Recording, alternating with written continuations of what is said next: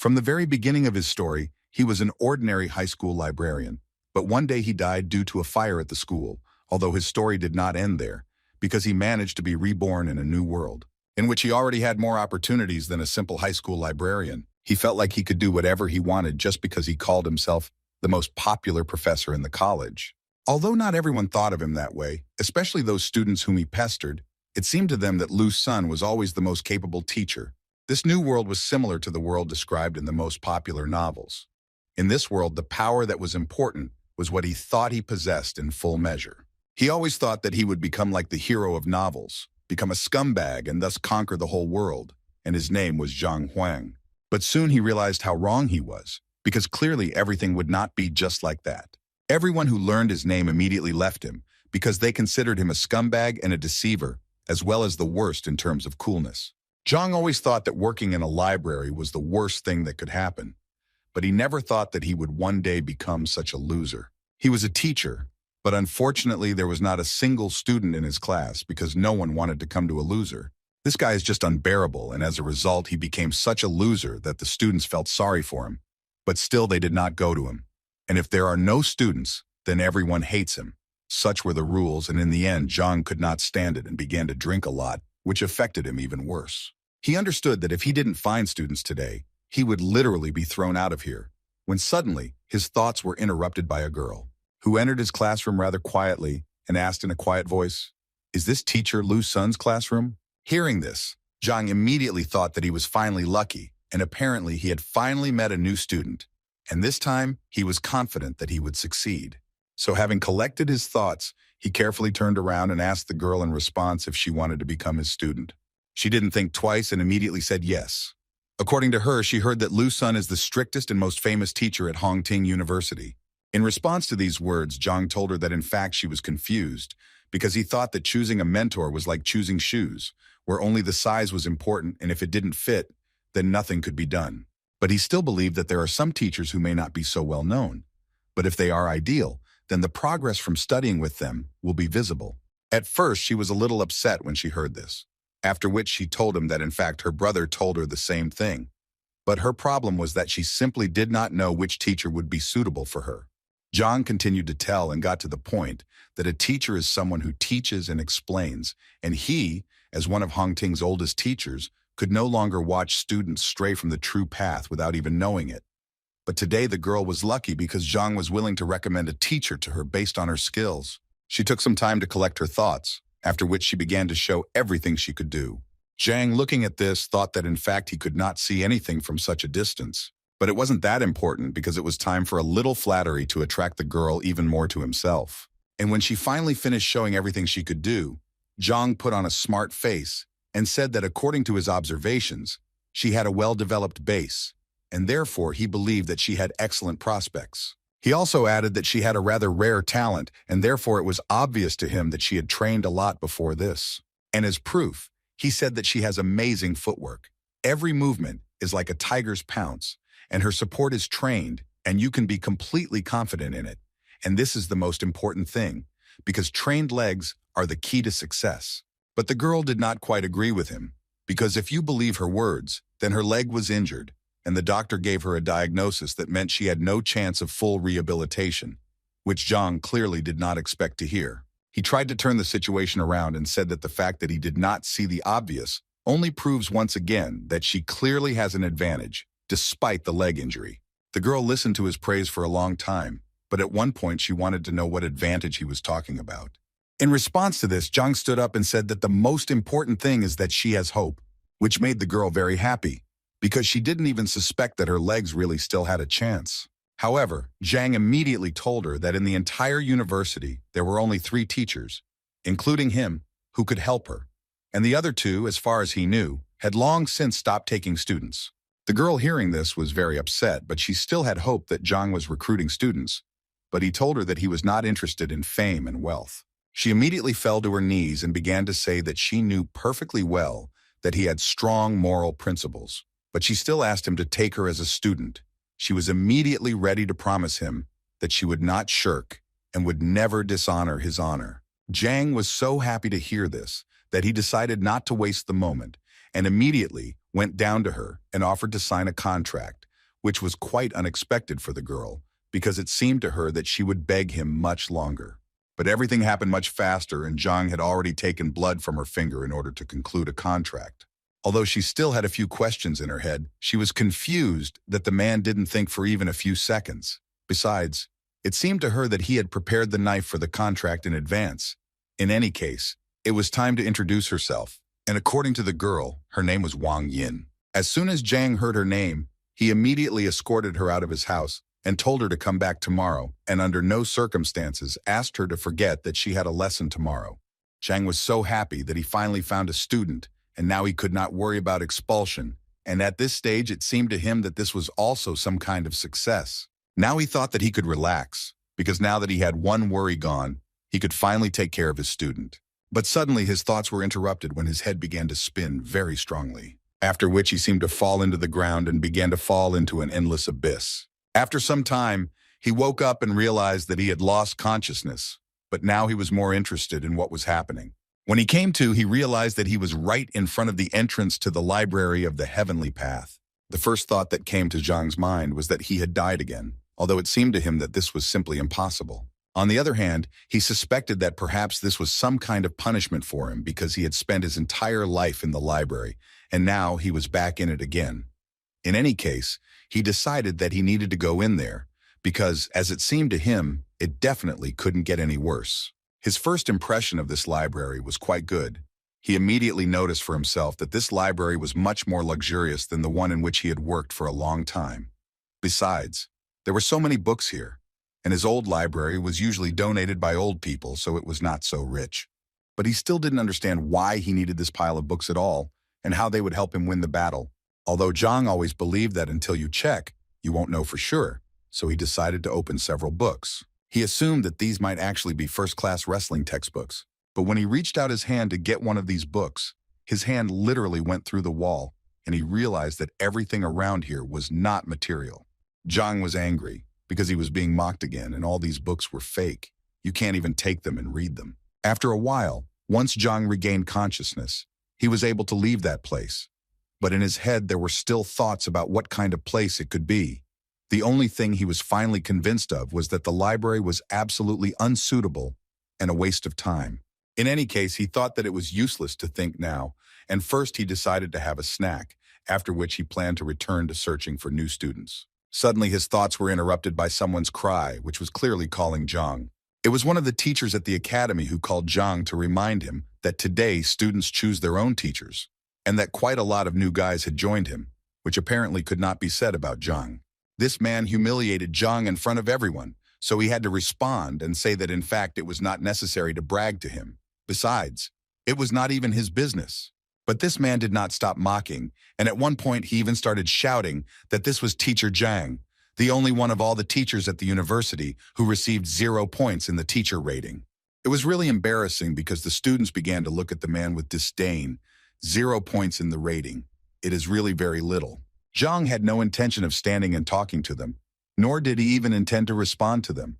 So after they'd finished talking, he made it clear to them that it was time for him to go. But apparently the second teacher didn't want to let him go just like that, and therefore decided to remind Zhang that he was not a respected teacher. Zhang responded to this by saying that he really didn't care, because he was famous, and even the red-haired teacher's newcomers knew him.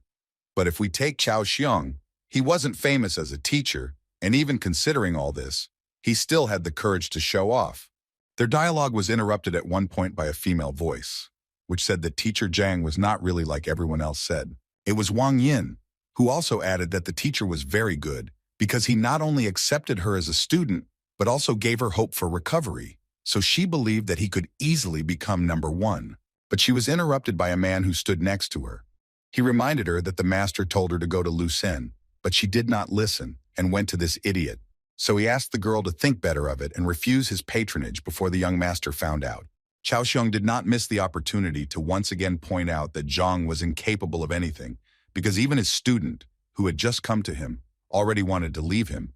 This clearly did not please him, because he remembered how difficult it was for him to recruit her so as not to be expelled from the university. This man who was next to Wang Yin came over with the girl to tell Zhang that she wanted to leave his class. Zhang did not play it modest and reminded the girl that too many students wanted to become his disciples, and therefore he asked her to think again before making a final decision.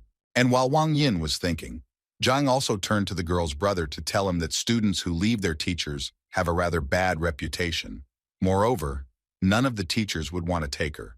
So he also asked him to think again whether it was worth leaving Zhang's class. But before the man could answer, Zhang literally pressed him and began to say that there was no need to worry here, because he noticed that Wang Yin was very capable, and therefore if he was allowed to teach her, then she would achieve a lot together with him, although in his mind he was only thinking about how not to let the girl go, because then he would be kicked out. Chao Xiang decided to intervene at this point to say that if Wang Yin left Zhang's protection, he would gladly take the girl to himself. Zhang immediately turned around and told him that it was impossible to lure students away in broad daylight, and therefore he would be forced to report to the administration, in response to which Chao Xiang suggested that he simply fight and thereby arrange an open day. The university charter clearly states such an option. This was an unexpected offer, because Zhang understood that although Chao Xiang had a bad character, he was a much better fighter and teacher, and he would clearly lose here. But on the other hand, if he refused, Wang Yin would definitely leave him. So he decided that he should at least try to do it, otherwise he would definitely not gather students, so he agreed to this proposal. A few minutes later, on the training ground, Chao Xiang was introducing the students to the rules of the university. They demonstrate students to each other and then talk about their mistakes and shortcomings. And the one who shows the student the most effective path to progress is the winner. The first one will be the young lady Wang Yin, who will first have to demonstrate a series of strikes to them. Wang Yin dealt quite a strong blow, and during this time tried her best to show herself from the best side. After this blow, Chao Xiang noticed that the girl had a well-developed upper body, but it still seemed to him that her legwork was clearly lacking, and, given what he saw, she clearly had a leg injury. Although Zhang didn't show it, he was shocked that Chao Xiang noticed it right away. By doing this, he once again proved that he is much better than Zhang. After the first series of blows, Chao Xiang came closer to the girl and whispered in her ear that he would tell her what could be done with the leg. While he was telling all this to Wang Yin, Zhang tried to understand what they were discussing there. He clearly did not hear what they were talking about there. Chao Xiang advised Wang Yin to imagine that her foot had grown into the ground, like a root, and now the girl was going to try to do as Chao Xiang advised her.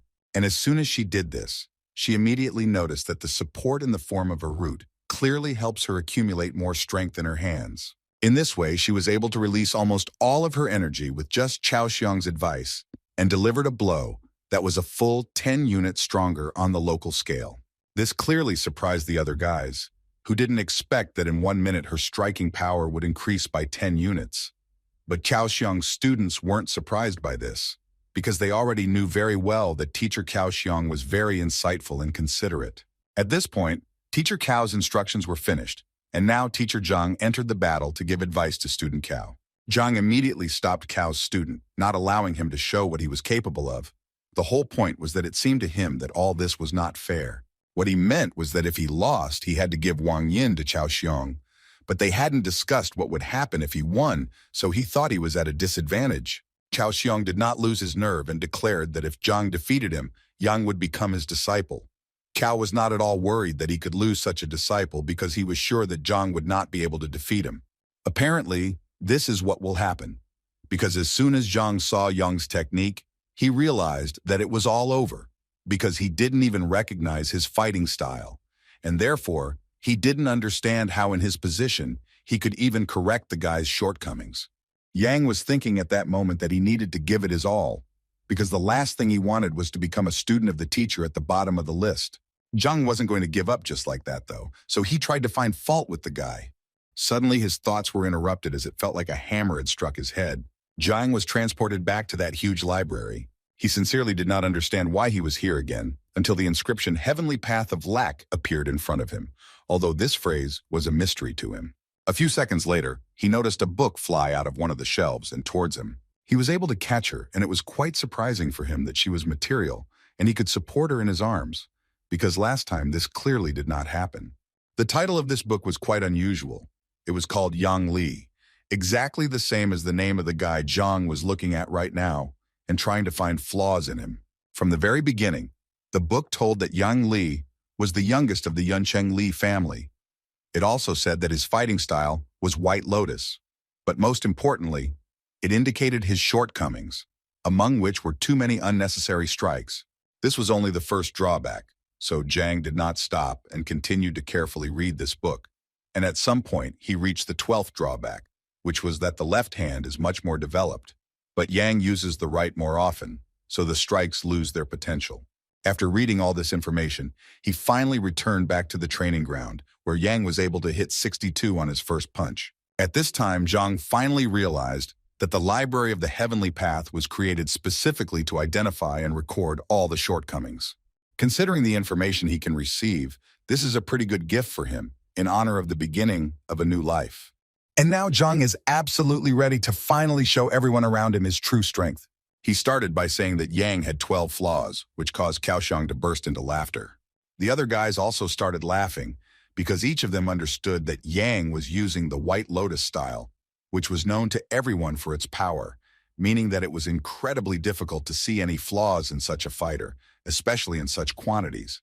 He was angry that they didn't want to believe his words, so he said that he didn't want to continue competing, after which he turned to Wang Yin and told her that they were leaving because this kind of betting was simply unacceptable. He was immediately stopped by Cao Xiang, who assured the man that they all trusted Mr. Zhang, so they all wanted to hear his advice. Zhang understood that Cao was doing this just to laugh once again, but this time everything would be different, and Zhang understood this, so the smile did not leave his face.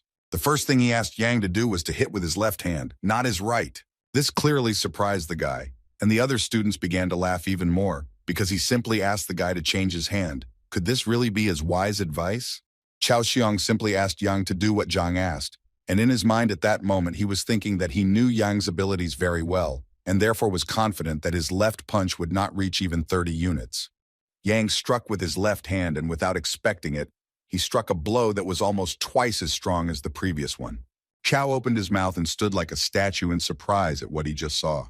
As a result, Yang got the number 123, and this greatly surprised all the children and teachers, including because even teacher Lu Sen had not achieved such a result. Yang himself could not believe that he was able to deliver such a powerful blow. Zhang was very glad that his advice had worked after all, and now he was once again convinced that the Library of the Heavenly Path was given to him for a reason. After these thoughts, he turned to Teacher Cao to inform him that his result was only 20%. But Zhang's advice helped Yang double his strength. This made him say through the pain that Yang Li was now Zhang's disciple, no matter how sad it was for him to say it. At this point, he decided to end his speech and ordered his other students to leave. In his mind, he thought that he was lucky only this time, but he assured himself that he could find a way to take revenge on Zhang. Zhang, meanwhile, threw his stone to Yang so that he would hurry up and verify his identity on his stone. At that moment, Yang was thinking that it probably couldn't get any worse, and that most likely the other teachers wouldn't accept him if he ran away. So despite his disappointment, he bit his finger and thus signed the contract with Zhang. A few hours later, rumors were circulating throughout the academy that teacher Cao Xiang had recently competed with teacher Zhang, who was at the very bottom of the ranking list. At first it was a laughing matter, but then the laugh turned to surprise when they heard that Zhang had won because he had been able to give advice to Yang, who had doubled his punch. The girl became interested when she heard something like this. She immediately wanted to know how someone could do something that even teacher Lu Sen couldn't do. Her friend believed that this was not just luck, because it increased the impact by 100%. In any case, the girl didn't believe it. And her main reason why she was in this university was because she wanted to get to teacher Lu Sen. And so she didn't understand how they even dared to say that some loser from the bottom of the list was superior to Lu Sen. So she decided to go and teach him a lesson. And Zhang was thinking that when he saw someone's skills, the library in his head automatically generated a book with shortcomings. And now that he had such power, he was confident that he could become stronger. Suddenly his thoughts were interrupted by a girl who entered his classroom without permission and rather brazenly asked if he was Mr. Zhang Huang. He was slightly dozing when she entered, so her words perked him up, and he wanted to know what was going on and why she was here. The girl immediately started talking about how she came here because she found out that he was able to increase Yang's punching power by 100%, but she didn't believe it, and she wanted him to prove it and give her some advice so that she could also double her strength. Zhang, without thinking twice, refused her, which angered the girl, because she thought that he was not busy with anything at the moment. He told her that at the moment he was recruiting students and not just helping out for the sake of little and rude girls. These words clearly angered her, and she wanted to know what he wanted from her then. Zhang thought it was obvious, and he said directly that he had one condition under which she would become his student. She thought that in this way he was deceiving the students again, and it seemed so low to her.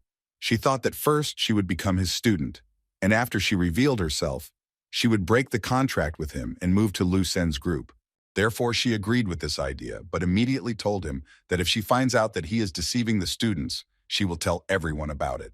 Her friends followed their dialogue closely and could not believe that the girl really wanted to become his student, and it seemed to them that this was very terrible. So they immediately got together and ran to tell her family about it. Zhang suddenly said that he had changed his mind, and now he did not want to take her as a student because she was terribly impatient and he preferred attentive students. Inside, this made the girl even more angry, and she wanted to expose him more than anything. So she put on a sweet face and asked him not to be angry because, according to her, she sincerely wanted to become his student, so she asked him again to accept her. He told her that if she wanted to become his student, she would have to clean here so that not even a speck of dust remained, and he also asked her not to forget about the toilet outside. Thus, he assured her that he would test her patience, and if he was satisfied, then she would study with him. The girl showed with her whole look that this was clearly too much. But Zhang did not give in to her and said that if it was so difficult for her, then she could always turn around and leave. But in his mind, he was thinking that she clearly would not be able to play such games with him. And apparently he was right, because at that very second the girl suddenly changed her mind and took the broom, while assuring Zhang that she would do everything. She started cleaning with the thought that she had never had to retreat, and this time she was ready to do it. She would just wait for the moment and take revenge on him for everything. After some time, she was finally able to clean up as Zhang had told her. But that wasn't all. He also wanted her to prove her identity so that he could be sure that she was indeed his student. She happily took his stone and said that she was actually already looking forward to all his instructions, although she was mentally thinking about how to restrain herself and not rip his head off. After she did everything Zhang asked, he finally told her that he first needed to look at her strike to see what level she was at. The girl was clearly surprised that he needed only one blow, because she did not understand what could be seen in one blow. While the girl was making that very blow, Zhang was already in the library of the Heavenly Path to read a book about this girl. He found it quite quickly, and within a few seconds it was in his hands. The girl was the daughter of the Lord of Baiyun City. She had the highest level of mastery of the basics. Her fighting style was White Jade Kung Fu. And with all this, she had as many as 27 shortcomings. Considering such a number of mistakes, Zhang immediately thought that there was nothing special about the girl, until he saw that with such a number of errors she was punching the number 123. Zhang first decided to praise her and therefore said that her strength was worthy of the daughter of a lord. The girl was pleased to hear this. But still, she was already impatient to hear his analysis and what mistakes he could see. Meanwhile, she held the crystal in her hand, with which she recorded their conversation, and thought that if he screwed up, she would show it all to people, and she would watch him make excuses. But the girl had to change her mind when Zhang told her that she was sick, although she immediately began to deny it and become embarrassed. He in turn assured her that he was not scolding her, but simply saying that she was physically unwell. The girl still continued to deny it and in response told him that he didn't know what he was talking about. But he paid no attention to her words and continued to talk about how she often felt pain, especially during the full moon, when the body and mind are especially irritated. And one more thing, he also knew that no matter whether she trains or not, she is always irritable anyway. All this made an impression on the girl because he literally told her everything she felt, but she never told anyone about it.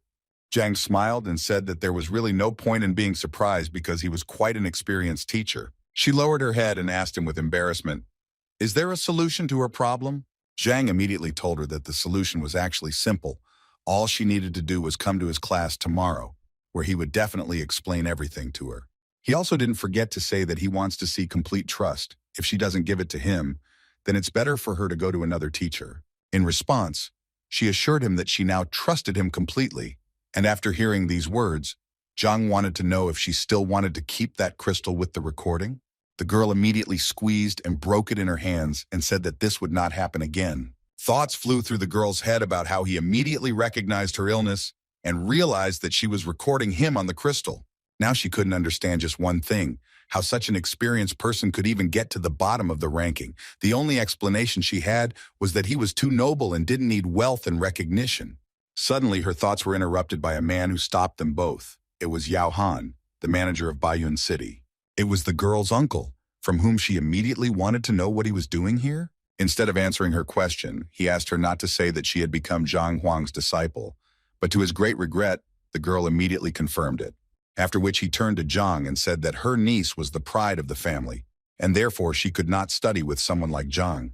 So he asked him to let her go, after which he added that either he would listen to him, or he would go to the director and seek his expulsion from the academy. But before he could finish speaking, he was interrupted by the girl herself, who began to ask him not to do this because she had voluntarily become his student. He was clearly surprised that she did not understand that he was not a worthy teacher who would definitely not be able to increase her strength. She felt very awkward, but still, through all these feelings, she tried to tell her uncle that she had already made a final decision. While he was listening to her, he noticed a broken recording crystal on the floor. And this immediately enraged him, and he immediately attacked Zhang with words to find out what he was going to do with his niece. After which he once again ordered him to immediately let her out of his class. Otherwise, he threatened Zhang to destroy him. But he calmly replied to Yao that he was wrong when he thought that he had brainwashed the girl. She also at that moment tried to calm her uncle down, saying that if he didn't calm down now, she would never talk to him again. He didn't understand why she was suddenly so protective of him, but she felt awkward talking about it here. So she took his hand and said that they were leaving immediately. But the girl's uncle still didn't trust him and believed that Zhang was clearly up to something. Zhang himself did not understand what he was being accused of because he simply accepted a student into his group. Two guys were walking through the academy grounds and one was calming the other down because one of them was not accepted by any teacher. One of them said that they had been together since childhood and had also started training together, and that teacher Wang was the best martial arts expert in Hongtin, so he believed that his friend would definitely be ahead of him, and this made him clearly sad. His friend tried to cheer him up in every possible way, and as soon as he saw the sign for first class, he immediately suggested that his friend go in there, because perhaps they would accept him there. The guy didn't really want to go in there because this class looked clearly very old, but his friend assured him that he needed to be optimistic. If the class was old, it meant the teacher was experienced. Zhang was a little surprised when two guys came to visit him, and one of them wanted to become his student. But what surprised him even more was that his friend was incredibly eager to prove to Zhang that the boy was good with a spear, and therefore would be a good student. Zhang was not against taking another student into his team, but first he asked him to show him his skills. The guy was clearly not ready for this, but his friend assured him that everything would be fine, because the teacher just wanted to give him a couple of tips. At that moment, the guy couldn't get the thought out of his head that everything around him was unkempt, and therefore he thought that the teacher was exactly the same and would hardly teach him anything. But he still decided that even if he really was that terrible, he simply would not become his student. And to test his theory, he decided to show everything he was capable of and see the teacher's reaction. He was able to knock out 123 units of power on the testing stone, after which he bowed before the teacher and asked him for advice. But as soon as he raised his eyes, he noticed that this teacher did not even look at him. So the guy decided that apparently his guesses were exactly the same as he thought. But suddenly his thoughts were interrupted by Zhang, who could not help but notice that someone had emotionally hurt the guy. Moreover, he noticed that the guy felt humiliated. The guy clearly didn't expect to hear this, so much so that he even accidentally let it slip that he secretly loved one girl, but nothing worked out between them, although he immediately came to his senses and said that it was still completely irrelevant to the matter. His friend immediately ran up to him and began to find out who had offended him and why he hadn't told him about it, but he didn't want to discuss it now, so he asked the teacher not to talk about it because it was his personal business and it had nothing to do with his preparation. But Zhang clearly didn't think so, after which he added that his blow was furious and purposeful, and this speaks about his personality. Zhang immediately noticed that he only thinks about the present without thinking about the future. Although the most important thing is that this injury made him indecisive, and he became very afraid of failure, and because of this his punch is much weaker. The guys were very surprised that Zhang was able to see that he was in love and what kind of character the guy had in general. But Zhang immediately told them that there was really nothing surprising here, because a fighter's blow directly depends on his emotional state, and if it is not stable, then the blow will be exactly the same. And in his case, it was clear at first glance that love was to blame. The boys stood with their mouths open at how quickly Zhang found his true problem, because even the weapons master Wang did not see it. Zhang interrupted their state of shock to give the guy some advice, in which he told him that in order to gain respect in a relationship, you need to be strong, and he asked him to think about how he looks from the outside if he doesn't respect himself. Now he asked him to sort himself out, let go of the resentment and learn from his mistakes. In this way, he should become much stronger. And now that he heard it, Zhang asked the guy to hit him again and see what he was really capable of. The only thoughts in his head were that he shouldn't insult himself, and all he needed was to believe in himself. It was with these thoughts that he struck his blow at the stone being evaluated. And what was his friend's surprise when the force of the guy's blow increased almost twofold and amounted to as much as 200 units. After this, the guy realized that his teacher should be Zhang, so without thinking for long, he knelt down in front of him and began to ask him about it. And Zhang himself was not against helping the young guy, so the first thing he asked him to do was to verify his identity on the stone. This guy's friend was a little jealous, because the thought immediately occurred to him that if he only knew that this teacher was so cool, he would also go to him. But he was confused by another question. If there had always been such a cool teacher in Hong Tin, then why had he never heard of him? So he decided to ask the teacher his name, and when he introduced himself, the boys realized that this was the name of the worst teacher in the academy. Zhang confirmed the guy's guesses on this matter with a smile and said that he really was that same terrible teacher. They hoped until the end that the man would deny this information, but not only did he not do this, he also confirmed this information with a smile. His new student clearly didn't understand why the teacher was so self-critical. In response to this question, he said that in fact, this world is full of price tags, and there is nothing wrong with that. Although he thought mentally that if it were not for the library of the heavenly path, then he would most likely remain a loser, because without it, he does not have any special talents. Zhang's student, upon hearing this, immediately wanted to pay Zhang tribute, but he stopped the guy and said that in fact it doesn't matter. Just like his bad reputation, all that matters is to study hard and go towards your goal. The boy happily said goodbye to the teacher, and his friend couldn't help but notice that in the end, everything worked out well for the boy, and now he also has a great teacher.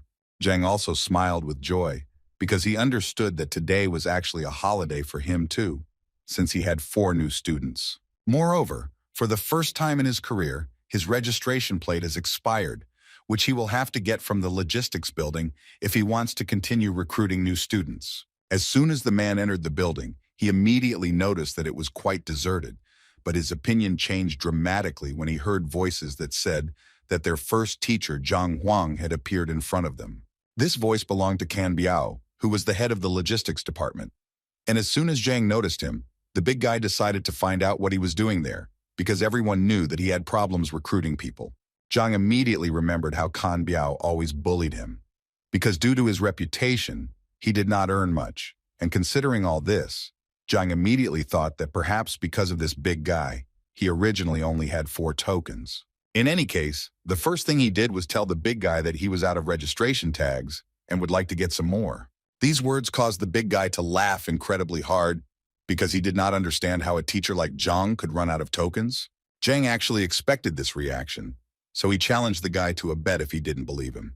Qian Bao was always interested in bets, so he immediately agreed.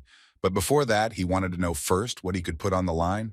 Zhang was prepared for this question, and therefore immediately answered him that he wanted to put his face on the line, which meant that the loser would receive 3 slaps in public from the winner. Qian was pleasantly surprised by Zhang's creativity, so he agreed to this idea without any problems. But he still decided to add that if Zhang loses, he will receive 3 slaps from each of them, and not just from Qian. His 3 assistants went to get a book that contained information about the student's affiliation with teachers, and with the help of this book, they were going to find out if he was lying. But after a few minutes, their faces changed because they suddenly found information that actually confirmed that the 4 students recognized him as a teacher. Qian Bao clearly couldn't believe this, so he ordered that the book be brought to him immediately so that he could personally verify it. While he was reading this, he convinced himself and the other teachers that if this was true, then the guys who went to Zhang were complete fools. But when he started reading the detailed description of each of the disciples, a smile appeared on his face because he noticed that Wang Yin had a leg injury, and it seemed to him that all the others would be the same. This satisfied face did not last long, because then he saw that among his students was the daughter of the Wang family, which was one of the richest in Tianshuan. But that wasn't all, because it was even more fun later. There was Zhao Ya, who was 7th in the entrance exam and was the daughter of the lord of Baiyun City. And right behind her was Yang Li and Zheng Yang, who were among the top 100 fighters. After learning all this, Chun Bao concluded that Zhang had simply brainwashed these children, and otherwise they would not have even looked at a loser like him. Zhang had no intention of proving anything to them, and immediately said that in fact it was their business whether to believe him or not, but it would still remain true, and considering all this, he said that it was time for them to fulfill their promise. But apparently they weren't going to do it from the very beginning, because they started telling him that they wouldn't do it, and he clearly wouldn't do anything to them for it. And if he did try, they immediately told him that they would simply beat him up and he would regret that he ever came here.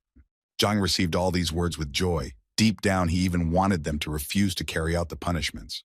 One of them even came out of the crowd and said that Zhang was not worthy of even touching his face, let alone slapping him. But he couldn't wait to teach Zhang the lesson he clearly deserved. At this moment, Qian was thinking that Zhang was only 3rd ranked, and he clearly wouldn't be able to withstand a 4th ranked master. It was simply beyond his capabilities. In total, as was known, there are 9 combat ranks. The higher the rank, the more difficult the transition to the next. Also, each rank is divided into initial, intermediate, advanced, and peak levels. Therefore, given this information, it was clear that even if Zhang was well-versed in other people's skills, he was only at the level of a 3rd-rank master, and with such skills, it would be really difficult to win. While Qian Bao was thinking about all this, blood appeared in front of him, which made him very angry because he immediately asked them to deal with it cleanly and without unnecessary aggression. But he didn't even expect to hear that it wasn't Zhang's blood. And when he began to turn around, he noticed that they apparently had problems. Zhang had managed to knock out one of the teachers with just one blow, and now he stood and slowly called the rest of the boys to him. Qian was bursting with anger because he sincerely did not understand how this was even possible. After all, Li Yuan was definitely a rank higher. How could this even happen? Zhang continued to anger them as he called them over with a smile. They thought that he was just lucky, and now he would definitely get it from them for his impudence. Zhang closed his eyes and moved to the library of the Heavenly Path, where 3 books with the shortcomings of these teachers were already prepared. Therefore, it was not difficult for him to familiarize himself with them and strike where they would bring the strongest effect. Each of them had their own point where they didn't want to get hit, and Zhang knew this very well. This information helped him defeat all these impudent people. After just one touch on each of them, Zhang became the winner, as they stood still and could only tremble in fear. The thing was that Zhang touched their vital points, because he knew very well that all fighters who train hard have such a point, and if even a child hits it, it can lead to very bad consequences. Therefore, vital points are the most important place of a fighter. Often even relatives do not know them. Chen Bao could barely speak, but he still wanted to ask the guy how he knew about their vital points. In his mind, of course, he understood that all this was thanks to the library, because he only now realized that it could help not only in teaching students, but also in a real battle, despite the fact that he was from the earth and did not really understand Kung Fu. But he told Qian Boa that they just needed to fulfill the promise and everything would be fine. All this irritated Qian Bao, so he immediately called Zhang a pathetic and incompetent teacher who dared to attack higher-ranking employees in a public place. So he would definitely go to the administration to file a complaint against him. The other teachers also agreed with him. They even told him that it would be better to get on his knees if he didn't want them to get him fired. For Zhang, it was so humiliating because he understood perfectly well that they simply could not win with the power of intelligence. So they decided to use meanness. Then he decided that he also needed to resort to their methods, since they wanted it so much. After which he began to talk about how Master Chan Biao stole Elder Chen Ming's treasures 6 months ago. And he did this just to please the woman who ultimately did not stay with him. Next in line was Teacher Bai Lin, who 3 years ago drove the girl to suicide by insulting her, and her spirit often returns to him in his dreams. Teacher Tachun meanly took away his brother's business by poisoning him and successfully blamed it all on an accident. When all those teachers heard this, they forgot what was hurting them so much, because they couldn't believe that Zhang knew their secrets. But without thinking twice, they decided to ask him for forgiveness, and they also immediately admitted that they were the only ones who were wrong. Zhang could only respond by saying that he really had no time to deal with their past mistakes, but he wanted to convey to them that if they repeated them in the future, he would definitely ruin their careers once and for all. They assured him that they would not dare to do so again, and as gratitude for his kindness, Qian Bao gave him his registration tokens and told him that he could indeed take as many as he wanted. Zhang took exactly as many tokens as he thought necessary and left, and his new friends shouted after him to have a good day. The man's head was filled with thoughts about how he had been waiting for this exciting life for a very long time, and that this was exactly what he needed. Suddenly his thoughts were interrupted when he saw two guys pulling a third one, who seemed to be screaming that he didn't want to live anymore. As it turned out, the big guy was screaming that he wanted to die, but at the same time he was holding another student by the hand and not letting him leave, while the third guy was trying to explain to him that if he wanted to die so much, then he didn't have to drag anyone along with him. But he asked them to leave him alone because he was already a dead man, although the guys tried to shout at him that it was he who was holding them, and not they him. Zhang didn't quite understand what was going on here and how it had led to this. In any case, he decided that it would be better for him not to interfere in this situation, because at the moment his main task was to continue recruiting students. Suddenly his thoughts were interrupted by a scream, which apparently referred directly to him, because he heard someone shouting something about the uniform of one of the teachers.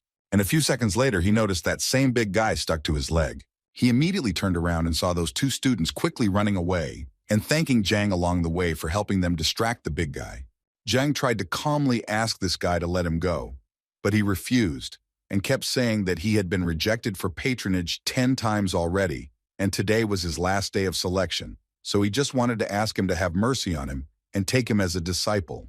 The man came down closer to him to tell him that if the guy wanted to become his student so much, then he first needed to show him everything he was capable of, and that hanging on his leg was of no use. The big guy immediately agreed with Zhang and stood up, and a few seconds later bricks magically appeared in his hands, which he hit on his head, and apparently in this way he demonstrated his abilities. However, Zhang still decided to ask him what the big guy was doing and why he was beating himself. Suddenly, the library decided to answer his question, which at one moment activated, and, as it turned out, it was an unusual form of kung fu, which was called Henlian, and as it turned out, Wang Tao, a random martial arts master in the initial stages of a second wind. The guy had 18 shortcomings, the first of which was the horned dragon's blood not being activated. The second was a weak character and unstable training. In any case, it was surprising that he had a rather rich pedigree, but still, even in this case, he was not a capable enough guy. Suddenly Zhang realized what he had just read. Could it be that the guy had something to do with the power of the imperial blood? In this world, the birth data of the body and blood are of great importance, and if a fighter has a heritage, he can improve much more actively than his opponents. Thus, there are several types of bodies: the purest body, the yin body, the yang body, the golden body. In the same way, one could say that there are several types of blood: ancient blood, new blood, ancestral blood, and variable blood. The blood of the horned dragon is one of the ancient bloods. It is said that when it is used at full power, the fighter becomes invulnerable to weapons and cannot be broken by anything. It could be said that this was one of the best bloodlines in terms of protection, and Zhang could not even imagine that such a big guy would have such enormous potential, although it would be incredibly difficult to reveal it. In any case, he had an understanding that this guy definitely needed to be taken into his class. So he immediately gave him his token to make a deal with him, and the big guy was in 7th heaven. He was so happy that he finally had a teacher, but Zhang immediately asked him to stop rejoicing because they had a lot of work ahead of them. Suddenly, their dialogue was interrupted by Shang Bin. He was the grandson of the elder of the Shang Academy and one of Shen Bi's admirers. This guy, as soon as he saw Zhang, immediately told him that the teacher was not very good and was recruiting exactly the same kind of students for himself. The girl who stood next to him was called Shen Bi Ju. She was one of the best teachers in the academy with a huge number of fans. Moreover, one could say that Zhang was once a big fan of hers. And now Zhang didn't understand who Shang Bin was talking about and who he called trash. Shang Bin smiled and told Zhang with great confidence that he was talking about him if he didn't understand. Zhang put his hand to his nose and began to say that if Shang Bin was talking about him, then he simply did not understand why it stank so much, and he did not forget to notice that this smell appeared only after Shang Bin appeared. He immediately became enraged by this insult and began to shout that he had no right to speak like that at all. But then he noticed that even Shen Bi was laughing at him, so he immediately decided that he needed to be more cool-headed because he definitely couldn't embarrass himself in front of her. Therefore, he decided to remind Zhang of his place in the ranking, which absolutely everyone knows, And he also knew the big guy who stands next to him.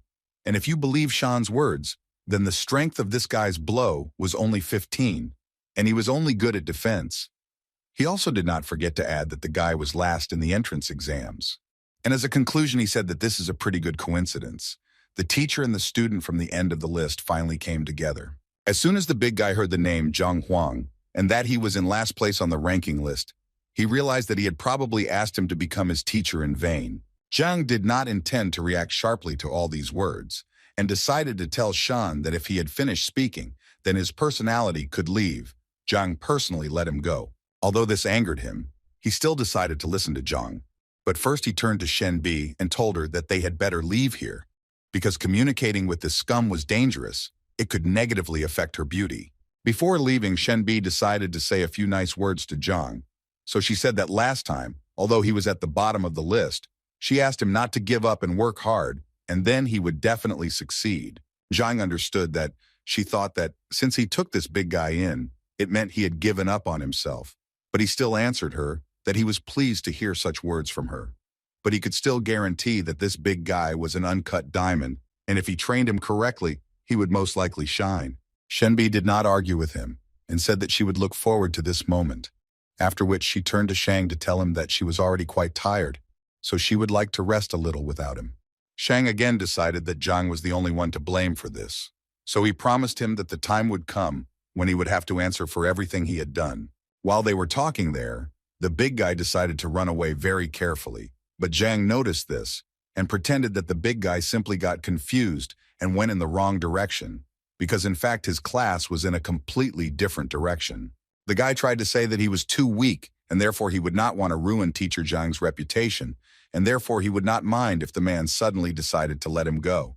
Zhang came up close to him and said that these were meaningless words, because he had already dripped blood onto the token, and therefore from this second he would live as his disciple and then die also as his disciple.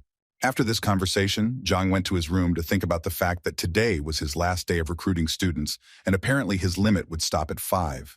But in reality, it was also not bad. So he decided that first he needed to sort out all the materials in order to be ready for his first lesson tomorrow. He thought that before he trained according to the principle of 9 paths of Hong Ting, and each level there corresponded to the essence of 9 ranks. Many in Hong Ting train according to this system, and it seems he is the last of all the teachers left at rank 3. Everyone has already reached at least rank 4, so he needs to pull himself together and catch up with them as quickly as possible.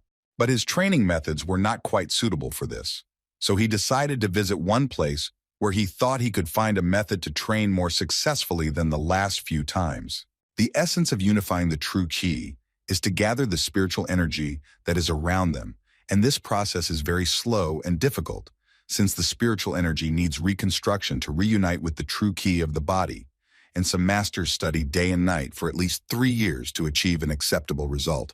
And all this clearly did not suit Zhang. He most of all did not want to do this for years. Besides, his classes were tomorrow, and if the students found out that their teacher was not even capable of high-quality qi collection, then they would definitely drop out of school. He knew that he could search for several paths through the library of the heavenly path, but the catch was that there were more than 1,000 of these flaws, and he literally couldn't remove them all in such a short period of time. So he thought that maybe he could gather enough information about other teaching methods so that he could use the strengths of one system to make up for the weaknesses of another. And for this he came to Elder Shin Mo, who was quite surprised to see the guy here because it was already late, and at such a time no one visits the library. Zhang explained to him that the thing was that he was about to cross the 3rd rank, but he had a few questions, which was why he came here.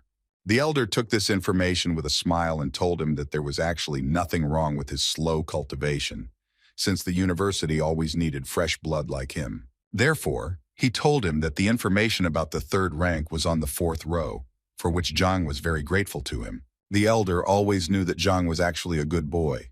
He just always lacked ability, and so he sincerely hoped that his results would not be so dismal. As soon as Zhang entered this library, the first thing he noticed was that there were quite a large number of books in it.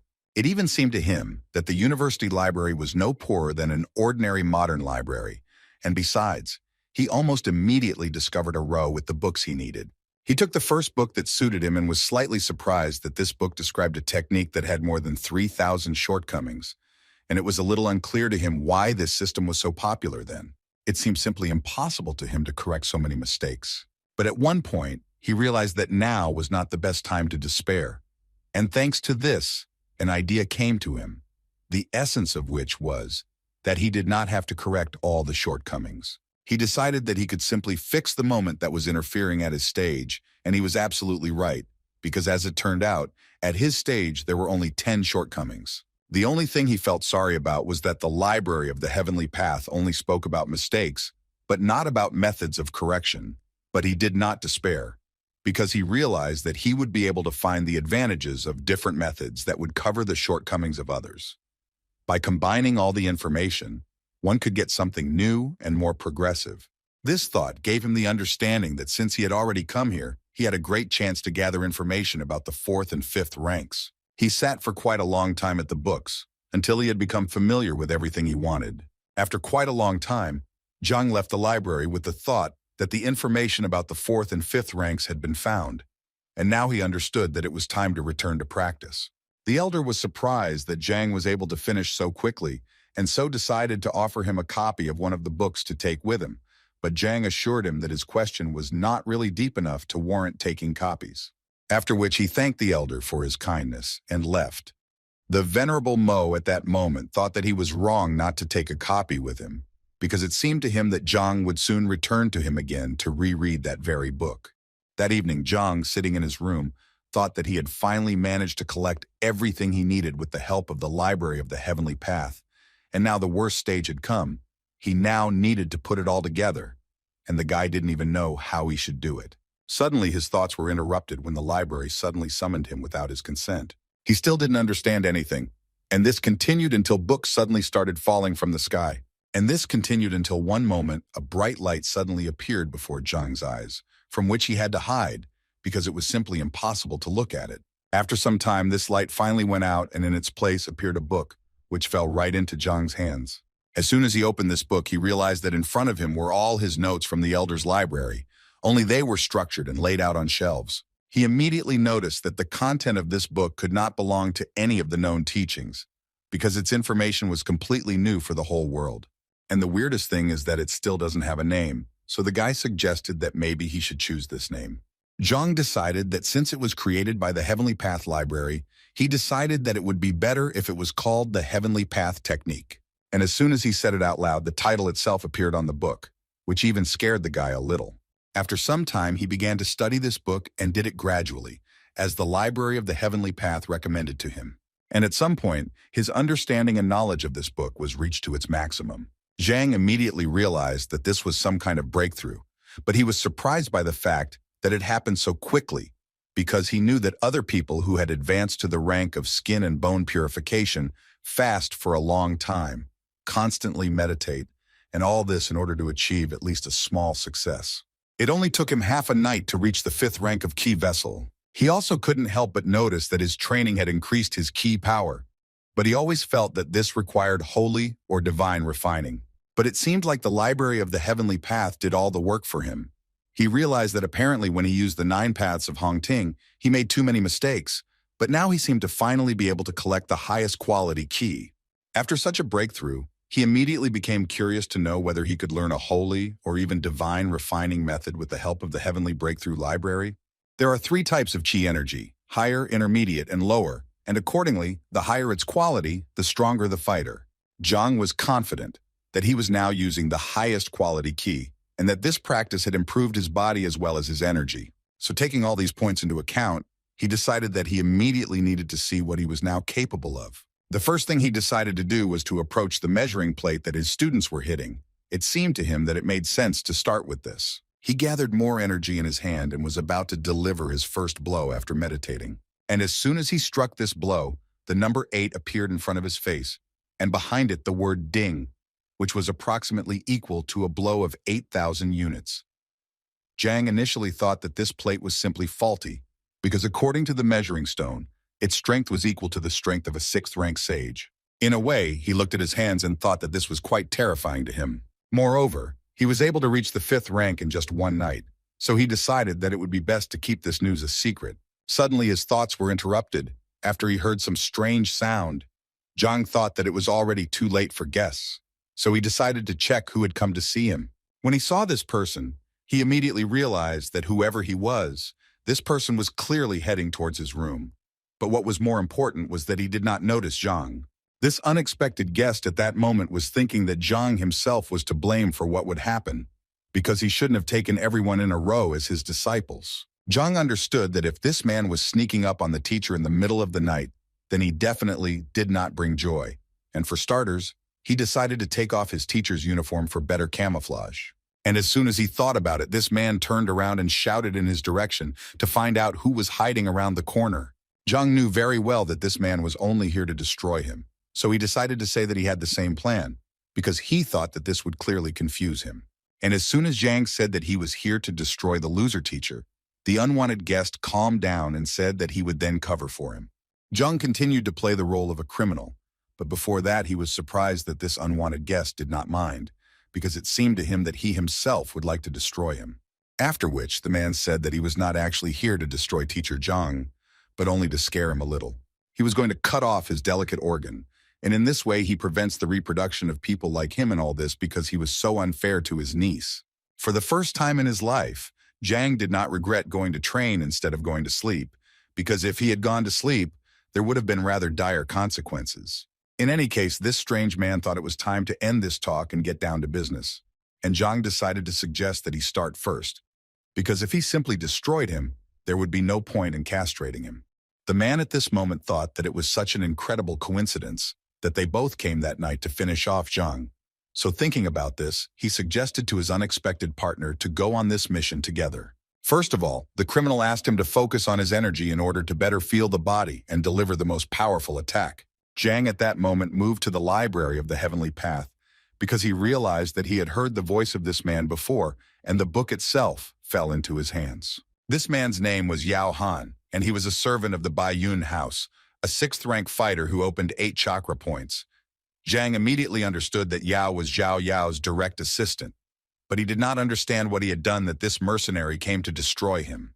In any case, he decided to ignore the fact that he was already 6th rank, and that he was beating 12 dings on the appraisal stone, because if he didn't teach him a lesson, then he couldn't be called Zhang Huang. But he still understood that this clearly had to be done not in direct confrontation, because then he would definitely lose. So he decided to outwit Yao a little, and at one point shouted at him to look at the sky, because there was a UFO flying there. Yao didn't understand what a UFO was and how it related to their case. But he didn't even think that this was all a common trick from Zhang, who deceived him in such a childish way. Zhang did not miss this chance, and delivered a fairly strong blow from behind that sent the man flying all the way to the nearest wall. It seemed to him that the 6th rank should be much stronger, but apparently the fact that he knows all the weaknesses of his opponent decides a lot in this regard. Yao didn't quite understand why the guy suddenly attacked him, because it seemed to him that they both wanted to take revenge on Zhang. But apparently Yao was very much mistaken when he decided that he had an ally in such a matter. After that, Zhang dealt several dozen blows to his opponent and realized that in fact, all this was not as difficult as it might have seemed to him. This guy is an assistant of the Yao family and Zhao's uncle, so he did not beat him very hard. But before leaving, Zhang knew that he first needed to divert suspicion from himself. An idea immediately came to his mind to blame everything on Shan, although Zhang believed that it was his own fault, because if he hadn't approached him today during the day, he wouldn't even have remembered him. After which he turned to Yao to tell him that Zhang had angered him during the day, so he wanted to teach him a lesson. Zhang pretended to be talking to himself, but Yao heard everything perfectly well, and thus Zhang made it clear to him that he was Shan. After which he made a menacing face and ordered Yao to get out of here immediately. This scene made Yao think that he saw this man talking to Zhang today, and he also knows very well that they often quarrel with each other.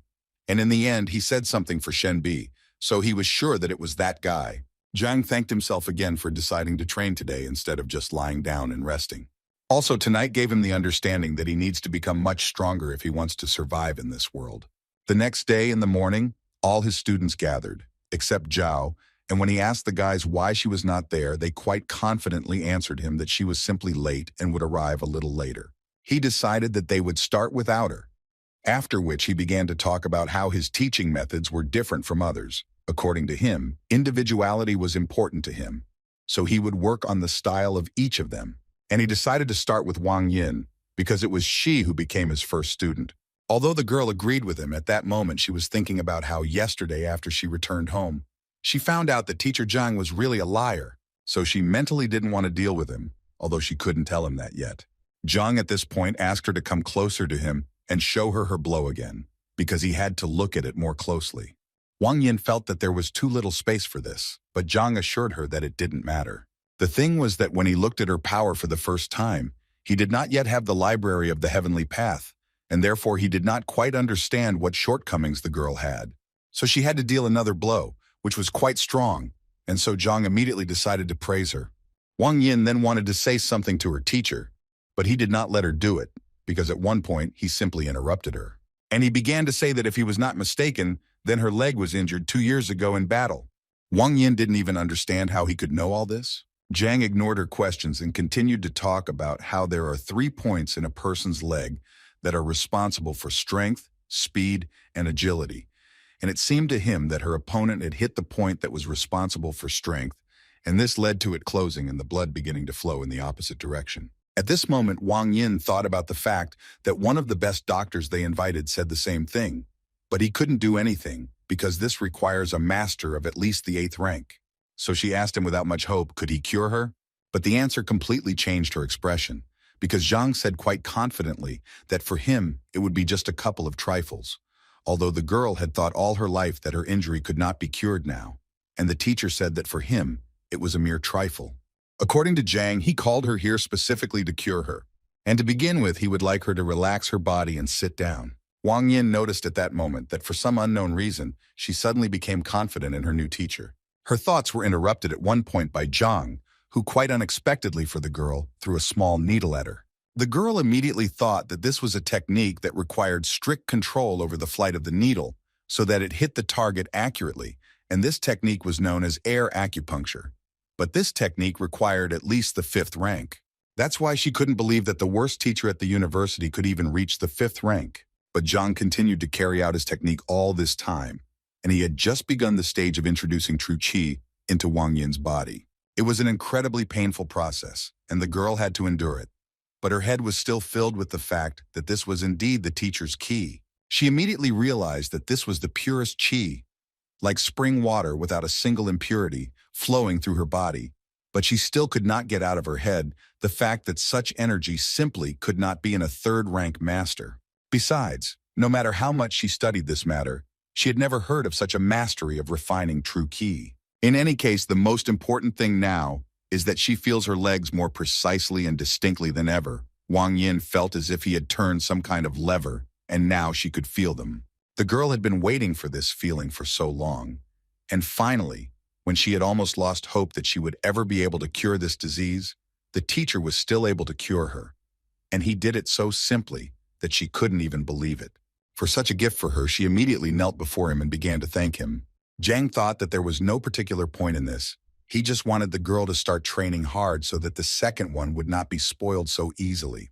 After the very first training session, Yang, sitting with all the students in the room, talked about how he was going to leave the teacher. And so he wanted to know who wanted to keep him company, and the big guy immediately supported him. But he still added that, in addition to the fact that he also wants to leave, he is worried that the teacher might get angry because of this, and then things will be bad for them. Yang thought that this was a complete trifle, because it was better for him to be angry than to just stay here. He was confused by the fact that they didn't even know what rank he was, but he was sure that when Wang Yin came out, she would finally convince them that they needed to leave him. Just after his words, Zhang and Wang Yin entered the waiting room. It was clear from the girl that she was very pleased, and with such an attitude, she clearly was not going to leave. Yang noticed this and realized that his escape plan was slowly beginning to fall apart. The big guy also noted the fact that Wang Yin clearly didn't look disappointed. But Yang couldn't get his head around the fact that Zhang had actually told Wang Yin something worthwhile. Suddenly, his thoughts were interrupted by Zhao Yao, who entered the classroom and first of all, apologized for being late.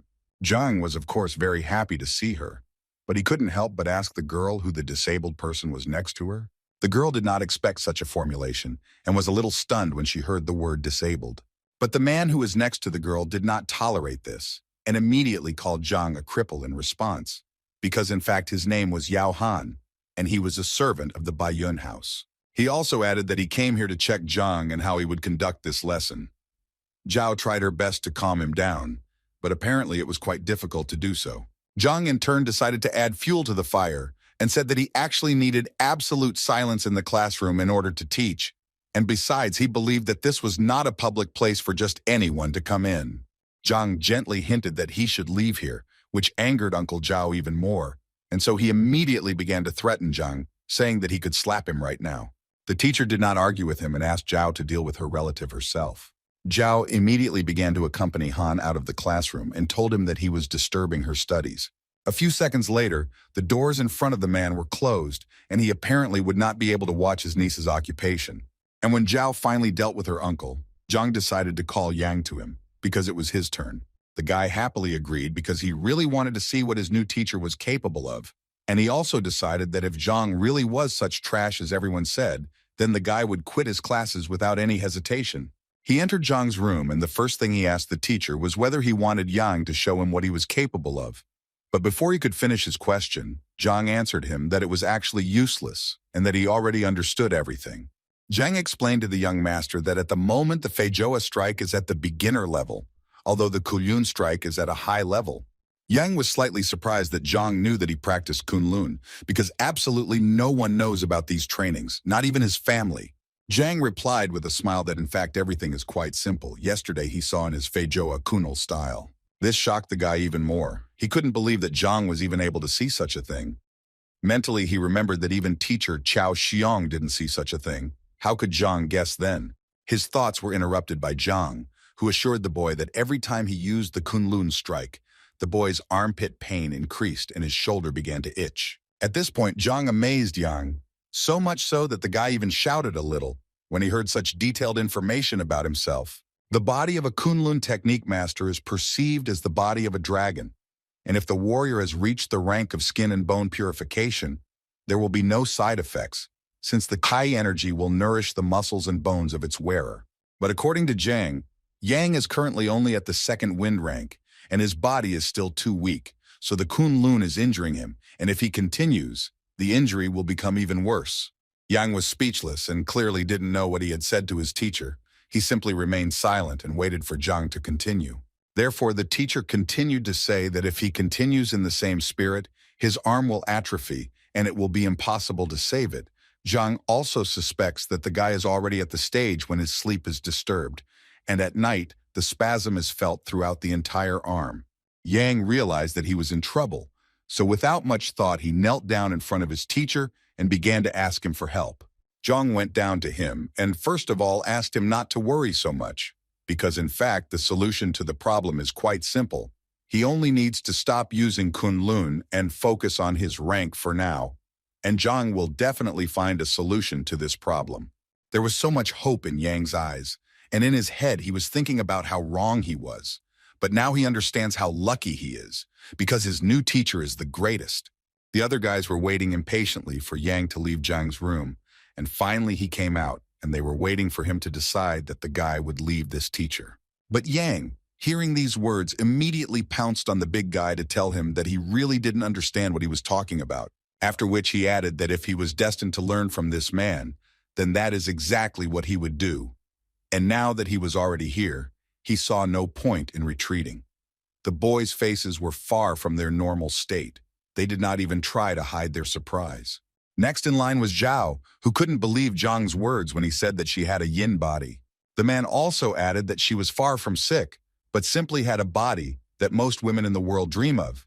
He told her that there was a large amount of yin energy in her body, and with the right training, her progress would be much faster. The only thing Zhang regretted was that no one had noticed this before, and she had been practicing white jade kung fu all this time, and considering that she was adding yin energy to her own, it could only mean that she had a direct path to illness. He believed that the only way for her to get rid of the pain was to change her training method to one that suited her better. Zhao began to worry, because she did not know any other training method except her own. Zhang reassured her, saying that in fact there was no problem with this. He would go to the library tomorrow and try to find something for her. Next in line was the big guy, who left the office just as pleased and grateful to Zhang for his help. He never thought that he would have to kneel before Zhang for helping him so much. Zhang understands his emotions because he gave him the adjusted method of the 9 paths of Hong Ting, although he still felt that the big guy got too close to him. As for Zhang Yang, his strength increased greatly after his recommendations, and so the guy was finally able to reveal his talent.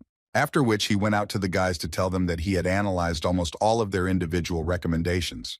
But he assured them that this was only the beginning because they clearly would not be able to achieve success with simple words. Suddenly, his monologue was interrupted when someone kicked down the classroom doors. It was Brother Wang Yin who said that Zhang was deceiving the students for his own benefit, but he would not tolerate him dragging his sister into this. This guy's name was Wang Tao, and he said he wanted Zhang to stop being a teacher for Wang Yin and Zhao Yao and let them go immediately. Otherwise, he immediately warned him that he would not pay attention to his title as a teacher and that he would be to blame for his injuries. All Zhang answered him was that the guy was interrupting the lesson. Wang Tao smiled because he didn't understand what Zhang could possibly teach his students, since his skills were laughable. And he didn't forget to add that Zhang was lucky that he was well-mannered and called him a teacher, but this would continue if Zhang continued to fool around. Zhang got tired of putting up with this and created a huge fire tiger, which scared Wang Tao quite a bit. He immediately noticed that this aura was the same as the elders. He did not believe that a guy with the 3rd rank could be so strong, so he decided that it would be disgusting if they thought that he was afraid of such a weakling. So without thinking twice, he decided to attack Zhang and punish him for all the words and actions he had committed. But no matter how much force Wang Tao used, Zhang was still able to easily stop the guy's attack with just 2 fingers. Wang Tao couldn't even imagine how this was even possible. How could a 3rd rank fighter stop his attack, and so easily? He decided that it was just a coincidence and nothing more. So he demanded that Zhang let go of his sword so that they could fight in a fair fight. Zhang didn't listen to him and continued to just stand there and wait for Wang Tao to simply leave and not interfere with his lesson. The guy's mind at that moment only had thoughts about how this was simply impossible, because the last time they tested Zhang's strength, it was at the level of the 3rd rank. In addition, the guy believed that even if he had strengthened, he should now only be at the 1st stage of the 4th rank. But apparently this was clearly not the case, because Zhang was able to throw Wang Tao out of his classroom with just 1 hand. Uncle Zhao stood outside the door of this classroom and listened carefully to what was happening in the classroom, and at some point he began to hear a very loud noise, and so it seemed to him that Wang Tao would finally teach Zhang a lesson.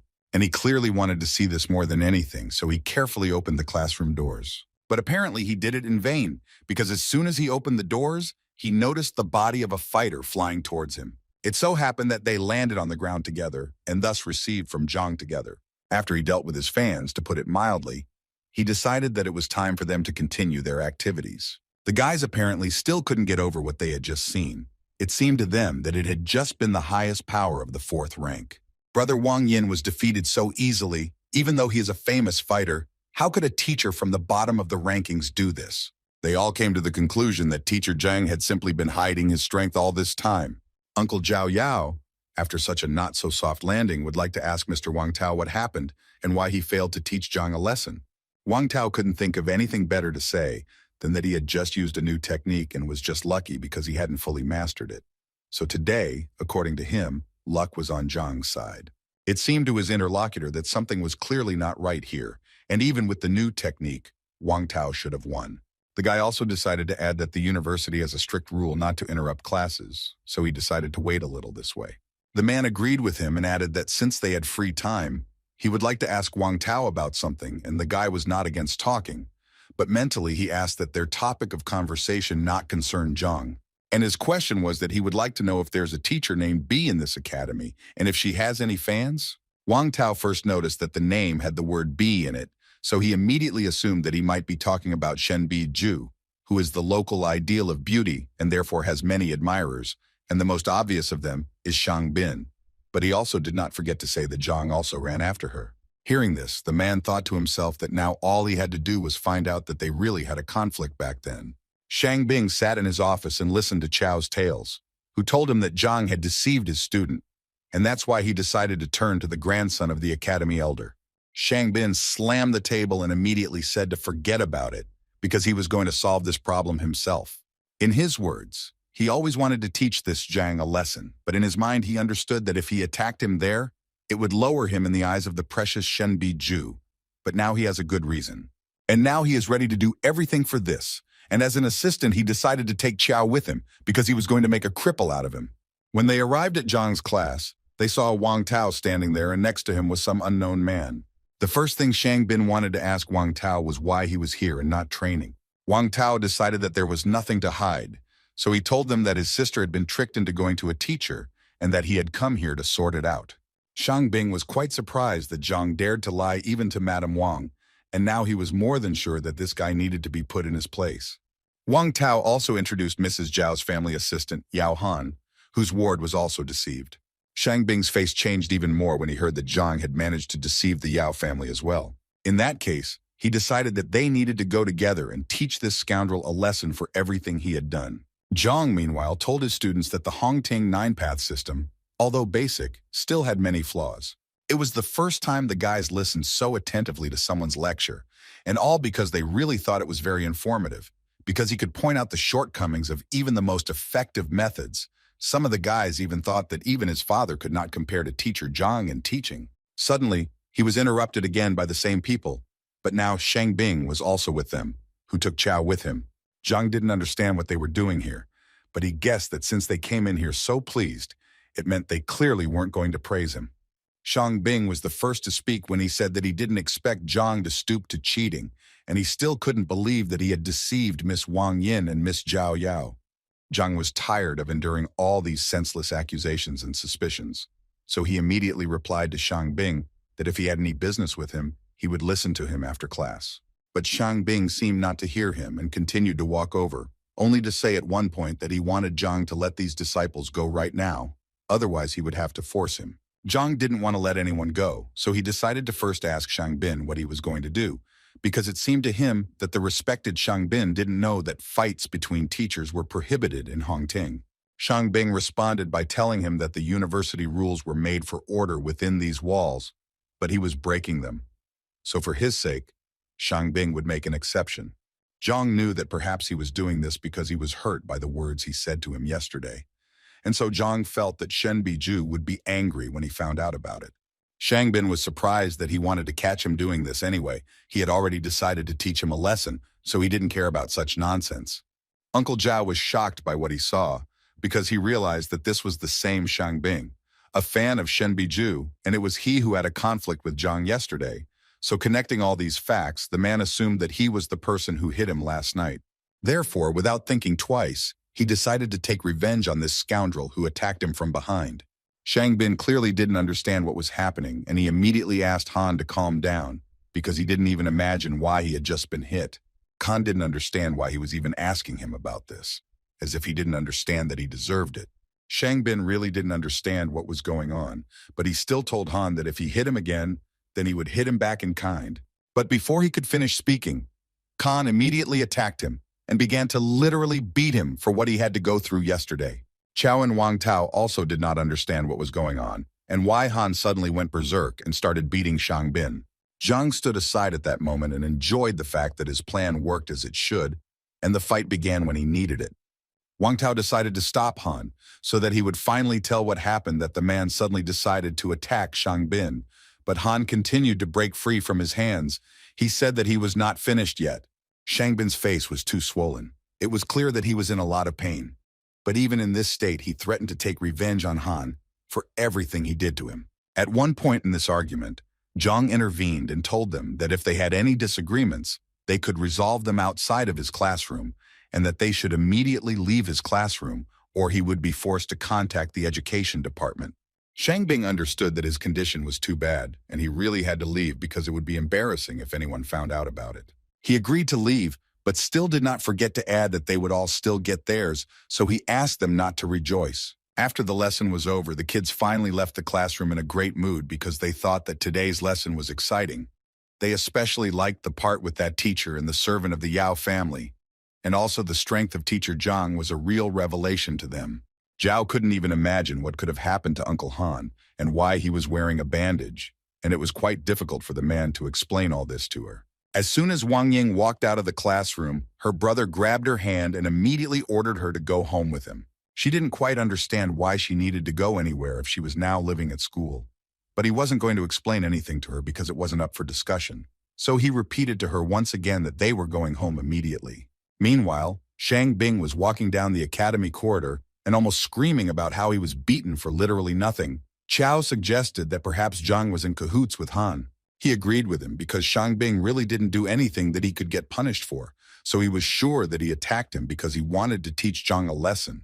After which he suddenly wanted to ask Chao again whether Zhang was really teaching Yang by force, because it was impossible to tell from the guy that he was sitting there by force. Chao once again assured Mr. Shang Bing without any doubt that this was true. Shang Bing was glad to hear this, so since Chao was so confident, he suggested that he apply for the will detector right away. He also asked Chao not to forget to raise the fine to the maximum, because he thought that was the best way to put Zhang in his place. In the Wang family mansion, the girl was yelled at very loudly because her father felt that she didn't even understand what she had done. He wanted to hear her opinion about her teacher. He wanted to know if she knew that he was the worst teacher in the entire academy. The girl immediately tried to assure her father that in fact, Teacher Zhang was not as bad as everyone made him out to be, and that he was actually very talented. Her father didn't believe her, but the girl confirmed it with a smile. So he had to turn around and start yelling at her again because he thought that Zhang was only capable of raising children to be trash like himself. And so the father didn't understand why she would even think that he was suitable for her role as a teacher. Moreover, he didn't even think that this kind of problem could arise with her. He once again asked the girl with all his anger if she knew what place her teacher occupied in the ranking. The elders of the family, who were standing behind all this, advised the girl to listen to the leader. They believed that he would definitely not say anything bad.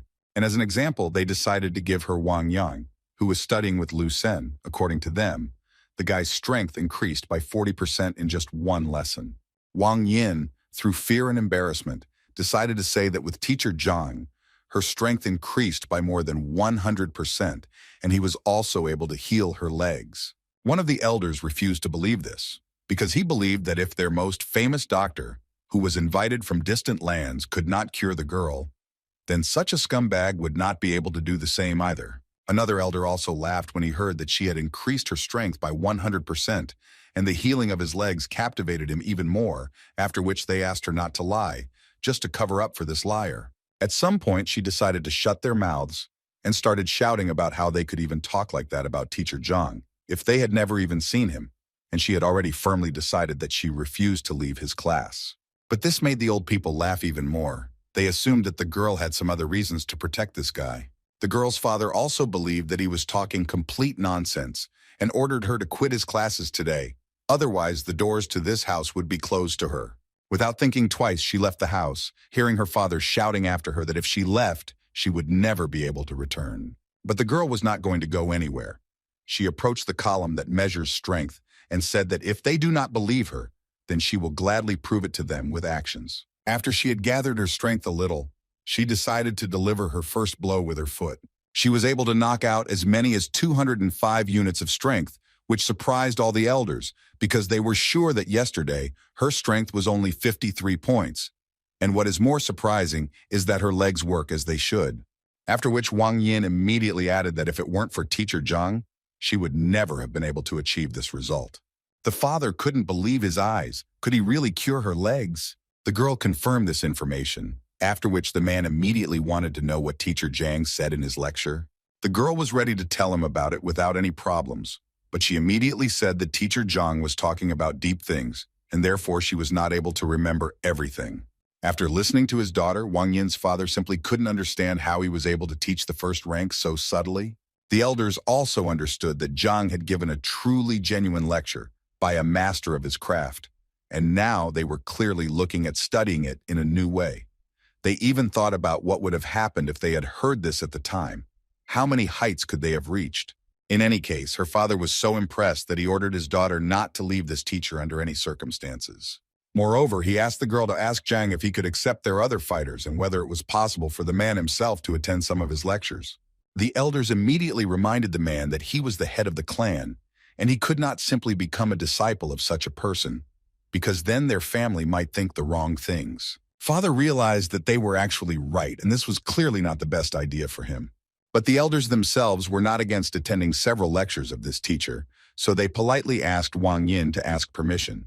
Zhang, meanwhile, decided to visit the library again because he thought that even though his skills had improved a lot, he still knew little about martial arts, And so he thought that he needed to study now, otherwise he would not be able to teach his students properly.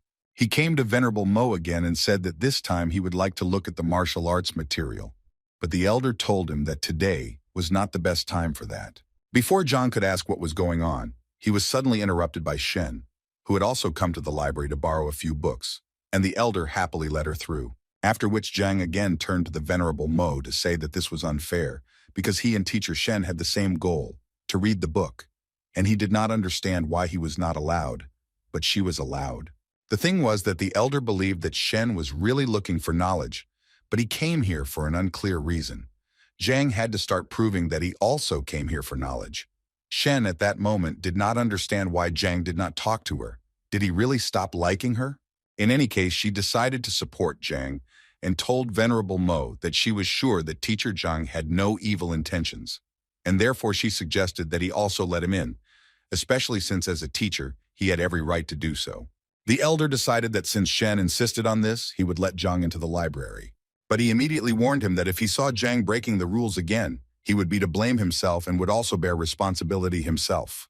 Zhang was glad to hear this and then decided to thank Shen for his help. Then he simply entered the library without speaking to Shen. This confused the girl because she thought that Zhang would take this chance to talk to her. Zhang didn't even expect that it would be so difficult to enter the library, and he also understood perfectly well that next time he would definitely not be allowed in. But then he looked around and realized that in fact this library was not that big, and if he tried, he could look at all the books in one day. Elder Mo heard the noise in the library again and realized that Zhang had apparently gotten back to his old ways, even though he had said that it would not happen again. He decided to go into the library and check what was going on there, and at that moment the thought was in his head that he wouldn't mind finding out what was going on in the guy's head. The old man noticed that Zhang was taking everything in a row and trying to read everything at once. And this once again confirmed that the old man was right, and the guy was just doing something incomprehensible. So he decided that when Zhang decided to leave here, then he would teach him a lesson. Shen was also watching Zhang closely at this moment, and now she began to understand why Elder Mo didn't want to let him into the library. Although on the other hand, she had the thought that Zhang simply found out that the girl wanted to come to the library today, and in this way, he was simply attracting her attention. So she was determined that she would not allow him to wreak havoc in the library just because he decided to see her. The first thing she wanted to know from teacher Zhang was what he was doing, to which she received an obvious answer. He told her that he was just reading. She became even more angry about this, so she decided to tell him that he definitely didn't look any more attractive this way, and she didn't like the way he was behaving, so she asked him to leave the library immediately. Zhang answered her that he imagined how difficult it was for her, but still continued to pretend that he had not heard her and continued to read all the books in a row. Shen was already very angry and started yelling at him that he apparently didn't understand what she told him, so she decided to repeat that if he continued to do this, then in this way, he definitely wouldn't attract her attention. Zhang got tired of listening to her nonsense and asked this crazy woman not to bother him, and if she was so bored, she could always go to the corner and draw there. The main thing he asked was to leave her alone. The girl couldn't believe that Zhang was talking to her like that, but still, in her head there was a thought that he just decided to play smart, and that's why she wanted to see how long he could last. As a result, 6 hours had already passed, and Zhang was still leafing through the books, and the girl finally realized that if he wanted to attract her attention, he would have clearly stopped doing this already. During this time, Zhang still managed to do the impossible. He still transferred all the books to the Library of the Heavenly Path. Also, during all this time, he was finally able to find a suitable training method for Zhao Yao. After he turned around, he noticed that Xin was still there, although it was already about 7 o'clock in the evening. But on the other hand, he understood that he really didn't care about her at all. And since he had done everything he wanted, it was time for him to return. But suddenly, just before leaving, Elder Mo stopped him and told Zhang that he was not going anywhere. After which the elder told him that from that moment on, he was forbidden to enter this library, and he really wanted Zhang not to return here again. Zhang pretended to be surprised by this and asked the old man the reason for this decision. Elder Mo started yelling at him because he immediately realized that Zhang was just leafing through books and not reading them carefully. And he also never made any notes, so he thought that the man was just having fun like that. Zhang understood that the old man was essentially angry that he was reading too fast, but on the other hand, Zhang understood that he no longer needed to go to the library, so on the other hand, he didn't care what this old man said, And with such thoughts, he answered Mo, saying that he was completely right and Zhang would quickly leave here. Just as he was about to leave, Shen suddenly asked him to stay. She left the library to say that he reads quite a lot and she was very interested to learn, or had he managed to remember anything at all. Zhang didn't fully understand what she was telling him and what it all meant. She immediately started telling him that she had just seen him reading 8 ways to improve medicines, so she wanted to ask him something about the contents of the book. In her mind, she was sure that the man was just pretending to read, so now she just wanted to see how he would get out of it. Zhang unexpectedly agreed to answer her questions, but asked her to do it as quickly as possible because he was in a hurry for dinner. She was irritated that he was doing this just to get her to leave him alone, but she still asked her question, the gist of which was that if you use all the herbs separately, then there may be difficulties in making pills, so it is better to mix all the ingredients at once. And the question was that she did not understand the meaning of this phrase. Jin sighed and said that she remembered it with a mistake, because it would be correct to say that only the correct order of adding herbs will help her make good quality pills, and the meaning of this phrase is that the ingredients must be added separately and in a special order. The girl was surprised by his answer, because in fact she initially made a mistake in the phrase in order to expose him. But she did not even suspect that he would be able to give her the correct answer. But she also understood perfectly well that it would be impossible to do this if he had not really read this book. She didn't know what to say until Elder Mo intervened in their conversation, who also decided to ask his question about this book.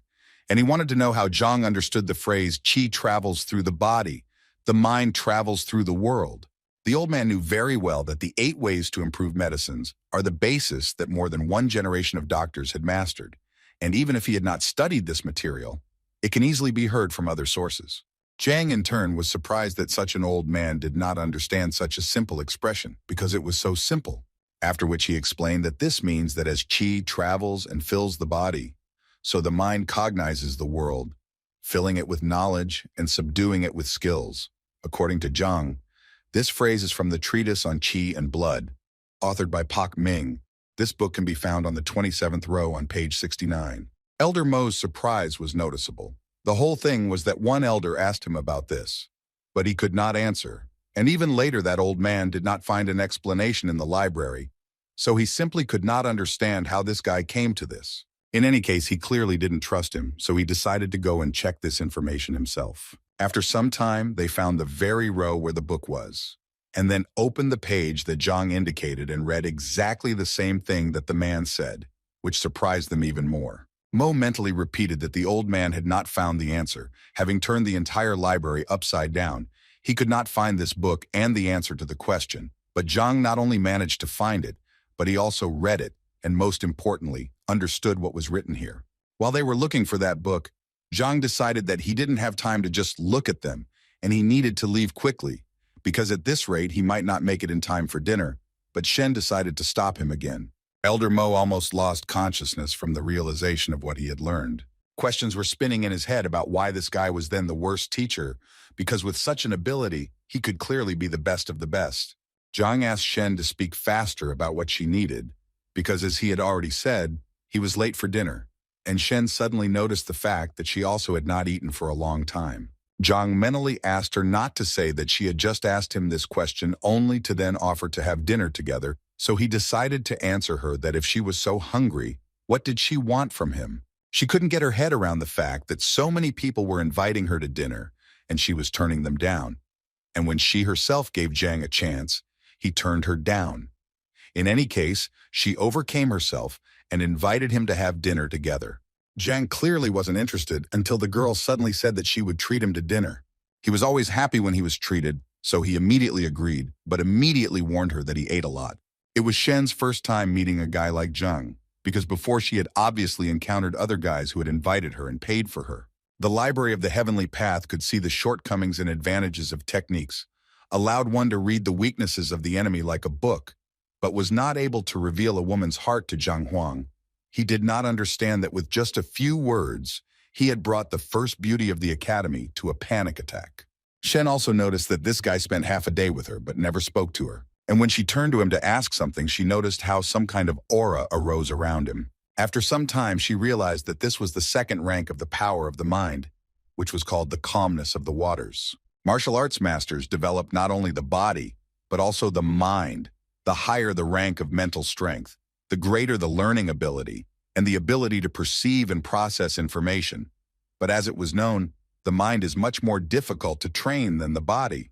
It is difficult to subdue it, and only the head of the academy achieves such a rank of mind.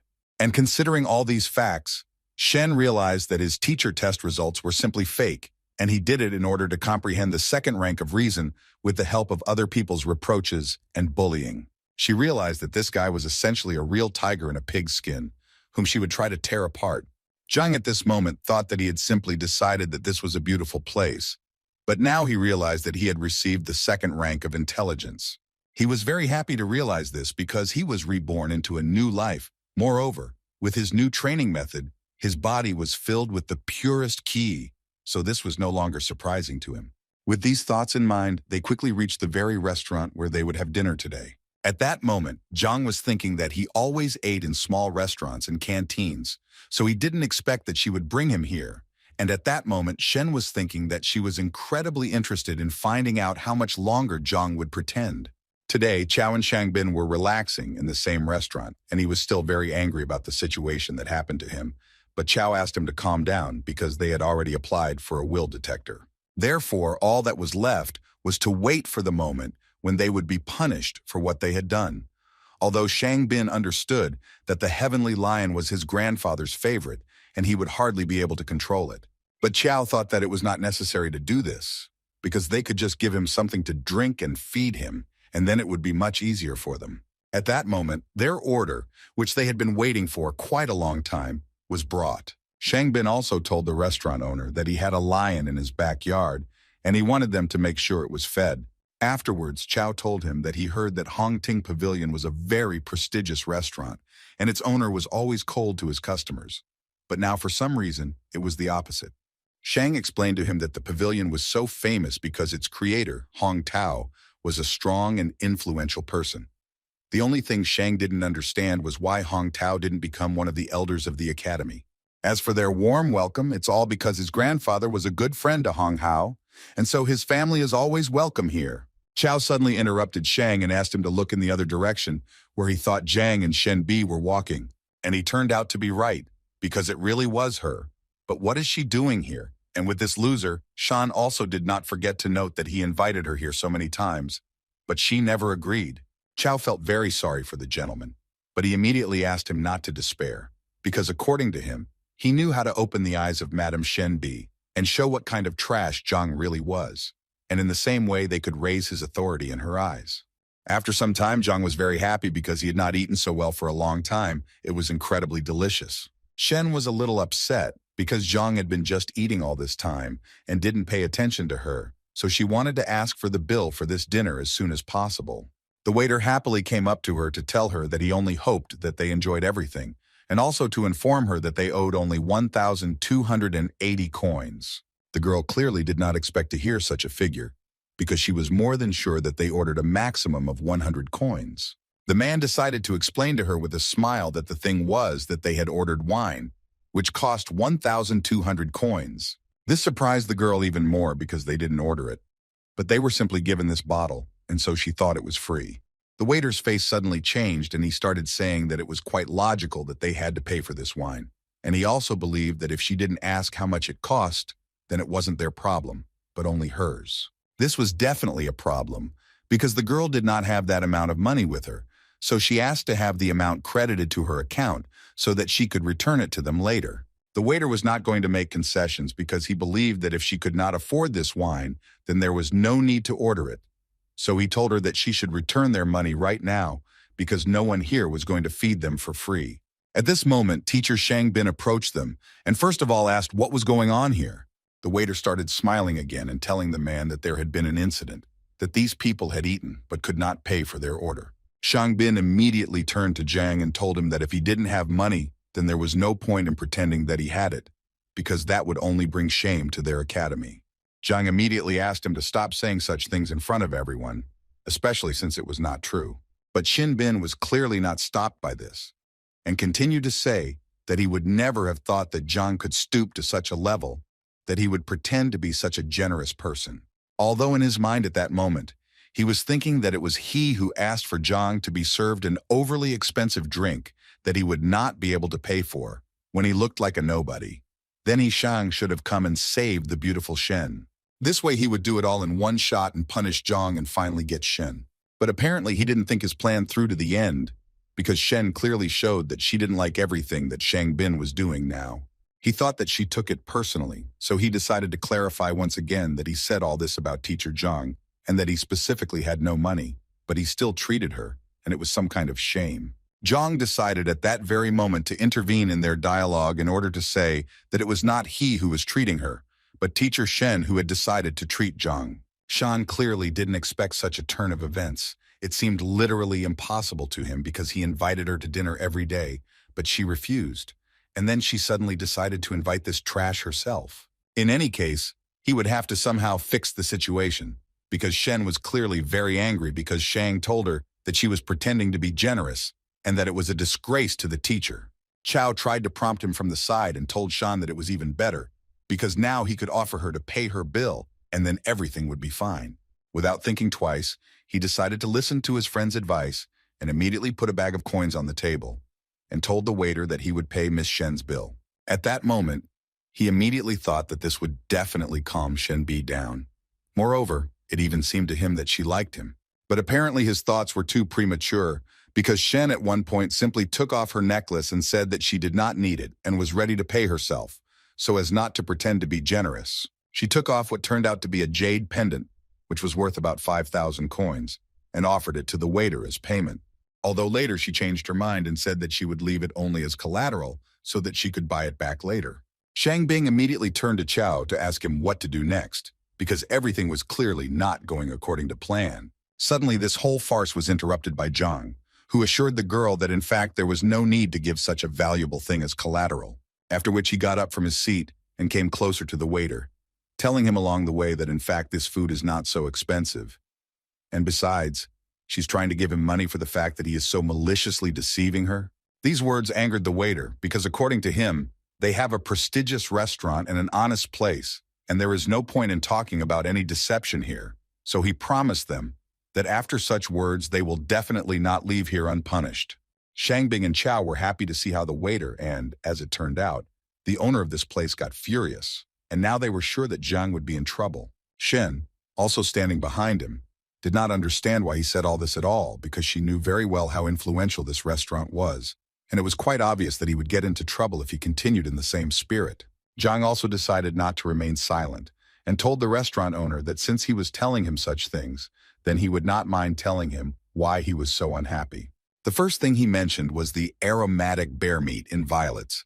To prepare this dish, you need to marinate the bear meat in violet extract for at least 3 days, but according to Zhang, they only marinate it for half a day and then fry it so that the taste is at least a little similar. Zhang believed that the extract had not penetrated the meat at all, so ordering such a dish was essentially throwing money down the drain.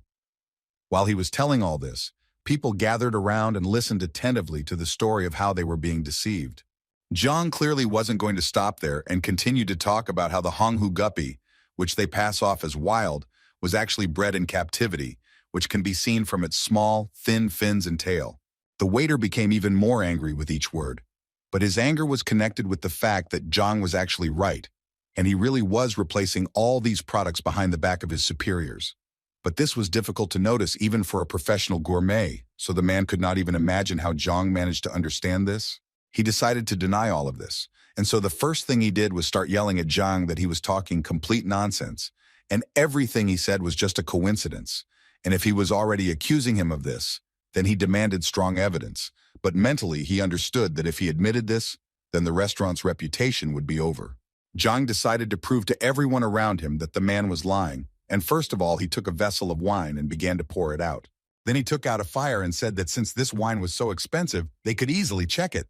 He set fire to the liquid he had just poured out and said that he would actually be very sorry to pay that kind of money for such a low-quality fake. Not only did the wine burn, but it also spread a smell throughout the restaurant that was so disgusting that all the diners at one point covered their noses just so as not to smell it. And Zhang at this time summed up that the taste really does resemble drunken immortality. If you drink it, then it brings benefits. But in this bottle there was a drink that only brings harm, and this stench is the best proof of that. A few minutes after Zhang's speech, all the people around started demanding that the restaurant return their money, and the owner couldn't even imagine how this could happen. The waiter thought that Shan told him that the guy was a loser, but then how could such a loser understand all his tricks? Because he spoke as if he was a professional chef in any case. He understood that if his superiors found out about this, then he would be in big trouble. Shang didn't understand at all what had just happened, but Chow wasn't in a position to explain either. The owner of this restaurant at one point realized that in fact these two were to blame for everything who had set him up with this wine, so his anger towards them went off the charts. So at one point he couldn't hold back and asked these two to leave his restaurant immediately.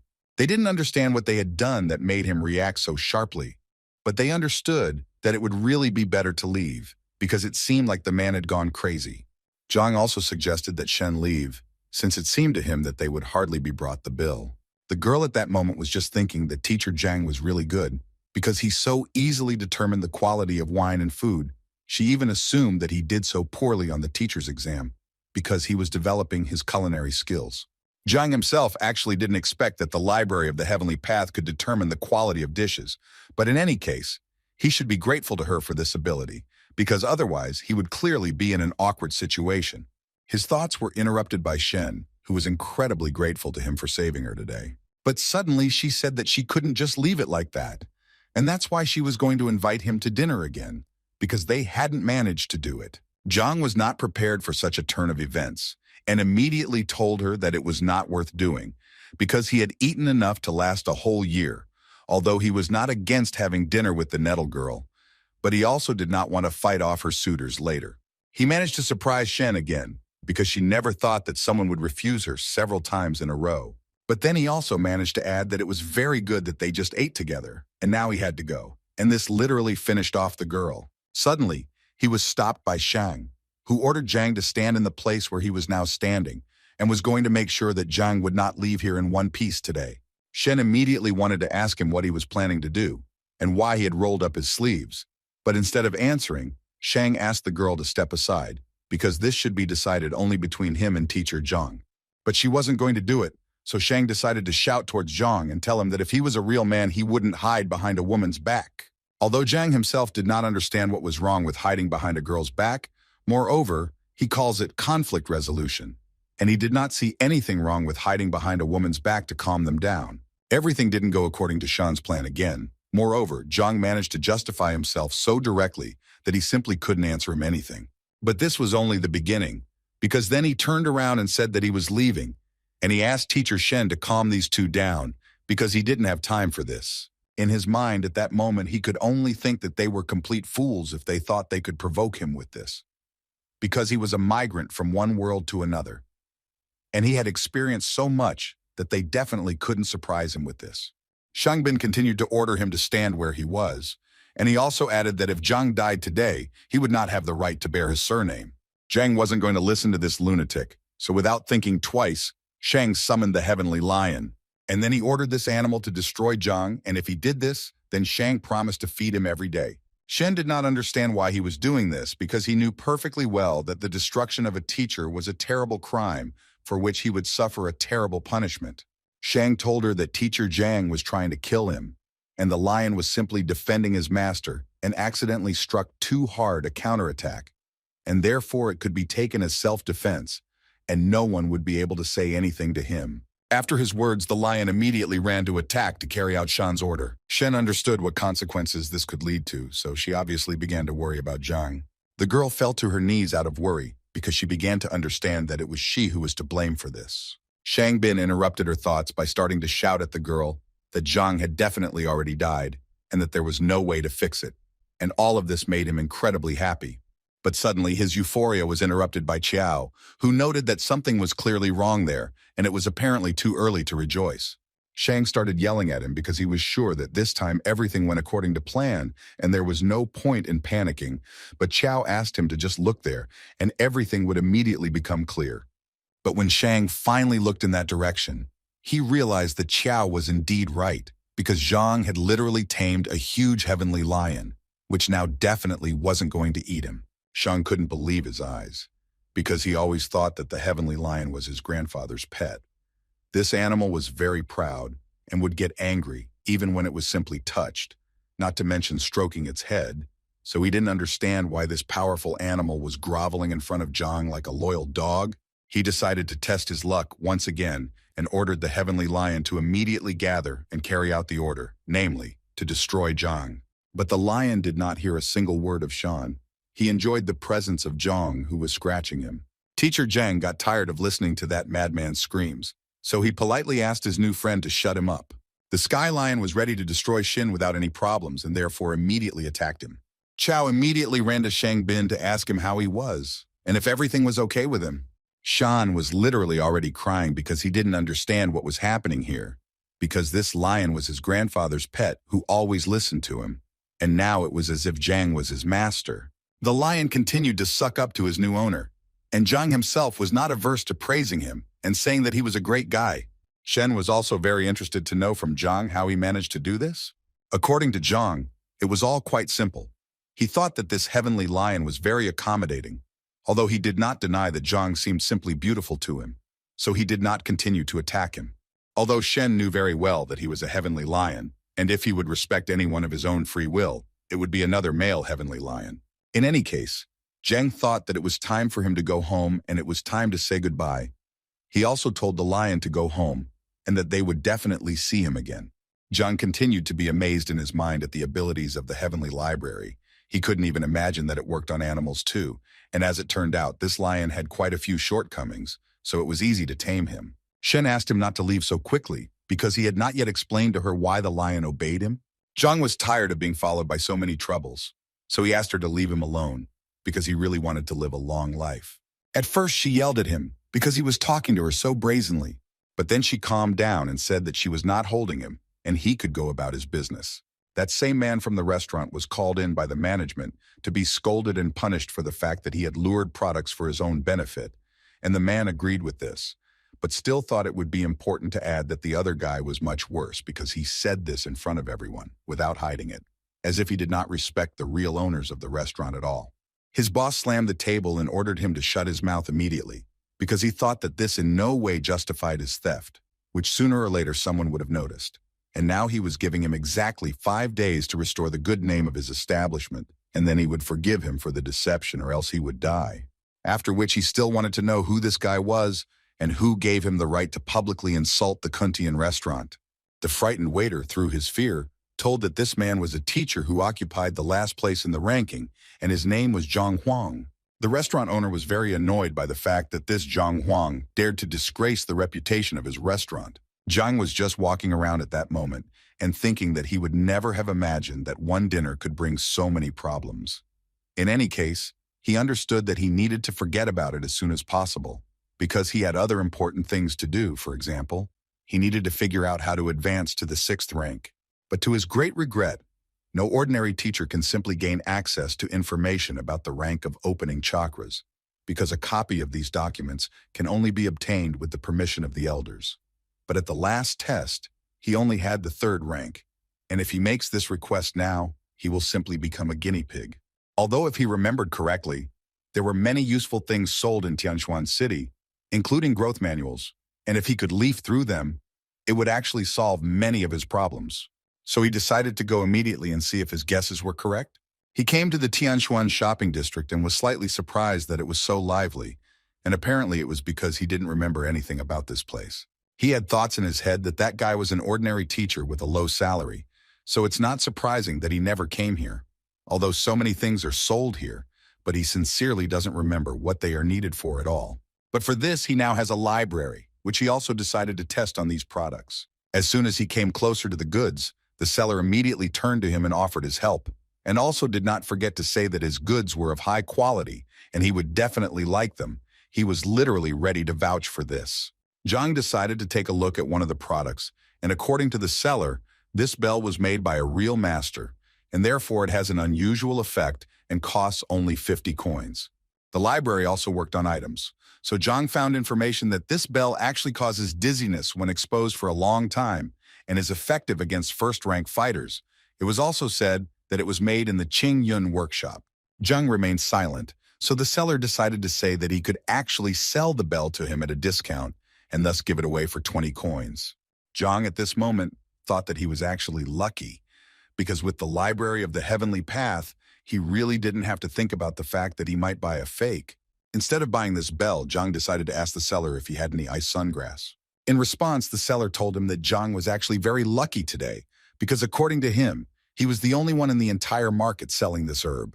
And at the moment, he has 2 boxes with 5 plants in each. He charges 100 gold per plant. Zhang said that first he would like to look at the product that the man was offering him, and then he might buy it. After looking closely, the library made it clear to Zhang that this was indeed the same herb, and the seller had not lied to him. This herb grows on the tops of mountains. It loves sunlight very much. Therefore, it contains a lot of spiritual energy. He believed that the combination of hot and cold yin and yang was the ideal medicine for Zhao Yao's blocked points. But he was confused by one important point about this plant, that one of the stems was dried out. Zhang first looked at the box and assumed that the seller had kept these plants in the wrong conditions. The guy assured him that the dried stem was normal because, according to him, he made a career on this grass and therefore he knows how to handle it. Besides, this stem was always like this, even when he collected it.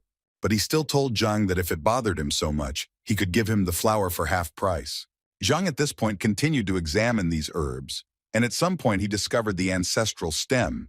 As it was known, the medicine from such was twice as effective as from the ordinary stem. The most unpleasant thing is that if the seller understood this, then the price would most likely be increased, but he still asked to pack this stem. At that moment, Zhang was thinking that with this herb, the problem would be solved much faster, and he wouldn't need any other ingredients. The seller carefully wrapped one stem of this flower and said that Zhang would give him 50 coins. But when it came to payment, Zhang realized that with this library, he had completely forgotten about money. He didn't even have 10 coins in his pocket, let alone 50. Although he still decided to ask the seller to sell him this stem for 8 coins. Obviously, this really angered the seller, who considered Zhang to be an ordinary impudent person who does not respect a man's work at all, because he actually risked his life to get the stem of this plant.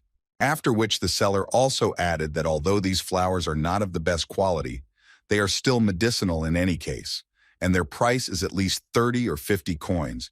And if he is not going to buy anything, then the seller is already going to call security. Zhang immediately stopped him and said that there was no need to call security because he was actually interested in buying it. He just didn't have any money, but he wasn't a thief either. Zhang even suggested resolving the conflict in another way, in which the seller would give him the flower for free. The guy couldn't believe that his new customer was so impudent. Not only did he come here without money, but he also expected gifts. The seller decided to play this game and said that he would give him the flower for free, only if Zhang made him think that he was a sage. Zhang immediately told him that there was no need to call him that. He simply suggested hitting him. The seller had already begun to get noticeably angry because it seemed to him that Zhang considered him a fool and a weakling. Although the guy himself was sure that he would smear Zhang very easily, but the teacher very easily stopped his aggression, saying that if he was not mistaken, the seller was from Pingyi.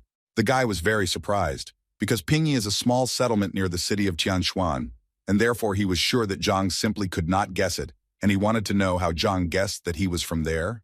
Zhang immediately told him that it really didn't matter how he knew this. In his opinion, what was much more important was that he was bitten by a cold bamboo snake in Tianshuan forest 6 months ago.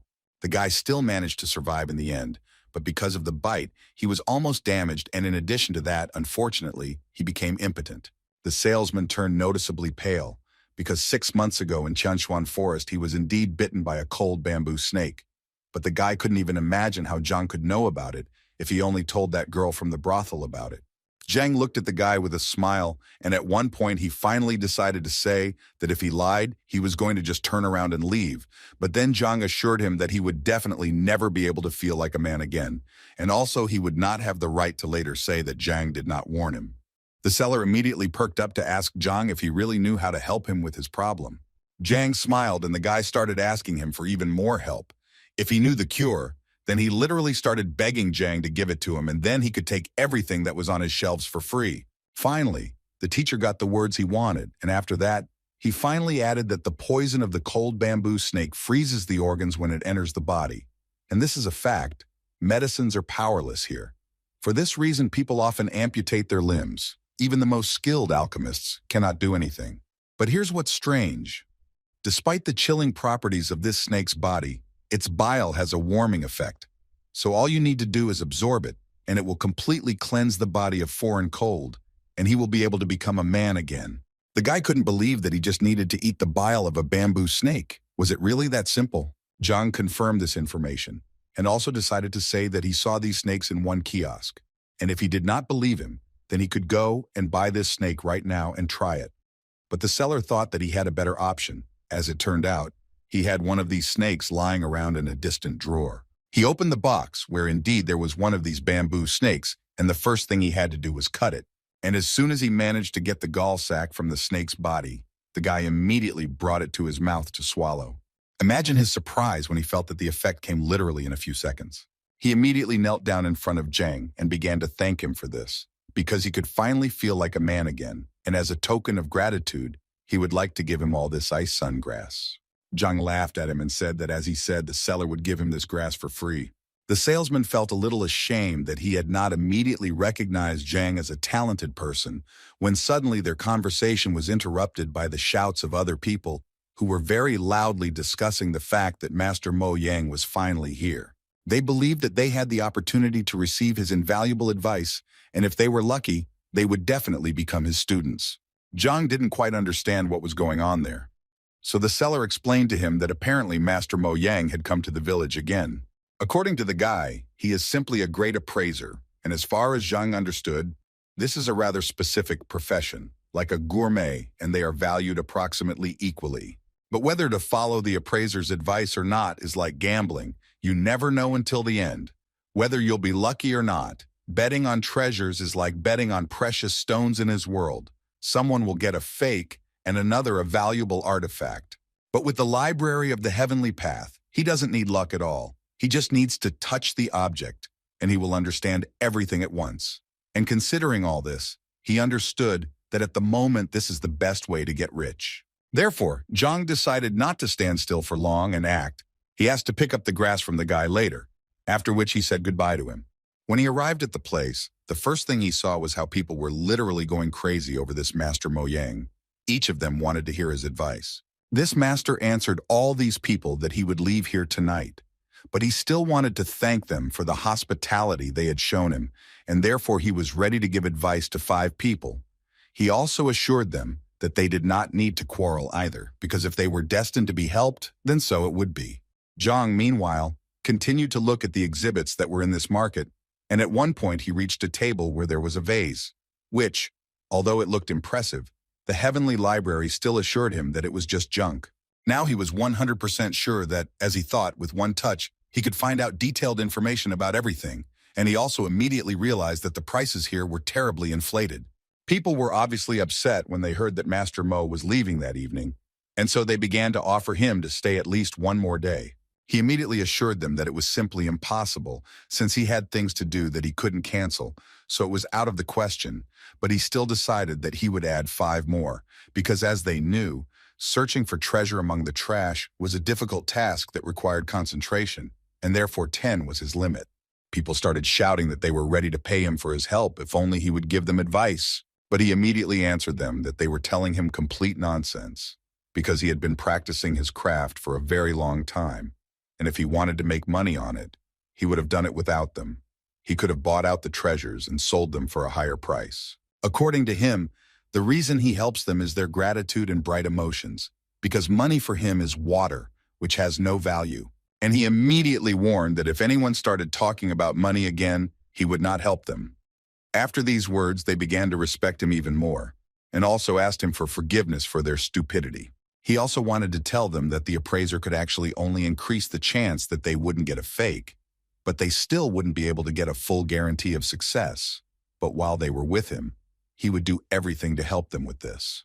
They immediately raised all their hands up so that he would pay attention to them, and Master Mo decided to choose the old man from the first row first. He explained to them that he would now use his special technique to understand what of them was worth their attention and what was not. After analyzing, he pointed out to the old man the vase that Zhang had recently looked at. Master Mo thought that the old man could safely buy this vase because it was actually very valuable, because it was created at the end of the Koban period. The old man got his money without any problems and was going to buy this vase, because Master Mo himself advised him to buy it. Zhang watched this process. when suddenly he noticed that he had just looked at this vase, and if he was not mistaken, then this was a normal phase from Qing Yun's workshop. As a token of gratitude, the old man immediately brought some coins for Master Mo, who happily took them, and Zhang began to understand that he had definitely not made a mistake in this vase. Suddenly his body was transferred to the library again, which Zhang did not understand, because Master Mo did not seem to have dealt him a combat move, but the book on this person was still flying towards him. In this book, it was written that Master Mo was originally an appraiser's apprentice, working as an informer in the Liuju kingdom, and eventually making his way into the appraisers of artifacts with the help of his generalizing voice, which clouds people's minds with words, convincing them of the master's greatness. Zhang took another look and noticed that this man really did look refined and highly moral, so much so that he even managed to deceive him. But now he understood that if there are scammers, then there are also their victims, and apparently the majority of this crowd are victims. Zhang decided that it was so good that he didn't need any help, and so he was about to leave. Suddenly, he was stopped by that same Master Mo, who chose the guy as the next lucky one to whom he would give advice. This obviously surprised Zhang, because there were a sea of crazy fans of this Master Mo around. So why did he decide to choose Zhang? Zhang decided to immediately answer him that he certainly appreciated his kindness, but he did not need his help, although the old man did not think so, because he saw that the guy did not know what to choose, and he really did not want the guy to become a beggar at such a young age, so he asked the guy to think again.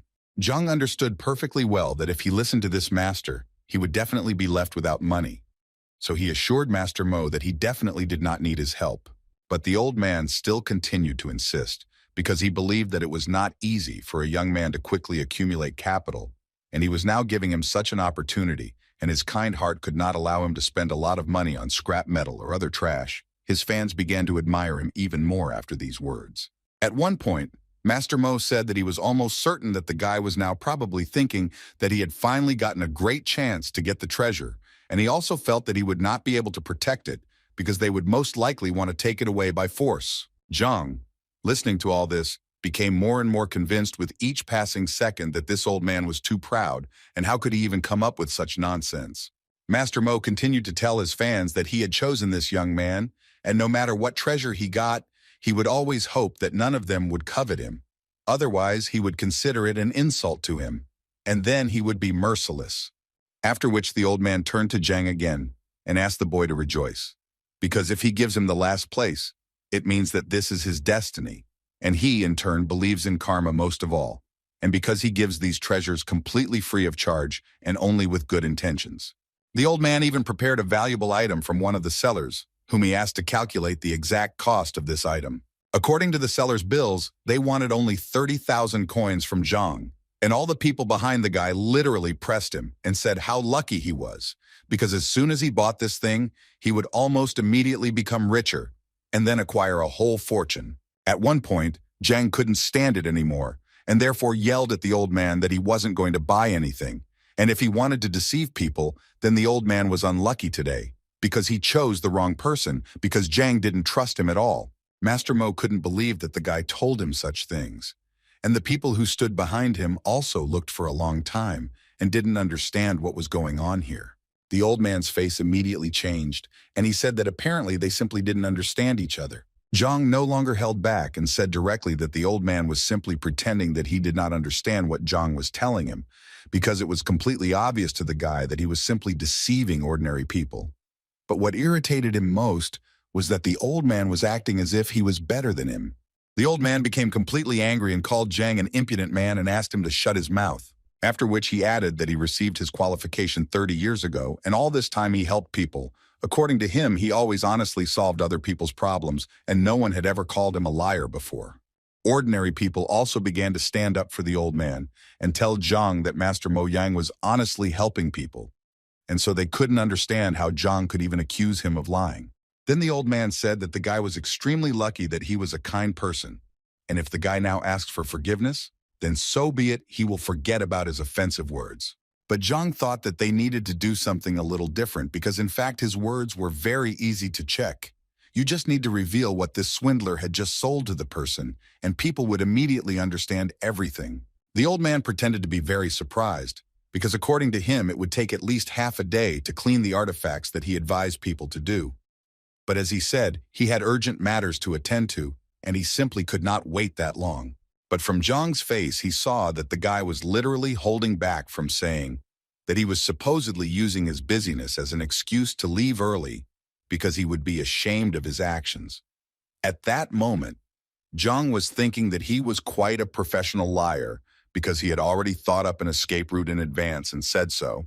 Suddenly, their conversation was interrupted by one person from the crowd, who suggested that since this guy claims that the master is a fraud, then he himself apparently has knowledge in this craft, and if this is really so, then he had better demonstrate it. The old man smiled and agreed with this gentleman, because if the guy was so confident in his words, then he probably conducted a lot of evaluation research himself, since he dared to insult him. Master Mo Yan decided that he would give this guy a chance, but for this Zhang needed to choose one artifact, and if it was of value, then it would be possible to continue the dialogue with him. Zhang agreed to this condition without thinking twice, because he understood that with the Library of the Heavenly Path, he would be able to easily name a truly valuable thing. But before that, he decided to ask the seller if he could pay for the artifact after polishing, when its true price would be clear. The seller immediately refused him, because according to him, you have to pay in advance. This rule was made so that there would be no liars who would refuse to pay if the value of the goods did not cover its original cost.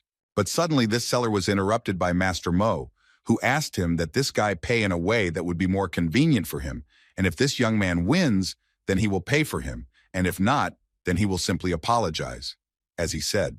Zhang was more than satisfied with these conditions, so he waved to the teacher and said that he would definitely not refuse help and was grateful in advance to the old man. Master Mo thought that he had never seen such rude people. After this, Zhang began to examine the objects, and the first thing he did was approach the object that he had already looked at, and if it were not for the lack of money, he would have bought it. But since the old man was paying, he saw no point in refusing. Without any doubts, he took the stone in his hands and threw it into the hands of the seller and said that he chose this particular thing, after which he immediately asked to cleanse him here, in front of all the people, so that no one could accuse him of lying. The seller stood there for a while in a stupor and didn't know what to do next until Old Man Mo asked him to clean the item, because he was sure that Zhang didn't understand anything about it and had obviously chosen the item at random. The person who was cleaning this stone was thinking at that moment that he incredibly strongly wanted to look at the guy's face when they cleaned this stone and found nothing there. Also in his head were thoughts that he gave him small stones, because they were all ordinary roadside stones. But apparently he was too wrong, because when he cleared this, as it seemed to him, ordinary roadside stone, they discovered a ling-long stone. It was the main material for making ghost armor, and each of them costs a fortune because they are extremely rare. They began to discuss among themselves that this stone was so large and apparently without impurities, which meant that it could be worth about 100,000 coins, which could not help but please Zhang. The old man, without thinking twice, began to make excuses and say that the guy was just lucky and that in any case it didn't mean anything, after which he turned around and said that he urgently needed to leave because he had important things to do, but Zhang noted that in their case, haste was out of place, and besides, he had one more question for the old man. He drew people's attention to the old man who bought the vase for 80,000 coins, and Zhang did this in order to tell the man the truth, that this vase was made in Qingyun, and therefore it was an ordinary decorative vase, which on top of everything else was cracked. And considering all this, Zhang was almost certain that in a few days it would fall apart into pieces, which the man found hard to believe, because he believed to the end that it was an expensive vase, because Master Mo Yang advised him to buy it. Zhang didn't want to argue with the man and only told him that if he didn't believe him, it was very easy to check. Just press on the thinnest part of the vase. The teacher also added that there is nothing to worry about, because if it is a truly valuable artifact, then it will not be damaged, and the trash will break immediately. The man just pressed lightly on the neck of the bottle and it immediately fell to the floor. People couldn't believe that this was actually true, and that Master Mo had advised this man to buy trash.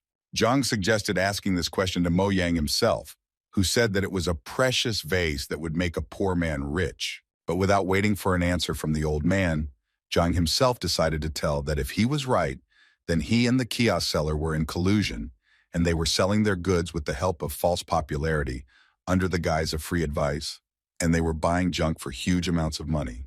And now all that remains is to check with Master Mo whether he said everything correctly or maybe he missed something. Two guys from the crowd suddenly started talking about how, if you think about it, they had once heard of a certain swindler named Mo from Liuju. But the people who started to worry the most were those who had already bought things on the advice of this scammer, because it finally dawned on them that this was most likely a fake. Old man Mo was still trying to justify himself and therefore told people not to listen to this guy because he was most likely not an experienced appraiser, and he, in turn, only made one mistake. This happens to everyone. But people no longer heard him. They began to break ordinary stones one after another, and they realized that they had given about 60,000 for ordinary stones. It was all just a waste of money, and he was just deceiving them all this time. Old man Mo asked them not to get worked up, because he could explain everything. Although perhaps it would be better if he did it a little later, because he had urgent matters to attend to. But no one was going to believe this swindler that he had some kind of business, and since he didn't want to tell them the good way, they decided to get information out of him the bad way. This world is huge, and while there are deceivers in it, there are also those who have been deceived, and Zhang understands this pattern. So if Master Mo Yang had not chosen him as his target, he would not have interfered. So we can conclude that the old man himself is to blame for his troubles. In any case, it was time for him to continue on his way. So he headed to Huang Yu's bookstore, because he believed that this store might have the 6th rank reference book that he needed so badly. So he thought that he should check it out. As soon as he entered this bookstore, the first thing he was met by was a pretty cute girl who wanted to ask Zhang whether he came to read or buy a book. Zhang, without thinking for long, asked the girl directly if they had any materials about the 6th combat rank. She thought he was joking because according to her the store was very small and such materials required a special specialty, but they had books on the 1st ranks. Then Zhang decided to ask her if she knew where he could find such books. She immediately thought that special rights were needed for this, but some big people could still collect the materials he needed, and Zhang immediately decided to ask her if she knew such a person. The girl thought for a bit and then remembered that she knew someone, but he was a very unusual person, and if he was in a good mood, he might even allow him to take a few books home with him. But if he was in a bad mood, then she couldn't even cross the threshold of his home. Zhang would have been very happy if she had helped him find him, but the girl decided that not only would she help him, she would also go there with him so that Zhang could find this man faster. On the way, the girl told Zhang that this man had a large library, and it was not for nothing that he was known as one of the smartest people in the kingdom. He even taught Shenjui himself. This elder Lu Shen hated frivolity, so she immediately advised Zhang to try not to appear frivolous to him. Otherwise, he would definitely not be able to borrow a book from him. She also added that when it came to borrowing a book, it would be their business alone, and she asked him not to involve her in it. On the way, she continued to tell the characteristics of this man. He prefers obedience in response to all his words, so she advised Zhang to simply nod his head, and then he can be conservative in some matters, but there is nothing critical in this. After some time, they finally came to Mr. Lu Shen's home, and Zhang could not believe that the emperor lived here.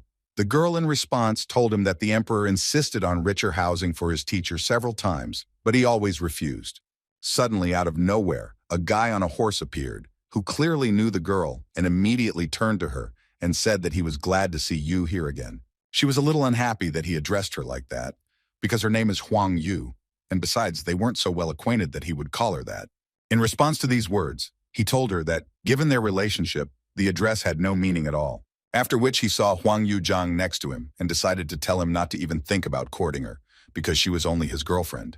And in general, he immediately wanted to find out from the girl who he was and why she was taking unknown people to the emperor's teacher. Huang Yu was quite abrupt in her response and immediately made it clear to the guy that it really didn't concern him who she went with and where. At some point, they started to clearly argue with each other, because he believed that she was his girlfriend, and he had the right to know, and she asked him to move away from her. Zhang decided to resolve this conflict, so he approached this guy to tell him that he was actually wrong about him and that he really had nothing to worry about. The girl's expression suddenly changed because she didn't understand how Zhang even dared to talk to this guy like that. According to her, he is the only son of King Zhengnan by Sen. King Zheng is one of the most influential people in Tianshuan, and if anyone offends his son, he will turn his life into hell. At that moment, Zheng realized that his body seemed to be not from this planet, because after the appearance of the heavenly library, he forgot absolutely everything. Wana Yu was incredibly surprised that Zhang really didn't know King Zhengnan, But on the other hand, she immediately understood that if this man was ignorant, then if she brought him into the palace, she would be in big trouble. Suddenly, her thoughts were interrupted by the opening of the doors of this palace, from which Chen Bo, who was the master's assistant, came out, and the guy immediately asked to take them to the teacher. When Zhang entered this palace with his new acquaintances, he immediately noticed that it was incredibly beautiful there, as if all these walls were painted with ink by hand by the most talented artist. As it turned out, this was exactly the case, so the guys were surprised that Zhang knew about this and suggested that perhaps he was an artist. The master's assistant told him that their master used his soul as a pen and the yard as a canvas, and to arrange everything around like a painting was a really good idea. They reached the waiting room, where the assistant asked them to wait while he called the repairman. The girl once again decided to clarify whether the guy understood art, but Zhang assured her that this courtyard really was like a painting. Their dialogue was interrupted by Sen, who believed that Zhang was simply putting on airs to appear to be someone he was not in reality. Wang Yu was very angry that Sen was behaving like this, so she immediately wanted to know why he thought so. After which they started arguing again, which was about Zhang. The man at that moment was thinking that if they wanted to argue so much, then he would not interfere with them. But why were they dragging him into this? He came here to take the book and leave. Their argument and Zhang's thoughts were interrupted at one point by the master, who entered this waiting room and immediately silenced them all with his presence, after which he said that it was quite unusual for him to hear that someone had so highly praised his courtyard, which was painted with ink. According to him, it is such a rarity to meet a young man with such a subtle sense of beauty. Sen immediately intervened in this dialogue to say that this guy clearly shouldn't be trusted because most likely he's just a liar.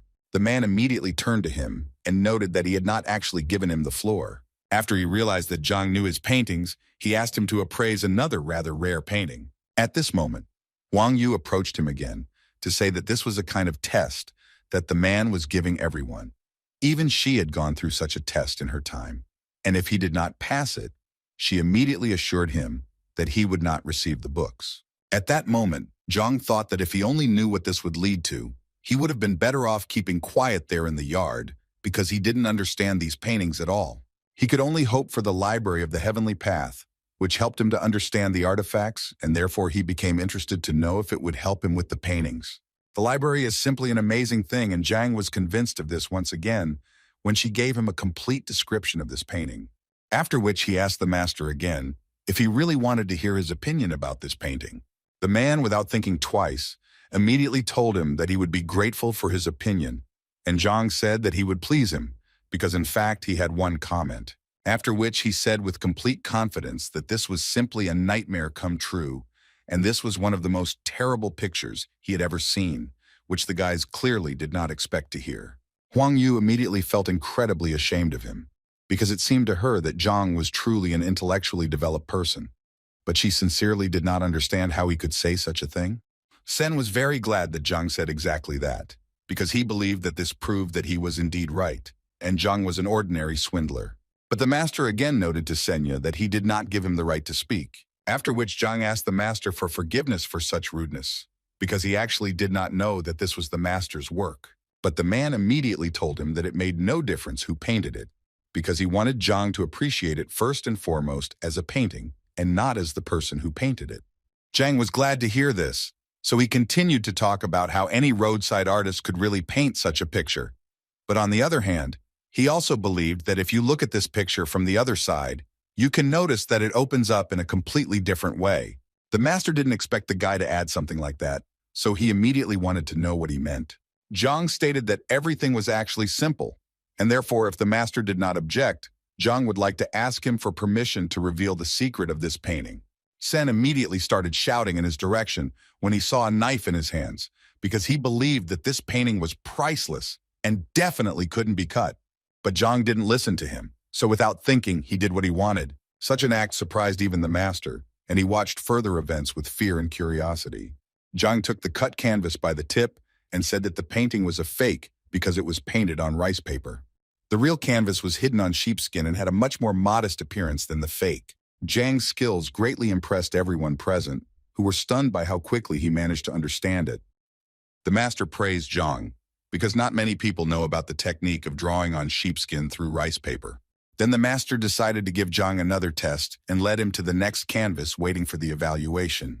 The painting depicted a ravenous giant beast, and Zhang said it was skillfully executed but lacked precision. Then Zhang assumed that the author of the painting had never seen the animal he painted in person. And precisely because of this, the canvas has no great value, despite the skill of writing.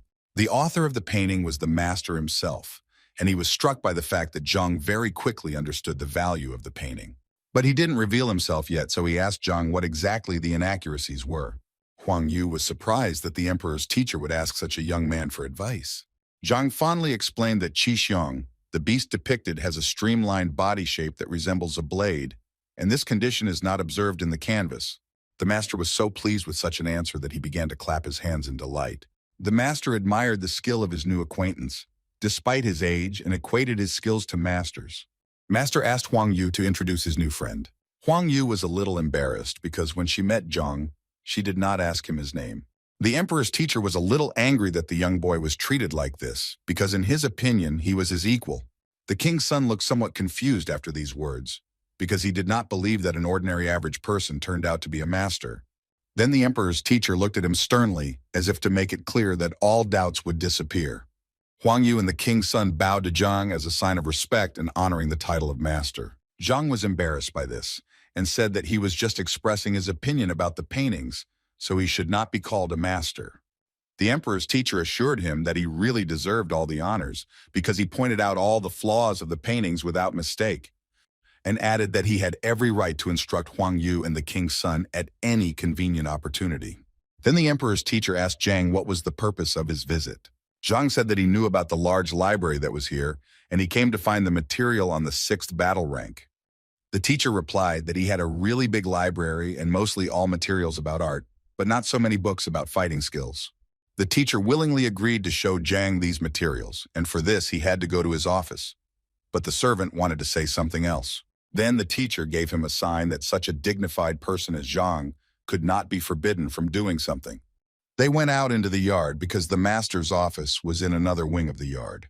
At last they came to the library, where there were many shelves of books and scrolls. The master showed modesty and said that the library was not really that big, but Zhang could feel at home. Zhang began to quickly flip through book after book that the emperor's teacher decided to inquire if these techniques were suitable for him.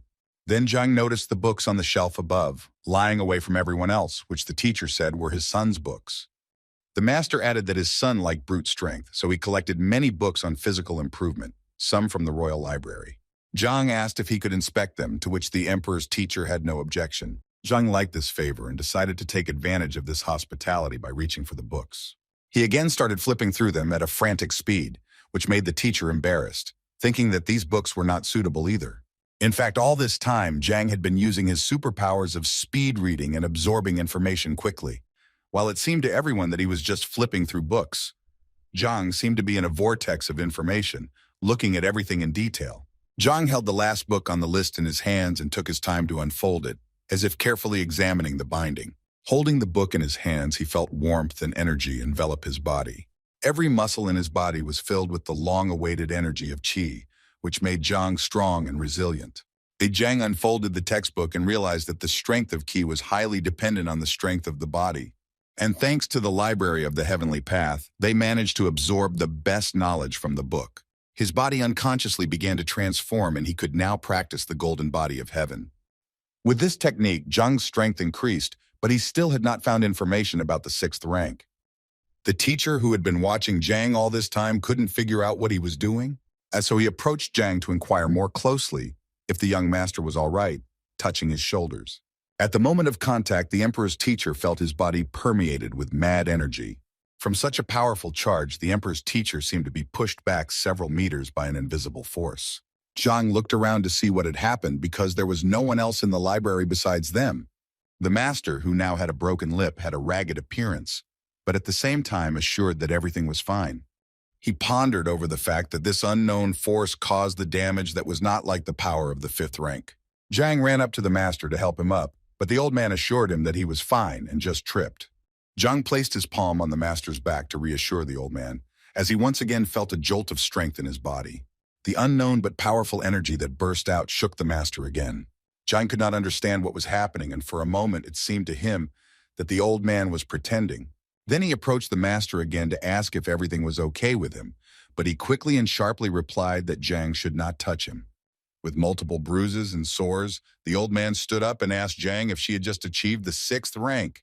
Scratching the back of his head, Zhang said that he had indeed achieved the rank he needed, but he didn't think it would happen so quickly. The old man, moving away from the blow, sat thinking that he had come across cases in literature that described a rapid rise in rank. But it seemed strange to the master that the young man just looked through the books in a matter of seconds and got a new rank. However, the old man assumed that Zhang could accumulate a wealth of knowledge and was only missing a few phrases. In the meantime, the king's son asked Huang Yu how she knew Zhang, and she replied that they only met today. The king's son was interested in the information whether Zhang really was at the 5th rank, to which Huang Yu answered in the affirmative. Such information pleased the boy, because he was eager to meet Zhang in a duel to compare forces. The emperor's teacher entered the living room grunting, and with his appearance he somewhat confused those present. Despite the multiple bruises, he repeated the same thing, that everything is fine with him, and there is no need to worry. The old man asked his servant Chen Bo to bring a column to measure strength. The king's son asked Zhang about the rank so that he could confirm his guess. When Zhang said that the assumptions were correct, the king's son began to brag about his strength and asked for a duel. Upon hearing this, the emperor's teacher realized that this was the best way to test Zhang's new power.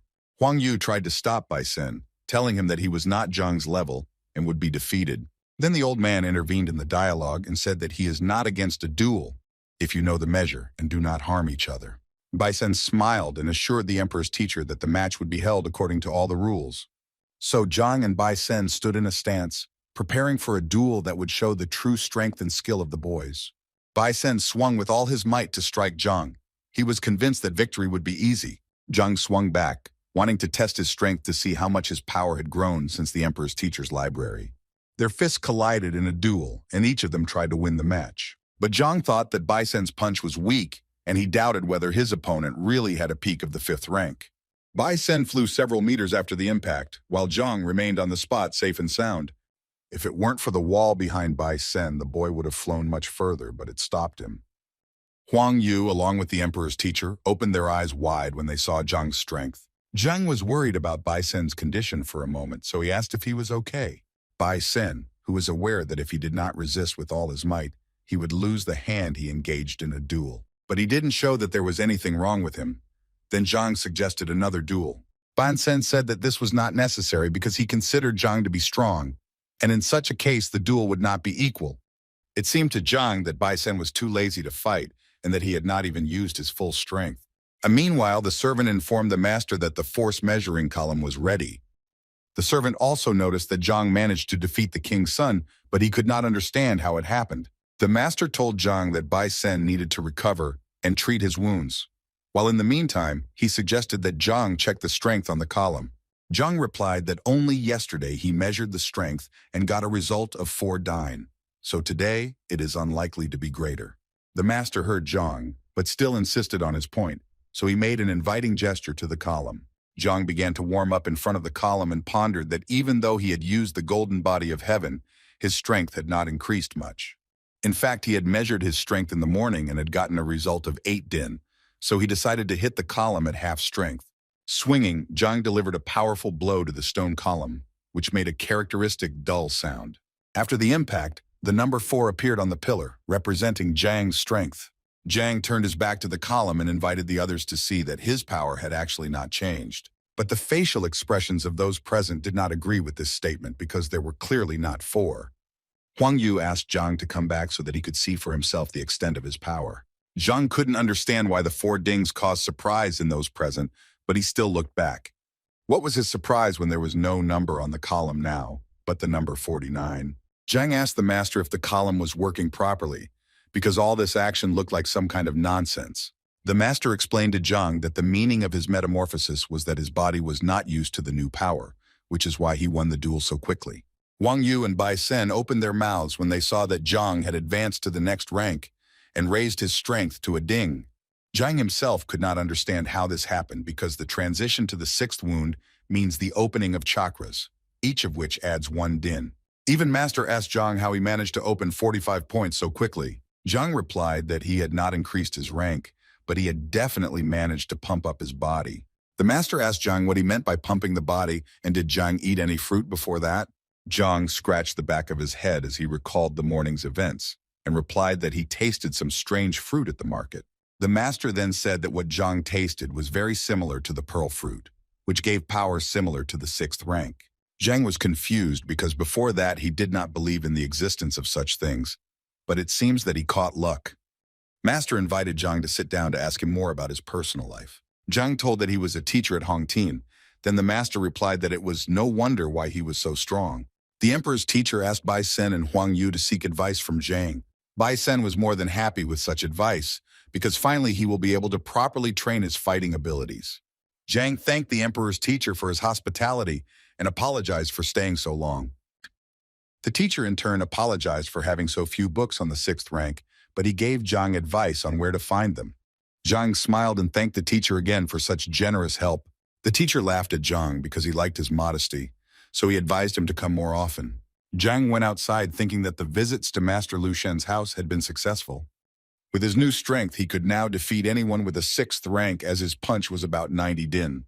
Thoughts about ways to pump up strength and power were interrupted by the steps of some people walking towards Zhang. When Zhang looked around, he saw a shadow that flashed and hid behind the walls of a nearby building. Zhang exclaimed that he noticed the stranger, so he can safely show himself. It turned out to be an appraiser with his gang. The appraiser began to threaten Zhang that he would not leave him alone until Zhang reimbursed all the losses. Zhang stood and sneered at them, saying that he could cover all the expenses with only the goats from his nose. The evaluator was very angry at such an answer and threatened Zhang that he would not leave him a wet spot. Zhang stressed that he does not lack confidence to make such statements, as he has just undergone a metamorphosis. But the appraiser didn't care, so he ordered his henchman Dead Zhang to have sex with Zhang immediately. The stout grandfather Zhang, who was twice as big as Zhang, asked if Zhang wanted to say something for the last time. The salesman with a short mustache pointed out that if Zhang died at the hands of grandfather Zhang, he would not be able to pay the damages. But this did not bother the appraiser. Even if he dies, it can be considered a worthy revenge. Grandfather Zhang prepared to launch his powerful attack, but Zhang didn't even blink at this moment. He grabbed the stout man by the hands and pressed his thumbs on certain pain points. Jean's grandfather was so upset by this reception that he could barely hold back tears from the pain. But in a moment, he gave up and roared at the top of his throat from the pain that twisted his arms. Zhang mused that this was a great chance to practice and get used to the new abilities, which were extremely powerful.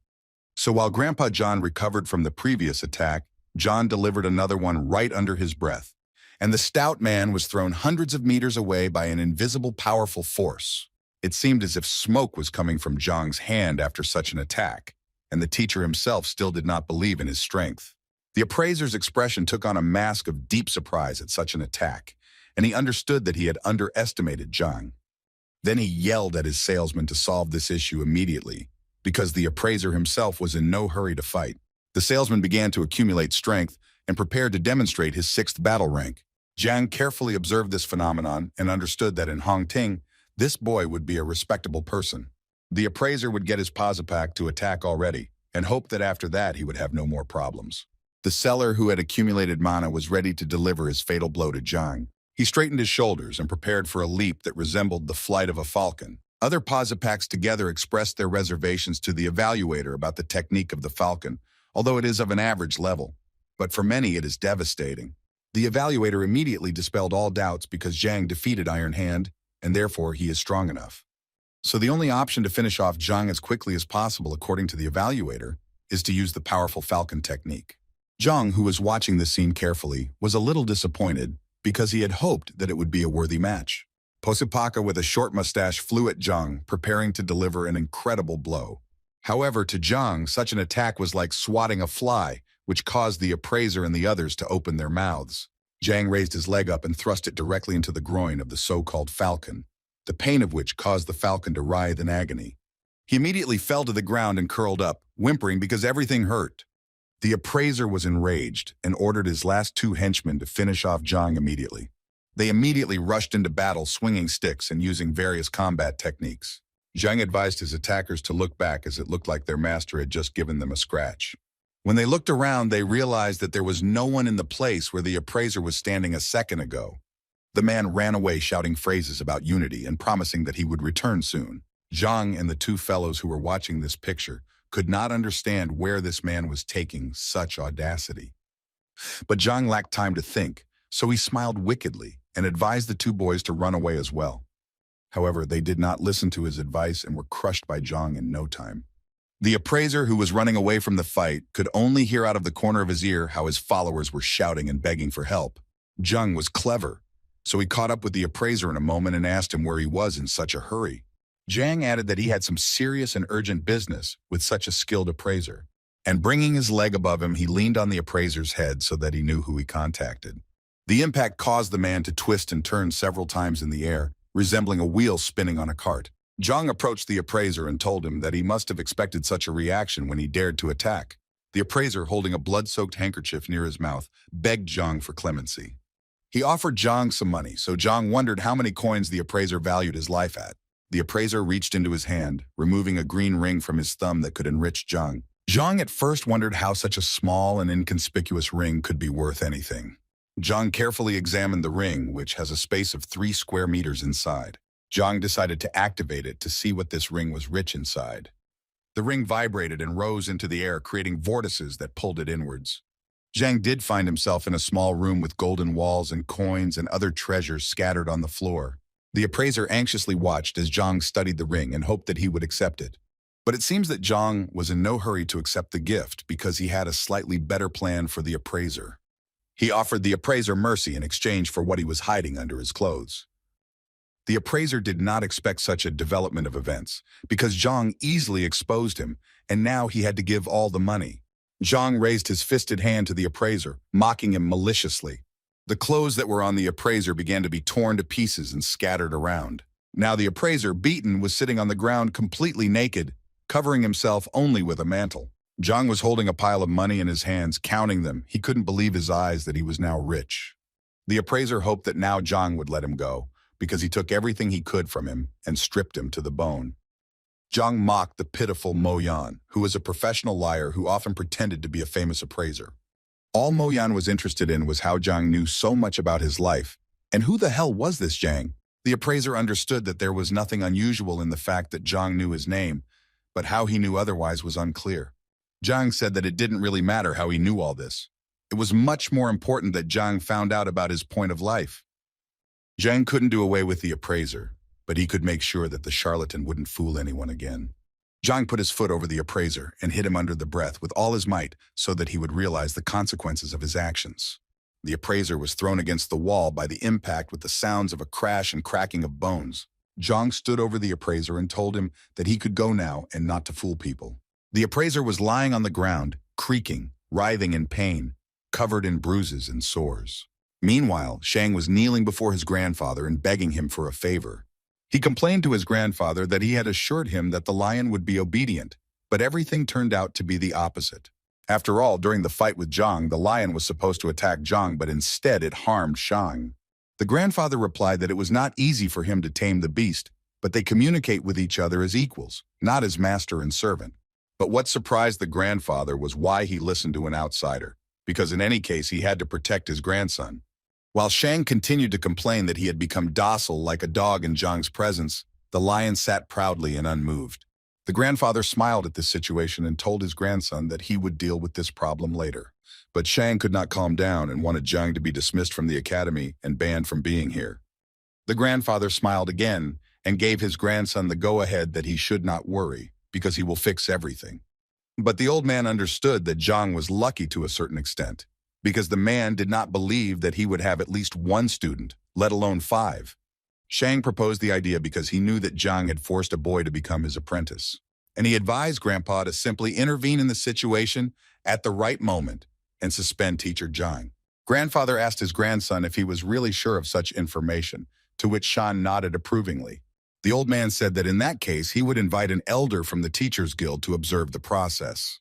If the elder reveals signs of lying, then there will indeed be an opportunity to suspend teacher Zhang. Shan was filled with angry and happy emotions because very soon Zhang could pay for what he humiliated Shan.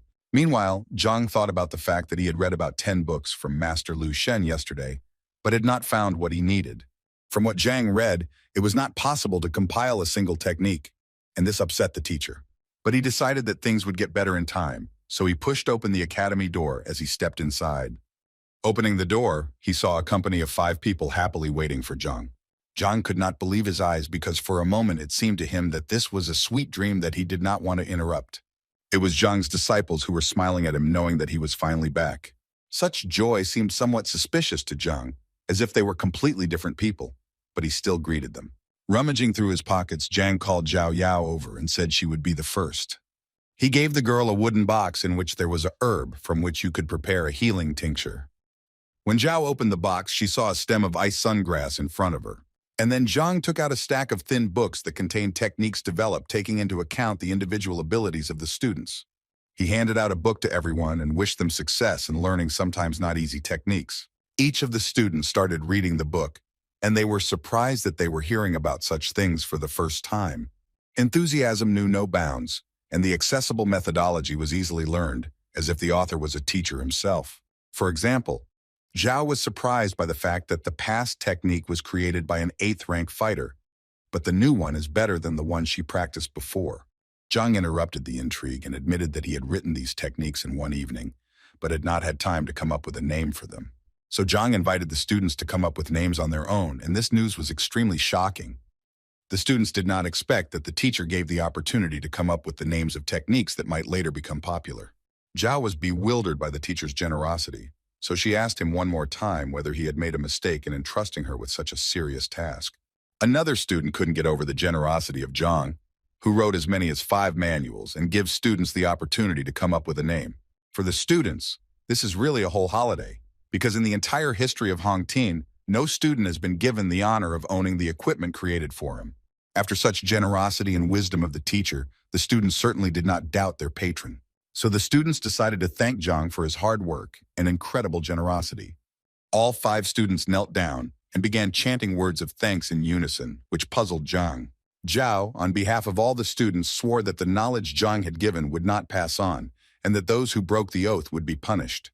Zhang was amused by such an oath, because the works were created with the help of the library, and it would be good if they did not know about them. Meanwhile, a girl with blonde hair was spinning circles in the yard, lost in thought. It was Lady Shen, and she looked worried because one question had been bothering her for a long time. And she finally dared to take a brave step and resolutely stepped forward to meet the answers. When she approached the gate, she met a strange stranger on her way. A man with a long beard and hair in a ponytail looked excited and worried. Lady Shen came closer to her husband and decided to ask him who he was and what he was doing here. The man looked around, looked at the girl, and advised her not to be confused by him and to go on her way. Such rudeness was not to Lady Shen's liking, and she suspected that something was amiss. She had flashbacks and thoughts that this man had been sent by Shang Bin to finish off Zhang after the failed duel. Then Lady Shen decided to warn the bearded man that harming a teacher in the territory of Hongtin is a crime. Such words incited even more anger inside the man because just the day before yesterday he was beaten because of a quarrel between 2 teachers over a girl. The man added that the girl's name was Shen Bi, so Shen herself advised the man to leave as soon as possible. Otherwise, he would be in trouble. So realizing that her teacher Zhang was in danger because of her, Lady Shen rushed into battle. The man, despite all his injuries, was preparing for defense. Especially in his opinion, he will definitely be able to resist the girls. Lady Shen struck the first blow with a wide swing of her leg, but the man blocked the blow at the last moment. Shan was walking in the fresh air with his friend, and he was just interested in how the conversation with his grandfather went. Shan was smiling because soon Zhang and his student, who chose a path not of their own free will reveal themselves when caught under the will detector. The red-haired partner was amused at such news and added that after Zhang disappeared, Shen Bi would turn his attention to Shan. Sheng remembered that awkward evening at the restaurant when Shen Bi went to have dinner with Zhang. Shan's partner added that he needs to be patient a little, and then luck will smile on Shan in the form of dinner with Shen Bi. Shen laughed at these words but promised a worthy reward to his partner in case of success. Their fascinating dialogue was interrupted by the sounds of a fight, which was close to where they were walking, and the red-haired boy was the first to pay attention. Shang took a closer look and saw that Lady Shen was fighting with Yao Han for reasons unknown to Shang. The red-haired boy guessed that Shen Bi knew that Yao Han had beaten Shang, and this guess made Shang pale. Then the boy continued his theory and was convinced that there were no other reasons, considering that Shen is always calm. Shan's heart began to pound with a frenzied force, as if it was about to burst out of his chest at the thought that Lady Shen Bi liked him. Shan fell silent for a moment and did not take his eyes off the epicenter of the fight. Such a state alarmed his red-haired partner. Then Shang shouted at the top of his voice in anger that he would not allow anyone to harm Shen and let her suffer because of him. The red-haired boy wanted to add some advice to Shan, but he was already rushing into the fight with all his might. During the fight, Yao Han noticed out of the corner of his eye that Shang was now approaching and assumed that he was in cahoots with Shen Bi. Shen Bi in turn assumed that Shang was conspiring with Yao Han to deceive her once again. Breaking into the duel, Shang drove Shen Bi and Yao Han to different sides but did not harm anyone. Shen Bi, who was catching her breath, mused about the fact that Shan had acted out a scene where he was in the role of a savior. Yao Han, who was already in a bad mood, now looked even more angry. Shan raised his fist and shouted at Yao Han that how dare he raise his hand and hurt his beloved girl. Yao Han grabbed the monster by the scruff of the neck and blocked every blow, causing Shang to lose strength. As Shang exhaled, Yao Han would beat him beyond recognition, Shang's face resembling a pufferfish. The red-haired boy begged Lady Shen to step in and help Shan or he would die. Lady Shen asked the boy why she should help Shan if this is a well-planned scene. The boy denied everything and said that they were not setting anything up. Then Lady Shen hesitated a little but decided to help. Yao Han realized that it was time to give up, because he had struggled against Lady Shen when he was wounded, and now the advantage was not on his side. He tossed the battered and mutilated Shan towards Lady Shen and said he was retreating. But before leaving, he swore that he would take full revenge on Shan and Shen Bi. While the red-haired boy ran up to Shan trying to help him at least somehow, Shen stood immovably looking in Yao's footsteps. The red-haired boy was panicking over Shan because he was not regaining consciousness, and Shen thought that the performance was delayed. Suddenly, the door to the palace opened, and a disgruntled Zhang came out and asked what was going on. Then Shang came to his senses and began to mutter something incomprehensible, as if threatening Zhang. The red-haired partner realized that it was difficult for Shan to speak, so he told everything himself, that the will detector was waiting for Zhang tomorrow. Digging in his head, Zhang began to recall all the information about the will detector, which finds out the true relationship between a student and a teacher. The red-haired boy stated that if Zhang refused to pass the detector, then he would be breaking school rules. Shen was worried about such events, because she did not understand what Shang wanted to achieve, and advised Zhang to refuse. Zhang listened to all the suggestions, thought for a moment, sighed heavily, and answered that he was ready to pass the detector. With his answer, he surprised Shan and Shen Bi, who expected him to refuse. It was about Yang Li, who initially regretted his choice, but now he and everyone else are willing to give their lives for Zhang.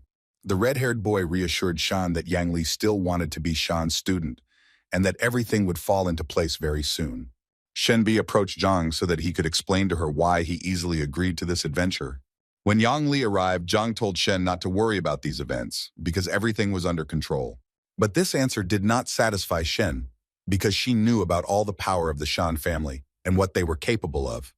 Shen Bi blamed herself for everything, and she couldn't stand aside in this situation. Meanwhile, in the will detector tower, Shan's grandfather was telling the elder about the events related to Zhang. Elder Mo listened carefully to the old man and said that he was always happy to help restore justice. The old man added that Zhang got the lowest score on the teacher's test, but he kept Zhang. Shan's grandfather also reported that the complaint against Zhang was made by teacher Chao Xiong, who exposed the lie. The elder reassured the old man because daring to use the Vola detector is a bold step but necessary for the sake of justice. Shan's grandfather smirked to himself, enjoying the elaborate plan. The doors of the academy opened and a male figure could be seen on the threshold heading inside the tower. When the door opened wider, 5 people entered the hall who were interested in solving the issue. When the grandfather saw his grandson Shan, he was quite frightened by the fact that there was no living space on him. Shang quickly reassured the old man and assured him that he was fine, so there was no need to worry about the misunderstanding. The grandfather rummaged through his pockets and took out medicine for his grandson, which was supposed to improve his condition somewhat. While Shang was taking his medicine, the red-haired boy bowed before the elder, begging for a just decision in this case. The red-haired Chao Xiong revealed that Yang Li had once been his student, but had defected to him under Zhang's threats. Yang Li looked confused as he didn't fully understand why he was brought to the will detector tower. Zhang made a face of fear in front of the elder and convinced him that Yang Li chose his path voluntarily. Yang Li was even more confused. Now he didn't understand why Zhang looked so confused. Zhang turned to his student and winked at him for him to play along and say that Zhang didn't force his way. Young Li listened to the teacher and began to repeat that he chose his educational path of his own free will. The elder was confused and turned to Zhang with a warning that the disciple could return to Chao Xiong and the detector would be cancelled. Shang and Chao Xiong, who did not consider this development of events, panicked because it was not in their hands. Shang insisted that teacher Chao Xiong apply for the will detector, and the administration agreed. Chao Xiong also expressed that canceling the will detector was a shameful disregard for the young apprentice's wishes. The elder agreed that it is worth conducting a detector with clearly defined conditions, namely that the loser will be punished as agreed upon by the participants. Shan's grandfather informed Zhang that if he lost, he would face the maximum penalty of banishment from Hongtin. But Zhang once again played the role of the upset teacher and said that he had no enmity with teacher Cao, so it was cruel to kick him out. And then Zhang proposed another idea, such as taking away the license and adding a punishment of 100 lashes of God. With such a statement, Zhang stunned everyone present, because it was he who was in a disadvantageous position, and now he's proposing such serious punishments. The elder thought about the fact that if the teacher is simply expelled, then he will be able to work in another institution, but revocation of the license is another matter. Chao Xiong could not understand why Zhang chose such a cruel punishment in the form of God's whips, which leaves a person half alive. Shenbi's eyes were already wet because it was crystal clear that this was a trap, but Zhang did not try to get out of it. Chao Xiong did not hesitate to agree to the terms of punishment offered by Zhang. Meanwhile, Yang Li admired the skill and cunning of the teacher, who pretended to be a loser to provoke his opponents. The elder announced that if both parties agreed to the terms, then there was no point in delaying the event. The elder showed everyone present a ball of heartstone that Zhang and Chao Xiong were to touch in turn. According to the results, the winner will be the one who has a higher level of trust from Yang Li. Chao Xiong was happy that once the procedure was over, Zhang would not have a wet spot left. Since teacher Cao had applied, he had the honor of being the first to go through the detector with Yang Li. The ball lit up with a magical warm light that illuminated every corner of the majestic hall. In this way, the Heartstone is able to put people in a trance state in order to read their inner world. Thanks to this stone, it was possible to find out whether the teacher really listens to the student, otherwise the latter may hate his mentor. Shanna's grandfather explained that the maximum level of trust is 100, and the relationship between a teacher and a student is usually at the level of 30. Meanwhile, Shen persisted and advised Zhang to leave now and never come back. Shan eavesdropped on their conversation and said that it was already too late to rush, because soon everything would fall into place. Shang was convinced that as soon as the results appeared, Zhang would regret having been born. But Zhang remained calm all this time and was even amused by Shang's overconfidence.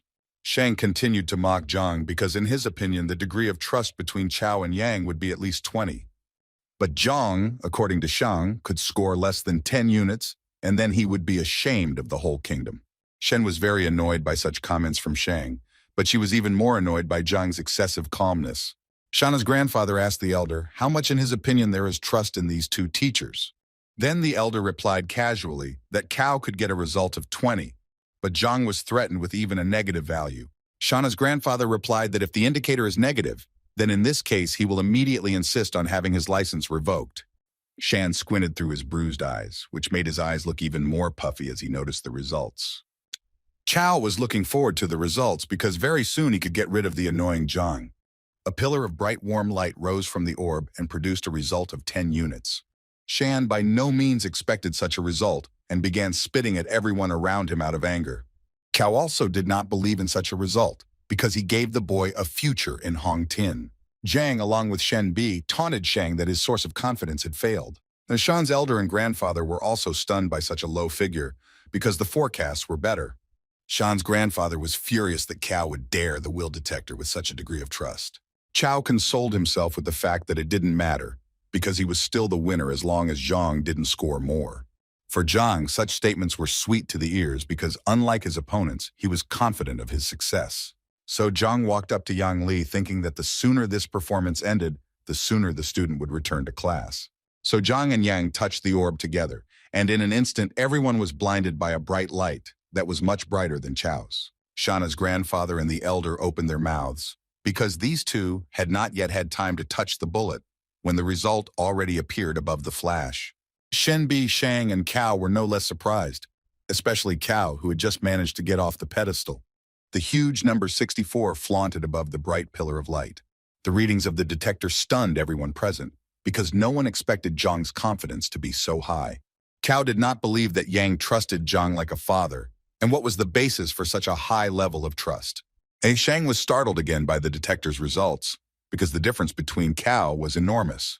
The elder also did not expect such a high result, let alone so quickly. Shen knew that even extremely popular teachers who had been teaching their students for years did not have such high results. So Zhang was convinced of his undisputed victory and asked the elders if he confirmed this fact. Cao continued to resent the result and exclaimed that the heart orbs had broken and produced a false result. Shang also believed that there was meaning in teacher Cao's words, because the students cannot trust such a clumsy teacher so much. Shang then gave the example of the great teachers Lu Sen and Wang Tao, who despite their abilities do not have such a high level of trust. But the elder who was watching the event saw Yang's eyes shining with respect and gratitude for Zhang. Taking this into account, the elder assured that the heartstone shows the true desires of a person and should be trusted. Zhang decided to remind those present of the terms of the agreement, where the license was to be taken away from the loser. Shan's grandfather intervened in the dialogue and assured teacher Zhang that he had already won, so that was enough, and he should pardon the loser. But Zhang insisted on his point and emphasized that if he had lost, he would not have stood up for him so much. Such words angered Grandpa Shang, and Tay reminds Zhang that he is the worst teacher in Hongtin and he just got lucky with one student. Cao was visibly nervous about these events and hoped that the situation would be resolved in his favor. Cao assumed that Zhang had used some kind of magic to gain Yang Li's trust. The elder listened carefully, paying particular attention to the information from Cao that one of Zhang's disciples had lost his mind. Cao continued his speech and expressed concern about Yang Li, as he believed the disciple was in danger. Therefore, Cao insisted on an additional study of the situation, because he did not believe that the worst teacher received such high trust from a student. Then Shana's grandfather added that a teacher must teach and win the trust of students. And if the teacher does not have the necessary knowledge, then there can be no question of trust.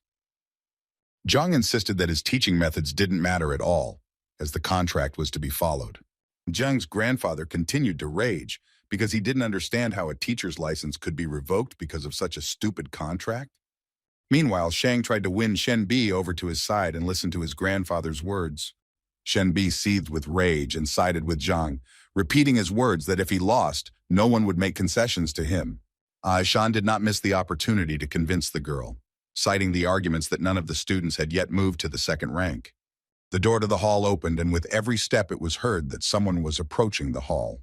It was a servant who reported that Clan Chief Wang Hong wanted to see Elder Chen. Those present were somewhat shocked by such a visit, but Chen gave permission to let the guest inside. He was content to put the matter of Zhang on the back burner for the time being when such an important guest arrived at the academy. Shan asked his grandfather why such an influential man, included in the list of the best masters, decided to pay a visit. The old man laughed and suggested that the visit was related to Master Wang Tao and must have been something important. The grandfather added that Wang Hong learned of Wang Tao's success and decided to thank him in person. Zhang listened to the conversation, and now he also wanted to meet Wang Tao, but Shen advised him not to think about it now. After all, in Shen's opinion, Elder Shang is too influential, and with Wang's support, he will be unmatched. Zhang scratched the back of his head and calmly replied that problems should be solved as they develop. Such self-confidence really pissed off Shen Bi, because she was quite worried about Zhang's future life. Looking from head to toe, neatly and elegantly dressed, the head of the Wang Hong clan was already standing at the door and thanked for the hospitality. And Shan's grandfather said that if Van needed anything, he could just send a letter, but a personal visit was a great honor. Van shook the old man's hand and informed him that he did have one urgent matter. Wang informed that his daughter Yin was studying with teacher Zhang Huang, and he would like to meet him. Elder Shang then said that by a lucky coincidence, teacher Zhang Huang is right here. Shang, together with Cao, assumed that Zhang had come to an end, because it is possible that he had deceived Wang's daughter. Zhang squinted and listened to every word of the dialogue, carefully pondering what was said. Wang turned and strode towards Zhang, looking quite serious and possibly a little angry. And in a moment he got down on one knee, saluting Zhang and expressing sincere admiration for his skills. Elder Shang opened his mouth wide, thinking that Wang would be making claims to Zhang instead of bowing. Shang and Cao also couldn't understand how everything went wrong, because in their opinion, the leader Wang should have done away with Zhang. Zhang turned to Wang with a sincere smile. thanking him for his trust, but asked him not to do so and get up from his knees. Wang thanked Zhang for healing his daughter's leg and giving her extremely valuable knowledge. Zhang smiled sincerely again and replied that it was only his duty to give the students only the best. The elder judge who was watching this conversation thought about Zhang's actions and understood that he was performing his teaching duties very well. He looked at disciple Zhang and now understood that the high trust really had a basis. But the judge did not believe that the real reason for Van's visit was his daughter's recovery, so the man asked Van what he needed. Van laughed back and praised the elder's sharp mind before adding that he had a business with the Shan elders. Old Shan immediately joined the conversation and convinced Van that he would try to do whatever was necessary, if only he had to ask. Van thanked old Shan for his son, whom the old man taught, and Van was sorry he couldn't thank him earlier. Wang wanted to give old Shan a gift, but he refused, because he understood that this should not be done in the presence of Elder Mo. Wang noted the honesty and decency of old Shan and added that he still had a conversation about certain changes in his son's practice. Van told the old man that his son had realized that he was not entirely comfortable with Master Shan, causing the latter's eyes to crawl up his forehead. So now old Shan needed to let the boy go, and it seems he wasn't quite ready to take that step. But although Van expressed his request calmly, he was firm in his convictions. Old Shang had no choice but to argue with Wang, so he complied with Wang's request. Giving back the pendant to his son, who is now free, old Shang understood the shame he would suffer by doing this deed. Van took the pendant from old Shan, while Tay assured him that it was normal for young people to struggle to find the right teachers. Wang smiled back, then turned to Zhang and asked if he could take his son into his class. Such a request shocked everyone present in the hall, because recently Zhang almost fell under the tribunal, and now one of the best masters is sending his son to study. Such a request especially touched the ego of old Shan, who had lost a student who could have gone under the care of the worst teacher. Younger Shang also worried about his grandfather and could not understand why Venerable Wang would make such a choice. Zhang smiled modestly and replied that he didn't think it was a very good idea. After pausing as if thinking, Zhang replied that he had to refuse the offer, which shocked everyone present. Shang Jr. thought Zhang was a complete fool, because a member of an influential family asks him for patronage, and Zhang refuses. Shenbi and Huang calmly asked Zhang whether he had thought this offer through, because such generosity should not be refused. The one who got the most out of Zhang's answer was old Shan, because he was traded for some loser. Elder Mo wanted to change Zhang's opinion, but what he was creating was not in his head. Actually, Wang himself did not expect to hear such an answer because the offer seemed attractive. However, Zhang remembered some events from the past and assumed that Wang Tao had not told his father that he had somehow attacked Zhang. However, Wang immediately began to say that his son had made a mistake and did not know about Zhang's majesty, for which he was ashamed. The dialogue was interrupted by Cao, who exclaimed that Venerable Wang did not need to be asked twice. Cao emphasized that Zhang was not withdrawing because of the assault incident, but because of something else. Cao said that Zhang had 3 martial arts ranks while Wang's son was at rank 4. Shan supported his friend because it is unacceptable for a teacher with a lower rank to teach a student of a higher rank. Old Shang added that he was respectful of Wang's son leaving his class, but he deserved a better teacher. Wang then thought about the fact that his daughter was getting good knowledge from Zhang, but she never spoke about the teacher's rank. Cao taunted Zhang that he should take off the crown and surprise only the novices with his 3rd martial rank. Old Shang confirmed Cao Xiong's words and added that Zhang could not teach anything without experiencing it himself. But Wang remembered one of his daughter's stories where Zhang stopped Wang's son's sword with 2 fingers. Younger Shang said with a mischievous smile that perhaps this story was made up just to protect Zhang's reputation. In Cao's opinion, such a story looked like a complete fabrication because the teacher at the bottom of the list could not possess such power. Yang intervened in the conversation because he himself witnessed these events, so everyone who spoke against Zhang is slandering. Elder Shang also convinced Wang that this story was nonsense and that such fables should not be believed. While old Shang was persuading Wang that Zhang's reputation should not be raised in this way, a servant came to the hall again. The servant reported that a young man had arrived who wanted to meet with teacher Zhang and was waiting for permission. Old Shang scrupulously reacted to the news and wondered why Zhang was so in demand. Stammering, the servant added that the guest waiting for an audience is King Zhengnan's son, Bai Sen.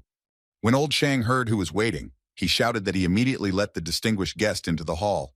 For Elder Mo, events took on new colors because the king's son is a master of martial arts, but he wants to meet one of the weak teachers. Shen Bi was surprised at Zhang's influence because Bai Sen is a very influential person in the kingdom. As soon as No Bai-sen appeared in the hall, everyone greeted him with honor, bowing as a sign of respect. However, Bai-sen did not seem to be interested in those present. He noticed Zhang and waved at him. Zhang asked with a meticulous look and a simple voice, what did Bai-sen need? Bai-sen ran up to Zhang and told him that he was leaving the city soon and that he really wanted to learn all of Zhang's skills. The faces of those present reflected surprise. Why does Bai-sen communicate so well with Zhang? Old Shang was angry and advised Zhang to choose his words, because before him is a royal person and etiquette must be followed. After that, Old Shang apologized to Bai-sen for Zhang's ignorance, because he did not understand who he was talking to. Bai-sen yelled back at the old man to get away from here until he lost his head. Bai-sen Zhang was a master and the equal of his mentor Lu Shen, so there was no point in dishonoring his honor. Hearing this, everyone who tried to humiliate Zhang in every possible way felt the ground go away from under their feet. Old Shang analyzed what he heard and could not believe his ears, that a certain Zhang was of the same level as the mentor of the king's son. Younger Shang, together with Cao, simply turned pale from what he heard and almost lost consciousness. Elder Mao also wondered how it was that Master Zhang was considered so strong. Bai-sen said that everyone present heard the information correctly. Zhang's strength is 3 times that of Bai-sen. Bai-sen added that if someone wants to contradict his words, he should keep his mouth shut if he wants to live. Otherwise, if Master Zhang demonstrates his power, none of the people present will say hello. Those present in the hall began to whisper among themselves. How did it happen that Zhang was stronger than Shan, and how he had drained his abilities so quickly? Only Zhang stood modestly in a corner and was somewhat embarrassed by these dialogues, because he did not really want to show off his strength. After hearing the information, Wang began to urge Zhang to accept his son into the class. Bai-sen yelled at Wang to hold back the horses because Bai-sen also needs a teacher. Zhang replied to Wang that his son could come to class tomorrow as a free student, and Zhang would think about enrolling later. Bai-sen kindly inquired of Zhang if there was anything that needed to be settled that the king's son would be happy to help with. Zhang reminded Elder Shan that now that the will detector had been passed, it was time to pay the bills. Cao contradicted Zhang and said that he would not be able to do anything despite Cao's loss. After all, it will not be possible to take away the license just like that, and the maximum that the light of Cao is 100 whips of God. Zhang inquired as to why Cao was so confident, to which Cao replied that there must be good reasons to revoke a license. Cao also appealed that there was nothing to complain about in his teaching, and that he never put students in danger. Zhang didn't listen to Cao very carefully because it was just chatter to him, so he wanted to know Elder Mao's opinion. Mao confirmed Cao's words, and there must be good reasons to revoke the license. Zhang wondered why he hadn't been told about this before, to which Mo replied that he thought about Zhang losing. Mao explained that there is only one option to revoke a teacher's license. The grandmaster or his assistant must confirm the decision to revoke the license and report it to the teacher's guild. Zhang listened carefully to what Mao was telling him and tried to piece together the puzzle in his head. The first thing that interested Zhang was where to look for these people, and even if they were found, how to draw attention to the dispute. A servant entered the hall again and announced that a girl named Huang Yu had come to the tower and wanted to see Zhang. Bai-sen was very happy to hear that his beloved Huang Yu had also come to the castle. Elder Mao gave the go-ahead and told the girl to be led into the hall immediately. In a few minutes, a blonde woman in an elegant robe stood at the threshold of the hall and thanked for the hospitality. Huang Yu greeted all the elders and was very happy to see them in full health and well-being. Finally, the girl approached Zhang and greeted the master with a low bow to him. Bai-sen informed Zhang that Huang Yu was just taking over the position of assistant grandmaster that had just been discussed. Old Shan, who was watching all this, had wet eyes, because he couldn't believe that Zhang was being protected by the king's own son. Cao, along with younger Shang, were already on the verge of a nervous breakdown at the fact that Zhang was familiar with such highly respected people. Zhang asked Huang Yu if she was really an assistant, to which the girl replied that she was just lucky to meet a teacher Liu who needed help. Zhang smiled at the girl and said that he too needed Huang Yu's help now. Zhang recounted the fight to Huang Yu, and she was furious that if Cao remained as a teacher, sooner or later he would tarnish Hong Tian's honor. So Huang Yu decided that Cao was not worthy of a teacher's license and should prepare the papers for his dismissal. Cao's legs buckled at what he heard, and he fell to the floor with a thud that echoed through the hall. Losing his license meant that he would no longer be treated with respect and would be treated like trash. Cao sat and stared at one point for a while because he worked hard to get his license. Cao bit his lip and clenched his fist with all his might, unable to accept that such a shameful outcome awaited him. He rose to his feet and shouted that the Teachers Guild would be interested to know how Zhang had driven his students crazy. Zhang reacted calmly and assured that it no longer mattered, because Cao had to be punished according to the terms of the dispute. Cao did not know how to react to such words because all his arguments simply ran out. The younger Shang began to threaten Zhang that he would not see a peaceful life after he had done such a despicable thing to Cao. Old Shang confirmed Cao's words and believed that Zhang's teaching ability should really be questioned. Huang Yu said that if these accusations were true, the guild needed to check certain things. Zhang was a little nervous because he underestimated his opponents, who can also use facts to their advantage. Zhang began to think about how he could get out of this situation dry, because now everything was against him. He saw no other way out than to confess everything, in which case he would at least be honest. Zhang began his speech, but before he could say a few words, Shen Bi intervened. She said that now it was clear to her and teacher Zhang no longer needed to make excuses. Shen reported that Elder Mo had recently asked Zhang several exam questions to which Zhang had answered multiple choices. The king's son reported that Zhang's strike force was 49 dings, corresponding to the 6th rank. Shen Bi said that such indicators did not match the results of the teacher's test, so Zhang was framed. Wang entered the dialogue and said that the exams were held behind the closed doors of the Education Bureau and were not fair. Old Shang was pointed out by Shen Bi and accused of falsifying the results about Zhang's skills. Elder Mao suggested that Zhang didn't report this because it could damage the relationship between the teachers.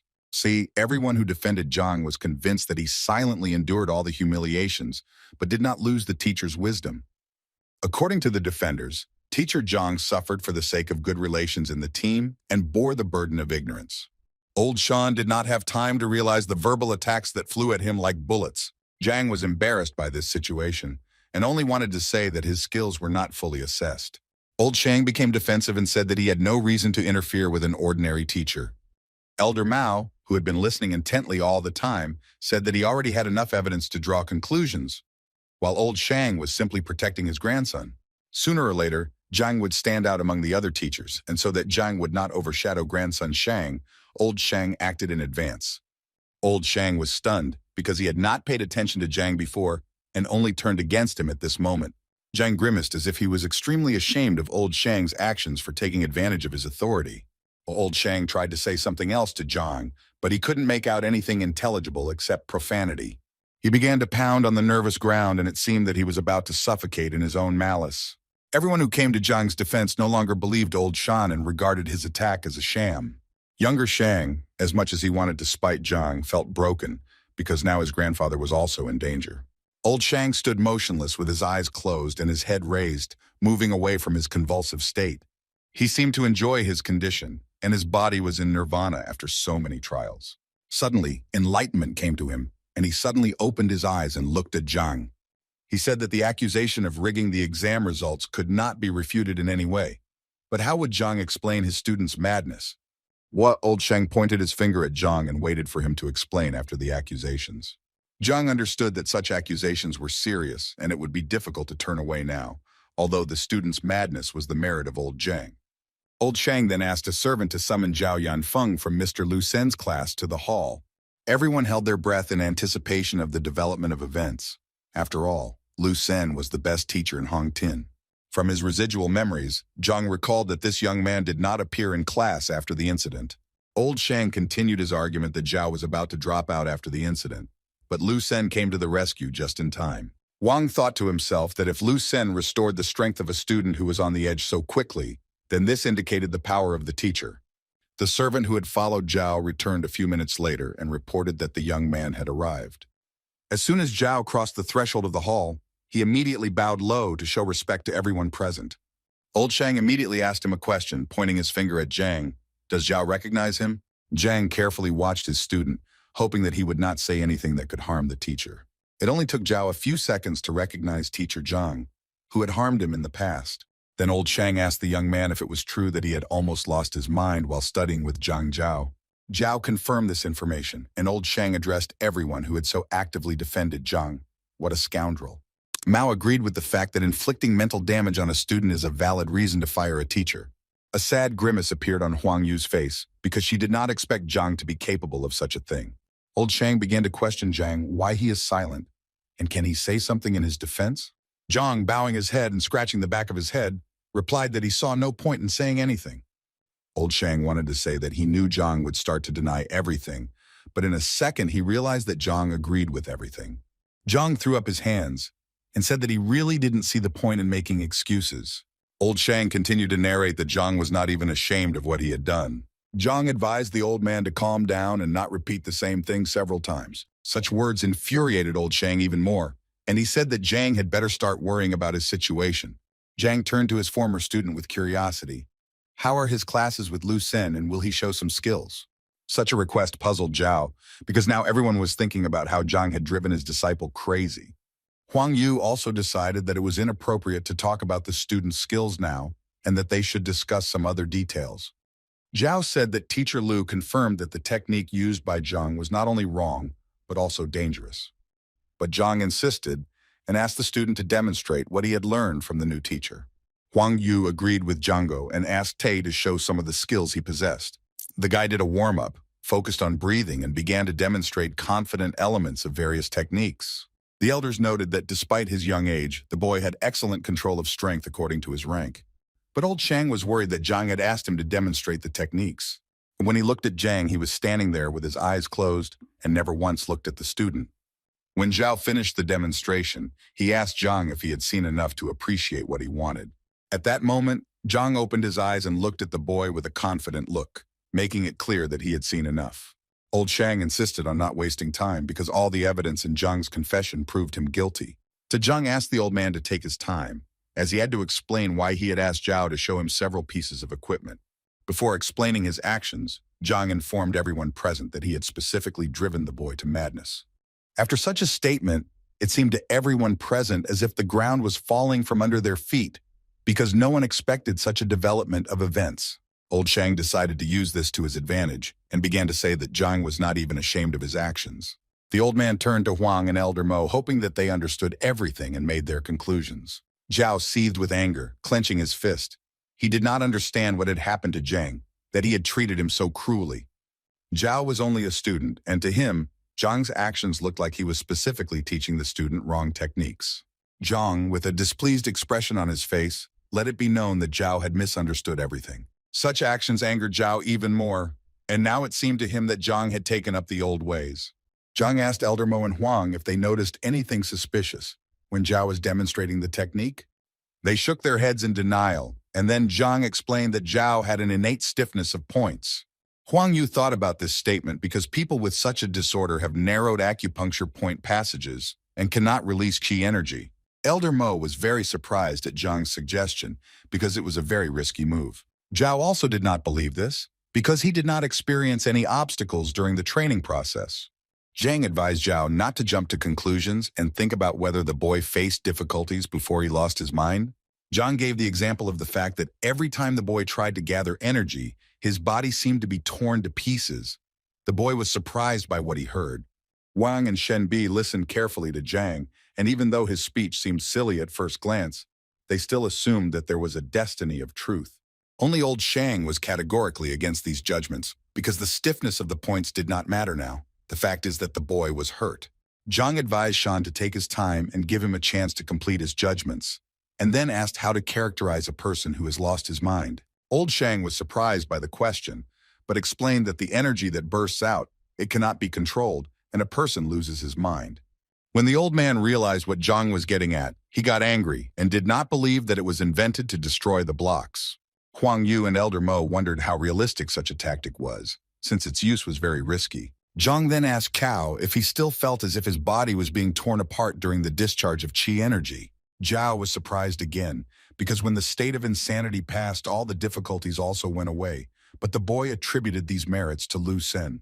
Zhang advised not to rush to conclusions, and explained that the force in the body of a fool is extremely powerful and capable of destroying barriers. Teacher Zhang said that he had planned further steps that could improve Zhao's body features, but he left him without saying goodbye. Old Shang was furious and shouted insults at Zhang and asked why he did not tell the disciple about his tactics. Zhang had a simple explanation. If the plan was revealed, then Zhao would not agree, and it would all be for naught. Zhang added that it is not necessary to believe him, because the things he tells are shocking, but Zhao is only one step away from the second rank. Zhao said that teacher Lu said that if he worked hard, the boy would have the second rank in 6 months. Shenbi and Wang were convinced that teacher Lu's score was quite high. But Zhang was of a different opinion. For him, 6 months is too long a period that can be significantly shortened. And when Zhang talked about downsizing, he offered to move to the second rank in just half an hour. Such a sharp statement made a noise among those present, because in their minds it was an unrealistic term. Old Shang said that training is not a hunger that can be solved in one sitting. Stability and time are important. Zhang, confident in his words, fully and completely saw how those around him did not trust him. Zhao was lost in thoughts that tossed him from side to side, where it seemed that Zhang wanted to help, or on the contrary, to harm. Zhang approached the boy and put his hand on his shoulder, saying that he did not blame the young man for distrust, but now Zhang could help.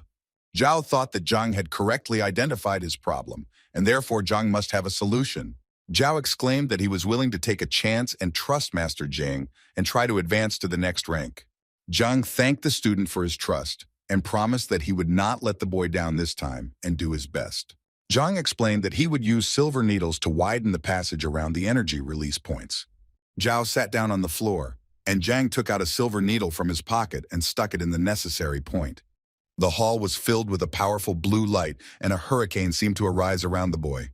The boy looked at his hands and could not believe that what he had dreamed of for so long was finally realized. Despite the fact that Zhang promised about 30 minutes, the boy mastered the new rank literally in an instant.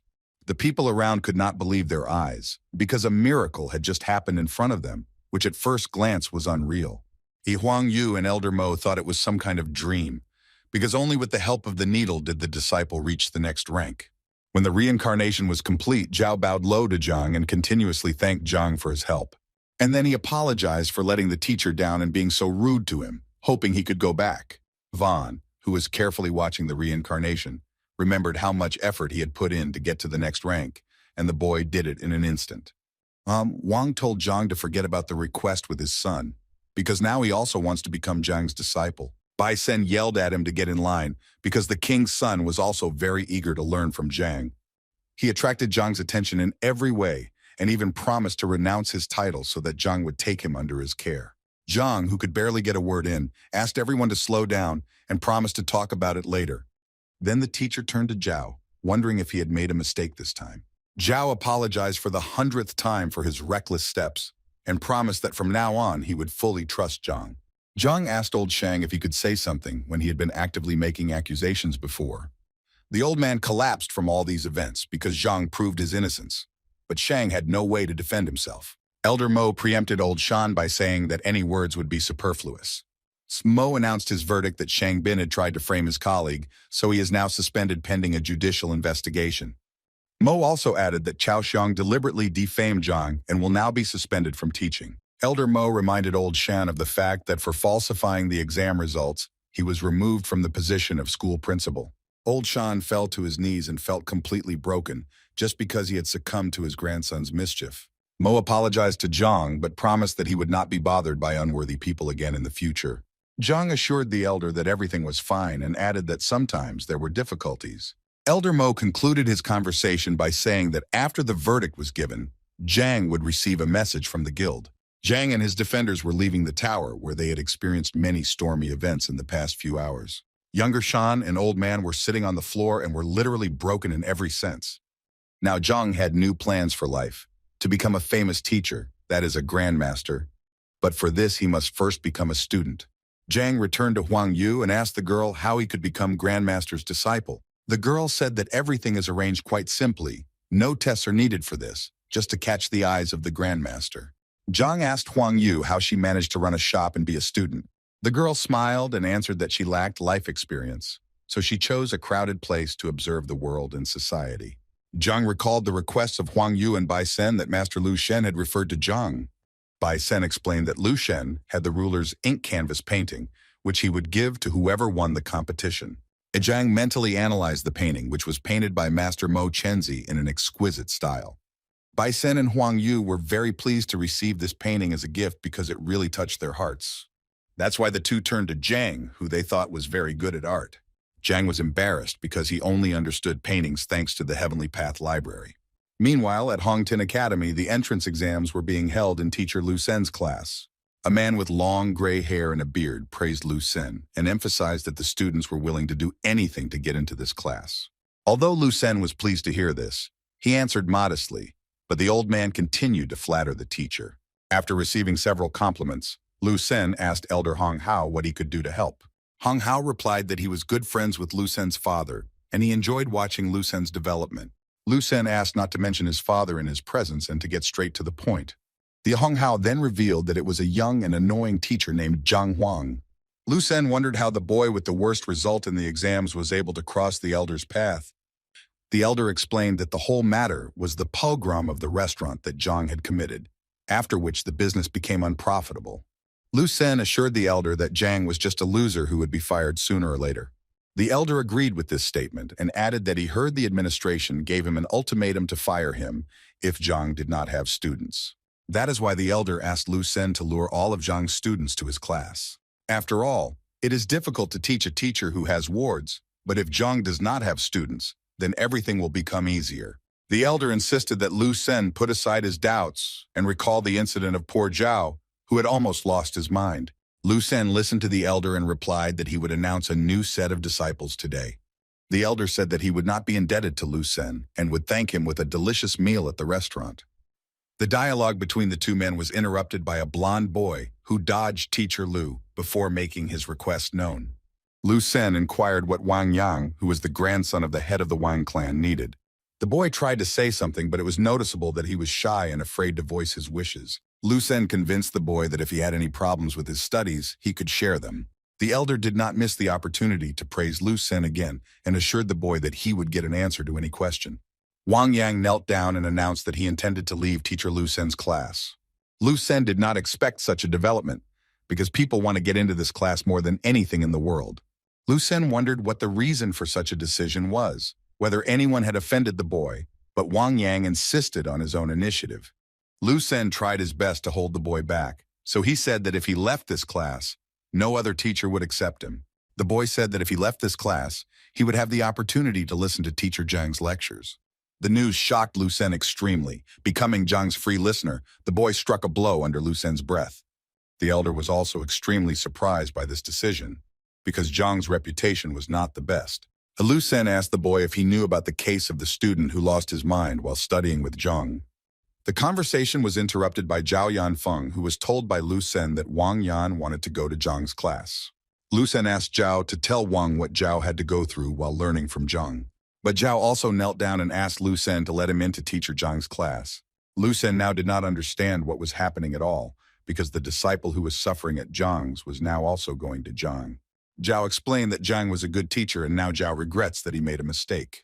Lu Sen paled at this and could not understand why Zhang's thoughtless actions turned out to be good deeds for Zhao. Without thinking long, Lu Sen agreed to let the boys go, trusting that they had thought their decision through.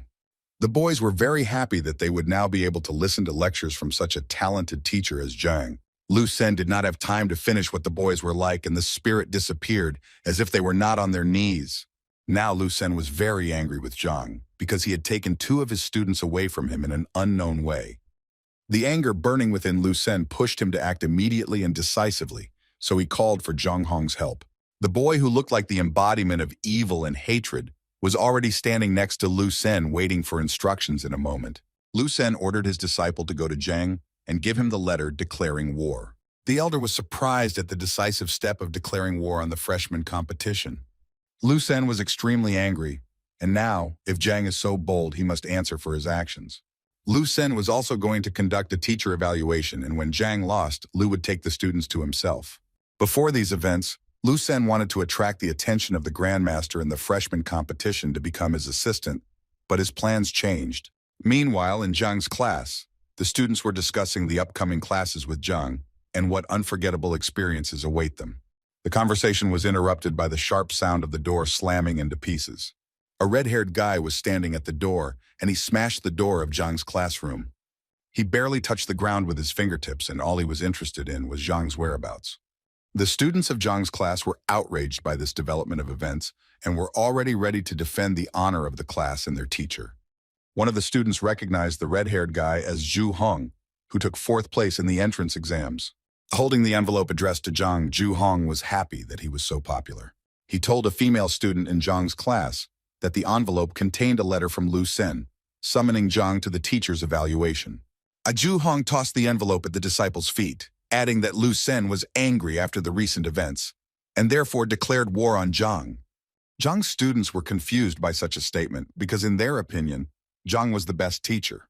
Zhu Hong was about to leave when one of Zhang's disciples decided to stop him. Zhang's student accused Zhu Hong of speaking disrespectfully of their teacher and smashed the classroom door. Zhu Hong laughed at the boy, especially his apology for his actions. In an instant, Zhu Hong, like a butterfly, began to reproduce his graceful and decisive battle technique. After that, he kicked Zhang's student directly in the face, who was not ready to block the blow. The boy flew away in a flash for several meters, brushing his face on the lawn near the classroom. Zhu Hong, who didn't have a single scratch on him, stood proudly and declared that Zhang and his disciples deserved no mercy. Such statements really affected Zhang's student, and she decided to teach him a lesson in good manners. The girl attacked Zhu Hong first, but he immediately blocked her brave strike. And with the next step, he counterattacked the girl, and so quickly that the student did not have time to understand anything. Zhu Hong's blow was accurate and strong. He also kissed the girl in the face, and she flew away with a cry of pain.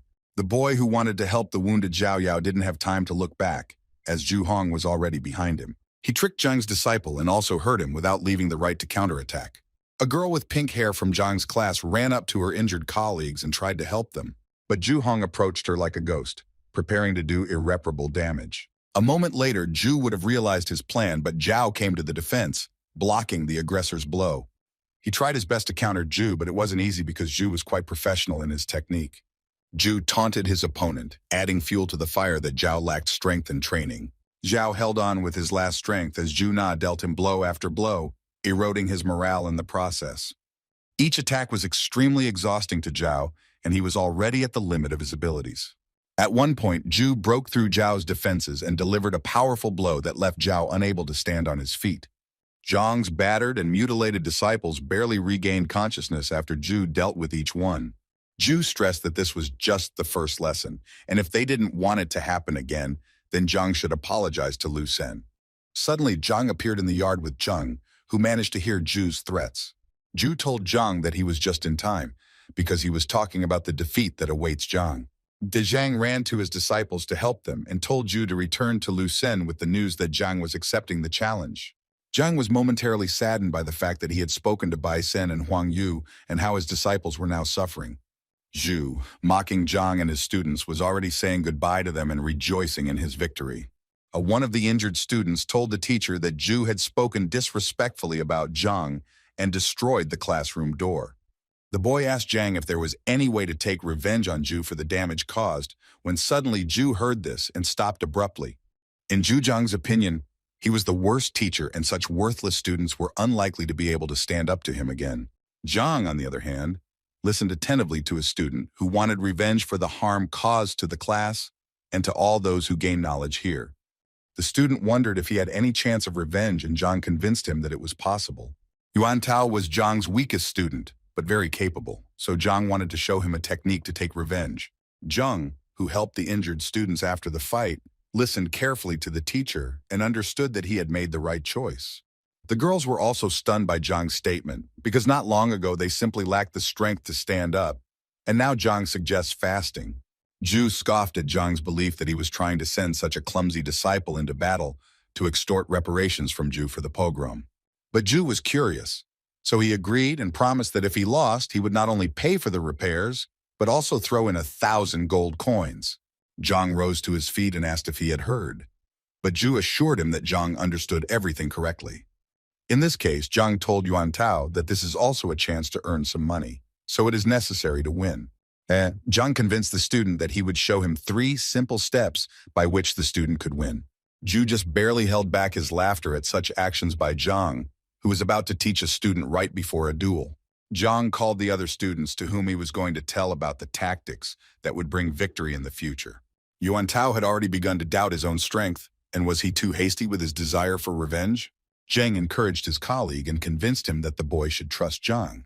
Wang Tao was encouraged by the words of support. He had already been beaten, so nothing would happen if he was beaten again, especially since he is thick-skinned.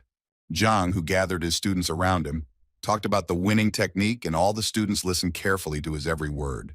Zhang now decided to demonstrate the technique by standing in a stack and then sharply threw his left hand forward and spread his fingers. The second step in Zhang's technique was to move the left leg to the right and thus make a reliable support. And the last third step is a blow with the right hand. The students were shocked by this technique because there was nothing special about it. Wang Tao even asked Zhang if he had made a mistake because it was an extremely simple and low-level strike. Zhu, who was watching this, also saw no point in teaching the students such terrible blows, even in his presence. Zhang encouraged the student that if he could repeat these simple steps correctly, he would easily win. Yuan Tao finally put aside all doubts and stood up and walked closer to Zhu, preparing to teach him a lesson. Zhu gave the boy one last chance to refuse the duel and run away as far as possible because after the duel, he would hardly be able to walk. Yuan refused and Zhu instantly rose up like a hurricane to launch his lightning attack. Yuan was confused for a moment, but he heard a voice speaking to him and it was Zhang, giving him hints through the qi connection. Zhang asked Tay to change the order of using his arms and legs, and towards the end, he struck with one finger 3 inches lower. Zhu still didn't believe in Disciple Zhang's technique, so he dodged the first blow with ease. Meanwhile, Yuan did everything according to Zhang's instructions, moving his right leg into the necessary position. Yuan was convinced that one should trust the teacher, and only in this case it would be possible to win. The Zhu, who was already celebrating his easy victory, instantly realized that Yuan had not yet struck a single blow. After all, the whole technique was to act on a certain point, which Yuan skillfully used. Zhu was twisted by indescribable pain because Yuan hit the vital point from where the energy was coming from. Zhu winced in pain and barely stood on his feet trying to say something to his opponent. Yuan approached Zhu closer, hovering over him, creating a threatening and uncomfortable atmosphere. Zhu regained consciousness, covered in bruises and sores, and tried to understand how he was dealt with so quickly. Zhang's other disciples also admired Yuan's ability, who had suddenly become so strong. Zhang praised Yuan, but emphasized that the blows should be softer, as they were not going to destroy Zhu. Yuan, who had already entered the excitement, stopped at Zhang's request and stopped beating Zhu. Zhu, with a swollen face, was lying on the ground and whined that he had been knocked down with such a simple blow. Yuan was outraged that Zhu was devaluing simplicity, so he threatened him with another blow if he did not calm down. Zhang decided to stop the persistent student and said that Yuan should rest, and the others should test their strength. Zhang invited Zheng Yang to try his hand while there was a good opportunity to practice. Zhu, who thought that he would be released after this match, did not expect to become a battle pair. But Zhu was convinced that since Zhang had failed to parry at least one blow last time, victory would be easy. Zhu was now ready to carefully follow his opponent's strikes, but Zhang had only worked out the tactic for one fight. Zhang rushed into the battle. Out of nowhere, he heard Zhang's voice giving him battle tips, so he realized that it was the qi Zivzak. Zhu didn't believe that Zhang's disciple was serious, so the duel should be easy. Therefore, when Zhang dared to strike, Zhu outran him because he was already familiar with such tact. Zhu admired himself that he did not fall into the same trap twice, and therefore a little more victory. But while the narcissistic Zhu was rejoicing about something unknown, Zhang delivered a strong blow to the face of the Zabiaki with his fist. Zhu did not expect this development and was very angry that he had miscalculated. So he tried to strike back at Zhang, but Tai dodged it successfully. Zhang even managed to counterattack, and it was powerful because the boy hit the spot again. Zhu fell to the ground with his hands clutching the spot where the attack had just taken place. Zhu accused Zhang of being mean and that Zhang's disciple had hit a vital point. Zhang did not see anything mean in his tactics, because in the battle there was no difference in how to win. But if Zhu spoke of meanness, then Zhang decided to obey honor and struck another blow, but with a fist to the face. Zhu's face now looked like a chipped steak, with a crimson hue and multiple wounds. With such injuries, Zhu had no choice but to admit defeat. Zhang prepared to deliver another decisive blow, but when he heard that Zhu was surrendering, he was disappointed. Zhang, who was watching the match, smiled sarcastically and invited the next student to a duel. Zhu was barely able to stay on his feet when he would soon have to compete with another of Zhang's students. Zhang asked Wang Ying and Liu Yang to also prepare to duel after Zhao Yao finished. When all of Zhang's disciples honed their fighting skills on Zhu, he lay on the ground and barely moved. Yuan walked up to Zhu and reminded him that it was time to settle. Now each student had to pay 1,000. And when Yuan added that the total payment was 10,000, Zhu's swollen carcass couldn't understand where that amount came from. Yuan reminded Zhu that in the amount of compensation, he also included the broken door, which is not that expensive, only 5,000. Yuan suggested a fallback that Zhu could use in sparring in the entrance exams. Zhu was covered in bruises and sores and cried in pain, but he had no other choice but to agree to the payments. Meanwhile, in Lu Sen's classroom, Hong Hao wondered if Zhang would accept Lu Sen's challenge. Lu Sen didn't care anymore because he couldn't just leave the situation like that. Otherwise, he wouldn't be able to succeed. Hong Hao fully agreed with Lu Sen's vision and wanted to add something, but their dialogue was interrupted. Zhu appeared in the classroom, and now it was difficult to recognize him due to his numerous bruises and swollen face. Master Lu Sen did not recognize his student, who now resembled an aggressive pufferfish.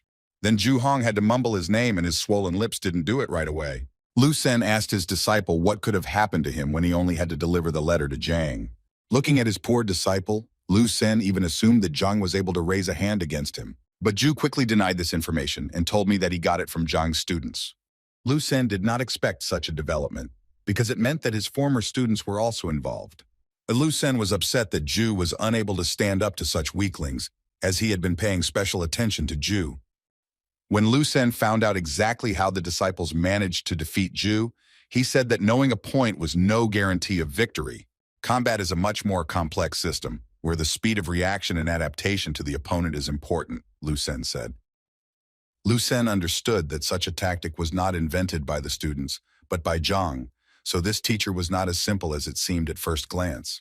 Lu Sen promised Zhu that he would help him recover, move to a new rank, and shift his life point to fast.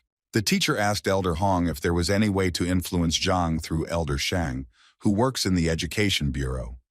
The elder explained that it is not so simple because there must be good reasons for such a decision. While the elder and the teacher were discussing, an unknown man entered the hall and interrupted the conversation. The young-looking man had blue flowing hair, and he bowed to the elder and the teacher as a sign of respect.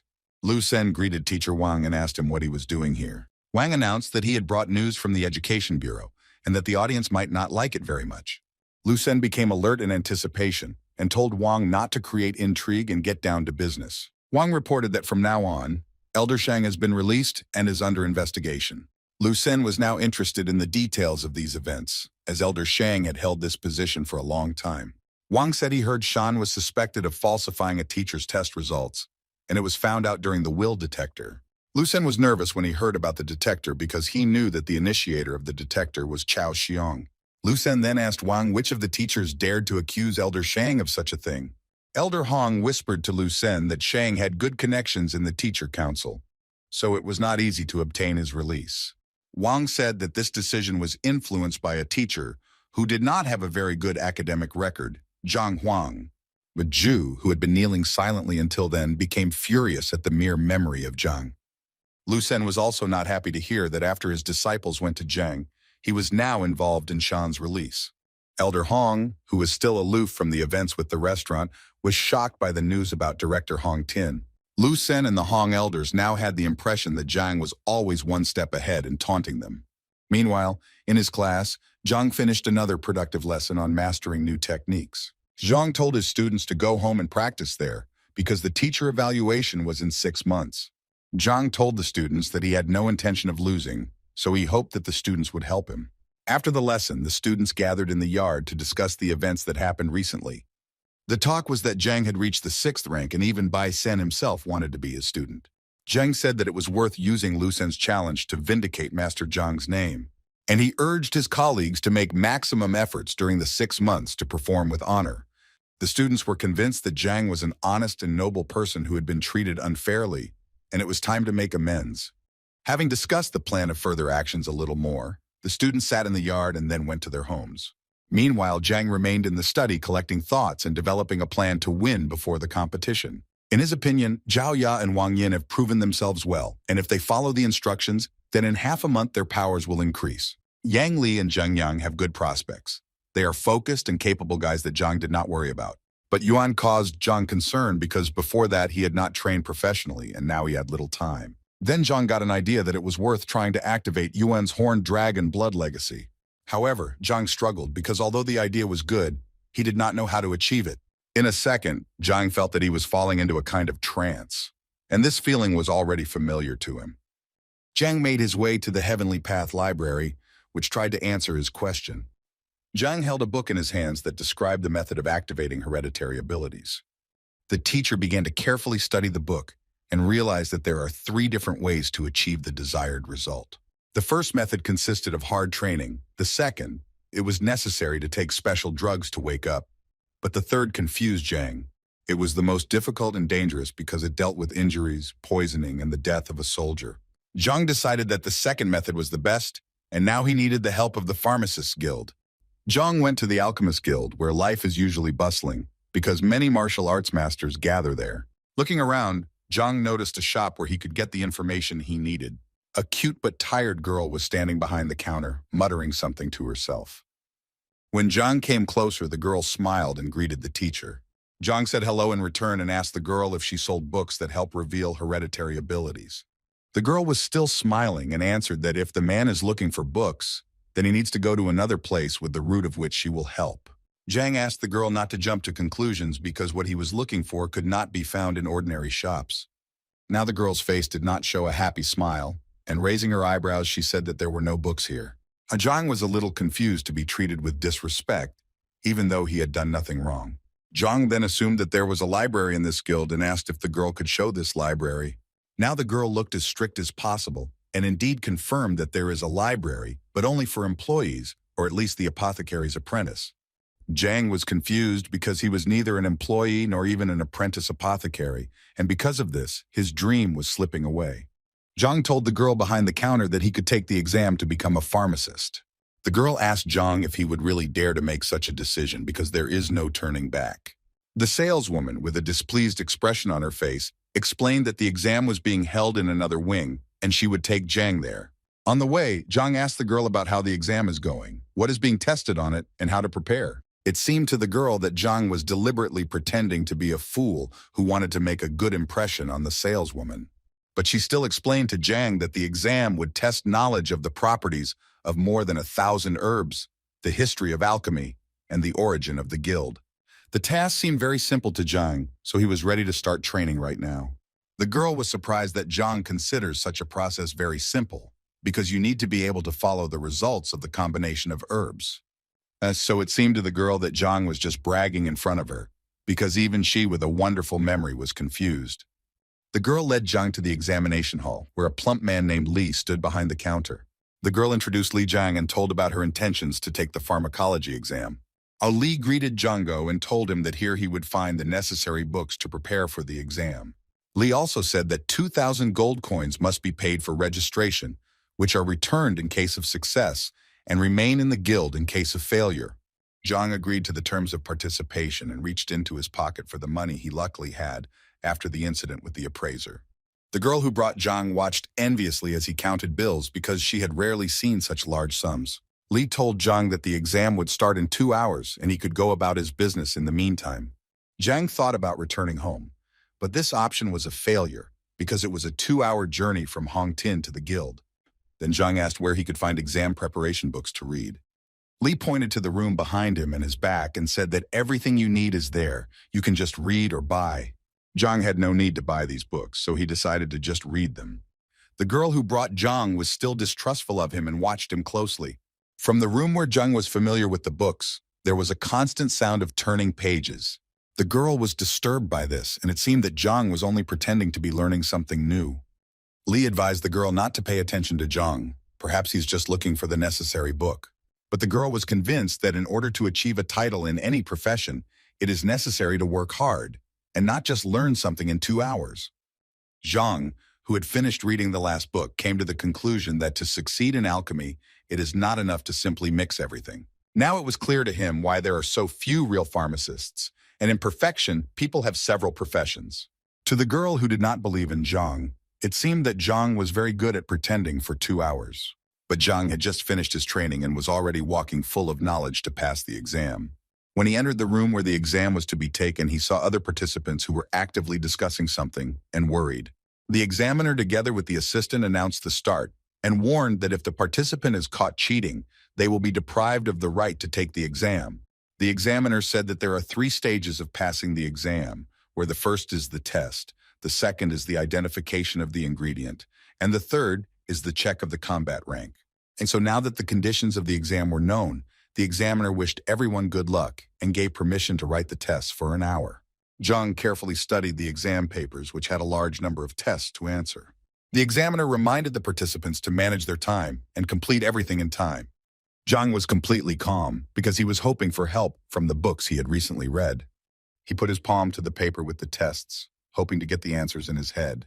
Zhang began to have feelings about the quality of the parchment on which the exam was created, as well as information about the ink. Zhang exhaled and decided that he needed to focus on the task at hand, or he wouldn't be able to answer correctly. He reread the question he needed to answer several times and programmed himself to search. He imagined how he rummaged through the boundless spaces of the heavenly library in search of what he needed. Several such attempts bore fruit, and Zhang already had the answer to the exam questions in front of him. He began to jot them down quickly, which confused the examiner a little while all the other participants were still gathering their thoughts. The examiner carefully observed Zhang, considering him another arrogant son of rich parents. Zhang ignored the examiner's scrutinizing gaze and confidently continued to work. In a few minutes, he had used all the paper given to him for the exam and put the pen aside. Zhang stood up, preparing to hand in the work, which surprised the audience when there was still so much time. When Zhang handed in the written work, he asked the examiner to announce the beginning of a new stage. The examiner asked Zhang to wait outside the door. The test results will be known later. The assistant asked the examiner if he would check Zhang's work now, but it seemed that the examiner was not going to do so in order not to spoil the mood. Li and the saleswoman were surprised when not much time had passed and Zhang was already in front of them. Then the girl assumed that the exam was too difficult and Zhang could not stand the tension and gave up. Zhang assured me that everything went quite smoothly and he answered questions quickly. The hour of the exam passed quickly enough, so all the participants stepped into the corridor, waiting for the fateful result of the stage. The examiner took the answers of all the participants and began to thoroughly check their level of knowledge. The examiner's brother asked how the examination was going and whether it would be possible to count on new students. But the examiner did not seem to have comforting news, because in his opinion, all the answers did not make any sense. Then the examiner's brother pointed to the work lying on the floor next to the examiner's desk. The examiner looked around and replied that he would not check this paper because the person who passed it did not even read the question. But the examiner's brother was interested in looking at the work, so he picked it up and began to study it. So the examiner assured that the participant who wrote this paper did not understand the value of the alchemist profession.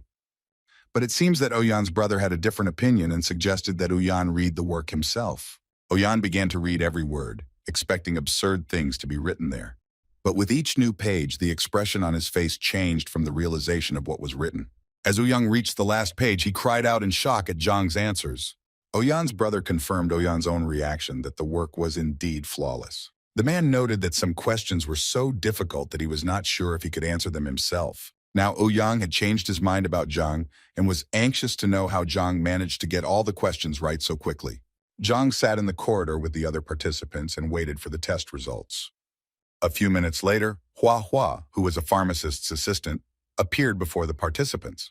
The girl who brought Zhang to the exam was waiting for Zhang's lies to finally be exposed. Sun Tao from Lu Yuan was the first lucky person to score 91 out of 100. Sun Tao couldn't believe that he had succeeded, but his friends congratulated him on his intermediate success.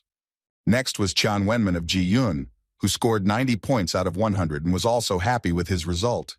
Hua Hua was ready to announce the third lucky winner, and that was Zhang Huang from Tianshuan, but the assistant looked carefully at the result. Hua Hua couldn't believe his eyes, but he said that Zhang had scored the maximum 100 points. The other participants began to whisper to each other, how did Zhang manage not to make a single mistake in the tests? Hua Hua announced that the contestants he just named should follow him for the second stage. The saleswoman from the pharmaceutical store was happy that the boy she had brought did not pass the exam. But when Zhang got up, she realized that she hadn't known his name before, and now she realized that he had passed the test with flying colors. Zhang smiled at the girl and waved his hand, indicating that it was time for him to go to the second stage inspection. The girl was very confused that Zhang, after reading the book so easily in a few hours, passed the exam with the maximum score. Now she felt like a fool for being so prejudiced against him from the beginning. The second stage of the exam began, and now 10 different samples were presented to the participants. The task was to write the name of the sample, properties, and application while the incense stick was burning. Oyan said that if the contestants want to get to the next stage, they have to pass this test perfectly. Zhang picked up the first sprout and began to study it, but after a few seconds he realized that it was Greenbeard. The information in the heavenly library was the same as in the real library. Zhang only needed to pick up the sample, and he already had the answer. Ouyang carefully watched Zhang, who looked quite confident in the second stage as well. Meanwhile, Zhang described sample after sample, detailing each point as necessary. Not even half of the allotted time had passed, as Zhang had already completed the description and was ready to hand in the work. Ouyang looked at Zhang in surprise again, but he had no choice, except how to accept the job. Now, Ouyang decided to immediately check Zhang's work by reading every word that the teacher had written. When all the participants finished their work, Ouyang was ready to announce the result after checking. Only one participant managed to answer the questions perfectly, and that was Sun Tao from Lu Yuan. Sun Tao's pupils dilated to the size of a gold coin at the happy news. But Zhang did not believe this, because he checked the answers to the questions with the help of the Heavenly Path Library. Zhang decided that he had been treated unfairly, so he decided to ask the examiners about the mistakes. Other participants did not expect such a show of audacity, because in their opinion, the decision of the examiners could not be challenged. The examiners also did not expect such a development of events, and therefore looked at each other. Ouyang explained to Zhang that he had made a mistake in describing dragon-scale grass instead of fish-scale grass. So they wished Zhang to practice more so that he could pass the exams to become a pharmacist next time. They believed that Zhang had potential, so he should not stop studying alchemy. Zhang walked over to the sample rack and took the one he needed from there to prove the examiners wrong. But Ouyang insisted on his point and presented a description from a textbook that distinguished these two plants as evidence. Zhang defiantly took the stem of the plant and assured the examiners that he could prove otherwise. He assured the examiners that they should not make hasty decisions, because they themselves did not know what kind of samples would be on the exam. Zhang then said that the special herb review book in the preparation room would help to verify his words. Ouyang asked his assistant Hua Hua to bring this book to settle the disputed issue. In a moment, Hua Hua brought the necessary textbook, and Zhang pointed out that the necessary information was on page 17. Ouyang was surprised at Zhang's accuracy, as it indicated his excellent memory, but he began to study the textbook. When he finished reading the information, his expression instantly became surprised. Zhang then said that if this evidence was not enough, there was another book, A Brief Description of Rare Medicines, to confirm his words. Also, Zhang could practically prove his point. For this, it is necessary to cut the stem of the plant.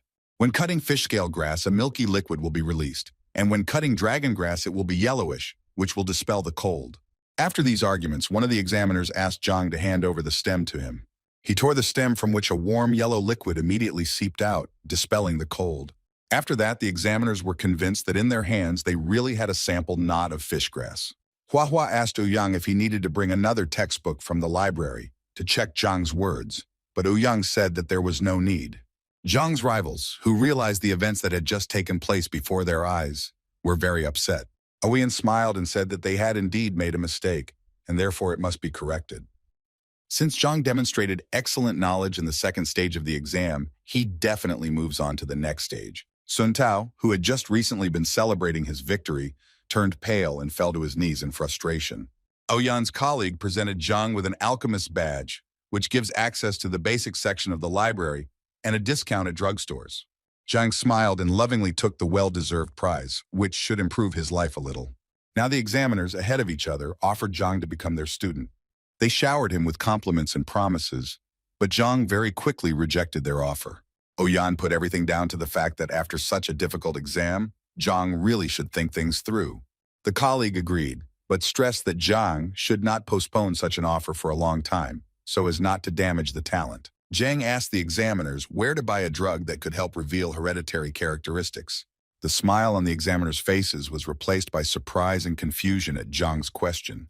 At that time, Ouyang's colleague said that such drugs do exist, but they have individual characteristics and you need to be careful with them. Zhang was very interested in the question, so he tried to grab at any straw and inquired about textbooks on the subject. Ouyang assured Zhang that there were many such textbooks, but they were all in the advanced section of the library. Ouyang's colleague added that this is very important information, and only wise specialists have access to it. Ouyang's associate convinced Zhang that if he wanted access to complex books, he should learn from him. The man emphasized to Zhang that if he chose the path of a pharmacist, Zhang would be respected everywhere. Zhang grimaced at such promising prospects, but all he needed was a book on inherited abilities. Ouyang reminded that access to the library is limited, and to get there you need to become at least a pharmacist. Then Zhang wondered how to become a pharmacist because he really needed to get the book. Ouyang saw Zhang's curiosity as a desire to learn from him, which upset his colleague. Ouyang knew that he could not lose such a valuable disciple as Zhang, who was endowed with extraordinary abilities in pharmacology. Ouyang began to tell that in order to become a great pharmacist, you need to be able to distinguish and classify different plants. The colleague Ouyang added that only thanks to hard work and time spent on studying, you can reach great heights. Zhang mused aloud that he had to become a pharmacist in 6 months and that other options did not suit him. With such a statement, he stunned the examiners, who exchanged surprised looks among themselves. Ouyang laughed and said that Zhang should be spared, because despite his young age, he still managed to excel in the exam. Zhang sighed heavily and said that he was not willing to spend much time studying, so he would look for another option. Ouyang tried to stop Zhang from taking a rash step, that the wasted years dedicated to alchemy would be erased. Zhang did not know how to react to such statements, because it was not about wasted years. His preparation took hours. So Zhang decided to say goodbye to the examiners as he had other pressing matters. Ouyang decided to stop Zhang by offering him another way to become a pharmacist. Ouyang began to talk about a method that suited Zhang given his extraordinary memory, but his colleague stopped him. Ouyang shot his partner a look that meant he was sure of what he was saying. The partner was against it because the method was too risky and had terrible consequences in case of failure. But Ouyang insisted because it was the only way for Zhang to achieve what he wanted. A whole conflict was brewing between the examiners, but Ouyang was extremely persistent in his decision. Zhang was already a little seething from the verbal altercation between the two men, and he did not like the intrigue they had created. Ouyang began that there are 2 ways to obtain the status of a pharmacist, and the first is the traditional one, which requires a lot of time and effort. A colleague told about the second method, and this method did not consist in the preparation of medicines, but in a discussion about them. Zhang scratched his temple as he analyzed the information he had just heard, but he lacked the details to comprehend. Then Ouyang continued that the most respected profession is grandmaster, which everyone has heard about. The examiner said that the grandmaster knows several crafts at the same time. But Ouyang emphasized that becoming a grandmaster also requires a lot of time and effort. Colleague Ouyang added that one cannot guide others to the true path without having a significant status. That's why Ouyang decided to talk about a quick way called discussion about pills. Grandmasters don't have the time to endlessly craft pills, but they can demonstrate their knowledge through discussion. Such a skill is also not easy, because you need to be able to protect your knowledge from the attacks of 10 alchemy experts. Zhang thought about this proposal because with the Heavenly Path Library, this method was the best for him. They explained to Zhang that although the discussion method seems easier at first glance, they prefer long-term learning. Zhang wondered why most people choose the long way when there is an opportunity to shorten the training. Ouyang explained that there is no way in any profession without practice, regardless of how much time was spent on theory. Zhang thought about his decision, but he also thought that he would never know until he tried. Ouyang continued that since the beginning of this technique, more than 1,000 brilliant people have tried their hand, and only 5 have become successful. Such statistics scared and saddened Zhang because he was certain that everything was much simpler. Therefore, Ouyang once again emphasized the difference between theory and practice, and many generations did not use this method, and it is considered forgotten. Zhang thought positively. If the people who tried failed, it didn't mean he couldn't either. Therefore, the teacher gathered his will into a fist and announced his intention to take part in the discussion about pills and get the title of pharmacist. With this answer, he stunned the examiners, because they had not even had time to tell Zhang about the consequences. Zhang looked at the examiners with a childlike innocent look, hoping that the consequences would not be too dire. It was explained to Zhang that no one would judge his abilities for nothing, especially skilled alchemists. According to the rules, the student who failed the discussion pays each alchemist about 100,000 gold. Zhang carefully listened to the fact that after the payment, there was also a punishment in the form of divine strikes and a 10-year ban on taking exams. Therefore, the examiner emphasized that only because of such cruel punishments, this method has been abandoned for years. So Ouyang reminded Zhang that with his skills, it was better to choose the traditional path while minimizing the consequences. But Zhang behaved confidently and decided for himself that he would take part in the discussion and was ready to prepare for it. With his desire and determination, Zhang stunned the examiners from whom he wanted help in the organization. Zhang only smiled in response and was completely calm. which gave the impression that he was ready to move mountains.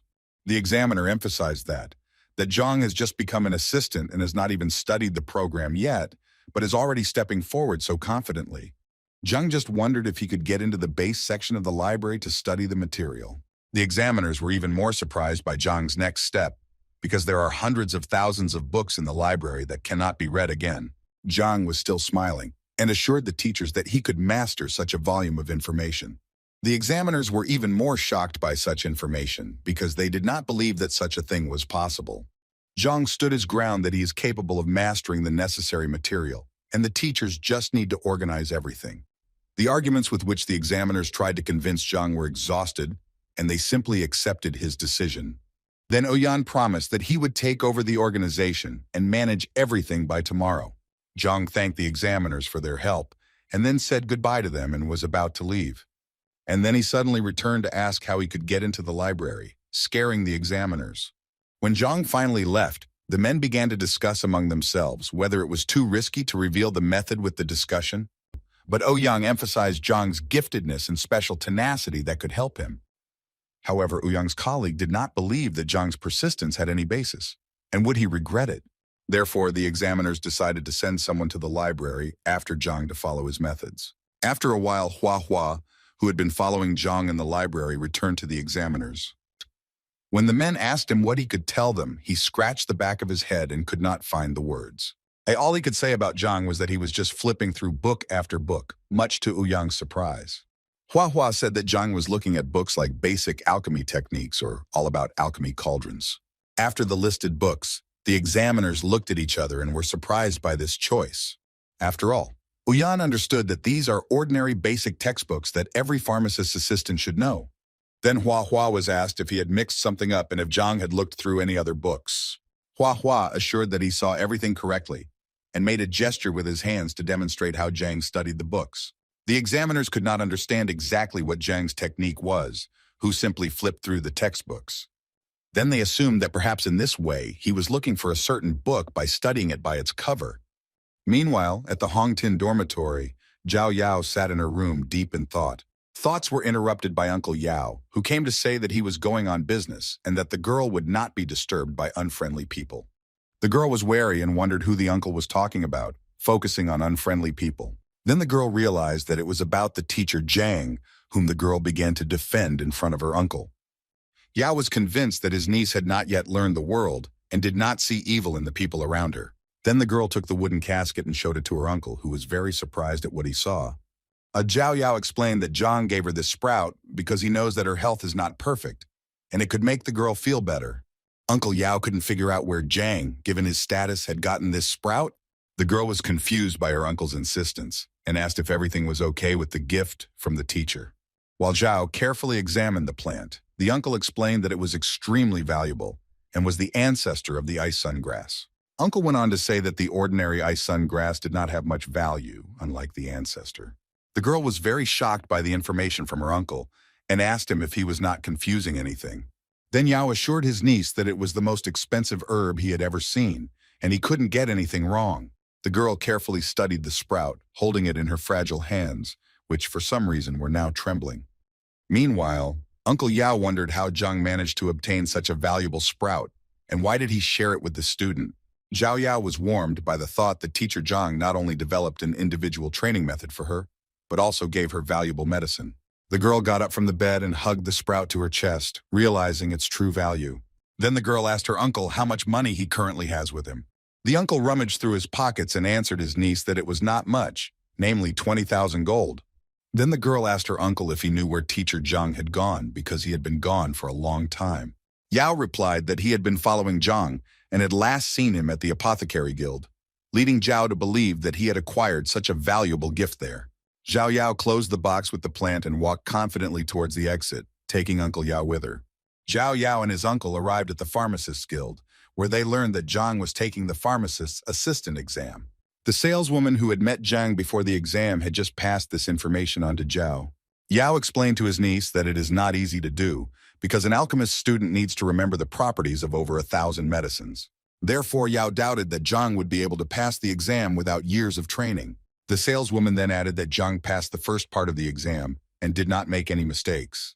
The first test tests knowledge of the properties of medicinal herbs, and a significant number of people failed this stage, so Yao was surprised at Zhang's skill. The puzzle in Yao's mind was not complete, because Zhang had given Zhao a stem worth at least 100,000 gold and demanded nothing in return.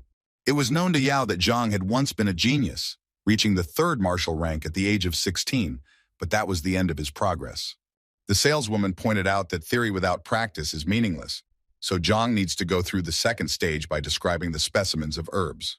The girl added that if it was possible to make several mistakes at the 1st stage, then none at this stage. The conversation was interrupted by the footsteps of 2 boys who were leaving the exam hall where the exam had already ended.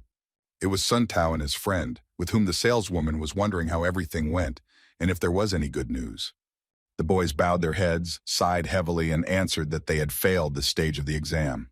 The saleswoman inquired about Zhang because he had not yet left the examination room. Sun Tao informed, with a sad expression on his face, that Zhang passed the exam and will now be an assistant. The saleswoman did not expect such an answer because she did not believe that Zhang would be able to pass the 2nd stage. Zhao Yao ran to Sun Tao to ask when Zhang would leave the audience, as she needed to speak with him. Sun's partner told the girl that Zhang had gone to the library to prepare for the pill debate. Now the girl was shocked by the fact that Zhang's career is developing extremely rapidly. The boy said that when they were outside the door, they heard that Zhang was offered to take part in the debate, but with certain risks.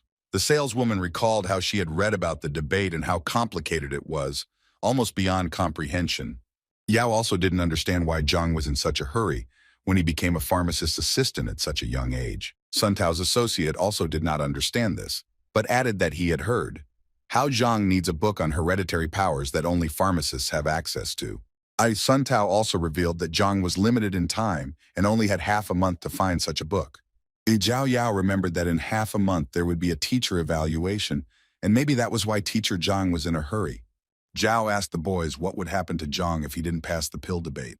Sun replied that in that case, Zhang would lose a lot of money, be punished by the blows of God, and be denied the right to take exams for 10 years. Zhao opened her eyes and mouth wide when she heard what was waiting for Zhang in the event of a failed discussion. She assumed that Zhang had made such sacrifices in order to reveal her power, and now she was willing to do anything to thank Zhang. Meanwhile, Zhang breathed a sigh of relief after studying all the books in the library. He was sitting next to a large stack of textbooks and felt a little sad that he had never found anything about inherited abilities. Zhang turned back to the examiners, who were discussing something violently in whispers among themselves. He quietly approached them from behind and saw them making marks on paper against some guesses. Then Zhang realized that the men were voting on why Zhang was learning literature so quickly, and put him first that he was only pretending.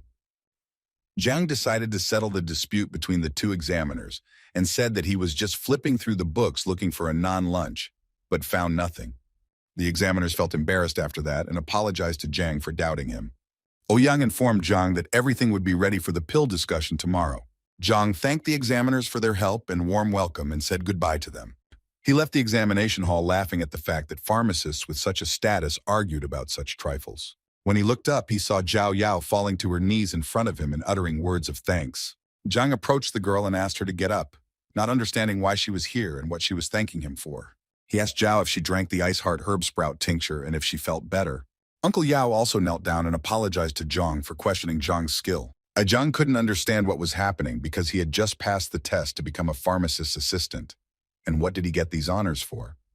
He assumed that the girl came here because she found out that he planned to activate her body. Zhang thought about the fact that before he had seen the disciples as the material from which he would make perfect warriors, but now he understood that they had feelings. Now he felt the deep responsibility of a teacher for what he did for others, because it had an impact on him as well. He approached Zhao and thanked her for her trust and assured him that he was willing to do anything for the development of his students. After such words, it was as if a new section of sacred knowledge had opened up for Zhang in the Heavenly Path Library. Yao decided to thank Zhang and wanted to give the money for the medicine for his niece, stressing that it was only part of it because he didn't have any more. Yao did not want Zhang to go bankrupt with such generous gifts, but Zhang insisted on selflessness. However, Yao insisted that Zhang accept the money because he had spent an insane amount of 100,000 gold. When Zhang heard how much the stem was worth, he hesitated for a second, because if he knew the true amount, he would have resold the shoot. Yao seemed to sense Zhang's suspicions and wondered if the teacher knew about the jewel of the gift before giving it to him. Zhang collected his thoughts and assured Yao that he respected his students very much, so the amount of expenses was not important to him. The saleswoman who brought Zhang to the guild watched the dialogue the whole time and scolded herself for being biased towards him. When Zhao Yao returned to the dormitory, the uncle decided to find out more about why Zhang had given this shoot. The girl told her uncle that all this time training was difficult for her. She could not release the yin energy and sometimes it hurt. The uncle questioned the girl about why Zhang is such a capable teacher, but at the same time has a negative reputation. Zhao revealed that Zhang had passed Yang Li's will detector, where the whole truth about Zhang's reputation had come out. Yao was shocked that Shang Bin would dare to tarnish teacher Zhang's reputation. Out of anger, Yao clenched his fist, convinced that Shang was a selfish person and his grandfather was the same. Therefore, Zhao asked that the uncle show respect to teacher Zhang after the truth was known. The uncle laughed and assured his niece that he would not step on the same rake twice. But now Yao was thinking about how to teach a lesson to the Shan family, who had made Yao form a false opinion about Zhang. Zhao Yao asked her uncle to tell people the truth about Zhang from now on, which would not tarnish his reputation. The uncle smiled widely at his niece and promised that he would do everything in the best way. Zhang sat in his small house and watched through the window at the night sky, which was studded with stars. He spent the whole night practicing and easily improved his abilities, finding 20 new points. In the morning, he went out into the yard and saw a company that was eagerly waiting for him. There were 3 boys, 2 of whom were his students, and the third was Zhao Yanfeng, Lu's disciple. Yanfeng bowed to Zhang and said that he had taken the courage to give up his studies with teacher Lu. Zhang now understood why Lu had become angry with Zhang and challenged him to the teacher evaluation. Zhang decided to leave Yanfeng behind so that he could listen to the lecture that Zhang was going to give to his student. So, when everyone gathered, Zhang took a notebook with his work and began to tell the students the information. The students were delighted that Zhang was explaining completely new training methods and techniques. The lecture lasted quite a long time, almost until sunset, and when it finally ended, the tired but satisfied students went home. But Zhang had a test ahead of him, a debate that was about to begin. Zhang arrived at the guild, where he heard a familiar female voice calling his name. It was the same saleswoman from the shop who had informed that the masters had arrived for a discussion, but Zhang still had a chance to refuse. Zhang assured the girl that everything was fine and he was determined, so he was ready to participate. The girl smiled back and made an inviting gesture for Zhang. As he walked down the corridor, Zhang pondered the importance of this test, for the success of his students was at stake. When they finally arrived at the examination room, Zhang saw Ouyang with a semicircular table and a large bronze cauldron standing behind him. Ouyang also decided it was necessary to remind Zhang that it was not too late to withdraw from the discussion. Zhang smiled back and convinced Ouyang that there was no turning back. Then Ouyang also smiled and replied that he would not discourage Zhang anymore, and wished him success. Ouyang decided that it would be a good idea to call in highly respected pharmacists who would evaluate Zhang's skills. In a few minutes, 10 respectable persons, young and old, tall and short, gathered at the threshold. One of the judges asked Ouyang, pointing to Zhang, if he really decided to participate in the debate at such a young age. The other judges who took their seats at the table also picked up on this, and mockingly said that Zhang had studied alchemy in the womb. Ouyang said that despite his young age, he passed all stages of the exams with honors, scoring 100 points on the test. Such information surprised the judges, but they quickly said that it did not matter now. One of the highly respected persons was convinced that alchemy is not only the knowledge of herbs, but also the understanding of the principles of their work. Zhang was outraged by this behavior of the judges and thought that if age affects knowledge, then maybe it is worth getting a few out of the ground. Gathering his will into a fist, he congratulated everyone present and emphasized that the discussion was not held to discuss his age. Then Zhang tried to discard all prejudices about his age because he was sure that his knowledge was no worse than that of the judges. One of the judges, who was of age, did not appreciate Zhang's narrative and advised him to choose his words better. Ouyang urged all the judges to get down to business, since everyone was here to discuss the pills, not to discuss Zhang's age. Ouyang specified the rules of the discussion, according to which Zhang had to give clear answers to the master's questions. He also added that if both sides are not sure of the answer, then you can find out the truth by making a pill. Ouyang also noted that the questions should relate exclusively to pharmacology without secret information. Ouyang made sure that everyone understood the rules, and all the participants answered that they were ready to start the discussion.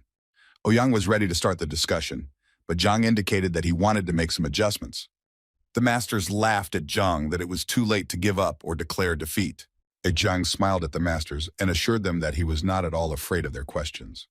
One of the masters didn't like Zhang's behavior and became wary, waiting to see what would happen next. Zhang apologized for his behavior but added that none of the masters himself would have gone through the discussion properly.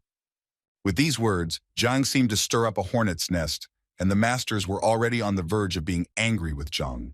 One of the masters advised Ouyang to guide Zhang to the true path, because he could pay dearly for such statements. But Zhang suggested that Ouyang raise the difficulty level of the discussion so that the masters would not have any questions about his competence.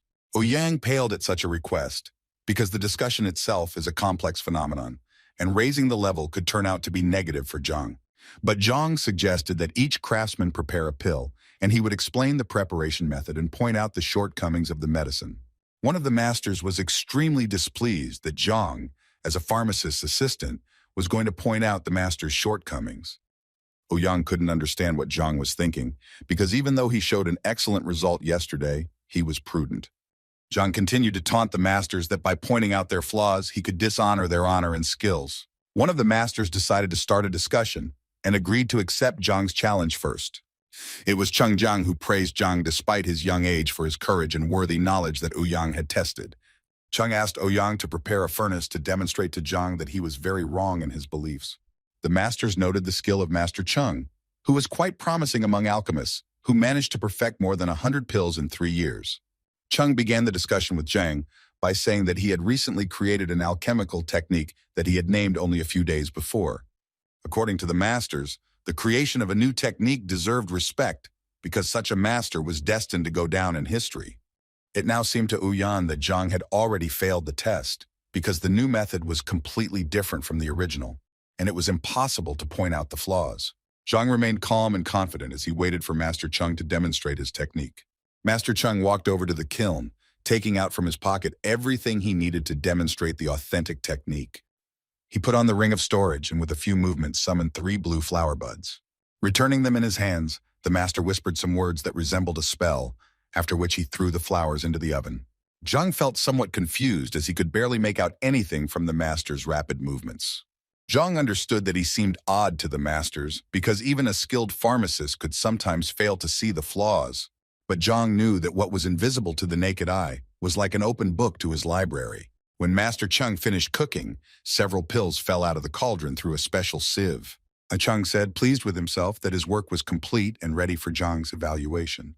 Other craftsmen who watched the process admired Zhang, who managed to make a simple pill in an unfamiliar but exquisite method. Zhang decided to convince Zhang that he needed to name 3 flaws, and then the master would admit defeat. Zhang smiled and assured Zhang that he was a full-fledged pharmacist with a high status and concept of honor. Zhang nodded in response and decided to begin his speech with the name of the technique he christened 10,000 Flowing Rivers.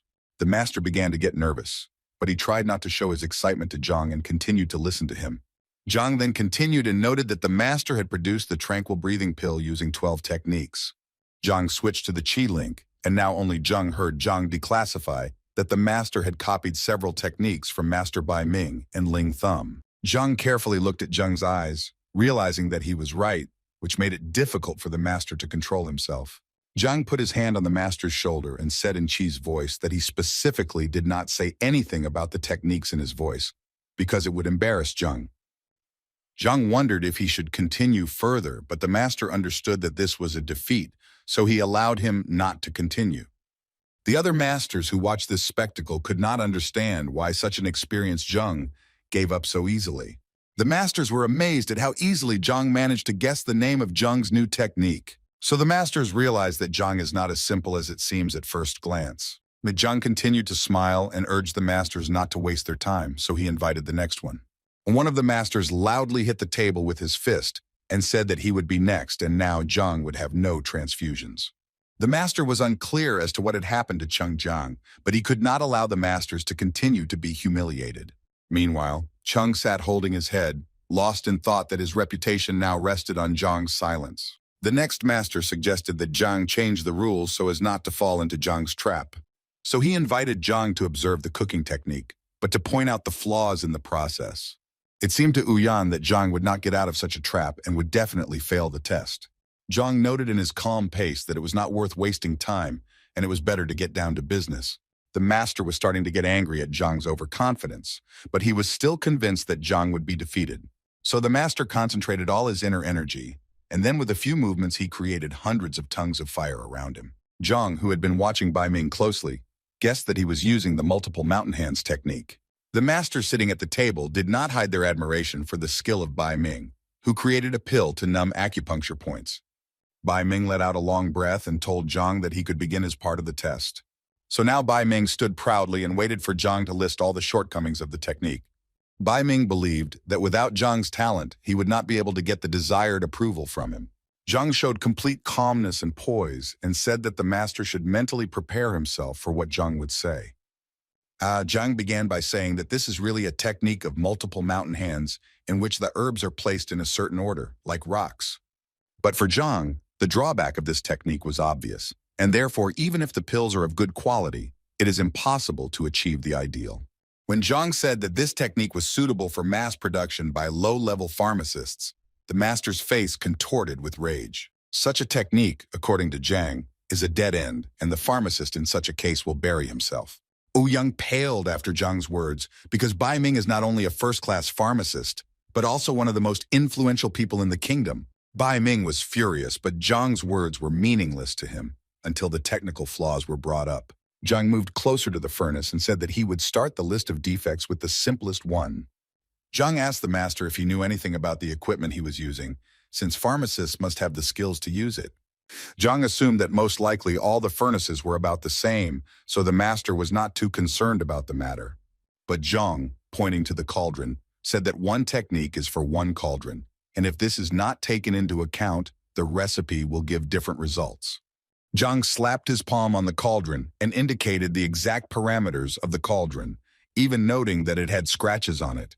Zhang continued that the cauldron was smelted under the guidance of a master in a stone workshop more than 7 years ago. After Zhang finished his speech, there was silence for a few seconds, and then the whispers of the masters could be heard. Ouyang was always amazed at the information Zhang gave, especially when he gave the exact parameters of the furnace. Now that Zhang had finished talking about the cauldron, he turned to the flames that were being created by the heavenly coals. Zhang noted that ordinary coal passing through the walls of the boiler gives off only a third of its heat, while sky coal gives off almost half. Zhang smiled at the master and said that it was only the basic knowledge of alchemy that he was reminding Bai Ming of. Bai Ming was seething with rage, because if he considered all the factors Zhang listed, he would have been brewing the pill for 3 days. Zhang moved away from the cauldron and moved closer to Bai Ming to continue talking about the process. And 47 herbs are needed to make the pill, Zhang noted, and some of them are not compatible with each other. And if you don't follow the process, the pill will lose its properties. And then Zhang gave the example of heart herb, which is heat resistant. Besides the fact that it needs to be cooked over high heat, Zhang also noticed that the master used a young stem, in which all the properties are gathered in the stem. Therefore, Zhang said that it was necessary to change the order and add the split palm herbs slowly down the side of the cauldron. But according to Zhang, the properties of these two herbs compete, and to avoid this, the herbal collection of scattered flowers should be added. Zhang continued to list herb after herb, making the masters' mouths drop as he talked about each one in succession. It seemed to the masters that Zhang knew absolutely everything that was necessary for the perfect pill. The little things that Zhang pointed out caused admiration among some masters and an understanding of why they are not improving in any way. Bai Ming turned pale and stood motionless, analyzing every word Zhang said about alchemy. He took hold of his heart and thought that he had wasted all this time valuable herbs on useless pills. Bai Ming became hateful to himself, which made him fall to his knees and start vomiting in the middle of the hall. He sat and said to himself that he saw no point in his own career, because he was a tumor on the body of alchemy. So standing before Zhang on his knees, Bai Ming held up 3 fingers and vowed never to make pills again. With such a statement, Bai Ming stunned all the masters present, who had not doubted his skill before. The masters could not understand how a pharmacist, who was simply pointed out the shortcomings, was ready to give up his life's work. Zhang continued to hold himself dignified, while the others discussed him violently and gave him sidelong glances. Now he was ready for another challenge, but he decided to slow down and choose his words more carefully. One of the masters with blue hair cast a wary glance somewhere to the side. Another master with blue eyes and thick gray eyebrows caught his eye. It was Masters Meng Yan and Chen Dan, rising from their seats to challenge Zhang. Zhang could not yet recover from his round, but the masters decided that Zhang would not be able to face two professionals at the same time. They informed Zhang that they understood that his knowledge was no worse than theirs, so they decided not to ask Zhang about the technique's shortcomings. Instead, they offered Zhang to determine the quality of the meditation pills they had prepared that morning. One of the masters protested this because it meant that the masters had forgotten the pharmacist's honor. Meng Yan and Chen Dan looked around at the not displeased master and pierced him with an angry look and advised him to keep quiet. Zhang said he was willing to look at the pills, especially since the debate was still ongoing. So he approached the masters, took the pills from their hands, for which they thanked young Zhang for his help. Zhang first looked carefully at the pills, then clenched his fist analyzing the flaws. He later said that these could not be called meditation pills because they had negative consequences such as rabies and death. The masters were stunned by Zhang's statement and looked warily at the young master. Zhang noted that it is necessary to remain calm during the preparation of pills, because the preparation of medicines is not only technique, but also emotions. The young man said that one of the pills was prepared by a person with an overly ardent heart, and it had its effect. Zhang suggested that the masters test his statement on the guild's test animals. Master Chen Dan immediately denied such a proposal, much to his colleagues' surprise. Chen Dan had indeed noted that his meditation pills had had a detrimental effect on the test animals recently. Chen Dan told Meng Yan that deep down he had doubts, so he did not regret checking the pills. Meng Yan turned to Zhang and asked if he could tell more about the pill. But Zhang touched Yan's shoulder and pointed out that he was really irritable lately due to some mental worries. Zhang was glad that he had correctly used his powers to collect data for the discussion, but he didn't even know that he could retrieve the skeletons from the examiner's closet. Zhang advised Meng Yan to face the problem head-on and draw appropriate conclusions. Then everything would be fine. The masters were very polite to Zhang and thanked him for the information and admitted defeat. It seemed to Ouyang now that the exam stopped being an exam at some point. Now the masters admired Zhang and wanted to ask him the questions that had worried them for so long. Because of this, a verbal fight arose between the masters because they could not decide who would be the first. It reminded Zhang of kindergarten, that such highly respected people made a mess. But before, Zhang's task was to find flaws in the technique or ingredients, so there were no takers, unlike when Zhang could solve some problems. Some of the masters already regretted that they had called for a discussion earlier, because now they could ask questions to which they had no answers. But Ouyang hoped that he still had an opportunity, as an examiner, to ask a few questions after the debate. A loud sound on the table made everyone present turn their eyes in the direction of the person who did it. Master Liu stood up and reminded everyone present that the discussion was ongoing and that questions should be asked, not shy. Master Liu looked at everyone coldly to make sure that no one had any questions to ask. Zhang understood that a serious opponent was waiting for him, because Master Liu was head and shoulders above all masters. Everyone knew that Master Liu was known for his ruthlessness, so they expected Zhang to be unable to resist. The master came closer to Zhang and stopped in front of him, creating an atmosphere of pressure, at least with his tall stature. The question that bothered Master Liu was also related to the meditation pill. He agreed with Zhang about the need to have stable emotional energy to make the pill. The master created a certain intrigue with his silence before voicing his question. And then he could not be stopped. He poured out question after question, and all of them were related to the unsuccessful love of his daughter. When the questions finally ended, the master concluded by asking Zhang if he needed to make a meditation pill. There was silence among the other masters at the table, because for a moment they did not know how to react to them. And then they seemed to explode one after the other, reminding Liu that the questions about his daughter had nothing to do with the discussion. Some of the masters began to say that Liu had lost his mind and was only trying to learn something about his daughter. Liu lashed out at the masters that this was bothering him and that he could not prepare a meditation pill. Zhang, who had hoped that the discussion would be about alchemy, was very mistaken, because the masters began to quarrel among themselves. When everyone finally calmed down, Ouyang, wiping the sweat from his face with a handkerchief, announced that a new one-star specialist had appeared in the guild. He took out a wooden casket in the middle of which shone a golden alchemist's badge. Zhang took the badge in his hands and looked at it carefully while listening to Ouyang talk about the benefits of the title. When Ouyang finished, Zhang asked if he would show her where the advanced section of the library was. On the way to the library, Ouyang told Zhang that there are about 10 pharmacists in Tianshuyan, and they only come to the library when absolutely necessary. After entering the library, Ouyang noted that it is usually deserted, so Zhang should not be shy and take any book. The library was impressive in its size, so Ouyang advised Zhang to ask for help if the need arose. Well, Ouyang wished Zhang a good time, congratulated him again on his new achievement, and said he would ask a few questions later. Zhang was pleased with himself and was happy that he had finally gained access to the right library. Although the search for the necessary book took him several hours, he still found the necessary material. Zhang managed to find information that once upon a time King Shen Ling's daughter, Princess Shen Chu, had a yin body, which she successfully activated with the purity-revealing pill. Zhang took the information into consideration, but decided to search for something more about the horned dragon blood.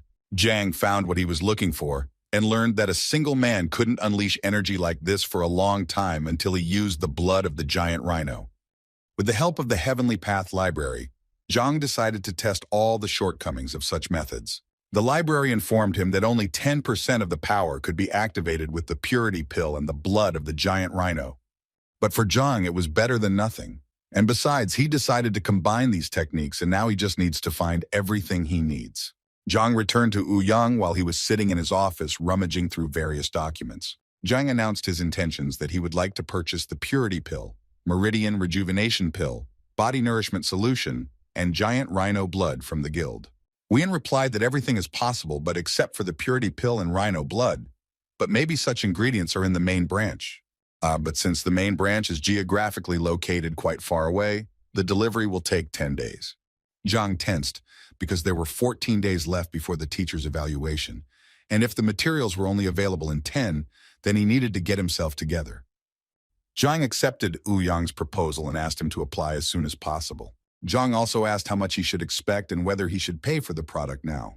Ouyang began counting in his voice, listing the importance and difficulty of obtaining the necessary items. So taking into account Zhang's new status, after finishing the calculations, Ouyang announced the sum of 23 million. Such a price was beyond Zhang's pocket, because before that he considered himself rich after the incident with the appraiser, and now he is unable to pay for the goods. Then Zhang decided to trick Ouyang and reset everything to a new status, thanks to which he wanted to pay for the goods later. Ouyang refused this request, arguing that the materials were extremely valuable and the guild could not be in debt. Ouyang combed his beard and thought about how he could help Zhang with the necessary items. Ouyang then suggested that Zhang prepare a meditation pill that has a complex formulation and has a decent price in the market. But Zhang was not satisfied with such an offer, because according to Ouyang's forecasts, Zhang will become rich in 2 months at this rate. In connection with this, Zhang asked Master Ouyang whether he had other offers for earning. Ouyang thought for a second, and it occurred to him that the profession of a grandmaster, who can take a lot of money for his advice, is very profitable. Zhang smiled at Ouyang and asked him to order everything he needed for him, and in 10 days, Zhang would pay for everything. Zhang thanked Ouyang for his kindness and help, said goodbye to the master, and quickly ran away.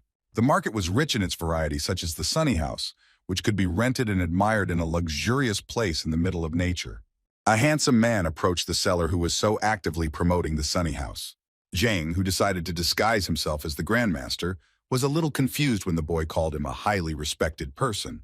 Zhang expressed his intentions to the seller that he would like to rent the house. The boy salesman asked Zhang about his preferences in order to choose something of good quality. Zhang said he was looking for a clean and large home, conveniently located and furnished and ready to move in.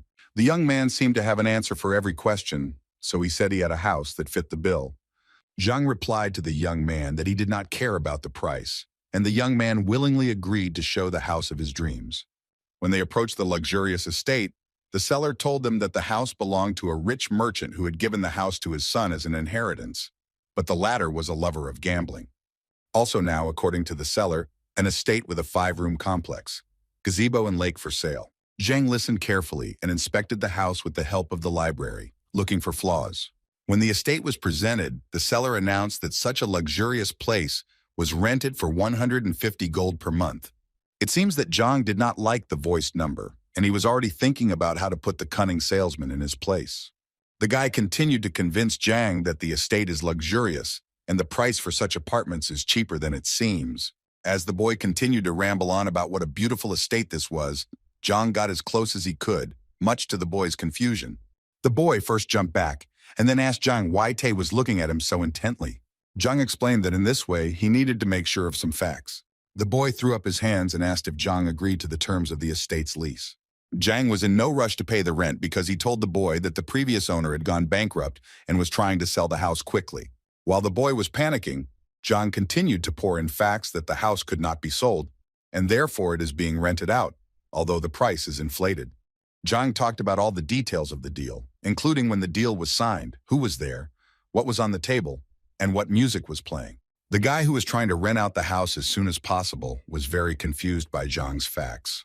Zhang assured the boy that he should not be nervous, because he called a spade and wanted to rent a house without lying. So the boy agreed to Zhang's conditions, to rent the house for 50,000 and for the other 50,000 to find servants and be a butler. Zhang promised the boy that if he did his job well, Zhang would not skimp on the payments. When the seller saw the money, he immediately wanted to take it for himself, but it was difficult for Zhang to part with such an amount. While the seller was counting the money, Zhang realized that this young man was brave enough to rent out a house for 3 times the price, so he could benefit from it. Therefore, Zhang once again asked the young man if he had changed his mind to serve Zhang for a high reward, and the young man willingly agreed. Zhang informed the young man that he would be staying put for a while, so he would need help. The seller, who had just stuffed the cashier with money, smiled at Zhang with all his teeth and convinced him that he could be trusted. Zhang realized that he still didn't know the boy's name, so when he asked what his name was, the young man asked him to call him Sun Qian. But the boy remembered that his friends sometimes call him Shao Kan, like cockroach, so he offered that option as well. Zhang smiled and told Targan that he had the first task for him, which must be handled responsibly. It was necessary for Zhang that the young man found servants before the evening and also spread the news about his residence in the estate. When Zhang introduced himself to the boy as Grandmaster Yang Xuan, the boy opened his mouth wide and kept his eyes on Zhang. Zhang added that he was looking for a certain thing in this area, so the information about his whereabouts should be spread widely. Zhang also promised the boy to help him move to the 4th level for performing high-quality work. To the cockroach, Zhang seemed like a deity endowed with generosity and wealth. And after bowing several times before Zhang, the boy stood up and assured his patron that everything would be done to the best of his ability. When the boy left, Zhang sighed at how hard it was for him to pretend to be a very respectable person. After returning to school, Zhang planned to rest, but a group of students was already waiting for him in front of the classroom. Zhang, holding a piece of paper in his hands, noticed Zhang and decided to come closer first. In Zhang's hands was the list of participants from Lucen for the teacher evaluation, which the boy handed to Zhang. Zhang carefully studied the list and realized that, to his surprise, Lucen had not sent his best students. According to Zhang, in theory, Lucen could send his strong disciples and it would not count as a violation. Zhang, when Zhang finished studying the list, reported that in the ranking, the opponents were about the same place, but in battle the forces were unequal. Such a statement puzzled Zhang, and he expected a thorough explanation from his student. Zhang explained that Bai Chao, for example, has better progress in technique and his rank is higher. Then Zhang spoke about Duel, who has an advantage in accuracy and sharpness of blows, although he is almost on the same place as Wang Yin. Also, Liu Sen's former student recalled that his friend Mo Xiao, whom he had never defeated, had gotten to Master Wang earlier and more skillfully. Zhang remembered that Bai Chao had accepted Hong Xun as his teacher, and Duel had been one of the first to go to Zhu Hong's teacher. Zhang listened to all the suggestions from the students and angrily crumpled up the paper with the list of students. He was angry with Liu Sen, expecting that he had sent a uni with a ranking similar to Zhang's disciples, but Sen had played tricks. Zhang understood that even though Zhu Hong and Zhao Yao were almost indistinguishable from each other, he had seen them fight, and if Zhao had not been tipped, she would have lost. According to Zhang, Wang Yin's legs have not yet gained the necessary strength, and of course a fighter with high speed was chosen against her. Zheng Yang was skilled with the spear, so Liu Sen sent a more skilled fighter in the same field. Kun Jie, who is ranked 300th, is scheduled to face Wang Tao, but Zhang suggested that he could be an aggressive opponent. Zhang strained at every turn to come up with a plan, because Liu Sen carefully selected the participants so as not to give Zhang's disciples a chance. Zhang got angry and threw the piece of paper on the ground. He was furious that Liu Sen wanted to wipe his feet on him. Now Zhang was aware of the even greater importance of earning money in order to purchase the necessary medicines that would improve the students' techniques. After some time, Zhang returned to the house he was renting and noticed that security had now appeared here. As Zhang approached the entrance, the guards bowed to Zhang and welcomed him back. Walking through the yard, Zhang noticed several servants, and this pleased him because the seller turned out to be a capable young man who fulfilled all his wishes. Meeting the salesman, who was now a butler, Zhang thanked the boy for doing the job. Cockroach informed Zhang that he had spread the word about his whereabouts and was confident that word of mouth would work properly. Zhang asked his butler to tell him how the information was spread. The boy said that he had sold his shop and told everyone in the trading block that he now served the grandmaster. Zhang asked the boy if he still had the money he had given him, and the boy assured him that people had agreed to serve willingly after hearing about the grandmaster. Zhang liked that, but he was a little amused by the idea that people didn't verify the information. After hearing all the information from the butler, Zhang asked him to make tea for him while he waited for customers. For some time, no one appeared in the estate, so Targan suggested Zhang hang a sign that the grandmaster lives in the house. Zhang declined such an offer, instead suggesting that the butler take a walk in the surrounding areas. But before going for a walk, Zhang asked Dvoretsky so that the security does not let anyone in while they are on the walk. And then he asked Targan about the richest person living in the city. According to the butler, it was Lord Lin Tianyu, the owner of a trading firm and a real billionaire. Zhang thought that the purpose of his pretense was to earn a good fortune, and therefore Lin was a suitable candidate to achieve the goal. When Zhang asked the butler where this rich man lived, the boy said he would take him there. Walking through the noisy streets of the town, where everyone was bustling about in search of solutions to their questions, Zhang and the butler came to the Tianyu trading firm. The house was impressive for its expensiveness, having several floors and decoration made of precious materials. Zhang and his butlers walked closer to the lord's estate, looking at the lions made of green southern jade at the entrance. Zhang thought that with $1 million gold in his hands, he was incredibly rich, but compared to the wealth he saw, he felt like a pauper. The butler suggested to Zhang that he could inform Lord Lin of his arrival, but Zhang refused. Zhang came close to the lion and touched it with his hand, so to speak, to study the area. When Zhang finished with his assessment, he offered the butler to sit somewhere while he asked Zhang why they didn't go to the lord. The cockroach immediately said that he did not mind Zhang's orders, but Zhang told the butler to speak his mind freely. The butler was surprised because Zhang was a famous grandmaster for him, and therefore the lord would not refuse a meeting. Zhang agreed that he would not be refused a meeting, but he wanted to force the lord to come on his own. According to the butler, it sounded like something impossible, because the lord is a very respectful and concerned man.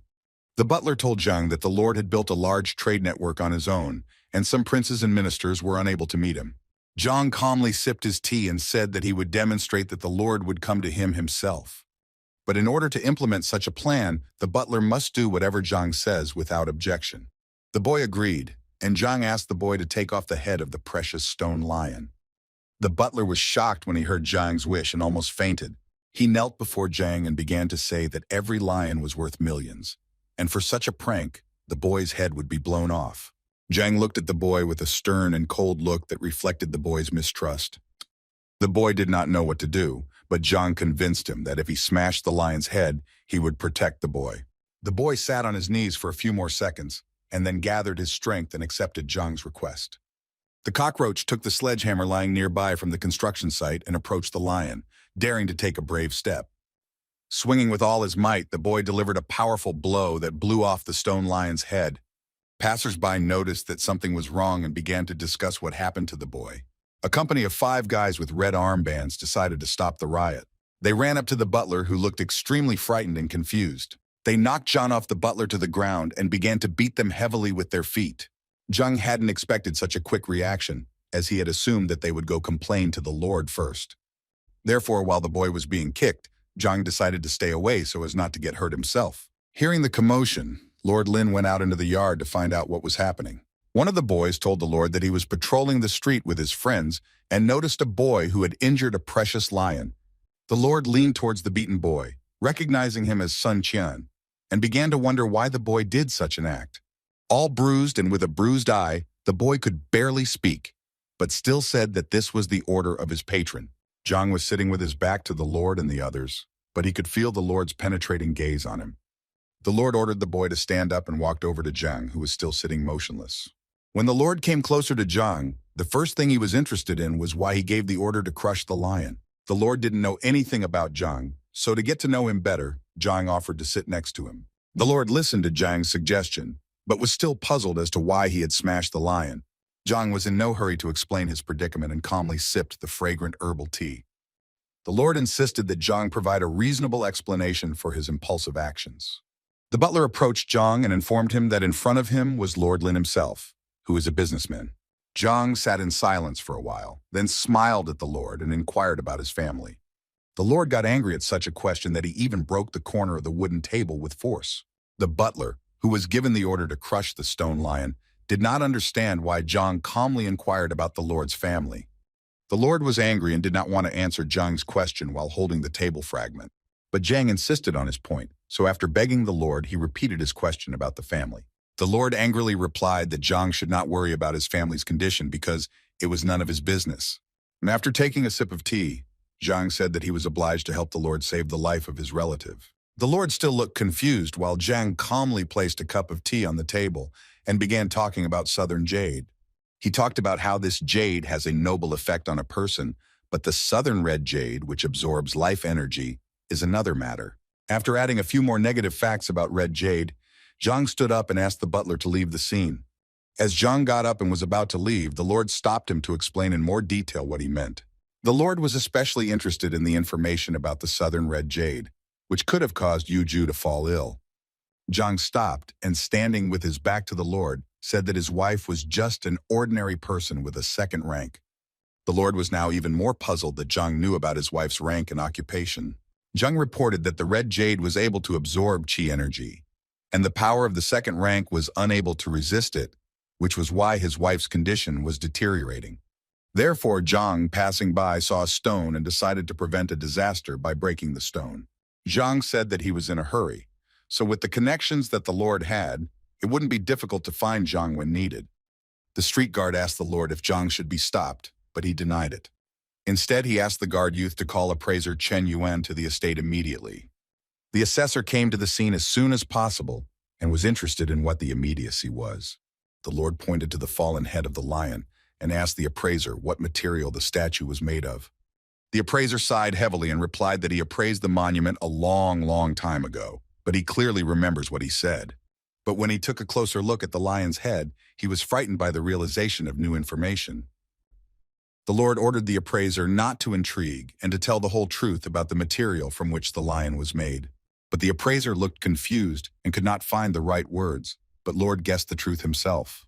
He gestured with his hand to use one of his fighting techniques and smashed the lion's head into small pieces.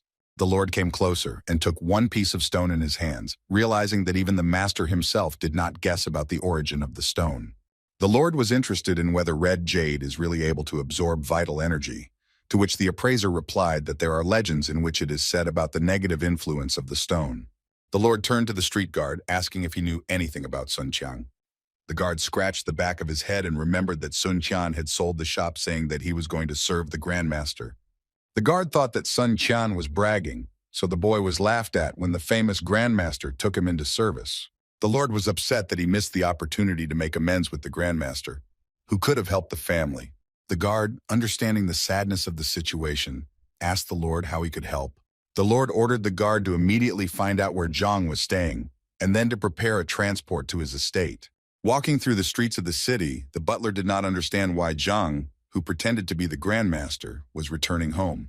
After all, not long ago, Zhang asked the boy to arrange a meeting with the Lord, and after the broken lion, they spoke very briefly. When the sun was almost setting, Zhang returned to his estate, where he was kindly greeted by the guards. Zhang told the guards that he was tired and planned to rest, so he ordered that no one be allowed into the estate. The butler, who was still coming to his senses after being kicked, heard someone calling him. It was the Lord's guard who brought word to Qian that the Lord desired an audience with him. The butler was very surprised that Lord Ling Tianyu had called him for a dialogue, considering the recent events. He ordered the guard to call the Lord immediately, while he himself wanted to go find Grandmaster Zhang. But the butler suddenly stopped the guard and changed his mind to call Zhang because he had gone to rest. Now the butler was tormented by doubts because his grandmaster had given an order not to let anyone into the estate. But from the other side, the Lord came to meet. Therefore, struggling with fear and anxiety, the butler decided to meet the Lord on his own. When the butler stepped outside the estate, he saw that not only the Lord had arrived to meet with Zhang, but also the appraiser Chen Yuan. The Lord informed Sunya to arrange a meeting with the grandmaster, who impressed the Lord with his revelations. The butler did not understand what was happening, because he thought that the Lord had come to take revenge for the gutted lion. But instead, he was in a good mood. But the butler realized that the Lord had changed his mind about him, because he learned that the boy served the grandmaster. The butler pretended to be serious and informed the lord that he had to decline his offer because Zhang was resting. The lord was surprised at such a statement, because he started looking for Zhang as soon as he left and was there 5 minutes later. The lord now felt that he had angered Zhang, but he did not want to miss the chance to speak with someone who could heal his wife. The lord took out a bottle of medicine from his pocket that would help the butler quickly recover his strength. And then the venerable man took out a stack of money and asked him to tell Zhang the news of his arrival. The butler, who saw in front of him a full bottle of panacea worth tens of thousands and a pile of money in denominations of 5,000. But in a moment, he was enveloped by the conscience that he could receive such gifts thanks to Zhang's service. Therefore, the butler again made a serious appearance, and clearing his throat, informed the lord that he could not influence the situation in any way, and advised him to come tomorrow. The lord, who seemed never to have been turned down because of his status before, was surprised by the butler's statement. The lord still hoped that he would be able to communicate with Zhang, whom he mistook for the grandmaster. Even the appraiser turned to the butler for help so that he would facilitate the meeting. But the butler was unassailable in his convictions, so he refused all requests. After that, the butler decided to return to the estate and asked the guards to close the gate behind him. The lord, who remained outside the gate, did not lose hope of getting inside and meeting Zhang. The appraiser tried to calm Lord, who was upset that he had missed a great opportunity to talk to Zhang in the market. Together with the evaluator, they did not have a proper plan of action to solve this unfortunate situation. Lord dared to take a decisive step and therefore informed the appraiser that he would wait as long as necessary, even the whole night. Meanwhile, the butler, who was on the other side of the gate, leaned against it, feeling his heart pounding and his legs shaking. He couldn't believe that he had managed to refuse the request of the richest man in Tianquan City. He hurried to inform Zhang of the lord's arrival and was glad that he had quit his office and decided to become a butler. When the butler came to Zhang with the news, he calmly sipped fragrant tea. The butler revealed that the lord wanted an audience with Zhang, but Sun followed Zhang's order and did not let the lord in. Zhang, who continued to sip tea, praised his butler for a job well done. Zhang was so calm because he understood that the red jade was not capable of causing serious damage in a short period of time. After finishing the tea, Zhang told the butler to tell the lord that if he refused to wait, he might not return, and Zhang himself went to train and rest. In the morning, Zhang leisurely went out into the yard, enjoying the wonderful sunny weather, where the butler was already waiting for him. The butler immediately informed Zhang that the lord was waiting for a meeting all night at the gates of the estate. Such news did not surprise Zhang at all. On the contrary, he felt elation inside from the realization that he would soon become rich. So Zhang asked the butler to prepare a delicious breakfast for him, after which he would meet the lord. Zhang's behavior seemed extremely strange to the butler because the owner of almost the entire market in the city had waited all night, and Zhang decided to have breakfast first. While Lord was talking about various important things with the appraiser, a man passed by and noticed Lord. A man whose hair was gathered in a bun, dressed in a yellow kimono, asked his servants who the Lord was waiting for. The man was also interested in the name of the owner of the luxurious estate, which was empty until recently. One of the servants informed the man that Lord Lin had been waiting at the gate all night, and it seemed that was not enough. The man was surprised. What madman made the venerable Lord wait all night and is still making him wait? According to the man, although the Lord was only a merchant, he had powerful connections and annually made a donation to the treasury, and this deserves respect. Yet one of the servants of the unknown man noticed that the gates of the estate were opening and someone was coming out. The man and the servants recognized Sun Qian, but now the mystery was what Sun was doing in the estate. Sun Qian came out to the Lord with the good news and said that his Lord was ready to speak with the Lord. Even though the Lord had been waiting all night, he looked quite cheerful and smiled back at Sun Qian. The Lord took out a wad of money from his pocket and handed it to Sun Qian as a heartfelt thank you. A man passing by opened his mouth at what was happening because he could not understand why the Lord was paying Sun Qian. Having finally met with Zhang, the Lord sincerely apologized for his behavior and for not appreciating his good intentions. Zhang, sitting on a luxurious wooden chair, assured the Lord that there was no need to apologize because Zhang did not hold a grudge. But Zhang still asked the Lord if he understood why he had to wait all night outside the gate. The Lord thought it was because of the misunderstandings that happened in the market. But after hearing that Zhang did not harbor evil, the Lord was now confused.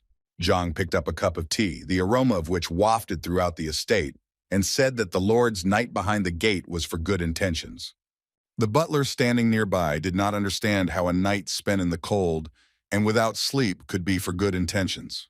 Zhang understood that the Lord had come to him because the Lord's wife was seriously ill, and in Lord Zhang's opinion, Zhang could help. In order to help the Lord's wife, Zhang needed her to come to the estate, but the way the Lord was in contact with the red jade, he could cause harm. Therefore, Zhang explained that during the night while he was waiting for the meeting, the aura from the red jade had dissipated. The Lord realized how stupid and blind he was to have so mistaken the intentions of the good master that Zhang pretended to be. The butler now also understood how much sense Zhang's actions made, because he really did not take offense at the Lord, but only acted in his interests. The Lord knelt before Zhang, bowed low, and thanked him for his extraordinary kindness. Zhang said that the Lord needed to bring his wife to the estate so that Zhang, as the grandmaster, could heal her. Zhang advised the Lord to hurry up so as not to waste the precious time that was so far against the Lord's wife. And while the Lord went to fetch his wife, Zhang offered the butler to help him raise his battle rank. Dvoretsky was confused and argued that since he was injured after the events in the market, he was not in the best shape. Zhang reassured the butler and said that the reason the boy couldn't advance to the next rank was because of dirty qi not circulating in the body. The boy listened carefully to Zhang, who said that such power can only strengthen the body, but the spiritual energy remains the same. Therefore, in order to move to the next rank, it was necessary to fill each organ with pure qi, and after yesterday's fight, the qi passages were shaken, and the settled energy began its path again. The butler was shocked to realize that yesterday's fight in the market was a calculated move by Zhang. The Zhang was pleased that the boy had caught on quickly, and asked him if Lord Lin had given him the medicine yesterday. The boy was ashamed that Zhang cared about him so much, and he accepted gifts from others. Zhang seemed to sense the boy's sadness, and said that he should not be ashamed because he does his job well. So Zhang asked the boy to drink the medicine and demonstrate the strike. But the boy was worried that the training would take too long, and Lord Lin would have to wait a long time. Zhang assured the boy that the training would not take long and would last 5 minutes at most. So Zhang hurried the boy before he changed his mind, otherwise he would lose a great opportunity to raise his rank. The boy was a bit fussy, but still agreed to a generous offer from the highly respected grandmaster. Zhang said that the boy needed to sit on the floor, take the medicine from the Lord, and release the maximum qi energy, and Zhang promised to take care of everything else. As the boy followed the instructions, Zhang reasoned that with the library, he would be able to clear the boy's points, and then he would advance greatly. Zhang took out a silver needle from his pocket and aimed its sharp end at the top of the head of the butler, who was as focused as possible. The boy felt an immense warmth that filled every organ, and it all happened extremely quickly, which seemed like a moment had passed. Blue streams of qi energy were visible around the boy with the naked eye, and he himself felt himself moving into another stage. The boy could not believe that he had finally overcome the obstacle, which was like an immeasurable barrier that he managed to jump over. The butler immediately ran to Zhang, bowing to him countless times for helping him gain new power. Zhang said that everything was fine and advised him to get up and get ready to meet Lord Lin. The man who passed Zhang's estate was still puzzled over who lived in this house. Suddenly, the gate opened, and Lord Lin and the appraiser rushed out of it. For the man from the street, there were even more mysteries now, because he did not understand why Lord Lin was in such a fuss. He gave his servants a cage that was covered with a white cloth and intended to find out who lived in the estate. As soon as the Lord left for his wife, a butler came out of the manor yard, who could not be happy with his new rank. He noticed a man walking around Jiang Manor and recognized him as Du Yuan, so he decided to inquire what he was looking for. Du Yuan said that he was just passing by and wondered why Song Qian wasn't at the market. With a smile on his face, Sun Qian announced that he was now a butler in the service of a glorious master. Du Yuan was very surprised at such a statement, so he immediately asked Song Qian who exactly he was serving. Sun Qian proudly declared that he was in the service of the generous and prudent grandmaster Yang Xuan.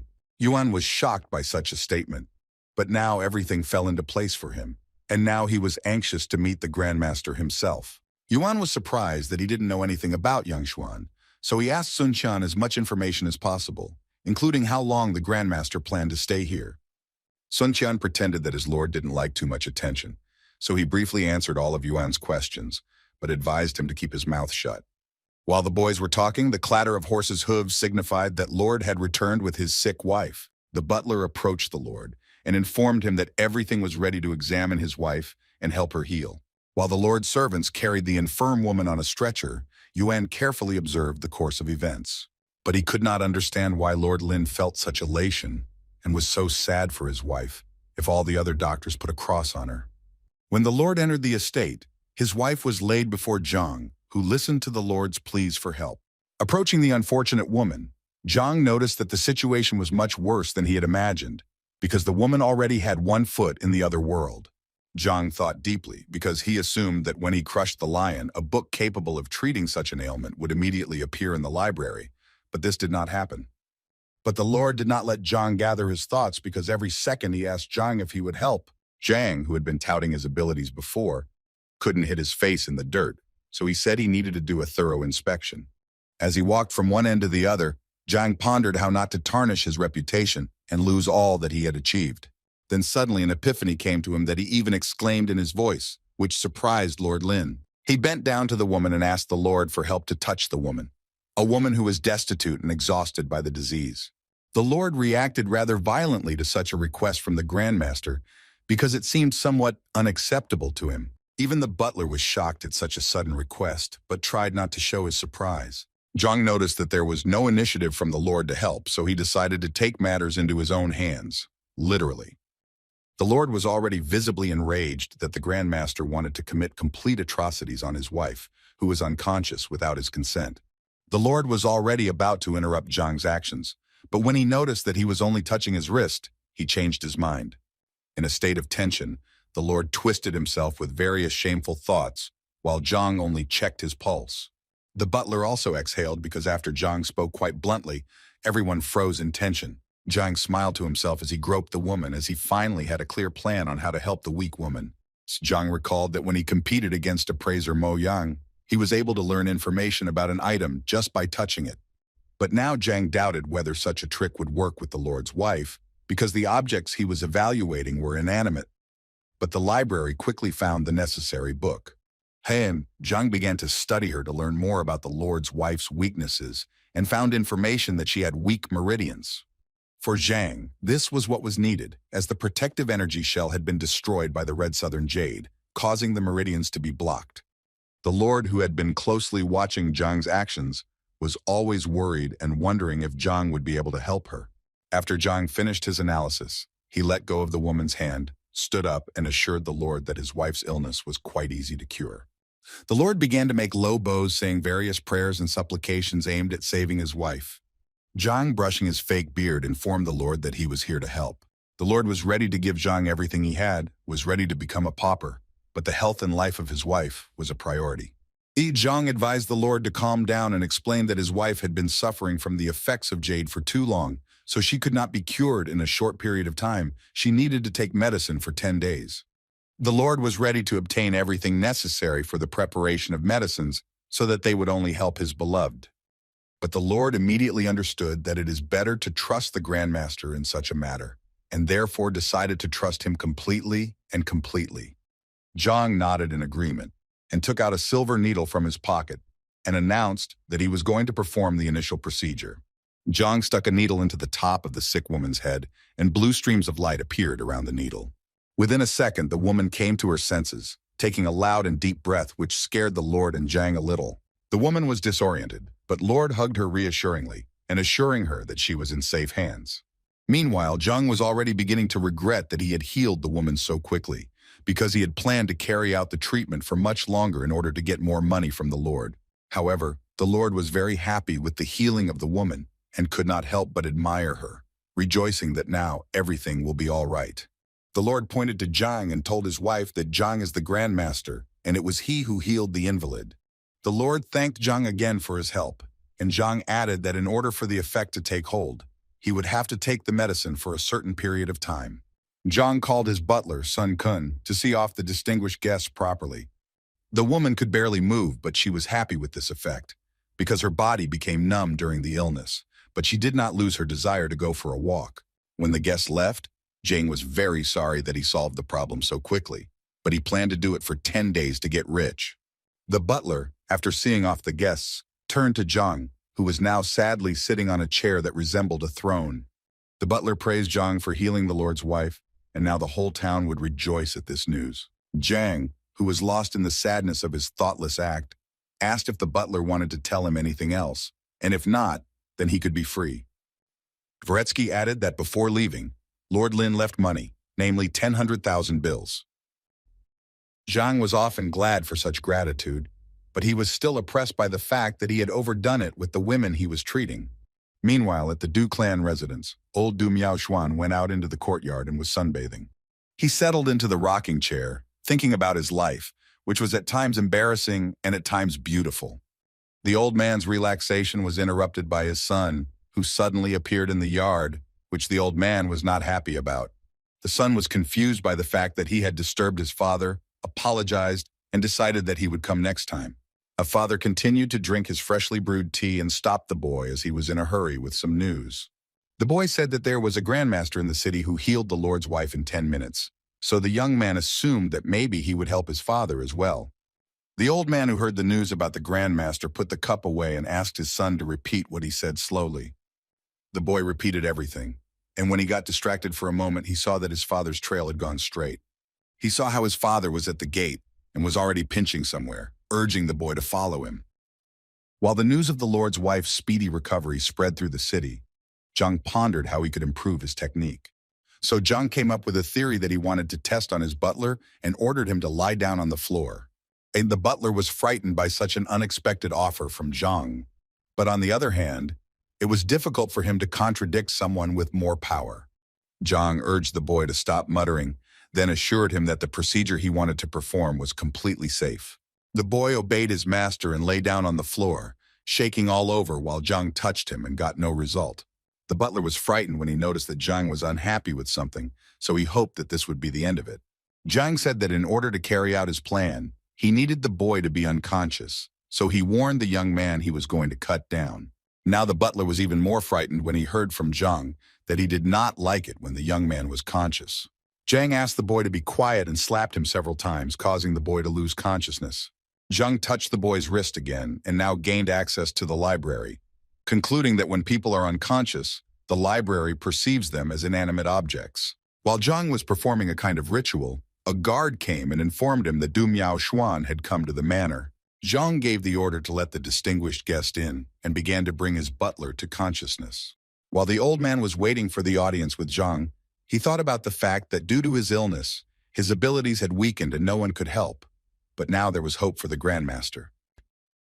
Standing in front of the entrance to the manor, the old man asked his son whether he had brought him here if he had not messed anything up. The boy convinced his father that Sun Qiang had reported the news about the grandmaster, and besides, the young man had seen the Lord's wife healthy after the visit with his own eyes. The old man thought about why the visit of the grandmaster did not make a noise among the locals, and was he a charlatan? After a few minutes, Sun Qiang regained consciousness and informed the guests that Zhang was ready to receive them.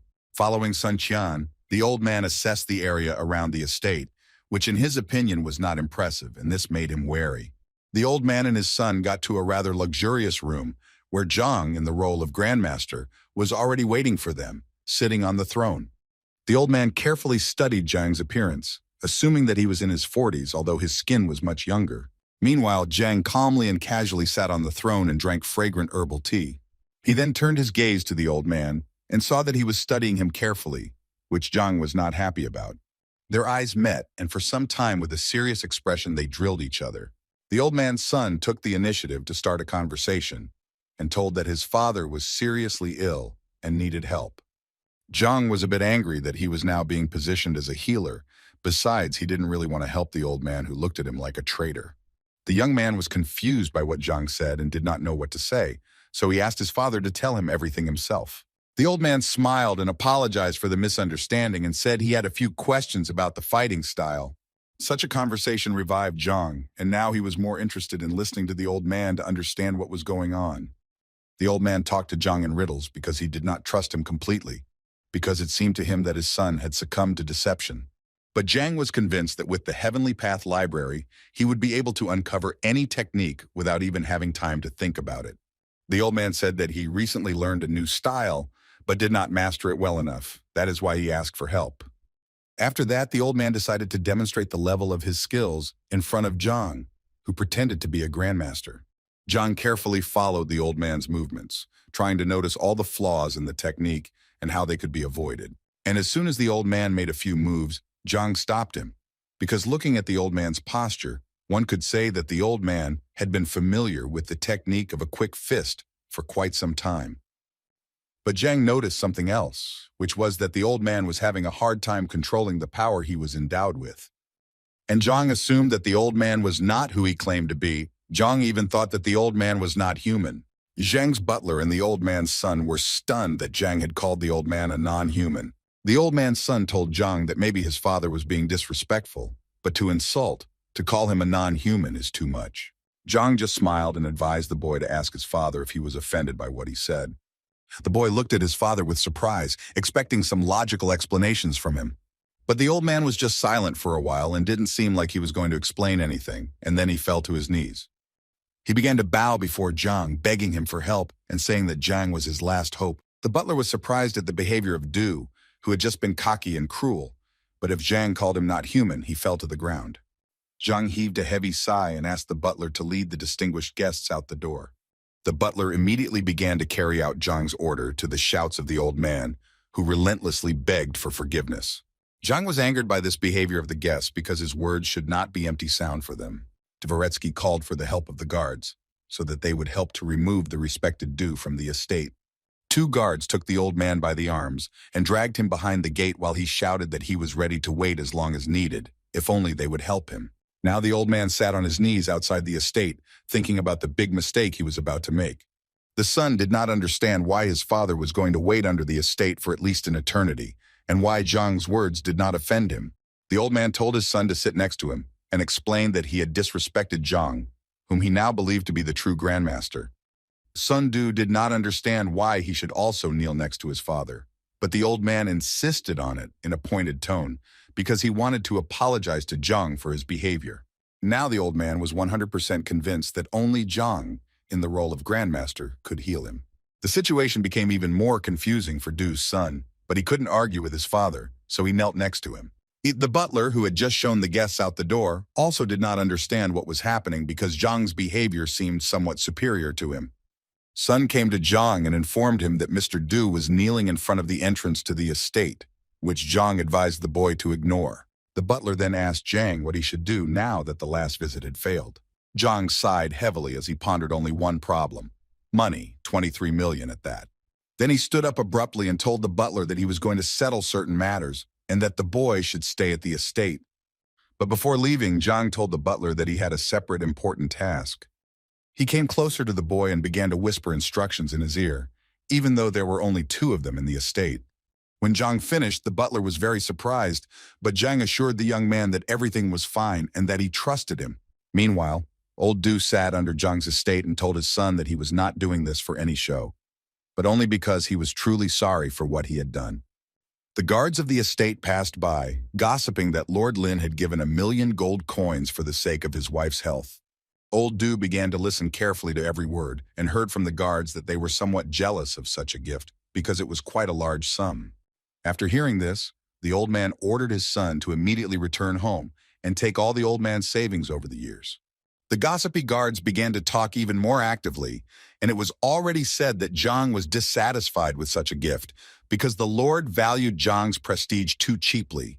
When Du's son was already walking home following his father's instructions, the old man shouted after him for the young man to grab the precious pills and sell them, taking with him all the skins of wild animals and doing the same. The servants couldn't be stopped anymore, and they discussed that Master Yang, who Zhang was, cured the Lord's wife only because she was on the edge. Such words seemed to pierce the old man, and he ordered his son to sell the sword, and to the elder of the Du clan, to sell the business that he had long wanted to appropriate. The gossipers also started talking about old Du, who, according to their version, was completely healthy and just wanted to make fun of the master, not even thinking to take a few coins with him for decency. Such words simply destroyed the old man, and he ordered his son to take all of his mother's savings and come as soon as possible with the money to this estate. Zhang took off all the makeup he had worked so hard on and which helped him make his dreams come true. The large amount of clothes and other trinkets that had been on Zhang for more than a day had somewhat exhausted him. In addition, he remembered that the Meridian Rejuvenation Pill and Body Nourishment Healing Solution had arrived at the Pharmacist Guild, which he gladly took. Zhang inquired from Ouyang about the pure breath pills and also if the guild had any information on spear skills. Ouyang thought about it and said that the spear is not as popular as the sword, so not many people try to master this skill. Ouyang added that most would throw up their hands at such a request, but he knew one person who had practiced this skill all his life, much to Zhang's amusement. Ouyang said that this is his close friend who usually stays at home, and it is difficult to get to him from the street.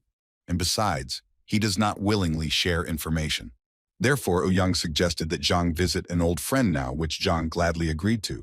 When they arrived at the manor of a man who was good with a spear, his servant informed them that the master was a little busy, so they would have to wait. While the men waited, Ouyang told that his friend's name was Wang Chun, and that man had been in the world of spearmanship since he was a child, so there was no better master to be found in the entire city. Ouyang added that even the emperor himself had personally praised Wang Chun's skill, so for Zhang it was a true indication of perseverance and talent. In a few minutes, a man in a white kimono appeared in the yard, with a spear spinning in his hands like a propeller. Ouyang stood up to greet his old friend, exchanging sarcastic but well-meaning compliments. Wang Chun looked in Zhang's direction and asked Ouyang who this young man was, or not the youngest son of the time. Ouyang then said that Zhang was a new member of the First Star Pharmacist Guild, a very capable and talented young man. Wang Chun was surprised by the fact that such a young youth was already a star alchemist. Ouyang continued to praise Zhang and revealed that he had successfully passed the pill debate where all 10 pharmacists recognized his talent. The information about the discussion shocked Wang Chun, but Zhang awkwardly said that Ouyang was too fond of him. Ouyang decided that it was time to get to the point of why he and Zhang had come here. Ouyang said that Zhang also admired spearmanship, so he would appreciate it if Wang Chun could give some lessons. When Wang Chun heard the information about the spear, he perked up quite a bit and began to show more interest in Zhang. But Zhang decided to admit that he had never actually held a spear in his hands. Such words surprised Ouyang and Wang Chun, because before that, it seemed to them that the young man had quite a knack. Zhang revealed that he actually had a student who was interested in the spear, and Zhang would like to give him more knowledge.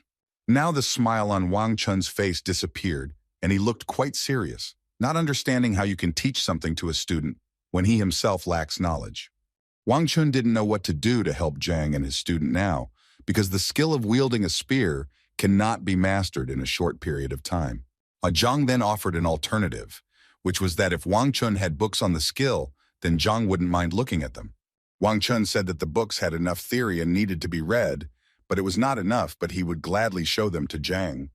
Zhang was extremely grateful to Wang Chun for his help, and immediately followed him to the library. When they arrived at the library, Zhang noticed a spacious room with many shelves where information from all over the kingdom was collected.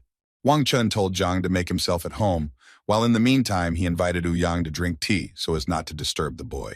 Zhang was overjoyed to have a few hours of access to the important information he could find on the grounds of the library.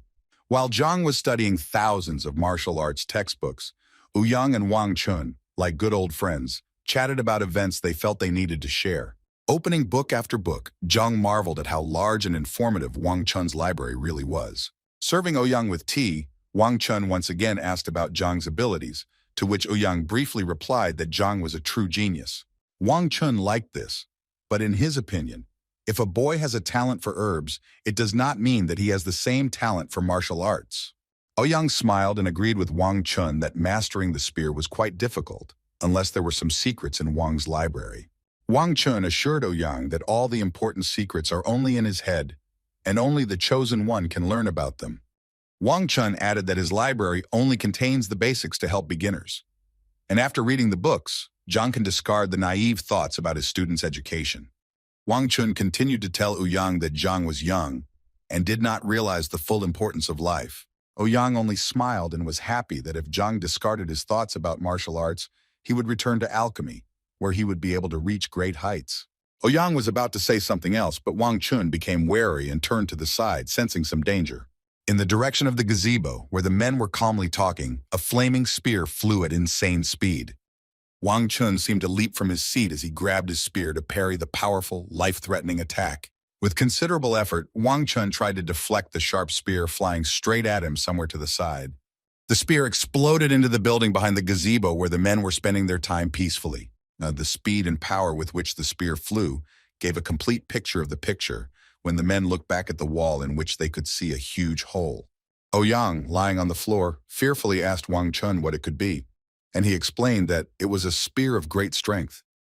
Wang Chun clarified that it was a resolute spear, similar to the resolute sword that swordsmen achieve with phenomenal swordsmanship. Wang Chun smoked his spear in his hands and said that whoever fired it was in the estate. Zhang was standing in the middle of the library, and now his vision was broadened by the fact that there was a huge hole in the shattered wall in front of him. But Zhang was partially satisfied with himself because he achieved what he wanted, although he made a lot of mistakes. Wang Chun rushed to where the spear shot was supposed to come from, seeing the mutilated wall in front of him. When the men arrived at the scene, they saw a confused Zhang in front of them, who promised to reimburse the costs for the damage caused. Wang Chun was surprised at such a statement, because to him it meant that it was Zhang who used such a technique. Therefore, Wang Chun once again asked Zhang if he had really just released the decisive spear. Zhang was surprised at first, and then decided to demonstrate what he had been doing before, and within a second, a huge fiery spear appeared behind him. Wang Chun was truly convinced that it was Zhang's resolute spear, so he asked the boy to go over the technique so as not to harm anyone. Ouyang, who was standing nearby with his mouth agape, couldn't believe how Zhang had managed to reach the top so easily when his friend had been learning spear skills since childhood. After what he saw, Wang Chun was reluctant to believe Zhang that he had never held a spear before, but Zhang insisted. Zhang was smiling and assured that he understood everything from the textbooks, and he used the resolute spear accidentally without knowing it. Wang Chun fell into a slump because he spent many years to improve his skills. On the other hand, the boy who read the books was able to do it in a few hours. Wang tried to encourage his friend and said that not everyone is born with the same talent. Meanwhile, Zhang tried to find out more about the resolute spear, which he released with ease. Wang Chun explained that the resolute spear is the result of understanding the spear, where it becomes like an extension of the arm and has more power. Zhang was happy that now he would be able to share this knowledge with his student, who would surely win the duel. Elated with happiness that he was able to learn a powerful technique from the book, Zhang intended to take a few more lessons from Wang Chun to improve his technique. Wang Chun didn't expect Zhang to want to do anything after this, but Wang Chun was curious to look at Zhang practically. Wang Chu led Zhang out into the courtyard and threw a spear into Zhang's hands for Zhang to demonstrate his skills. After getting into a fighting stance, Zhang and Wang Chun prepared for a duel where he had to demonstrate all his skills. Zhang made a sharp kick to gather all his strength for the upcoming strike. When Zhang was ready, he charged into battle like an enraged fire dragon, ready to destroy everything in its path. Wang Chun flinched from such a blow and crouched in place in fear, waiting for the inevitable. It seemed that Wang Chun's soul had left his body to protect himself from the powerful blow that Zhang was about to deliver. Zhang's spear stopped millimeters from Wang Chun's face, who caught his breath in a fraction of a second. When the match was over, Zhang was a little disappointed that Wang Chun had managed to withstand the full force of the blow. Wang Chun was still standing silently, recovering from Zhang's punch. If Wang hadn't trained for many years, he wouldn't have reached the 7th rank, and who knows if he would have survived such a thing. Meanwhile, Zhang stood there with a smile on his face, saying that he would like to teach his student a similar technique, so he would appreciate advice from Wang Chun. Wang Chun smiled a little and replied to Zhang that he wasn't sure if any advice was needed here, as Zhang was very good with the spear. Zhang was happy that he had mastered the skill in the shortest possible time, and therefore now his student Zheng Yang would definitely be able to win. Wang Chun reflected on the fact that just an hour ago, he had refused to teach Zhang something because he thought it was something irrational, but now he understood that he himself had not reached the heights of the likes of Zhang. Wang Chun hesitated for a few minutes, but then decided to ask Zhang to teach him some lessons. With a smile on his face, Zhang was surprised at such a request, but willingly agreed to share the secrets he managed to learn in the library. Ouyang, who was watching the men, did not understand why Zhang was giving advice to Wang Chun when he had come to learn from Wang Chun himself from the beginning. Wang Chun was not used to listening to Zhang's advice, because usually masters of their craft do not share secrets with the first person they meet, but such actions formed a noble picture of Zhang in Wang Chun's eyes. Wang Chun was very grateful to Zhang for his help, but he couldn't just take it for granted. So when Wang Chun learned that Zhang lacked the funds to buy some medicines, Wang Chun decided to pay for his tuition from Zhang. Wang Chun handed Zhang a wad of money, emphasizing that it was a modest payment for the knowledge Zhang had shared. Zhang was very surprised at such generosity because he had come to Wang Chun to learn, but he himself became a teacher and also made a profit. After Wang Chun handed Zhang the money, the man bowed low, but Zhang thought it unnecessary as the payment was quite enough. Zhang asked Ouyang to look after the pills that had already arrived, as he planned to return for them later as he was on his way to school. After leaving the guild, Zhang was extremely pleased with himself, because the plans he had conceived were coming to life. When Zhang returned to the school, he met only Wang Yin in the courtyard, whose husband asked about the other students. Wang Yin looked confused and upset, unable to form two words to explain something to the teacher. Zhang was a little angry because he had hoped that all the students would come to the training he had planned. Another disciple burst into the courtyard calling for Wang Yin to immediately run after him, as the battle would soon begin. The boy was in such a hurry to bring the news to Wang Yin that when he finally saw Zhang, he was confused. Now Zhang wasn't going to let the disciple go until Tay explained why all the disciples were skipping training and what battle was it about. Zhang was angry because his students have not yet received the proper knowledge and skills, but are already participating in unknown duels. The boy mumbled something for a long time, trying to find words so as not to anger the teacher anymore. However, he still dared to tell that the Education Bureau distributes funds to help teachers, and in the opinion of the Bureau, Zhang does not deserve these funds. Now Zhang was furious because the Bureau had endangered the existence of Zhang's class with its baseless act. In the neighboring yard, a real mess was taking place with the participation of a large number of students and other unknown people. Zhang's students defended the honor and dignity of their teacher, who was unfairly slandered. The man who was responsible for the distribution of financial aid was convinced that he was doing everything properly because he did not have any documents that would justify Zhang. The man emphasized that since there is no other accurate data other than the results of the exam, in which Zhang received 0 points, there is no point in spending money on him. But the students were outraged by such statements because Zhang remained their teacher as long as he had followers, and that was more than enough. The man who was supposed to allocate the funds agreed with this statement, but he also emphasized that the charter states that if the student is not worthy of the administration's expenses, then assistance is not foreseen. Zhang's students lacked the words to express their emotions censoriously in response to such statements. However, the man who is responsible for the distribution of financial aid for students offered them an alternative. He invited all of Zhang's disciples to the lower arena to duel with his disciples, and if Zhang's disciples won, they would be able to receive the valuable pills. Zhang's students understood that the lower arena exists to settle conflicts between students, and if they win, the teacher apologizes to the students. Zhang's students were all convinced that this was their only chance to defend their honor and dignity. In their opinion, Teacher Zhang had done many useful things for them, so the moment of thanksgiving had finally arrived. Zhang may not need the pills that can be obtained as a victory, but for the sake of honor, a duel is inevitable. All as one, burning with anger, were ready to defend the valiant name of Zhang, no matter what it cost them. Therefore, all of Zhang's students agreed to a duel and were ready to fight to the end in order to preserve their existence and clear Zhang's name from slander. The man who offered the students this option warned the young people with a sinister smile that they would not regret it later. And then he called his disciples, who were to teach a lesson to Zhang's disciples and who were greatly outnumbered. When all 47 of the man's students went out into the yard, he happily introduced them to a bunch of rivals. Zhang's trio of disciples were extremely frightened, as they had not expected to have to compete with such a large number. But they quickly mastered themselves because there is no turning back, because now the honor of their class is at stake. On the way to the courtyard, another part of the students told Zhang that Zhou Tian, whom Zhang did not see as an enemy, had set up the ruckus. Zhang was told that Zhou Tian was formerly a disciple of Elder Chen, who later made him a disciple. Zhang was worried that his reputation might now be tarnished by Zhou Tian's whims. Meanwhile, the duel between Zhang and Zhou Tian's disciples was in full swing, and each was defending himself as best he could. Due to the lack of experience in certain techniques, Zhang's students found it difficult to defend themselves and held on with their last strength. Zhou Tian's disciples sensed this weakness, so in addition to their normal fighting skills, they used mocking psychological pressure. The maneuvers of Zhou's students were more graceful and powerful, where you never know which blow might be the last. With his last strength, Zhang's disciple held on, but he understood that he would not be able to stay in a defensive position for long. When it seemed that the whole world froze and the blow could become decisive, Zhang appeared on the field and intercepted the blow with only 2 fingers. Zhou Tian was angry when he saw such a mess because Zhang's students themselves agreed to the duel voluntarily. Zhang calmly looked into the eyes of his opponent as if preparing for an irreparable blow.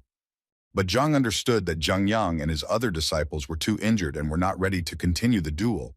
So he broke the staff with the 2 fingers he was holding to protect his disciple. Zhou Tian shouted that the students who agreed to the duel on their own should continue the duel to the end. And then Zhou had a wicked smile on his face and offered Zhang to stop the match if his students conceded defeat. Zhang Yang, despite his numerous wounds, was enraged by such a proposal and was not ready to surrender for anything. Zhang grabbed the spear and was ready to defend himself to the last because Zhang, in his opinion, deserved more. Zhang put his hand on the boy's shoulder to calm and encourage the young man, who was also not going to admit defeat. Zhou Tian roared with rage and demanded that the duel between the students be fair so that Zhang should leave the arena. But Zhang calmly smiled back and said that he really did not accept the defeat of his students, but he did not want them to continue the duel. Zhou Tian insisted that the duel had started without Zhang, so it must end without him. For Zhang, the decision of his students remained unchanged, and he did not regret that his students decided to participate in the duel. That is why Zhang suggested Zhou Tian move to the upper arena, because the lower arena is quite boring. Zhou Tian's disciples were stunned by Zhang's statement, and some began to say that Zhang had a problem with his head. Zhou Tian thought for a second, as moving to the upper arena meant that Zhang's disciples would have to challenge Zhou Tian himself. Zhang, who was waiting for an answer, urged Zhou Tian to accept the challenge, otherwise it would indicate that he was scared. Zhou Tian laughed as he replied to Zhang that he was burying himself, so Zhou didn't mind watching the sight, so he accepted the challenge. Zhou Tian offered Zhang that if Zhang won, Zhou would give 10 pills of any kind, and if they lost, Zhang would bow down to Zhou. Zhang readily agreed to these terms and hoped that Zhou would not take back his words after the duel. In the past few days, Zhang's students had indeed become stronger. Many had realized certain things about themselves, but Zhang's decision to have the students fight against the teacher looked like a defeat. Zhou Tian gave the go-ahead to his students that they could be free, and he himself asked Zhang about the details of the match. Zhang scratched the top of his head and pretended to do some complicated calculations, then replied that the match would be one-on-one. Zhang patted Chen on the shoulder and said that no one but him entered the match, so it would be fair if Zhang continued it. Zhou Tian was incredibly furious, not knowing what Zhang was up to and sending the young, inexperienced apprentice to the duel. Meanwhile, Chen was startled by Zhang's decision, but Zhang quickly encouraged the boy to hold back his smile. Before starting, Zhang announced that he wanted to teach Zhang a trick that would help him win. Zhou Tian tried to thwart Zhang's plans, but Zhang insisted that Zhang still learn a technique that would allow him to win. Zhang approached the student and asked that he give him his spear so that the teacher could demonstrate the skill. Zhang tightly wrapped his hand around the spear and asked Zhang to carefully watch what he was about to do. When the boy was concentrating as much as possible to absorb some information, Zhang waved his spear in front of him like children in a kindergarten on the playground. Zhou Tian was surprised that Zhang's childish spear swings were considered some sort of winning technique. In a second, Zhang already handed the spear to the student, wondering if he had time to remember everything. The boy thanked Zhang for the lesson, but he was almost in tears when he realized that he would not be able to properly fight against the teacher. Zhang wished the boy good luck and hope only for himself, and patted his shoulder encouragingly again. After Zhang slapped the boy on the shoulder, he felt his body fill with warmth and unstoppable energy. Zhang, with the help of Qi energy, told the boy not to resist the new power, but instead to synchronize with it. He was explaining to the boy that he was going to teach the boy the breathing method of spear art. Chen listened to the teacher's advice and now felt how each of his potential blows could become many times stronger. When Chen finally regained his composure, he heard Zhang's voice again, asking him to continue pretending to be weak. And it seemed to work, because Zhou Tian mocked the boy for barely holding a spear in his hands. Chen decided that there was no need to pull the cat by the tail and took a defensive position, showing his full readiness. Zhou Tian was furious that Zhang was going to put him in an awkward position with a disciple, let alone teach a useless technique. Zhou Tian shouted threats at Zhang and promised that Zhang would pay for his behavior. Disciple Zhang wanted to replace Chen as he looked tired and weak, but Zhang insisted that he continue the fight. While Zhou Tian prepared for the duel by rolling up his sleeve, Chen professionally acted as the weak competitor. Zhou Tian said that he was not going to show mercy to the boy because Zhang had decided his fate himself, to which the boy agreed and added that he was ready to fight with all his might. Zhou Tian rushed into the battle first, concentrating all his strength as he prepared to deliver an irreparable blow. Holding the spear in his hands, Chen was in no rush to attack or defend because he was synchronizing his breathing, which Zhang emphasized.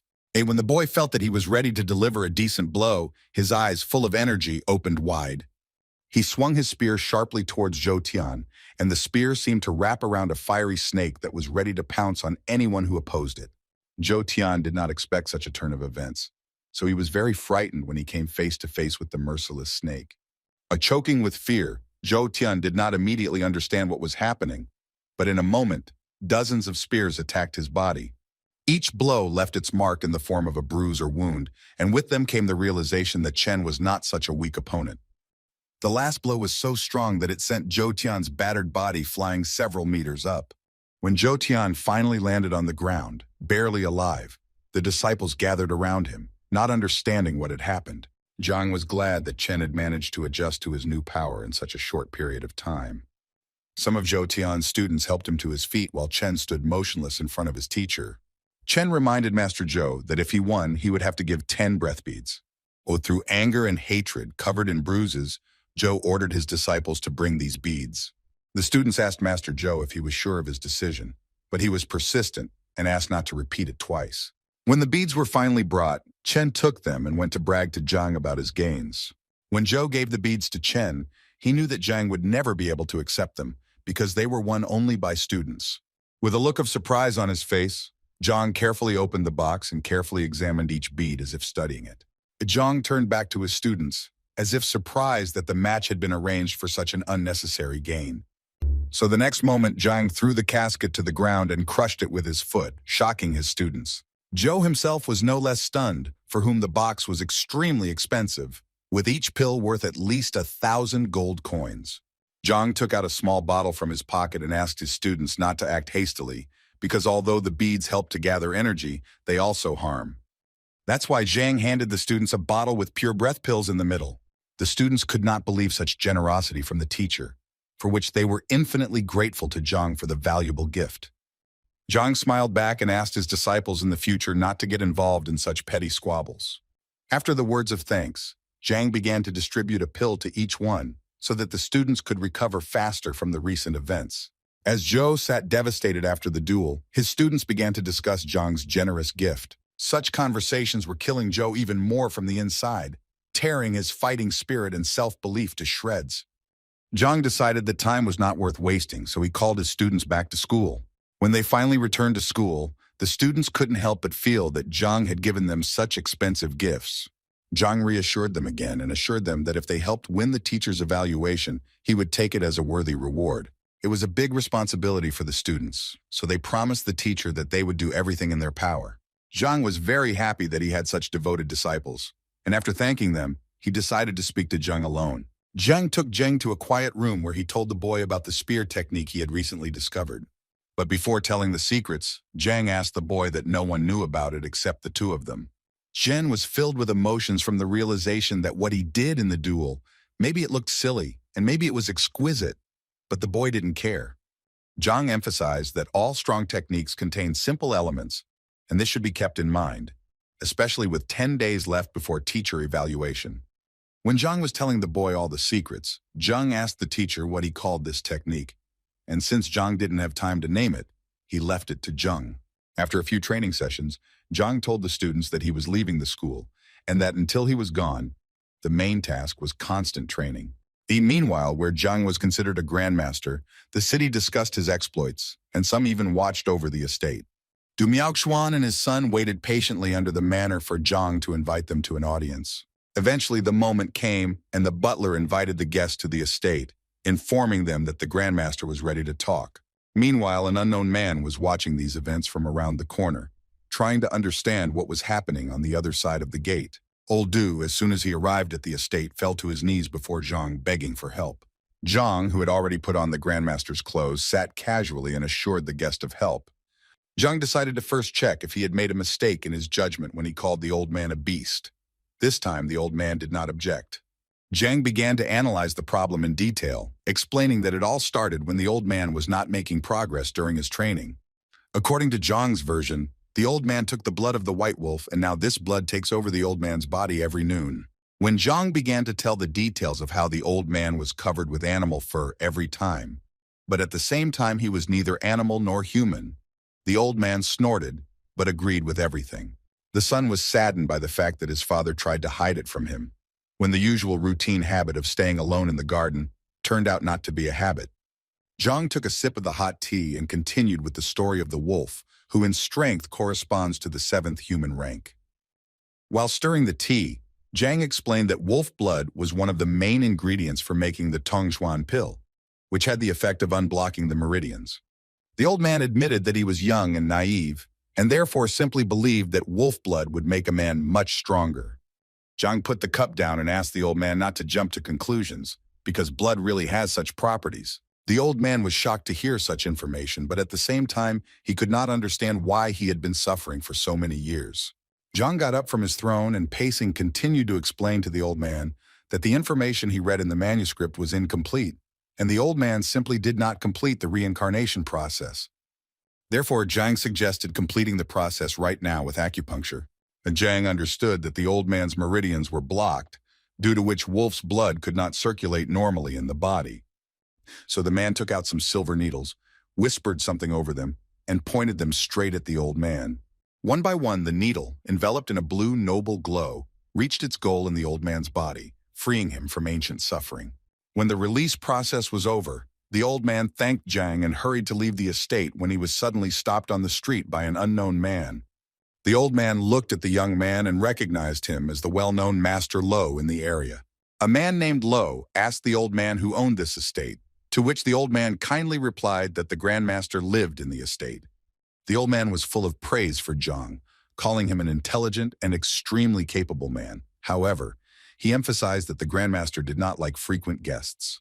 The old man told Luo that the grandmaster valued his time very much, so he should be paid well, at least 3 million. Luo thanked the old man for the detailed information.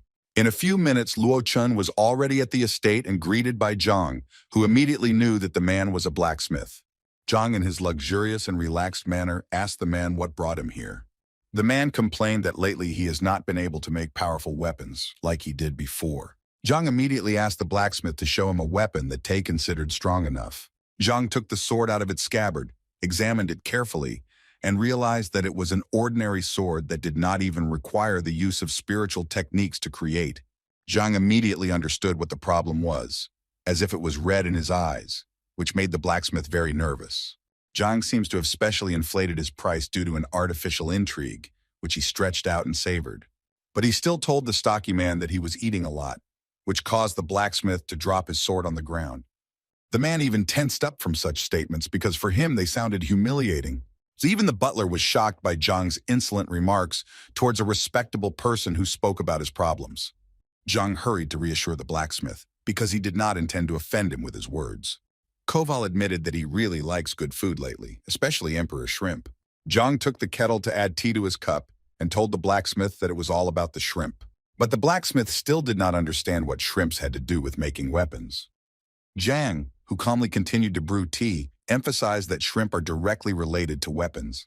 He explained to the blacksmith that the emperor prawns are grown in cold waters. They are a product of yin energy, so a person who consumes the prawns reduces yang. But Zhang stressed that shrimp before and after spawning are completely different products. Zhang continued to drink tea and said that the shrimp is becoming weak as it transfers all its energy to the new generation. Zhang looked up at the blacksmith and noted that in addition to the shrimp, the blacksmith was constantly irritated, and thus the energy could not be properly concentrated. Koval understood that he really couldn't concentrate lately, and it was difficult for him to clear his mind, but he didn't know that the whole thing was about shrimp. Zhang explained that the shrimp weakens after giving birth and thus tries to protect itself, although the taste does not change. The blacksmith fell on his knees in front of Zhang so that he could help solve his problem, which he had no idea about before. Zhang, who knew what this man's problem was, really didn't know how to solve the problem. The case of the blacksmith is different from the previous ones, and the library only points out the flaws. Therefore, Zhang couldn't think of anything better than to advise the blacksmith to stop eating the shrimp and release the caught ones. It would seem that an extremely simple advice brought incredible relief to the blacksmith. The blacksmith was extremely pleased with Zhang's work, who just looked at the weapon and realized what it was all about. The blacksmith then asked Zhang if he could help set up the blacksmith business. Zhang looked at the blacksmith with a scrutinizing look that read that the blacksmith was crossing the line. The blacksmith read Zhang's emotions quite quickly and immediately apologized for his impudent behavior. Zhang decided it was time to end the audience, so he asked Sun Quan to lead the guest. Sun Quan explained to the blacksmith that Grandmaster Zhang was wishing to rest, so it was time to end the conversation. When everyone left, Zhang sat down on the soft bed, thinking about how difficult it was to pretend to be a grandmaster. Zhang was aware that he was now at the grandmaster level only because he was receiving help from the library, and without it, he was nothing. But for Zhang, this was not a big surprise. He understood that every craft required considerable energy expenditure. In order to maintain a decent standard, Zhang needs to constantly replenish the library and absorb its knowledge. Otherwise, he will not be able to use it effectively. While Zhang pondered this, the library seemed to hear his needs and offered a new book unknown to Zhang. The book flew towards Zhang as if it had invisible wings, emitting a warm light around it. Zhang took the book to the ear, examining the golden binding. The man opened the book to examine its contents. When Zhang began to rustle the pages of the book, he saw that there was not a single word or letter in it. So Zhang closed the book and decided that he would not study it for now because there was nothing to study. But the book seemed to want to be read, so it opened in Zhang's hands, shining on its own with a bright, warm light. The book rose up and illuminated the room with bright rays that scattered in different directions. Zhang, frozen in place, lifted his head up and watched this spectacle with his mouth open. At some point, the book closed abruptly and hovered over Zhang's head as if waiting for something. By the time Zhang realized what was going to happen in the next second, it was already too late to run away. The book shot at Zhang with a bright and powerful shaft of light, like lightning in the middle of a clear day. Meanwhile, in the estate of a rather famous master, there were rumors that the old man had recently started to feel bad, and the last discussion in pills had generally exhausted him. The old man put aside the quill, the tip of which was still dipped in the ink of the black cuttlefish. The old man raised a letter above him and announced a new rule that everyone had to follow, otherwise they would be exiled. People who gathered to listen to the old man's new prescription tried to calm him down and dissuade him from rash decisions. Suddenly, a thin boy with long hair, who was the man's son, appeared behind the old man. He informed his father that the last hope that could improve the situation was the grandmaster who appeared in the city. When the old man heard the memory of the grandmaster, he sharply turned to his son and asked him to repeat what he said once more. Son confessed that he had sent a ward who told him that a grandmaster named Yang Huang had not only solved the problem of Ling Tianyu's wife's illness, but Du himself was waiting at his door. The old man carefully listened to every word spoken by his son, expecting new details with every second. Son continued that Du Miao Xuan out of the grandmaster after 10 minutes and raised his rank from 5th to 7th in that time. While the son was telling his father that there was another visit from the blacksmith Luo Chun, the old man grabbed his son by the skins and begged to take him there. The son was surprised at his father's behavior because a few minutes ago the old man wanted to sell all his property. The father scolded his son for his inactivity and advised him to sell his head, because now the most important thing is a visit to the grandmaster. Meanwhile, on the outskirts of the capital, Elder Tsang tried to make sense of the recent events of the 2 weeks he had spent on business. And the servant gave the elder a report for the past 2 weeks and told about the important and those that need the least attention using the gradation of stars. When the elder looked through all the events, he noticed one that did not have a star rating, so he asked the servant how it happened. The servant explained that the event happened recently, and they could not assess it because the servant wanted to discuss some details. The elder tensed, waiting for the information that the frightened servant was going to tell him. The servitude began since 3 days ago. A man named Yang Xuan arrived in the capital, calling himself grandmaster and healing Lord Lin's wife. At this, the elder stopped the servant, saying that he was aware of this case. So he rummaged through the records of the kingdom and found no such grandmaster. When the elder finished the conversation with 1 star, the servant wanted the elder not to jump to conclusions because there were still details about old Du and his promotion. The elder's opinion changed after hearing the details. He now gave the event 2 stars. The servant also reminded the elder about the case with the blacksmith, which was also crowned with success for the latter. The elder scratched his long beard and decided that the event deserved 3 stars.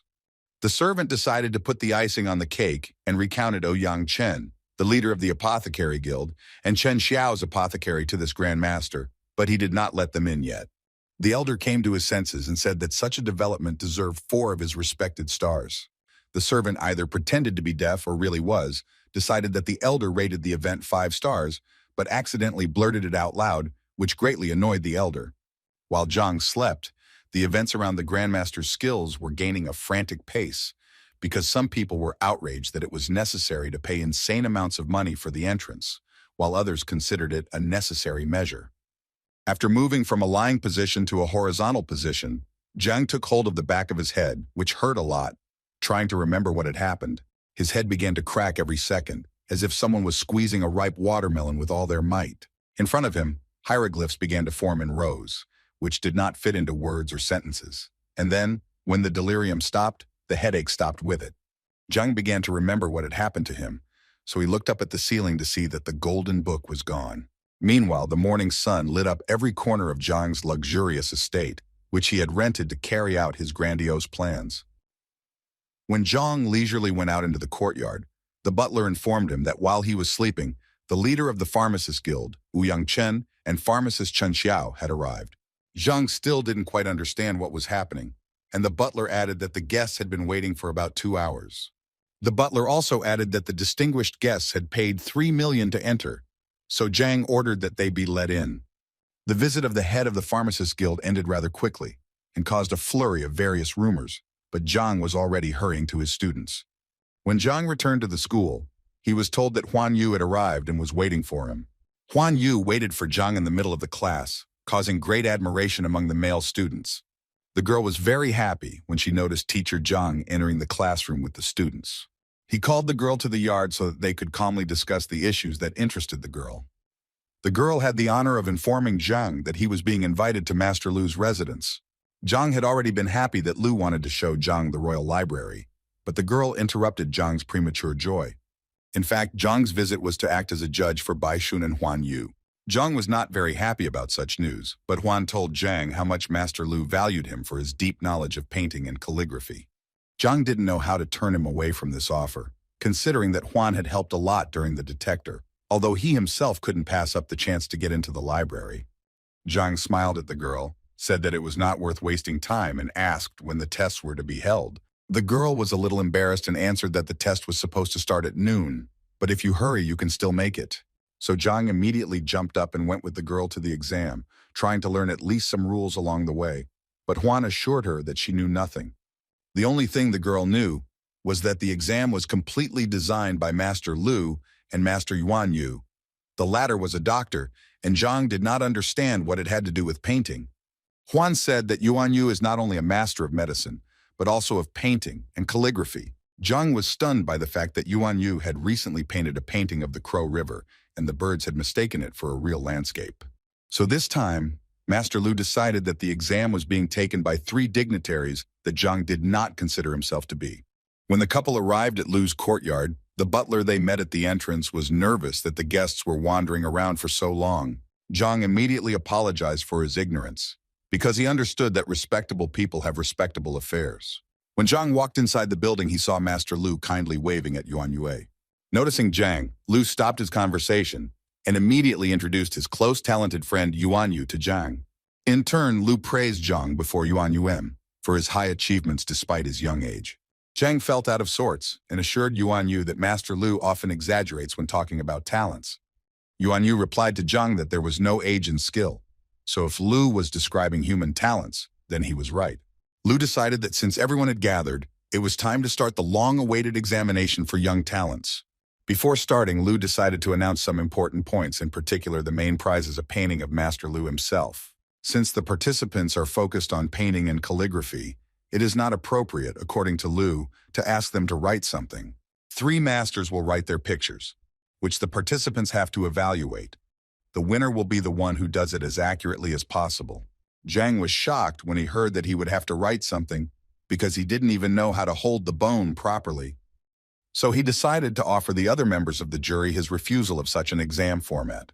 Lu reassured Zhang, because the hidden purpose of the exam is the ability to instill a love of art in young followers. Such statements did not reassure Zhang, and he tried in every possible way to avoid such an event. When it was time to start work, Zhang panicked more and more, and no amount of reassurance worked on him. Lu ordered Huan Yu and Baishun to closely follow the movements of the masters and take in what they would see.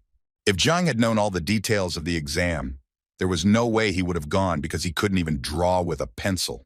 The honor of being the first to paint the picture fell to Yuan Yu, who promised that he would work at half strength. The master unrolled a long papyrus scroll and dipped the bone in cuttlefish ink. He closed his eyes and scratched his long beard, thus preparing himself for work. When the man finally caught a wave of inspiration, his eyes opened wide and he began to create a masterpiece.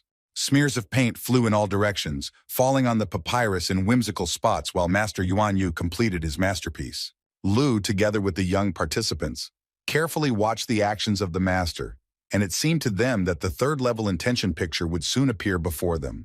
Zhang was even more disappointed because he thought that if the picture was realistic, then it was beautiful, but it turned out that it was the lowest level of painting art. Finally, after several minutes of painstaking work, the master put the brush aside and announced that he was ready to demonstrate the work. The master apologized for working on the picture for so long because he had not painted anything for a long time. Although in the master's opinion the picture was not quite successful, but Huan understood that it was a work of at least the third level. Master Lu advised Huan not to rush to conclusions, because the picture barely crossed the threshold of the third level, and why this was so, the students were to tell later. Now that Master Yuan Yu had finished his masterpiece, it was Zhang's turn to show off his skills. The threat was already literally hanging over Zhang, because his inability to draw could destroy him in an instant, because he couldn't just draw a chicken with a halo and call it a divine phoenix. Before starting to paint the picture, Zhang asked if he could read a little.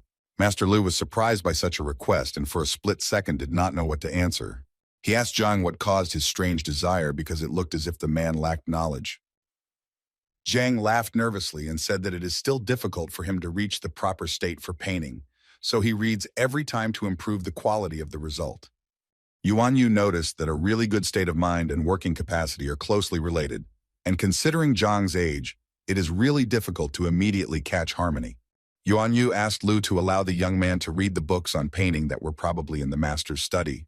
Lu had flashbacks of a past reading like this and remembered that it caused some difficulties.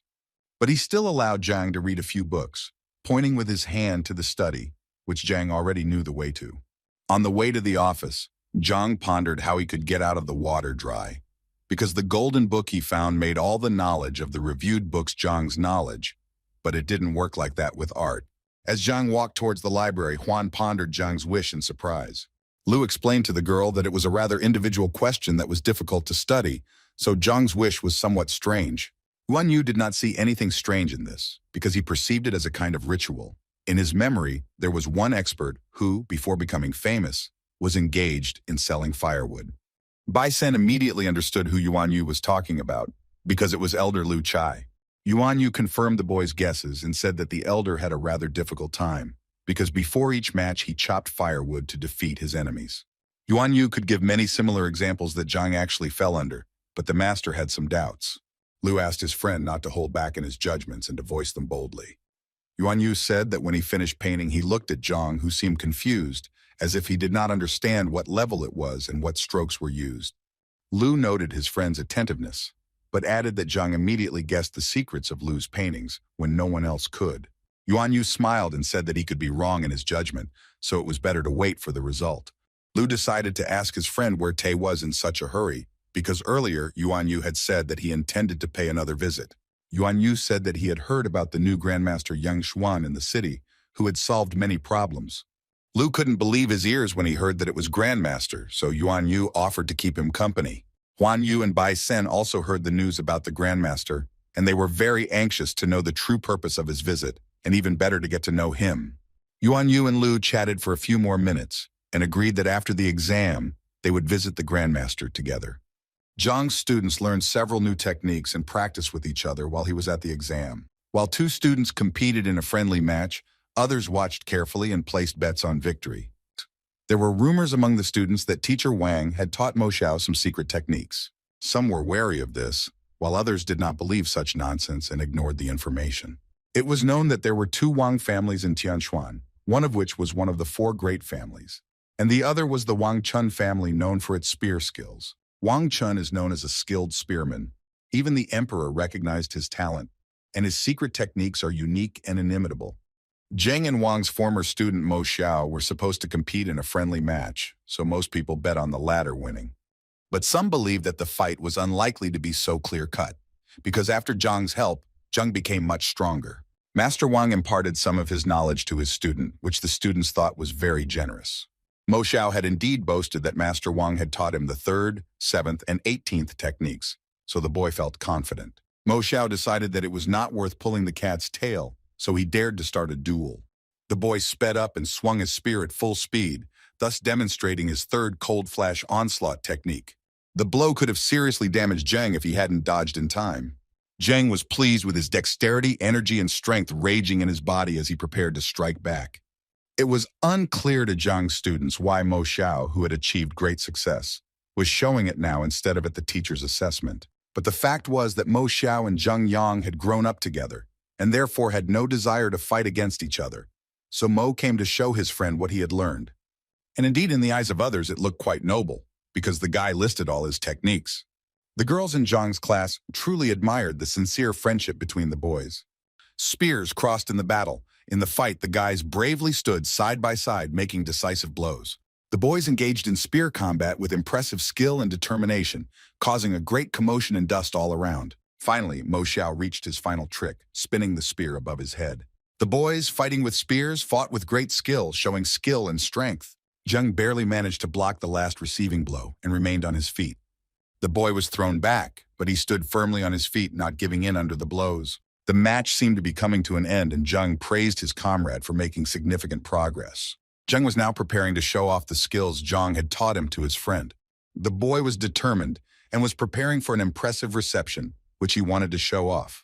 The boy touched the ground with a spear, and in a second the atmosphere changed. It seemed that the young men were standing in the middle of the sea. Mo Xiao was momentarily frightened by what he saw, as he had never encountered anything like this before. Zheng focused all his strength, although it was sometimes difficult for him, because his technique was not yet perfected. And then Zheng made a motion with the spear, from which a gigantic water dragon poured out, charging towards Mo Xiao.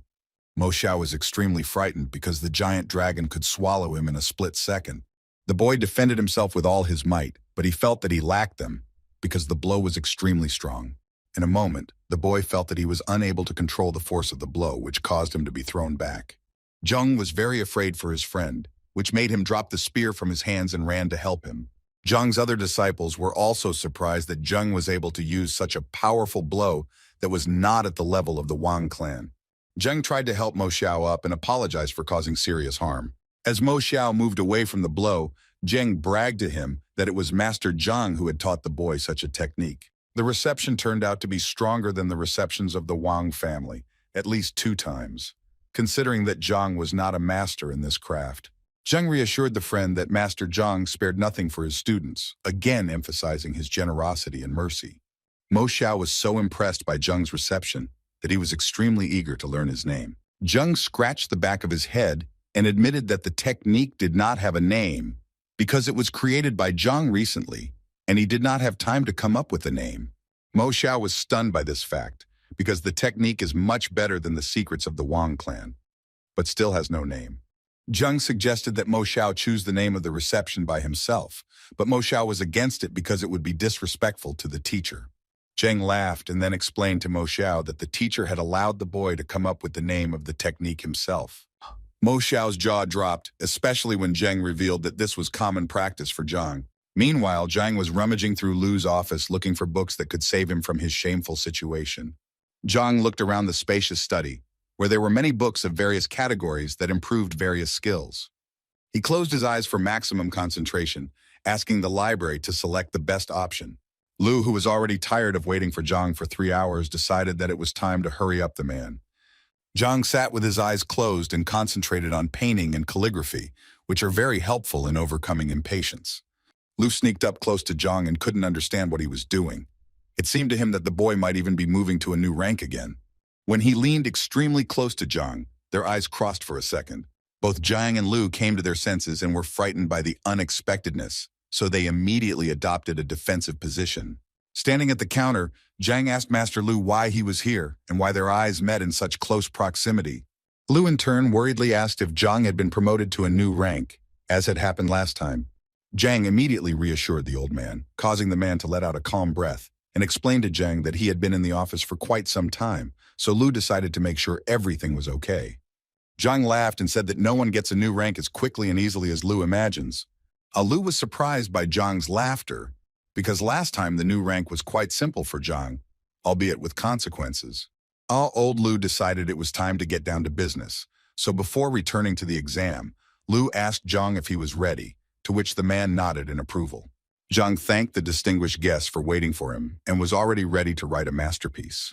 Now there was nothing stopping Zhang from getting down to business, his worries greatly reduced after the books.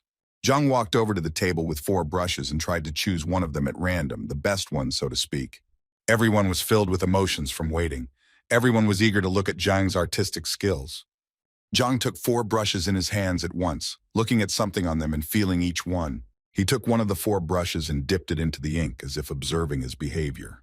Then he decided that wasn't enough, so his next step was to lick the tip of the knuckle. Observers were frankly shocked by such actions of Zhang because from the outside it looked as if the child was just playing with brushes.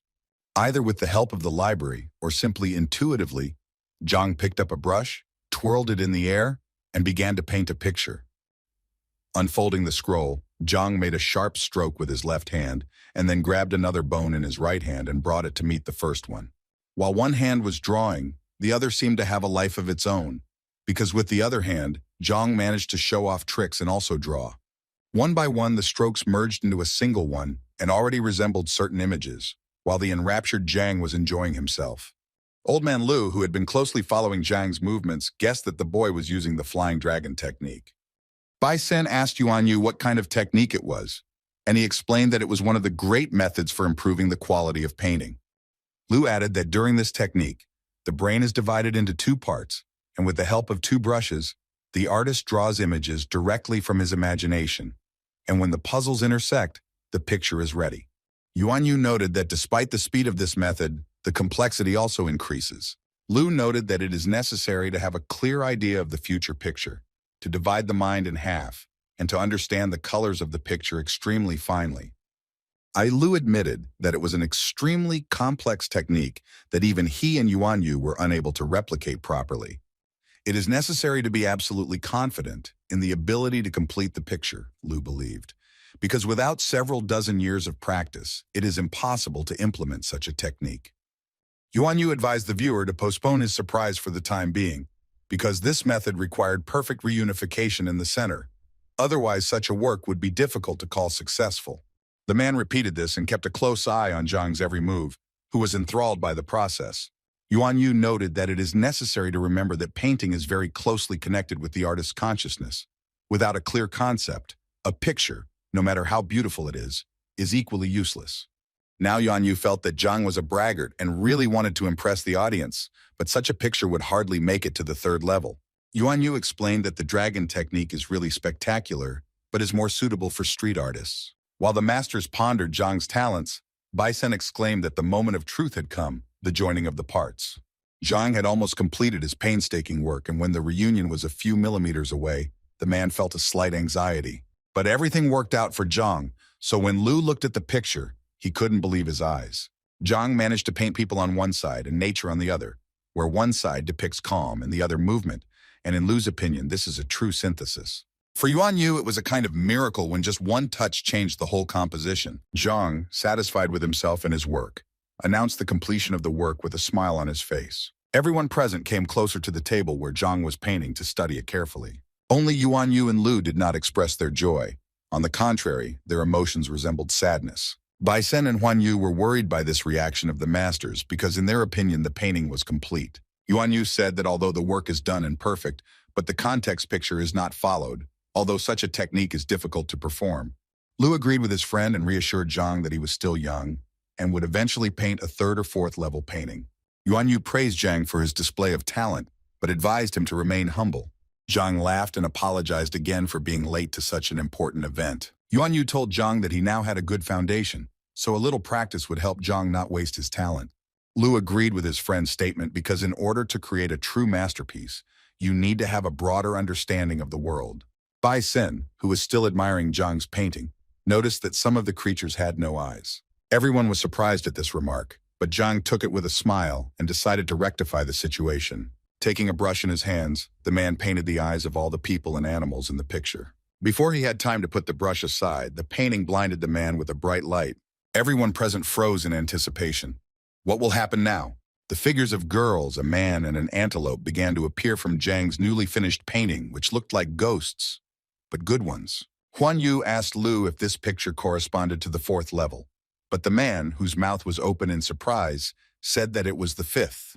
The fifth level is so rare that few people know about it because it is a real miracle.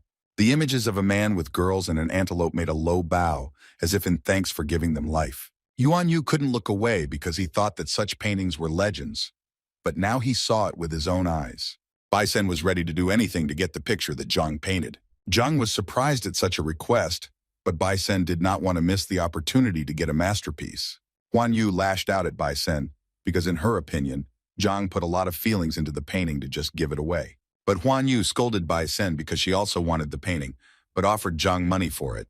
The boy and the girl got into an argument where everyone explained why he needed the picture. Lu was not happy about the young people's argument, and it was already visibly annoying him. At one point, he yelled for them to stop bickering and show Zhang some respect. He explained to the young people that each picture of the fifth level is endowed with an incredible value that cannot be measured by money. Bai Sen and Huan Yu immediately apologized for their behavior in front of Zhang. But Zhang, who heard the information about the money, asked Lu if it was really possible to sell the painting. Lu was embarrassed, but replied that it was real, because a painting of this level would cost at least 2 million.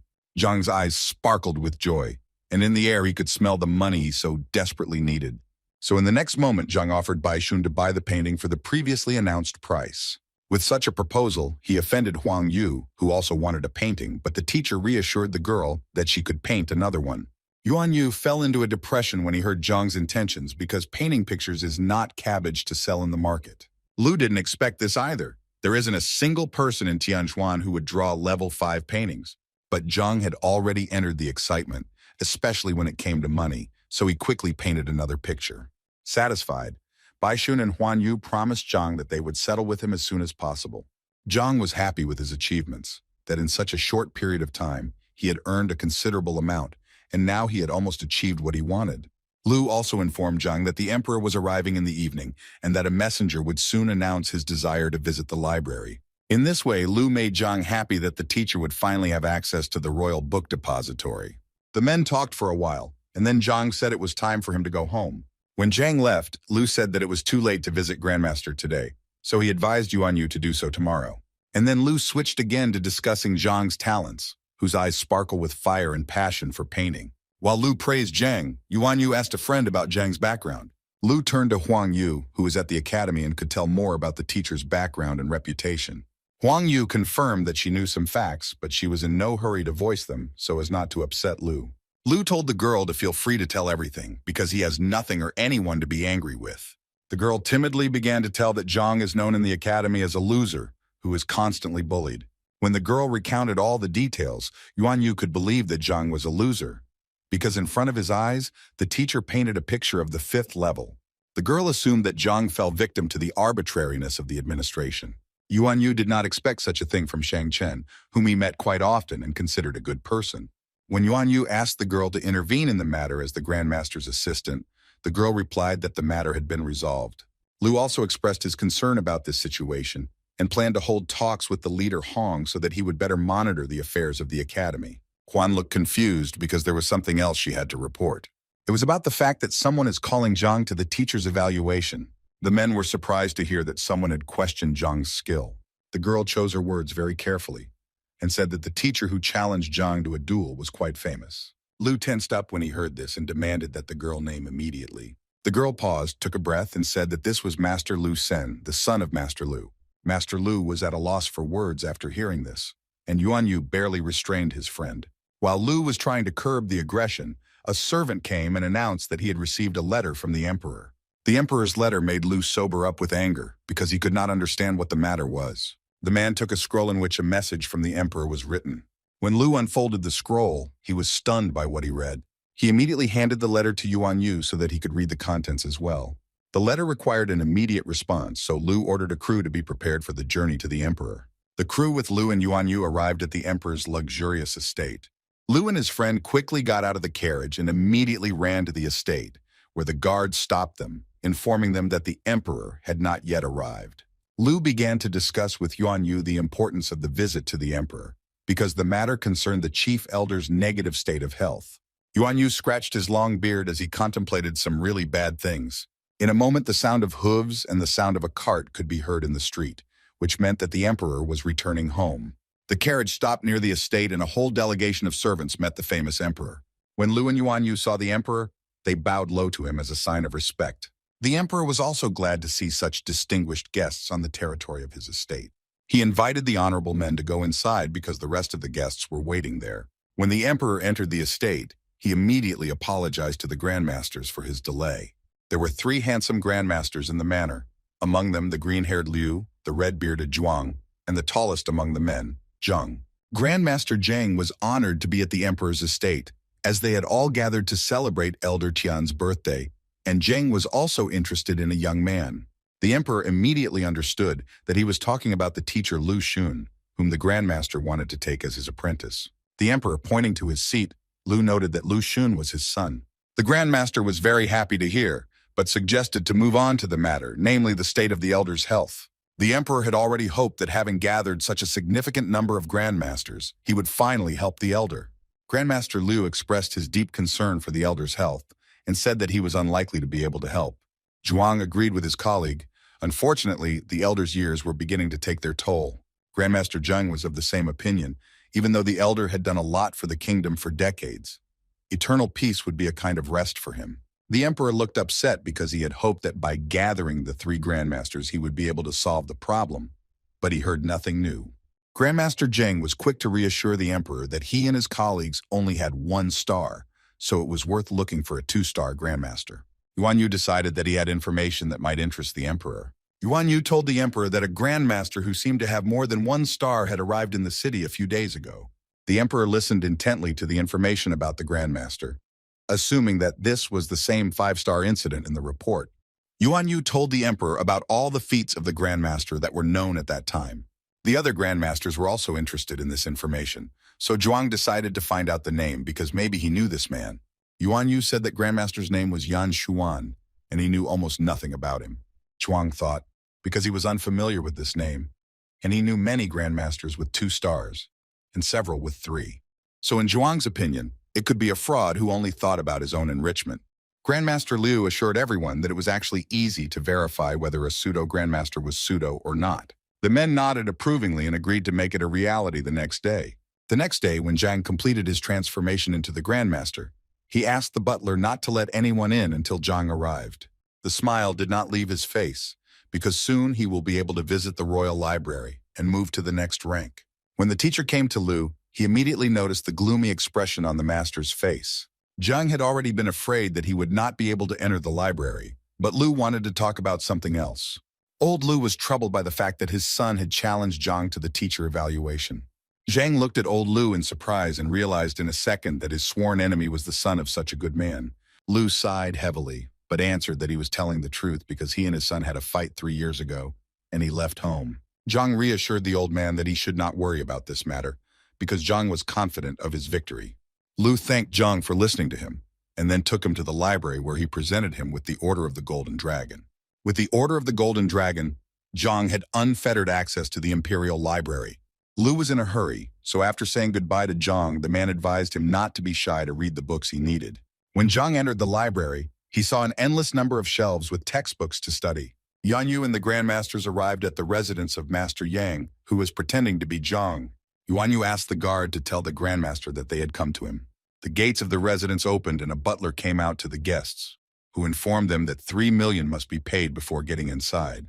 Yuan introduced himself to the butler and announced that the purpose of his visit was to pay his respects to the master. The butler poked Yuan and said that he didn't care who he was, so it would be better if Yuan paid. Dvoretsky was incredibly pleased with himself, that thanks to Zhang he began to value himself highly. Grandmaster Zheng interjected and said that they were just passing by and really wanted to see Grandmaster and were willing to pay. The butler was already nervous from these repeated phrases, so he grabbed the Grandmaster by the beard.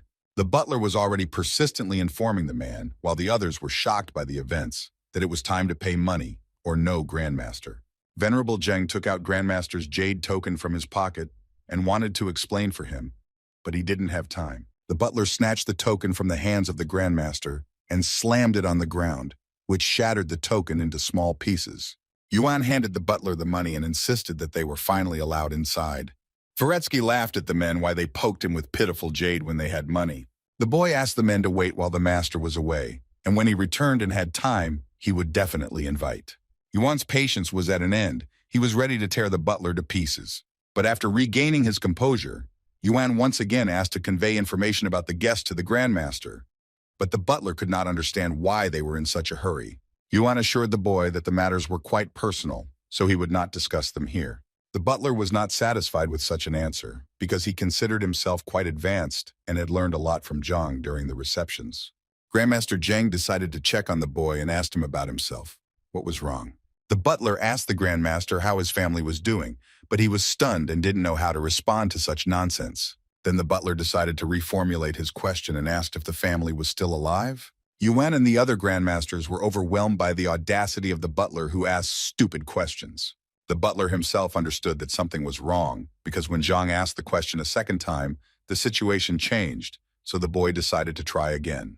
The butler expressed to the grandmaster his desire to touch his wife. The boy was already getting nervous because the situation was getting out of control, but he did not lose hope and assumed that the venerable Zheng was a being.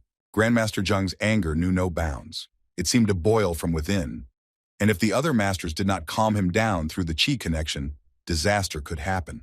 Zhuang took control of the situation and told the butler that the grandmasters were standing before him. When the butler heard who was in front of him, he almost lost consciousness on the spot. Liu asked the boy to inform his master about the visit of the grandmasters as soon as possible. The butler did not know how to put words into sentences, but he himself felt extremely bad and did not know when Zhang would return. Dear Zheng almost exploded with rage and was already one step away from smearing the butler. Liu handed the butler a scroll that looked like gold and asked him to give it to Zhang. So the grandmasters left but promised to return soon and meet with a famous colleague. The butler simply froze for a few minutes and contemplated one point, and then his legs buckled and he fell to his knees. From the wave of awareness of the situation, the young man felt as if his soul was leaving his body and would not return. Venerable Liu, riding in a carriage with his colleagues, noted that the grandmaster really lives in the estate, who is definitely not weaker than them. One didn't understand how the grandmaster could figure this out if he hadn't even seen the man. Grandmaster Zheng said that it was enough for them to look at the butler, who was hopeless at first glance, but the body structure caught their attention. Zhuang agreed with his colleague, because to be honest, under normal conditions, his limit is the 3rd rank. Yuan understood what the grandmasters were leaning towards, that the boy had no less than the last stage of the 4th rank. Liu assumed that since the boy had been a merchant for a long time and was now in excellent physical shape, Grandmaster's intervention was inevitable. For the Grandmasters, it was a real miracle, not only that the butler had reached such a rank. If the Grandmasters understood correctly, Mr. Butler used his chi to clear the young man's meridians. According to the Grandmasters, the chi for such a reception must be the purest. Otherwise, such a thing is impossible. Therefore, the masters decided to behave rather cautiously until they find out the whole truth. Yuan still did not understand the next plan of action, because the main bet was placed on a meeting that did not take place. But this was not an obstacle for the Grandmasters. They could check the colleague even in his absence by gathering people who were with the Grandmaster. Meanwhile, Zhang was happy that he was finally able to approach rank 7. The man concentrated and began to reincarnate into a new rank. Zhang was extremely surprised that he was able to open all 108 acupuncture points. If Zhang did something wrong, he would only be able to open about 40 points and then move to the next rank without getting hurt. But he succeeded in everything, and he was incredibly happy because now his strength is equal to the average degree of the 7th rank. Zhang regretted not finding anything about the 7th rank in the library, although it was not surprising since such knowledge was not easily accessible. But the man still had the opportunity to look at new combat techniques.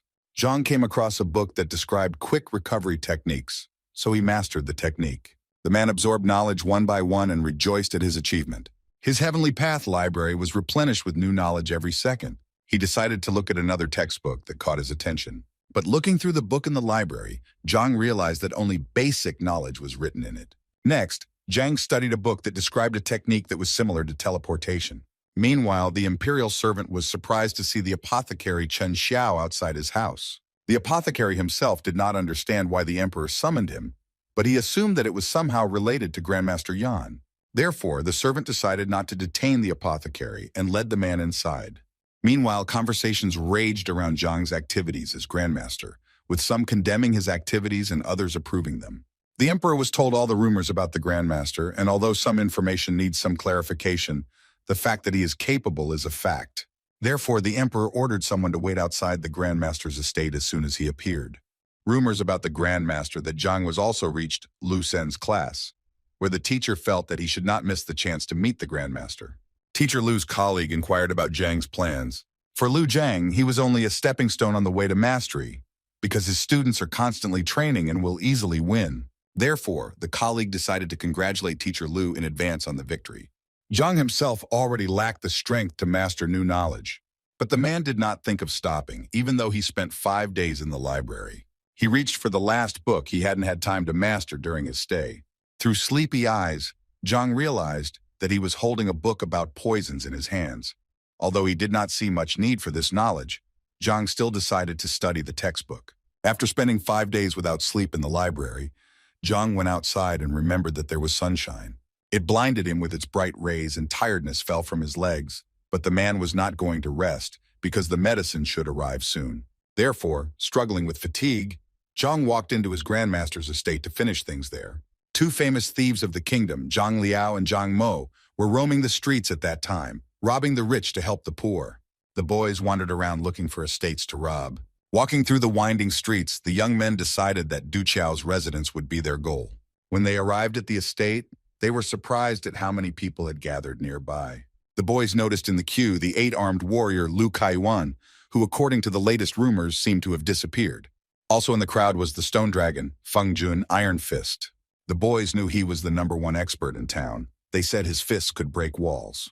Many other notables stood in the crowd, such as the Pale Surgeon, Hu Xiaobai, Long-Armed Li Longshu, and Divine-Eyed Duan Zhujiang. The guys decided to watch the events from the corner, because even the weakest of the crowd could beat them. But the boys did not understand why these famous people sometimes ignored the emperor's invitation, but lined up in front of this estate. However, on the other hand, the boys were upset that their plans were cut short in an instant.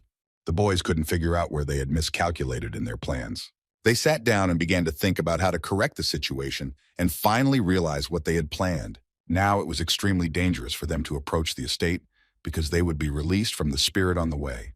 Although the boys didn't know who lived in the estate, they stayed nearby for a while to find out more information. The sound of horse hooves and carriage wheels attracted the attention of the thieves. When they looked out, they saw that the emperor had arrived at the estate, and therefore the situation was extremely important. Everyone present congratulated the emperor and gladly met him, informing that they had taken the cue in advance. The robbers were shocked that even the emperor had to wait patiently in line with the others. After some time, 3 more men in elegant clothes came to the crowd. These were the 3 grandmasters that the grandmaster had gathered earlier. The emperor happily bowed to the grandmasters and informed them that they would have to wait for some time. The robbers were frightened by the course of events, but were glad that they did not dare to approach the estate closer. The crowd was furious that the emperor and grandmasters had to wait so long to meet.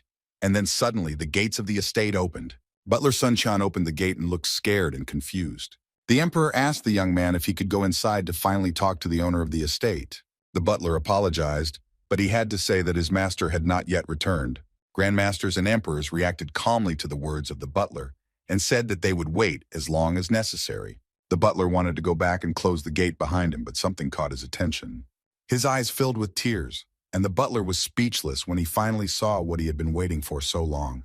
More precisely, the one he was waiting for, because Zhang applied the grandmaster's makeup and returned to the estate. With a tired look, the man assessed the situation around him and could not understand why there was such a long queue. The robbers, who had been watching from afar, finally saw the one they had all been waiting for. The butler fell at Zhang's feet and did not want to let them go, rejoicing that Zhang had finally returned.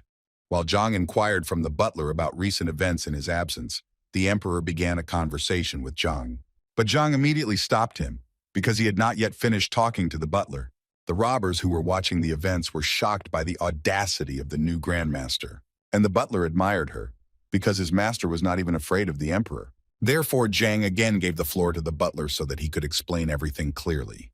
Dvoretsky said that while Zhang was gone for several days, a queue gathered. In particular, the emperor and grandmasters arrived.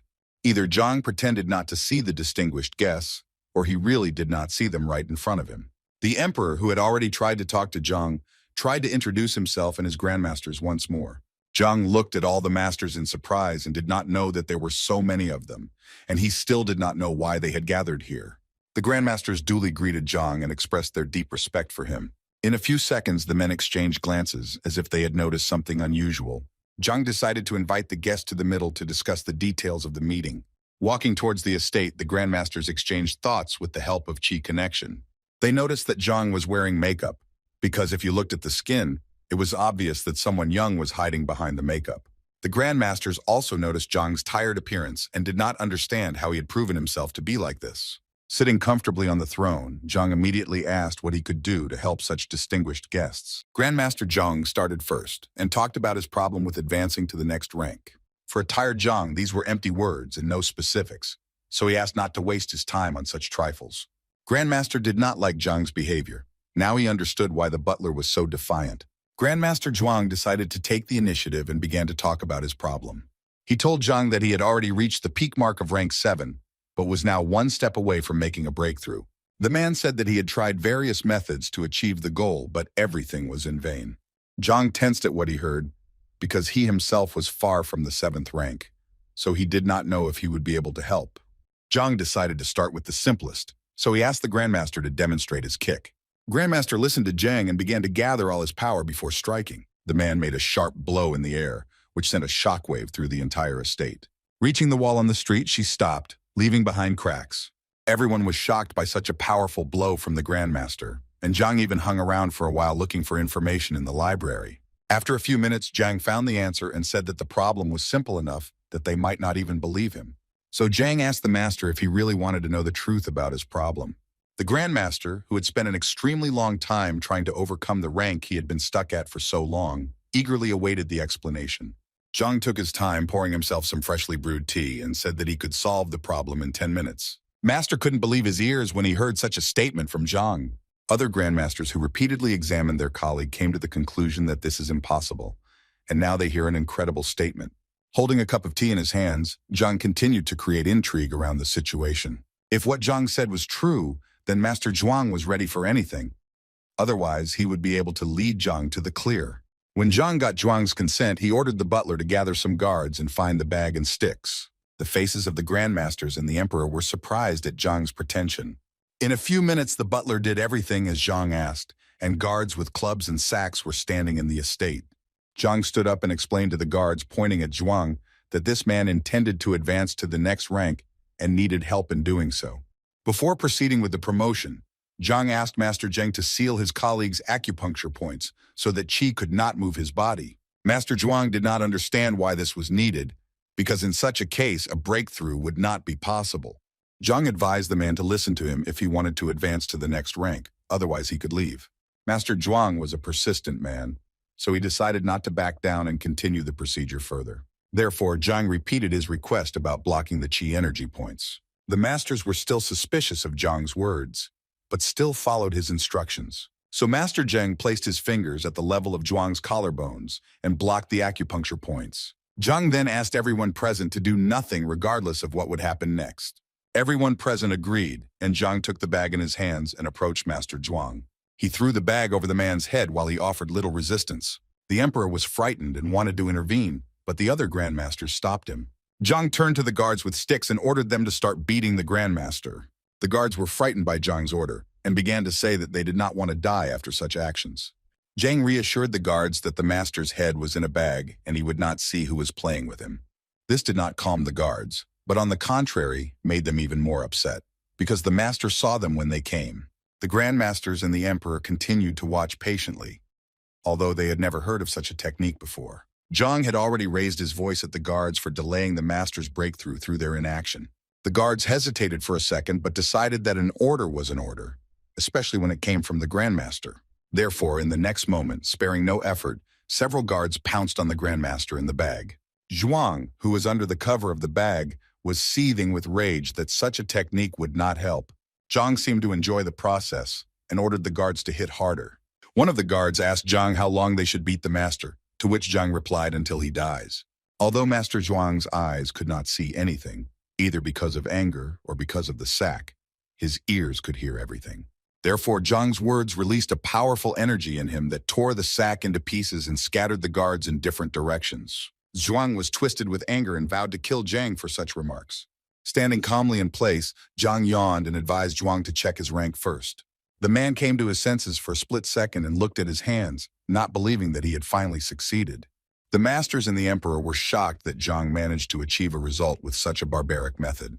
Zhuang, not knowing what had happened to him, asked Zhang if he really managed to achieve the desired result.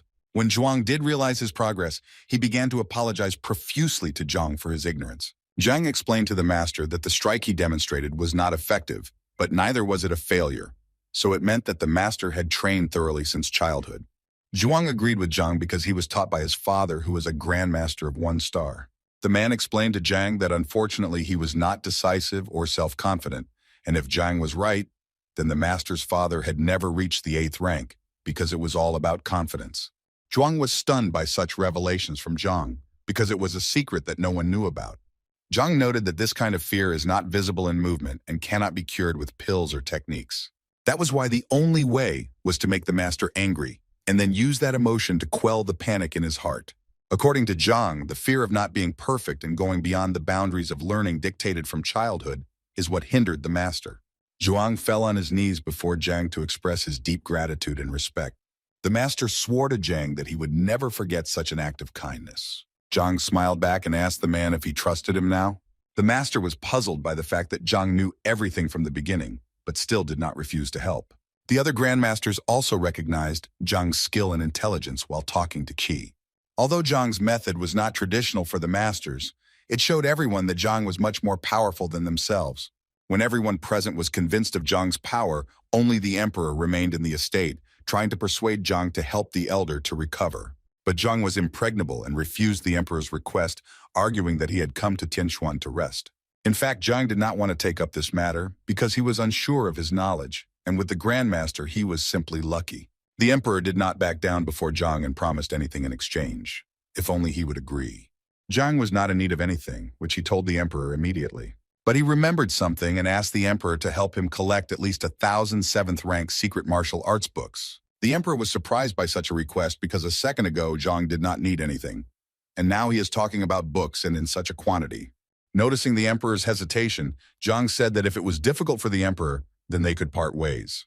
The emperor solemnly promised that he would fulfill Zhang's promise in 5 days. On this note, the men said goodbye and agreed to meet at the specified time.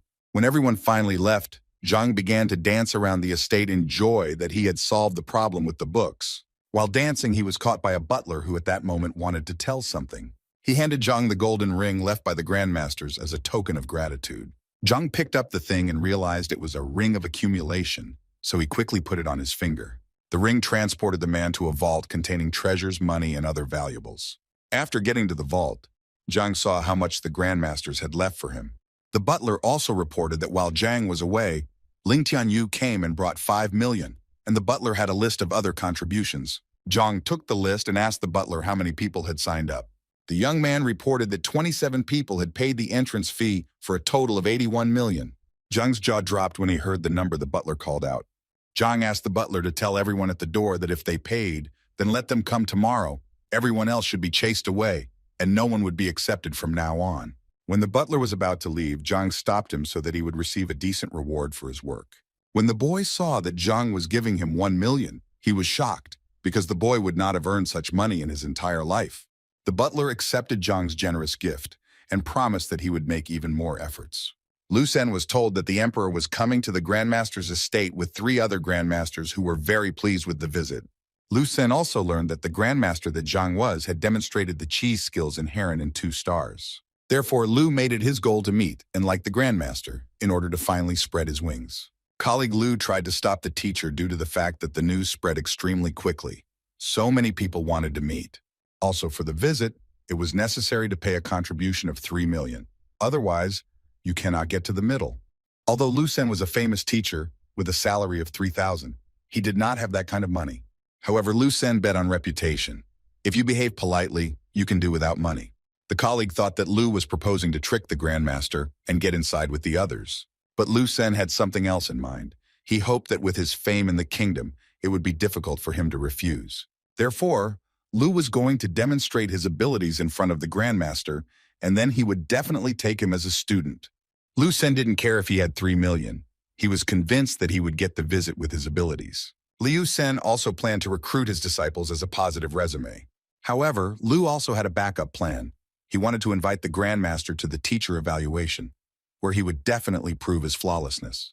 The colleague agreed with Lu. What he was telling him made sense given the training of the students. So the men decided to carefully prepare for the visit with the grandmaster.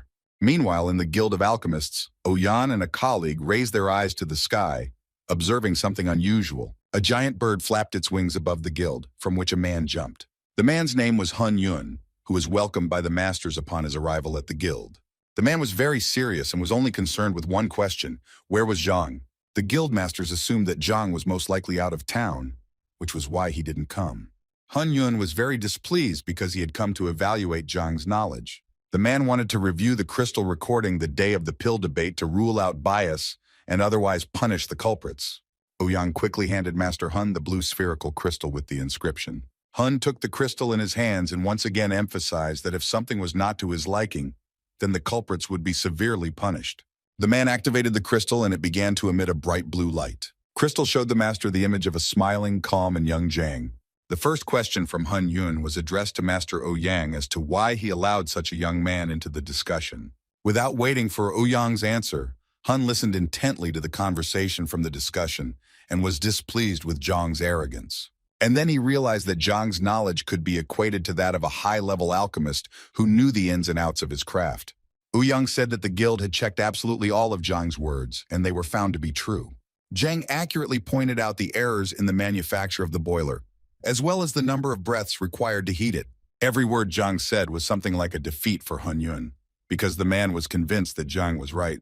Colleague Ouyang gave Hun Yun the notes they made during the discussion, where no mistakes were found. The man cast a skeptical glance at the master's research, but after unfolding the records, he noticed that Zhang was able to analyze the properties of each of the herbs, the time of their addition, and the reaction between them simply by observing the process. While Hun was studying the records, the guard at the guild announced that Zhang Huang had arrived. Hun didn't expect this news, so he dropped the crystal on the ground, causing it to shatter into small pieces. Zhang, looking like a zombie after spending hours in the Imperial Library, greeted everyone present. Ouyang noticed Zhang's tired and neglected state and was extremely alarmed. Hun Yun decided not to waste his time, so he asked Zhang if he had a few minutes to spare. Zhang looked at the man everywhere, half-closed eyelids, and wondered who he was. Hun didn't introduce himself, only saying that he had some doubts about Zhang's alchemical knowledge. Due to his fatigue, the only thing Zhang wanted was a good night's sleep, so he curtly replied that there was no time for that right now. Ouyang explained to Zhang that in front of him was a 2-star alchemist, Hun Yun, directed by the central headquarters. Zhang, barely on his feet, sighed heavily and agreed to answer a few questions. Ouyang panicked because the man had come to inspect Zhang for knowledge. Therefore, Hun talked about the problem he had while making the breathing recovery pill. The pill turned yellow. Zhang sarcastically said that the 2-star alchemist should know that although the white grass that was included in the composition is white, it turns yellow when it comes into contact with a person's qi. Therefore, while quacking, Zhang pointed out that the problem is not in the ingredients, but in the qi of the person who makes the pill. The situation can be solved by adding qingyang flour. Master Hun now asked Zhang another question, this time about pure lobster, which as the main ingredient is very bitter, and when licorice is added, the mixture becomes unstable. Zhang had an answer to this question as well, because he knew that it was all about the seeds of the flour, which should not be added to the pills. Zhang was extremely tired of these questions, and did not understand why the 2-star alchemist did not know the elemental. Zhang hoped that this was the end of his inspection, so he advised the master to read books to refresh his knowledge and intended to collect his order. But Master Hun had one more question, which he said was the last. The master will even promise Zhang that he will give the order for free if the teacher gives the correct answer. When Zhang heard that he had an opportunity to keep the money, it seemed as if he had a second breath and was full of energy. The question from Master Hun was that when he creates the vitality recovery pill, his cauldron explodes. Ouyang and his partner were perplexed by such a question, because not everyone can make such a walk. Zhang tensed because he did not find information about such a pill in the library. Therefore, he suggested that the craftsman take a look at the manufacturing process to find out what the problem was. The master was prepared with everything necessary, and he began the process of preparing the pill. The master took the necessary ingredients for the pill and tossed them into the cauldron, and Zhang felt his tiredness leave him because the pill, even in the preparation stage, made him feel better with its smell. After some time of preparation, the cauldron began to rumble, and then it completely exploded, and as a result, only ashes from the ingredients lay in the compartment where the pill was supposed to be ready. Pointing to the smoky cauldron, the master emphasized to Zhang that this happens every time. Zhang came closer to the cauldron to smear the ashes, and rubbing between his fingers, Zhang studied everything carefully and once again asked the master if he was sure of his 2 stars. The master, who was covered in soot and the tips of his whiskers were smoking, waited patiently for Zhang's explanation. Now Master Hun was not asking the question, but Zhang was asking the master about the ingredients of the pills. He did this in order to lead the master to the true path by adding certain instructions in parallel. The master reacted with displeasure to Zhang's behavior, because he already knew all this very well. Zhang smiled and remarked that he was not in any way reprimanding the master for the wrong sequence. Zhang will explain that it is not a matter of consistency, but even more of a technique where there was no mistake. Then Master Hun was completely confused, because he did not understand what the matter was, so he waited for an explanation. Zhang replied to the master that he was just special, and asked the man if he had consumed the purple flower herb as food before. The man told Zhang that he was allergic to this plant and therefore could not consume it as food. Zhang told the man that since the man was refining himself using the rapid flame formula, and qi in its essence carries the property of fire, there was an overload. Zhang continued that the overload occurs because the purple flower herb has other properties, thus Huan cannot use this herb. The man was shocked that Zhang had learned about the rapid flame formula, as it was a technique that was only known to the Huan clan. Therefore, the man asked Zhang if it was possible to somehow influence the situation during the production of the pill. Zhang again scolded the master that he was an alchemist of the 2nd star and could not find a way out of the situation. It was difficult for Zhang himself because his library could tell about the shortcomings and not the solution of the issues, not the case. Huan thanked Zhang and concluded that he would look for another plant that would not conflict with his qi. Uyan and his partner were shocked that a 1-star alchemist was teaching a 2-star alchemist. But Zhang was pleased with himself because now he got the goods he needed and didn't even pay a penny for them. As he walked, completely exhausted and sleepy, Zhang didn't even notice Teacher Lu walking past him. But Lu noticed Zhang and was not happy that he didn't even show minimal respect to say hello. Lu's colleague encouraged the teacher by saying that Zhang was probably extremely shocked now, looking for a way to win the assessment. Lu Sen laughed because in his opinion such a loser as Zhang could only defeat him in the dark. Lu Sen's unsteady gait due to fatigue looked as if Zhang was extremely drunk, but the men decided not to focus more on Zhang because they were in a hurry to meet the grandmaster. Struggling with fatigue, Zhang thought about how he could get to class sooner and finally get some sleep. When Zhang finally got to the classroom, he saw students he hadn't seen for 5 days, so now they needed to be evaluated. Zhang was pleased with the results of the quick assessment, as his students had made significant progress. The teacher wanted to discuss some more matters with Zhao Yao and Yuan Tao, so he asked them to follow him. In his office, Zhang handed Zhao Yao a pill that destroyed yin and could awaken the characteristics of the girl's body. After that, Zhang turned to Yuan Tao, asking him if he knew what he was studying in this class. Zhang put his hand on the boy's shoulder so that he wouldn't get nervous, because Zhang wasn't going to scold him. Zhang saw the potential in the boy, which needs to be constantly improved in order to reach the top. The boy was confused because no one had ever spoken such comforting words to him.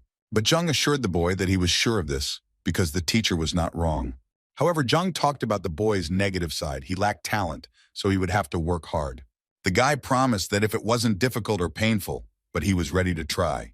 Zhang handed the boy a bottle of medicine, the contents of which would need to be carefully applied to his body, no matter what.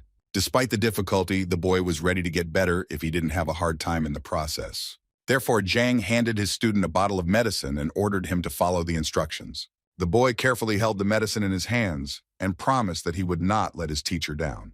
Zhang turned to Zhao Yao and warned the girl that after taking the medicine, she might develop a dissonance between her yin and yang energies. But Zhang was certain that under the pressure of yang, the yin body should activate. Zhang let those two go and asked them to invite Wang Yin and Liu Yang to his office. While Zhang was waiting for his other 2 students, he fell asleep for a while because it was quite difficult to fight the fatigue. But the knock on the door woke him up, and he saw that the students he had called had entered the office. The teacher asked the students how they were doing, to which they happily replied that they were fine. Zhang led the students to a table and showed them books that detailed new techniques for strengthening the body. The students took the writing in their hands and began to study them in detail, page by page. The disciples bowed low to Zhang as a sign of deep respect. Zhang was pleased with the success of the two and wished them well in their further training. Before she left, Wang Yin wanted to give Zhang some money from her father as a sign of gratitude and at least cover a little of the teacher's expenses. Smiling, Zhang accepted the money from his student without hesitation. The girl was extremely satisfied with the teacher's methods, so she once again thanked him for it. Zhang Yang entered the office next, to whom Zhang also wanted to show something. Zhang took out a yellow bottle of medicine for Zhang that was supposed to help the boy move to the second rank. The boy was extremely grateful to the teacher for his help and unprecedented generosity. Zhang, who could barely hold back a yawn, praised the boy for his achievements and advised him not to slow down. When all the students received gifts from Zhang, they gathered in the courtyard to brag to each other about their achievements. Zhao Yao, who had some questions for Zhang, decided to look into the teacher's office. Opening the office door, Zhao wanted to say something but stopped. When the girl saw the teacher, she covered her mouth with her hand so as not to make any sound. The girl returned to the yard to her friends and looked upset. For some reason, she burst into tears when the others asked how the teacher was doing, but Zhang simply fell asleep. It was not surprising for the other students, because they also noticed the tired look of their teacher. Zhao told everyone to do their best so as not to disappoint Zhang at the appraisal, and everyone swore together that they would do everything to the maximum, so that Zhang would not be ashamed of them. Meanwhile, Uncle Zhao was in the dormitory conducting his own investigation into his beating. The facts he received pointed to Zhang, and this made him very angry, because Zhang as a teacher cannot just beat people like that. But on the other hand, his niece Zhao received a precious herb from him, which he did not even pay attention to. A servant came to Yao, who brought him certain news from a respectable gentleman. The letter said that the master was going to pay a visit in the near future, and he also gave advice on activating Yin Zhao. It was about a pill that was worth millions, so the master wanted to enlist His Majesty's help, and Yao himself had to prepare something for the master's arrival. The servant handed Yao another envelope containing money for Zhang as a thank you. Yao barely had time to hide the envelope when his beloved niece Zhao entered the room. The girl asked her uncle what he knew about the pill that destroys yin and how much it costs. Yao hastened to reassure his niece and assured her that her father was already dealing with the issue. The girl took out a wooden box and told her uncle that there was no need to look for this pill, because teacher Zhang had already given her one. Yao couldn't believe his ears because he had just read a letter from Yao's father about the high cost of the pill, and now it was in the girl's possession. The uncle asked his niece if he could take a closer look at Zhang's gift, to which the girl did not object. Opening the casket, Yao saw in front of him a blue pill that resembled a pearl. The girl slammed the box and said that it was time for her to take the pill, and in the meantime, the uncle had to make sure that no one entered her room. The uncle told the girl that even her father would not be able to buy this pill, so she advised the uncle to thank Zhang for the opportunity. The girl prepared a warm bath for herself and climbed into it to begin the process of reincarnation. She put the pill in her mouth and waited for it to start working. Yao closed her eyes and enjoyed the process as she followed teacher Zhang's instructions. After waiting for the night, Wang Tao took out the medicine that Zhang had given him and also began the process of reincarnation. First, the boy applied the medicine to his hands, carefully lubricating his wrist. As soon as the liquid touched his skin, the boy felt excruciating pain, as if his skin was dissolving. In pain, he fell to the ground and began to twist in different directions, hoping that this would help. The pain was unbearable and nothing could ease it, which made the boy cry. He was already thinking about leaving everything as it is, training gradually and moving forward slowly. But the boy remembered Zhang's words, who finally took him seriously, unlike the other teachers, so the boy could not let the teacher down. The boy understood that the teacher also sacrificed himself by creating techniques and methods to improve the condition of students. Therefore, the boy gathered his will into a fist and was going to endure the pain in order to prove to everyone, and first of all to himself, that he can do anything. He took the medicine bottle in his hands again, convincing himself that it was a necessity. Having poured all the medicine on himself, the boy was ready to endure the pain for good, rather than regret it later. The boy was like a beast after he poured the medicine on himself. It seemed that lava was flowing in his body instead of blood. He could not control his body, which was undergoing a metamorphosis stage. Due to the intense pain and the transformation, Wang Tao lost consciousness for a while, and when he regained consciousness, he saw that his body was covered with strange protrusions. Wang Tao approached a tree that seemed to him to be quite strong and decided that he would test his strength on it. The boy warmed up before delivering a simple blow to the trunk of a tree. Accelerating with all his might, the boy struck the tree he had chosen as his target. The thick trunk was split in half by Wang Tao's blow, like a dry branch, and the tree fell to the ground. The boy did not expect such a result, but he understood that he succeeded in everything, and his strength increased. Meanwhile, Uncle Yao, who was guarding the door to his niece's room, heard a strange sound. The sound that sounded like an explosion scared the man, so he asked if everything was okay with his niece. The girl was sitting in the middle of the collapsed bathtub, and at first she also did not understand what had happened. But in a few seconds, she realized that thanks to Zhang's recommendations, she had broken through to the second rank. The next day, after a long sleep, Zhang woke up in his room and did not understand how he ended up here. He looked at the table that stood on either side of his bed and saw that there was food on the table and new clean clothes lying next to it. The realization came to Zhang that it was his students who had taken care of a comfortable rest. Looking out the window, Zhang saw that it was already noon, so it was time to work as a grandmaster. In a few minutes, Zhang returned to his rented estate, where he was ready to work off the 80 million he had earned. The butler lined up all those who wanted to see the grandmaster and let them into the estate one by one. People left satisfied after the visit and spoke positively about the skills of the grandmaster. When the butler was about to invite the next person on the list, someone interrupted him. It was teacher Lu Sen and his colleague who finally reached the estate where Zhang worked. Dvoretsky was adamant in his decisions, so he pointed to the men in line. He couldn't let men pass just because they were teachers, because rules are rules. Lu's colleague wanted to tell the butler everything he thought about him, but Lu stopped him and emphasized that they were star teachers from the academy.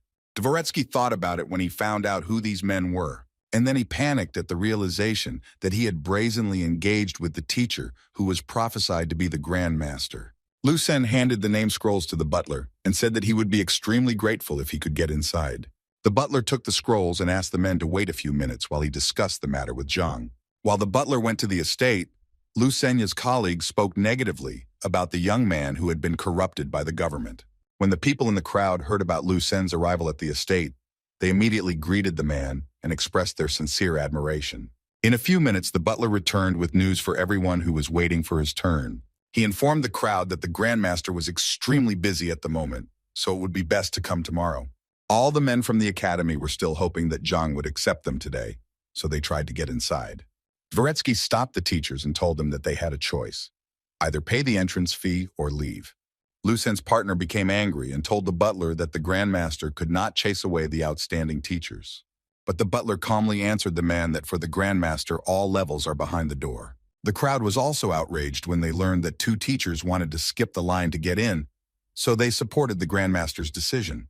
The butler waited for the men to leave, but they were in no hurry, so he wanted to call the guards for help. Lu Sen apologized to the butler for his behavior and thanked him for the information. When the men left the estate, they began to think about where they could get the round sum needed for entry. There were no options where you could accumulate 3 million gold in a short period of time. Lu Sen was in despair because he could not ask his father, with whom he had quarreled, for money. Then the partner offered Lu Sen a loan from the emperor, hoping for friendly relations with the man.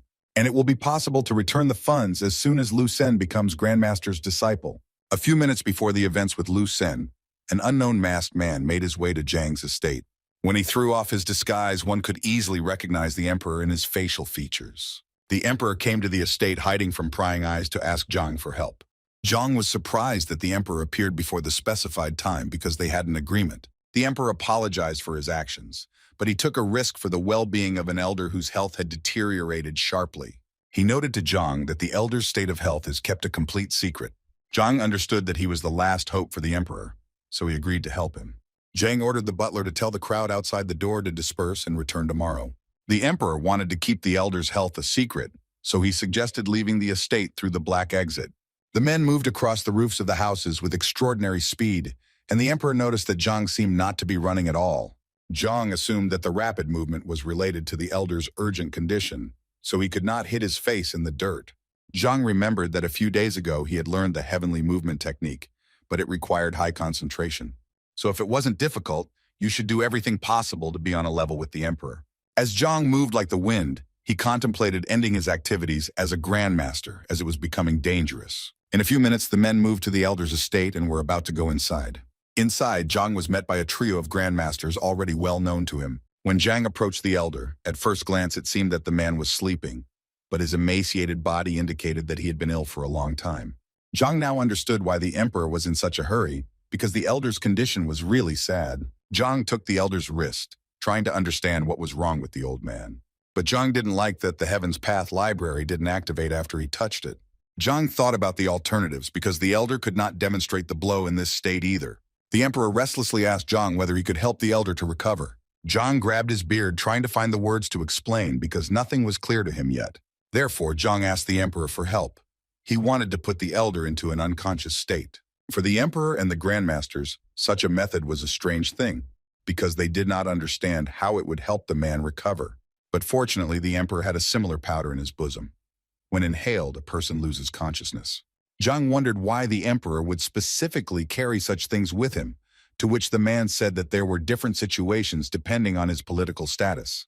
Zhang held the powder up to the elder's face for Tay to inhale its contents. The grandmasters were shocked by Zhang's unusual methods in trying to heal the elder. The emperor advised Zhang to be careful with the powder because it was extremely strong, and he feared it would harm the elder. Zhang thought about the emperor's words because he did not want to harm the elder in any way. Zhang then asked the grandmasters if they had anything that would help increase the elder's vitality for a short time. Grandmaster Zhuang asked his colleague Lu through the Qi connection to see if he knew anything about such things. Lu was surprised by Zhang's method because he was convinced that patients are usually examined in consciousness. The emperor informed Zhang that the elder had been taking all the necessary medicines, but unfortunately, they were not working. Master Zhang opined that he knew something that could enhance vital functions for a while. But he warned everyone present that this is not a pill but a poison that will have its consequences. The emperor and Zhang were stunned by such a statement because it was a serious step. Master Lu was opposed to the poison-making profession, but he also noted that if it had survived for centuries, it must have its own values. Master Zhuang knew that it was difficult to prepare such a poison because the result had to be a solution with a perfect ratio. According to the grandmasters, the profession of poison maker was rare. But in first-class kingdoms, one could find the necessary person. So the decision was up to Zhang. Zhang was not happy with such an idea because he knew little about the properties of poisons. But still, he asked the grandmasters if they don't carry similar things with them. Master Lu said that the poison required is unique. It must be prepared without storage, otherwise it becomes toxic. Zhang then concluded that in that case, they needed a master poison maker. Zhang desperately needed the poison to cure the elder, so he didn't even hear any objections from the emperor. But the emperor still brought the information to Zhang that there was no such master in the kingdom, and wondered why Zhang, being a grandmaster, did not know about it. Zhang panicked for a second. He couldn't think that he would make a mistake in such obvious things. Therefore, he pretended to have confused the kingdoms in which a specialist was needed. The grandmasters looked at each other and came to the conclusion that there was no necessary master in the nearby regions either. Zhang asked the grandmasters if they knew what was included in the poison, and if everything was needed, it should be brought immediately. Master Lu assured Zhang that the recipe was quite simple and consisted of 10 ingredients, but the difficulty was in the proportions. Zhang sighed heavily and asked to be told the recipe and start preparing the poison himself. Master Lu had no choice, so he listed all the necessary ingredients to prepare the poison. Zhang truly understood that all of the ingredients were extremely poisonous, and an ordinary person could die in an instant, not to mention a weak elder. Therefore, Master Lu saw no rationality in preparing the poison without the necessary specialist. Zhuang supported his colleague because the risks in his opinion are extremely high. But Zhang was confident in his abilities, so he insisted on doing everything necessary for the sake of the elder. The grandmasters were frightened because none of them knew how to properly prepare poison. Zhang asked the grandmasters to bring all the necessary ingredients and was ready to start cooking himself. The men were excited because, in their opinion, Zhang had not chosen the best time to experiment. Even the elder, who was not feeling well but heard everything they were talking about, shed a tear from the information he received. After a few minutes, Zhang was brought everything he needed, and he began to carefully study each ingredient. Master Lu tried to warn Zhang because the slightest mistake could be fatal. However, for Zhang, everything was for nothing. He was confident in his actions and knowledge. So he began to prepare the poison that was so necessary for the elder's recovery. Zhang carefully searched for the necessary book in the library to help him prepare. In a few minutes, he found the ideal option and began to study it. The masters carefully watched Zhang's every step, praying that he would not make a mistake. After reading all the necessary information, Zhang was now as calm as possible. Meanwhile, the elder's condition worsened, and the emperor begged Zhang to do something. Zhang replied that this was exactly what he was doing, and the emperor fell to his knees and begged the man to hurry. Master Lu still doubted Zhang's abilities and did not believe that he would succeed. After all, according to men, It is necessary to observe the correct proportions, and you cannot do such things at random. But Zhang finished preparing the poison, which was green in color, and placed it in a test tube. The masters were surprised how Zhang managed to prepare the poison so quickly without detailed instructions. The emperor, who was desperate, had no choice since the elder was already 1 foot in the other world. So he gave him the poison prepared by Zhang. So the emperor opened the elder's mouth to give him poison to drink. The emperor poured out the contents of the test tube to the last drop in the hope that it would help the elder. After a few seconds, the elder coughed, spitting out the remains of the poison from his mouth. The man began to convulse, his face turned crimson, his eyes blank. The grandmasters found Zhang's poison a failure because it was impossible to choose the perfect proportion at random. The emperor appealed to the grandmaster to step in and do something, but Zhang just watched. However, Zhang still decided to intervene and slapped the elder to make sure he swallowed all the poison. And miraculously it worked. The elder came to his senses, cleared his throat. First of all, the elder reprimanded the emperor for wanting to kill him, and then the man turned back to Zhang and thanked him for his help. But Zhang wasn't done yet, so he asked the old man to demonstrate his punch. The old man began to tell Zhang that while he was in this state, he learned a certain truth. The old man admitted that he was too weak to even think of a breakthrough, but he was happy. Grandmaster Lu supported the elder's statement because no matter how beautiful life is, it limits the elder's abilities. The elder spoke about the same thing, and the only thing he regretted was that he realized the truth too late. Zhang could not stand the elder's temper and slapped him so deliciously that he jumped out of bed. Zhang explained that the poison had a time limit equal to the burning of 1 incense stick. The grandmasters and the emperor were shocked that Zhang had hit the elder, but continued to spoof. Zhang approached the elder to take his wrist again and analyze the problem. Zhang tried to find the problem with the help of the library, but so far only received general information. The emperor asked Zhang if he could help the elder heal. Zhang assured the emperor that there was still hope, but now the elder needed to be awakened. When the elder was woken up, he said that he saw a dream in which he learned the true life.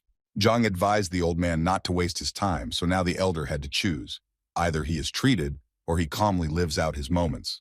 At first, the elder did not believe that his healing was real, but when he realized, he begged Zhang for help. Zhang ordered the old man to follow all the instructions he would give. Otherwise, nothing would work. The old man agreed to fulfill Zhang's every wish without question, because he firmly believed in his power. The grandmasters heaved a heavy sigh because the situation was very similar to the one in Zhang Manor. Zhang asked the emperor to invite dancers with graceful figures to the room. The emperor, who tried to understand Zhang's methods, was obviously confused, but had no other choice. A few minutes later, 3 attractive girls with a thin body were standing in the room. Zhang needed something else, which he informed the emperor in his ear. The emperor turned pale at Zhang's request and thought that the request was extremely indecent. The elder threw a pillow at the emperor and ordered to immediately carry out everything that Zhang asked. The grandmasters were curious as to what exactly Zhang had asked for, but only Master Lu heard Zhang's request because he was standing closest to everything. Zhang's method was really exotic and even spicy because he needed an aphrodisiac. The emperor still brought an aphrodisiac, and Zhang asked to tie the elder to the bed with a rope. The emperor apologized to the elder but hoped that it would be for the good. Now that everything was ready, Zhang gave the emperor an aphrodisiac pill and asked the elder to take it. The situation became more and more strange, and the grandmasters thought about what to stop Zhang, but still continued to watch. When the elder took the pills, Zhang ordered the girls to do their best dance. The girls diligently performed their work, trying in every possible way to attract the elder. But the elder, despite his age, was no longer able to feel attracted to such attractive girls. However, in a few minutes his body was covered with sweat, and his heart was beating at a crazy speed. The elder asked the emperor what Tay had given him, and the emperor reluctantly replied that it was an aphrodisiac. The elder was furious, and now in his eyes the grandson looked like a complete traitor. The emperor tried to calm down the grandfather because he was only doing what the grandmaster ordered him to do. The elder called his grandson various shameful words and accused him of dishonoring his good name. Now the emperor was not a grandson for the elder. He did not want to see him in front of him. The emperor asked Zhang to look at his grandfather, but Zhang took his time and assured him that it should be so.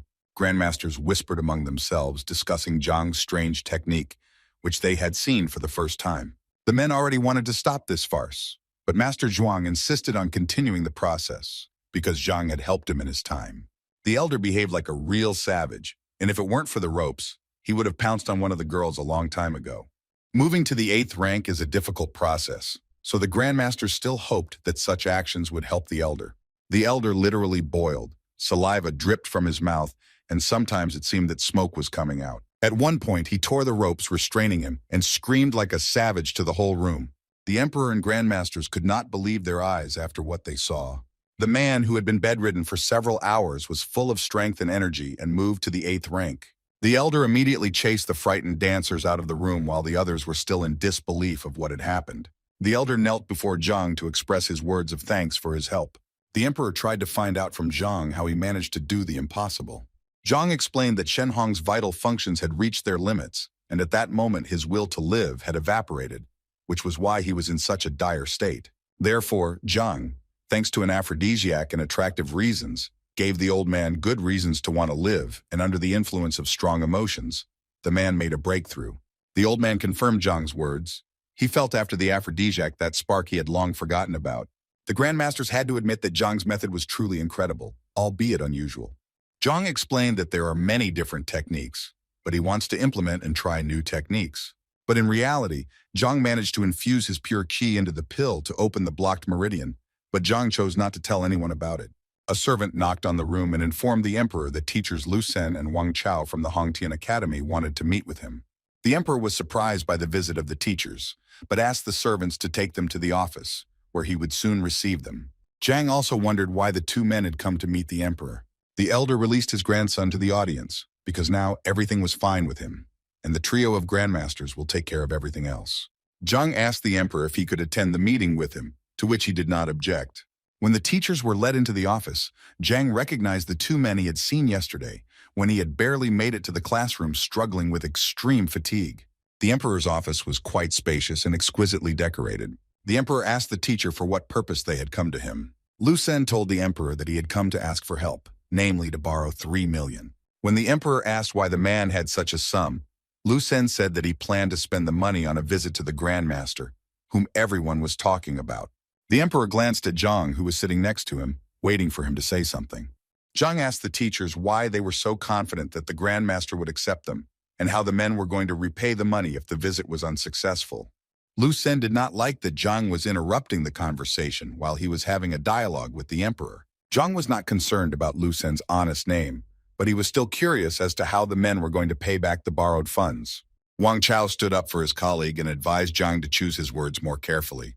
Lu Sen assured the emperor that if his visit was not successful, he would return the funds as soon as possible. Zhang informed the men that he had heard that the grandmaster no longer accepted outsiders, even if they had money. Lu Sen believed that this was already his personal problem, and he was trying to take a loan from the emperor and an unknown man who was giving unnecessary advice. The emperor, in order to avoid quarrels, agreed to help Lu Sen because of his good relations with his father. Lu Sen and Wang Tao were extremely grateful for the generosity and promised to return the funds. The emperor ordered his servant to immediately collect the necessary amount for the teachers. When the money was finally with the teachers, the men once again thanked the emperor for his help. Lu Sen decided to give Zhang some advice before leaving, despite the fact that the man could be sitting next to the emperor. Lu Sen advised Zhang that while others were speaking, it was not polite to interrupt or interfere. Lu Sen tried to find out from the emperor's servant what kind of man was sitting next to him, but he had no answer. The emperor asked Zhang why he didn't admit that he was the grandmaster, but just calmly observed.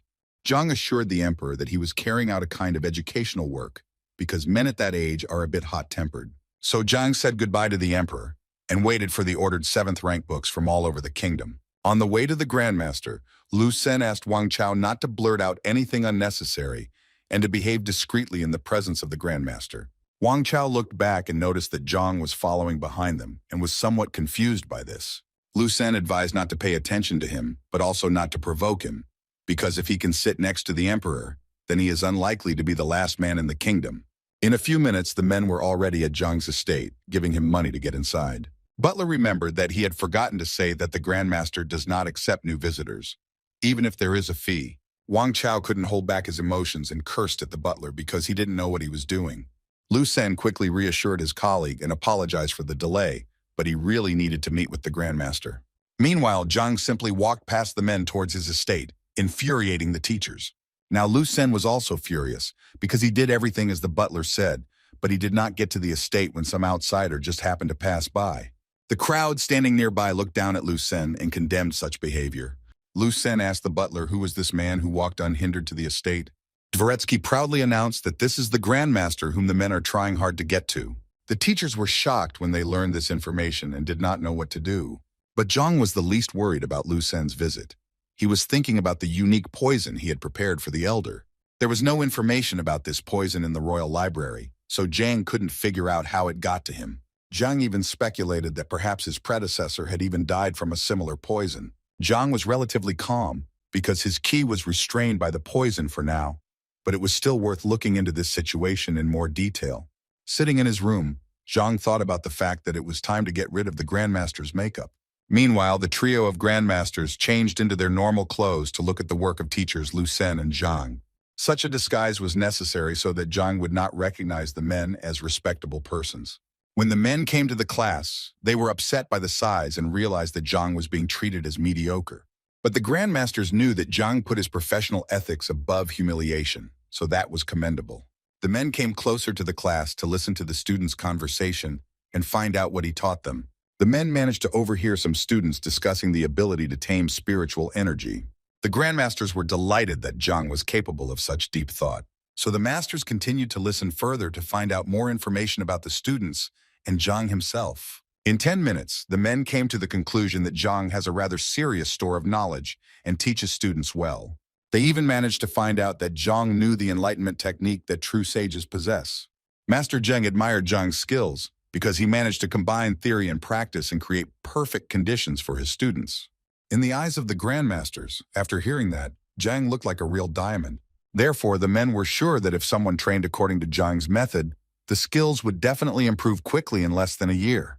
The disciples who continued to discuss Zhang's techniques were dissatisfied with only one thing, that they were only free listeners. The masters fell into a trap when they heard that the two boys were only at joint classes. Student listeners envied those who had the opportunity to receive individual lessons with Zhang because they could quickly achieve a breakthrough. The masters were stunned when they heard that some students had reached the second rank in 10 days. Master Zhuang knew that at the first rank, everyone gathered spiritual energy and spread it throughout the body for the future foundation. Master Zheng recalled that it took him 2 years to break through to the second rank. Master Lu mused that if Zhang's disciples were able to make a breakthrough in such a short period of time, then Zhang's teaching level could be higher than their own. A few minutes later, the masters heard some rumbling coming from the classroom yard. They decided to take a closer look at the source of the noise and find out what the matter was. Barely emerging from behind the high fence, the masters saw Wang Tao trying to crush the huge boulder.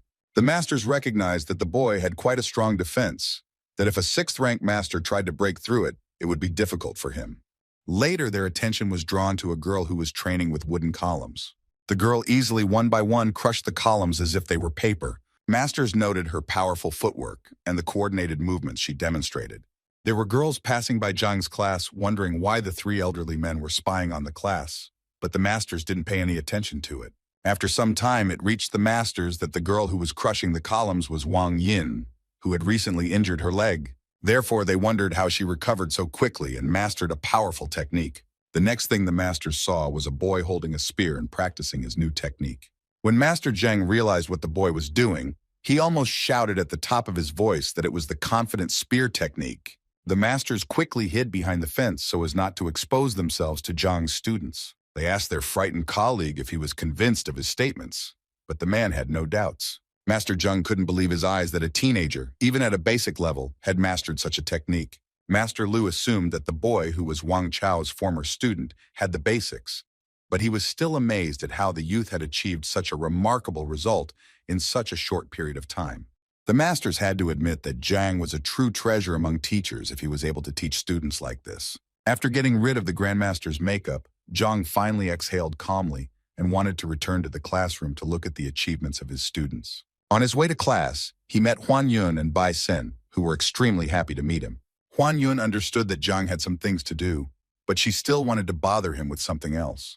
Zhang was happy to listen to the girl and help her if it was in his power.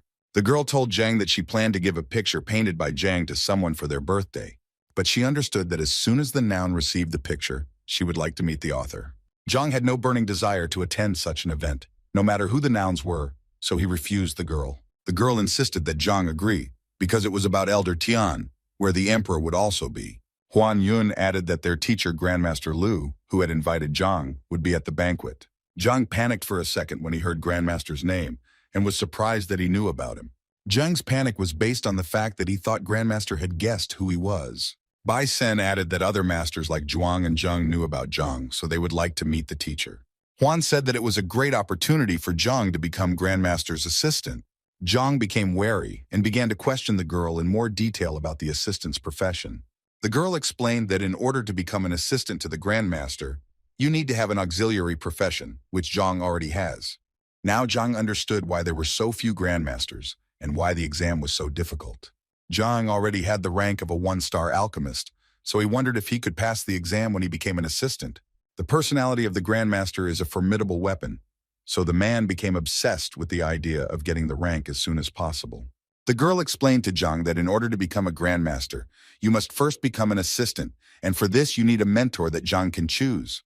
Zhang was shocked by such a proposal and did not know what to say to the girl. After a few days of interacting with the masters, Zhang was not impressed with them, but he also couldn't pass up the opportunity to obtain the title of Grandmaster and learn more about poison. So Zhang still agreed to attend the banquet that was about to begin. In a few minutes, the carriage brought Zhang to Tan Manor, where many people had already gathered. The girl said that probably the distinguished guests have not arrived yet, so we will have to wait for them in the side hall. At the entrance to the estate, Bai Sen noticed his acquaintance Yui and entered into a verbal altercation with him. The green-haired boy was the master of the house and stood at the entrance to greet guests. Huan and Zhang moved on while the two young men continued to figure out their relationship.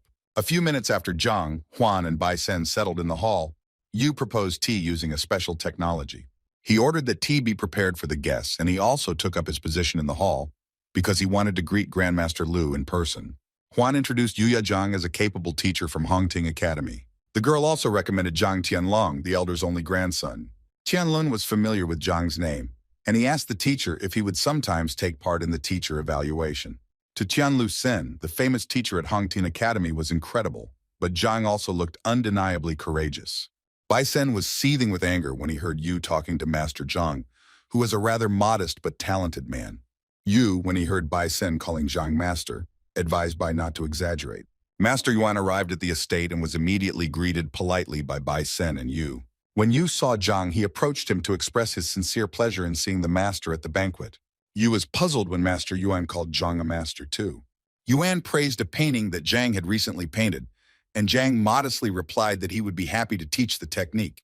Yu was completely depressed when he saw Master Yuan acting like a disciple in front of Zhang. Bai Sen was now satisfied that Yu had finally calmed down on Zhang. Yu could not understand how such a young man with a shameful reputation in the academy could be a master of calligraphy and admired by all. Yuan chatted with Zhang a little longer, but then decided to go to the general meeting place. Yu was angry that Master Yuan had personally approached Zhang to greet him. A few minutes later, Yu noticed the familiar figures of Master Lu Sen and Wang Tao in the courtyard. He happily greeted the men while Wang Tao glanced sideways at Zhang. Wang Tao asked Tian if he had carefully checked all the invitations and how he had allowed Zhang to be here too. Tian assured that everything was carefully looked over, but as for Zhang, he could not refuse him, since the teacher was a guest of Bai Shun and Huan Yu. Wang Tao did not believe that a teacher with a low level of education could make it to Elder Tian's day celebration. Lu Sen apologized for Wang Tao's behavior, but he was convinced that Zhang really didn't belong here. Huang Yu was seething with anger when she heard such remarks towards Zhang, but Lu Sen stood his ground because he was convinced that Zhang's presence could anger the grandmasters. Zhang could not understand why then a star teacher like Lu Sen would challenge a worthless teacher. Lu Sen repeated the same thing, that for him, Zhang was just a stepping stone to climb higher. Wang Tao was also convinced that teacher Lu Sen would show his true strength at the assessment that would take place tomorrow. Yu told Grandmaster Lu's secret that he wanted to take Master Lu Sen as his apprentice. At that moment, 3 grandmasters in elegant clothes were just walking towards the estate.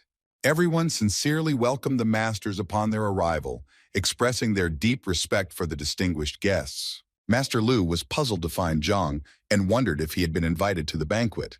When Huan said that an honored guest was standing next to her, Master Lu pushed Lu Sen out of the way and ran up to Yu, mistaking him for Zhang.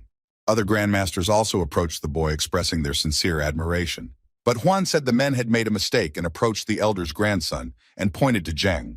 Master Lu cursed at the elder's grandson. Why didn't he immediately admit that he was not Zhang? And in a moment, the masters gathered around Zhang, expressing the best words to him. Zhang tried to understand why the 3 grandmasters were looking for him, but Master Lu wanted to talk about it alone. Lu Sen tried to approach the grandmaster a second time, but this time too, he was unsuccessful. Wang Tao, who wanted to protect his friend, was angry that grandmaster was not favorable to Lu Sen. Meanwhile, Master Lu couldn't get enough of his conversation with Zhang, expressing his most sincere praise. Zhang and the grandmasters headed to the elder's house, where they were greeted by a polite servant at the entrance. Fragrant, freshly brewed tea was poured into small cups from an exquisite service. The elder sat at a small table and prepared fragrant tea. When Zhang and the grandmasters entered the house, the aroma of tea simply enchanted them. The old man smiled back and asked the grandmasters who they had brought to the lodge. Grandmaster Lu introduced Elder Zhang as a young and outstanding teacher at Hongting Academy.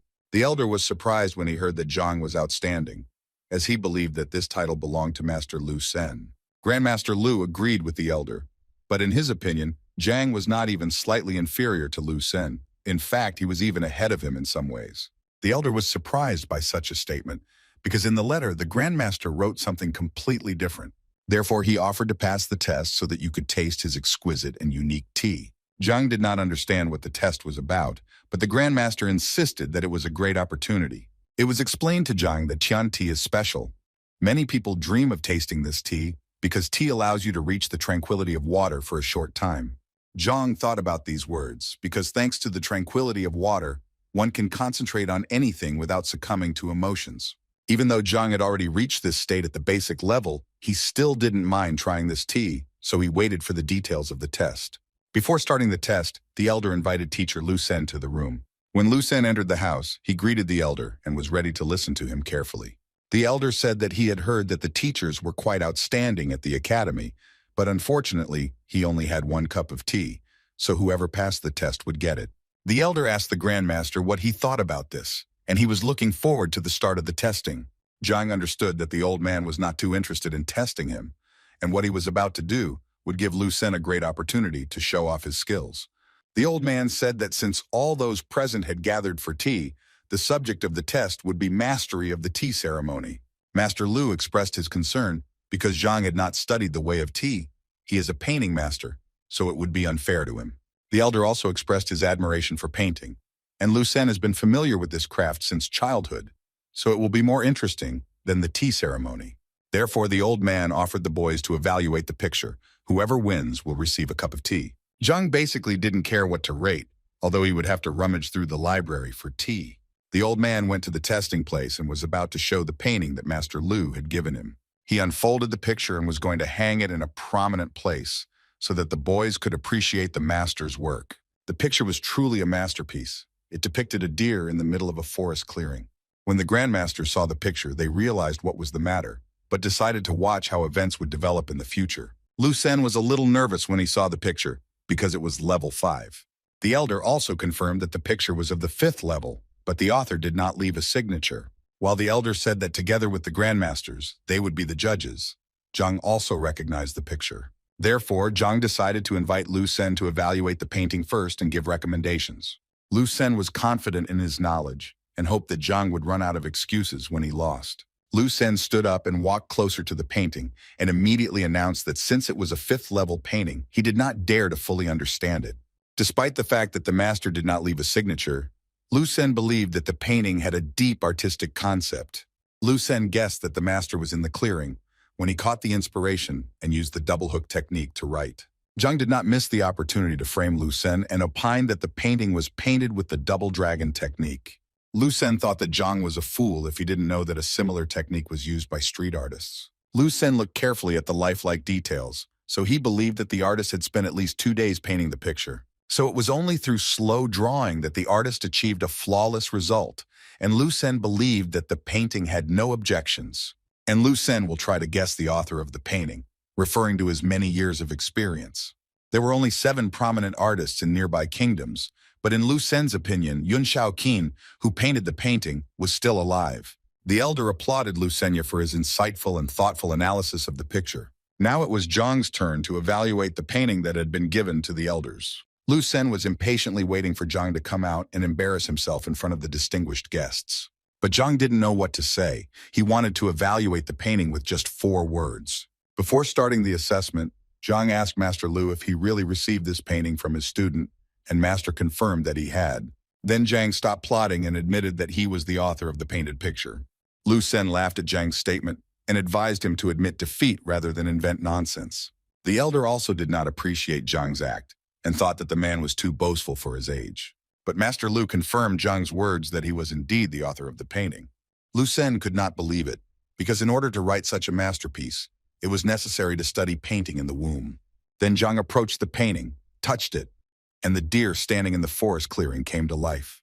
Lu Sen, who witnessed the spiritual connection, knew that only the authors of paintings had such a connection.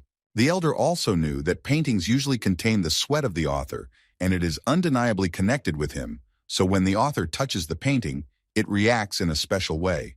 Zhang explained that the painting was painted a few days ago in Master Lu's house, not on the lawn, and he used the double dragon technique. Zhang also corrected Lu Sen that he did not spend 2 days on the painting, but only about 10 breaths. Lu Sen was angry that he had made a mistake in his judgment when evaluating the painting, which Zhang had also painted. Therefore, Zhang asked the elder if he could call himself a winner. The elder had no choice but to accept Zhang's victory, because the author could not lose, so he offered Zhang some tea. Zhang thanked for the hospitality but refused the tea because he thought it was wrongly prepared. The elder looked sharply at Zhang, waiting for an explanation about such judgments. Zhang said that the brood time was a waste of valuable material, because the effect was short and only lasted for 12 breaths. The elder knew that his tea had a short-term effect, but he did not understand how Zhang knew this. Zhang explained to the old man that the tea set from which the tea is drunk is also important, because it was a set of diamond radiance. The old man was stunned that Zhang knew such details.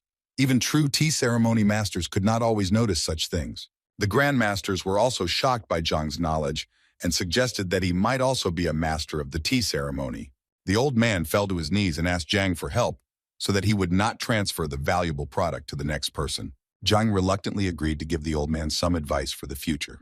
The whole thing was in the service, which was endowed with the attribute of heat, and heat causes irritation that cannot be combined with peace. And the second point, according to Zhang, was that the tea was not prepared at the right time because now there was a banquet where everyone was bustling. Therefore, Zhang advised the elder to remember these important details that would be useful for progress. As a sign of gratitude, the elder handed Zhang a wooden box for his valuable advice. The grandmasters were shocked by such generosity because the box contained enough tea leaves for 2 teapots, when only 3 could be collected from the entire kingdom. Master Zhang was amazed by Zhang's talent, who had not even tasted the tea, but had identified the mistakes in the preparation. Zhang accepted the gift from Master Qian and thanked him for his extraordinary hospitality. While Zhang and Lu Sen were being tested, the others were discussing the banquet. Zhang was the first to leave the elder's house, followed by the elder who said that he had many things to think about, so all the guests could be free. Wang Tao tried to find out from Lu Sen what was happening inside, but the man did not say a word. Stepping out of the estate, Lu Sen hit the first stone he saw with all his might. Lu Sen was angry because he thought that the elder's birthday would be a great opportunity for him to meet the grandmaster, but Zhang ruined everything. Wang Tao tried to reassure Lu Sen and believed that his colleague would win the teacher's evaluation. Lu Sen had some plan. He remembered that Wang Tao had an alchemist acquaintance, so the man needed some pills. Wang Tao was worried about Lu Sen's decision because the pills in question are capable of harming health and have a short-term effect. But there was no turning back for Lu Sen. He wanted extremely badly to defeat Zhang and become Grandmaster's disciple. Meanwhile, every resident of the town was doing nothing but discussing the teacher evaluation, which was about to take place soon. Zhang decided to go into his classroom to check what his students had achieved. On the way to class, he met his students who were carrying buckets of something unknown. Zhang greeted the boys and asked them what they planned to do with the buckets. The boys explained that there was ink in the buckets, but Zhang did not understand how the ink helped the young men train. The fact was that as soon as the yin energy appeared in Zhao's body, she became even more attractive, and many cast ambiguous looks in her direction, and the boys did not like it. Zhang still didn't understand why boys needed ink if they could just kick suitors. The boys said that they had already been kicked out, but for 2 days, 3 strange elderly men walked around the class. To the boys, they looked as if they could not be defeated, so the young men decided to cover them with ink. Zhang thought when it came to the 3 elderly people, and wondered if they were sometimes teachers. The boys were sure that it was not the teachers. Their object of interest was the girls of Zhang's class, with whom they probably imagined various dirty things. Zhang agreed that such actions were unacceptable, so he gave the go-ahead for the boys to be splashed with ink. The boys smiled and were glad that the teacher supported their initiative and did not scold them for it. Therefore, Zhang told the boys to return to the classroom for individual instruction as soon as they finished dealing with the abusers. Zhang sighed heavily that any stranger could walk into his class, and it confused him. Within seconds, Zhang heard shouts and commotion coming from the street. The teacher immediately ran to the source of the noise to find out what was the matter. The guys did get their way and poured ink on those they considered wrongdoers.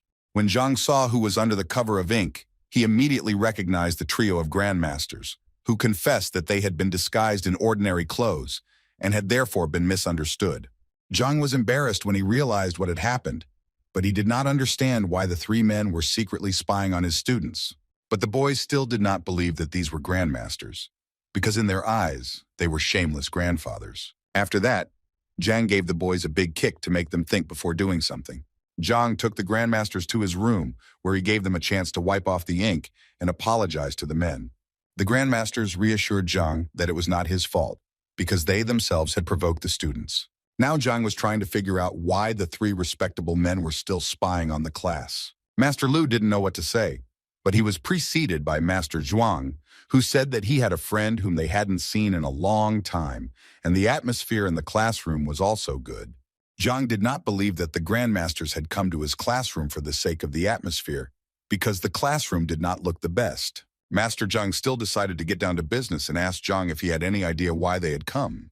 Zhang immediately understood what was being said, because the grandmasters wanted to take him as a student. The masters even offered Zhang to choose anyone among them as a mentor. Zhang smiled and asked if he had the option to refuse such an offer. The grandmasters did not expect such a statement because they were already ready to fight for Zhang. Master Lu decided that Zhang needed time to think before making such a serious decision, so he gave it until the next day. The grandmasters convinced Zhang that he should not lose the talent he was gifted with, so the path of the grandmaster was destined for him. Zhang assured the masters that he would definitely consider their proposal and report his decision. The grandmasters will be waiting impatiently for Zhang's reply, so they decided to visit him tomorrow. Before the grandmasters left, Zhang decided to ask them where he could find poison books. The grandmasters pondered and remembered that in the field of poisons, no one could surpass the poison hall. Zhang did not know what it was about, because he had not come across such information among the books of the kingdom's libraries. Master Lu said that the poison hall belongs to the Poison Master Guild, where poisoners are able to make people defenseless. Master Lu continued that the poison masters were expelled by the great powers of the continent, and when the guild was destroyed, many poison masters died. As a result, those who managed to survive secretly formed the poison hall and hid among the mountains and rivers. Zhang was stunned by the master's story, but in the end, the master's words made no sense, because it was unknown where this poisonous hall was. Master Zheng warned Zhang that poisoners often test powerful drugs on themselves, so one should be careful. When the master asked for what purpose Zhang was interested in this, Zhang assured that he was just curious, without any extra details. Master Lu said that although he did not know the exact location of the poisonous hall, he had heard that the edge of the hall was located in the Red Lotus Ridge. Master Zhuang added that in addition to the poison hall, the Grandmaster's library also had books on many professions, including some information on poisons. In this way, the masters hinted to Zhang that when he became a Grandmaster, he would have unhindered access to the library. Zhang thought about it because he needed the information. So if he couldn't find the poisonous hall, then the Grandmaster's library was his only option. The Grandmasters once again reminded Zhang to think about their proposal and then said goodbye to the teacher. Zhang thought about how he should be, because he did not want to recognize any of the three masters as his teacher. And then the teacher had the idea that he himself could become a teacher in the role of Grandmaster Yan. Already on the street, the Grandmasters pondered why Zhang did not agree to their proposal. Master Zheng suggested that Zhang's thoughts were now occupied by the upcoming teacher evaluation. Therefore, the masters decided to attend Zhang and Lu Sen's match after solving their questions. The masters agreed that it is impossible to have one teacher for a lifetime, so they wanted to become students of Grandmaster Yan. After all, according to the men, Grandmaster Yang was much more powerful than themselves, and thanks to him, they could make a breakthrough. Zhang, having changed into the Grandmaster's costume, hastened to his estate. At the entrance, he was met by a butler who informed him that 3 Grandmasters were already waiting for a meeting. Zhang considered the question of who to send for the masters, but now there was no need, because the men had arrived on their own. Therefore, Zhang asked the men for what purpose they had come to his estate. The men informed Zhang that they hoped to become his disciples if he did not refuse. Master Lu said that even though they were not as talented as Zhang, they were still willing to share their experiences. Zhang suggested that the reason men wanted to become disciples was that they could not make a breakthrough for a long time. The men agreed with this assumption and really hoped that Zhang would help them. Zhang poured himself freshly brewed tea and told the grandmasters that he preferred a quiet life and did not like to reveal his identity. Nevertheless, Zhang revealed that he still revealed his identity in the Tianshuan kingdom and even helped others. The grandmasters listened carefully to Zhang, but did not understand what he was leading to. After brewing some tea, Zhang said that during his journey he happened to meet a talented young man whom he accepted as his disciple and direct heir. Master Lu was stunned by the Grandmaster's statement and assumed that his disciple was Master Zhang Huang. The Grandmaster confirmed the assumption, so if the masters wanted to become disciples as well, then Zhang would be an older brother for them. The Grandmasters were stunned by the Grandmaster's statement and did not know what to say. But in a second they realized that the Grandmaster had agreed to take the masters under his care. The masters knelt down and began to express thanks for the unprecedented generosity. After the words of thanks, Zhang informed the masters that he travels a lot, but everything will help the masters anyway. And Zhang, in the role of Grandmaster, asked the masters to support and help his student Zhang in every possible way while he was absent. Master Lu assured Grandmaster not to worry about it, as they would do their best to help Zhang succeed. Therefore, Zhang asked the masters to demonstrate a few strokes so that he could give them the necessary advice for improvement, after which they thanked him and were led away by a butler. When everyone left, the butler informed Zhang that while he was away, the emperor had delivered a large number of books to the estate. Zhang was pleased and did not expect the emperor to fulfill his promise in such a short time. Zhang informed the butler that he would be gone for a while so those who wished could leave a letter. Meanwhile, in Lu Sen's classroom, Wang Tao announced that he had managed to obtain the necessary pills. Wang Tao worried about Lu Sen and questioned whether this was really necessary, but Lu Sen did not back down from his plans. Zhang, meanwhile, was studying all the books that the emperor had delivered in order to create one perfect book about the 7th rank. He carefully read every word to open the acupuncture points and connect the meridians to allow the qi to flow smoothly.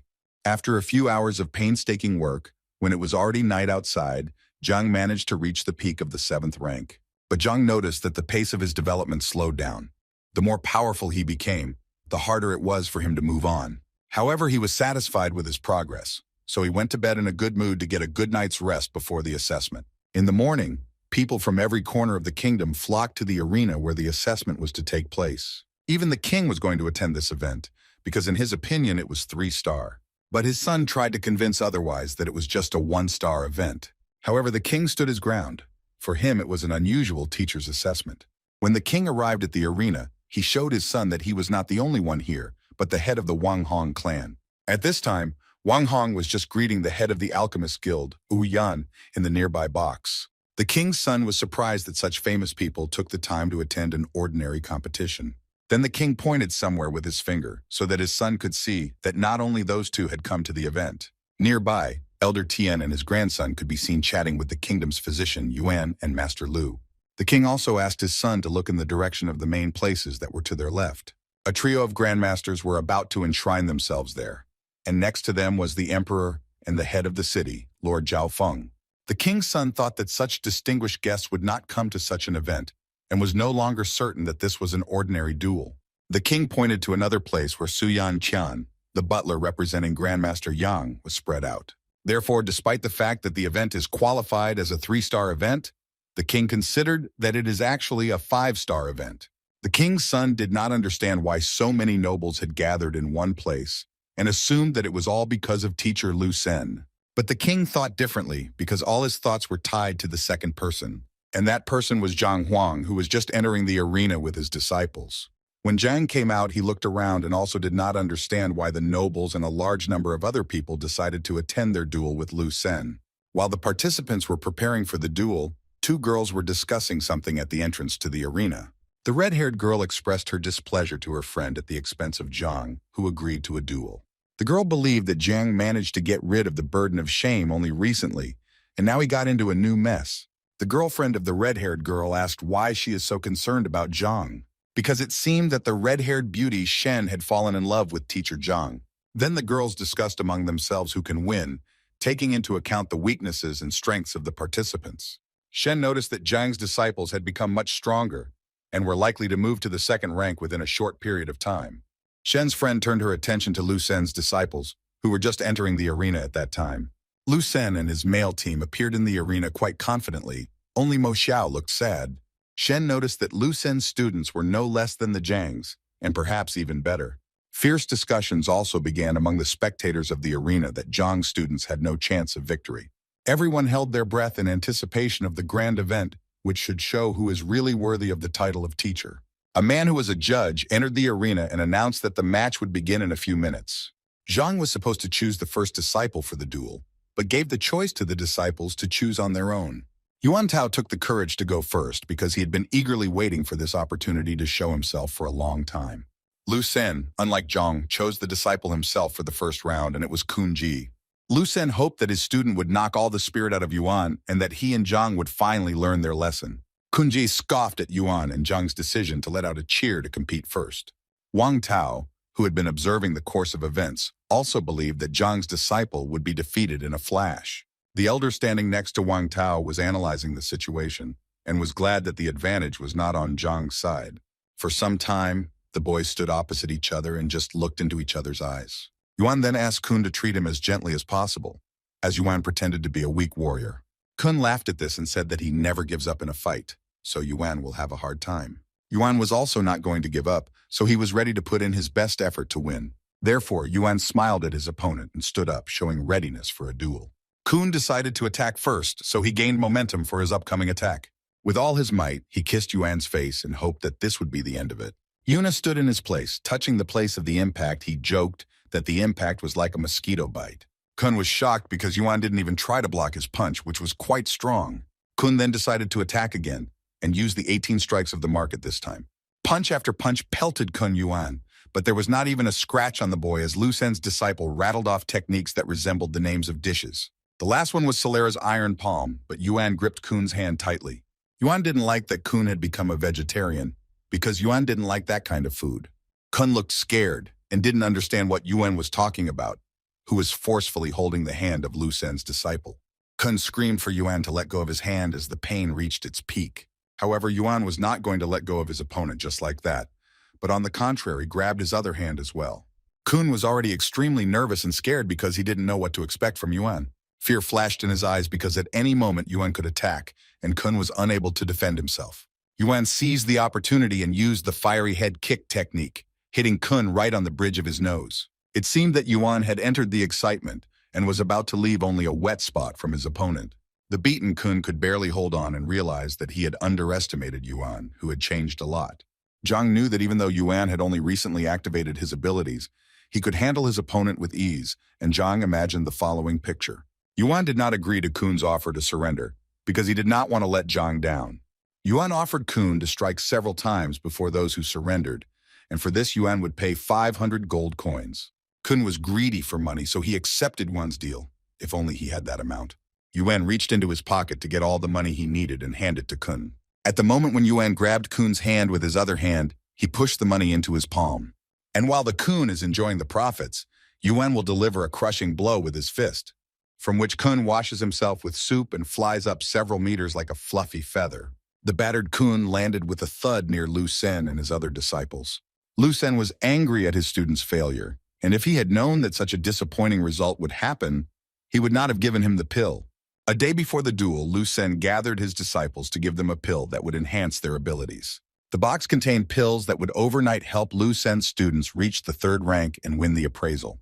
But Lu Sen also warned his students about the negative effects of the pill, as once they reached the 3rd rank, their development rate would decrease by 70%. Lu Sen promised to remove this side effect after he became Grandmaster's disciple. Zhu Hong was unhappy with the result and accused Yun of a sneaky attack. But Yuan believed that everything was honorable, because the referee announced the start of the match. Zhu Hong was furious and considered Yuan a coward who was incapable of striking directly. But the referee confirmed Yuan's words. The match had really started, and it was necessary to be careful. Mo Xiao tried to somehow help the wounded Kun, but Lu Sen sent the boy to the arena. Zhang, on the other hand, chose the capable Zhang Yang from among his own, who had recently achieved considerable success in mastering the spear. Yuan was leaving the arena, and Zhang was proud of him for the fact that the boy had used a cunning tactic. Wang Tao was now rooting for Mo Xiao, who was to defeat Zhang's Zhang Yang. Mo Xiao specialized in the art of wielding a spear and had many techniques in his arsenal. Although Wang Tao did not consider Mo Xiao's movements to be extremely powerful, they were endowed with impressive power. When Mo and Zhang met in the arena, the referee said that the boys could attack each other as soon as they were ready. Zhang immediately went into a fighting stance, but Mo Xiao was in no rush to attack his friend.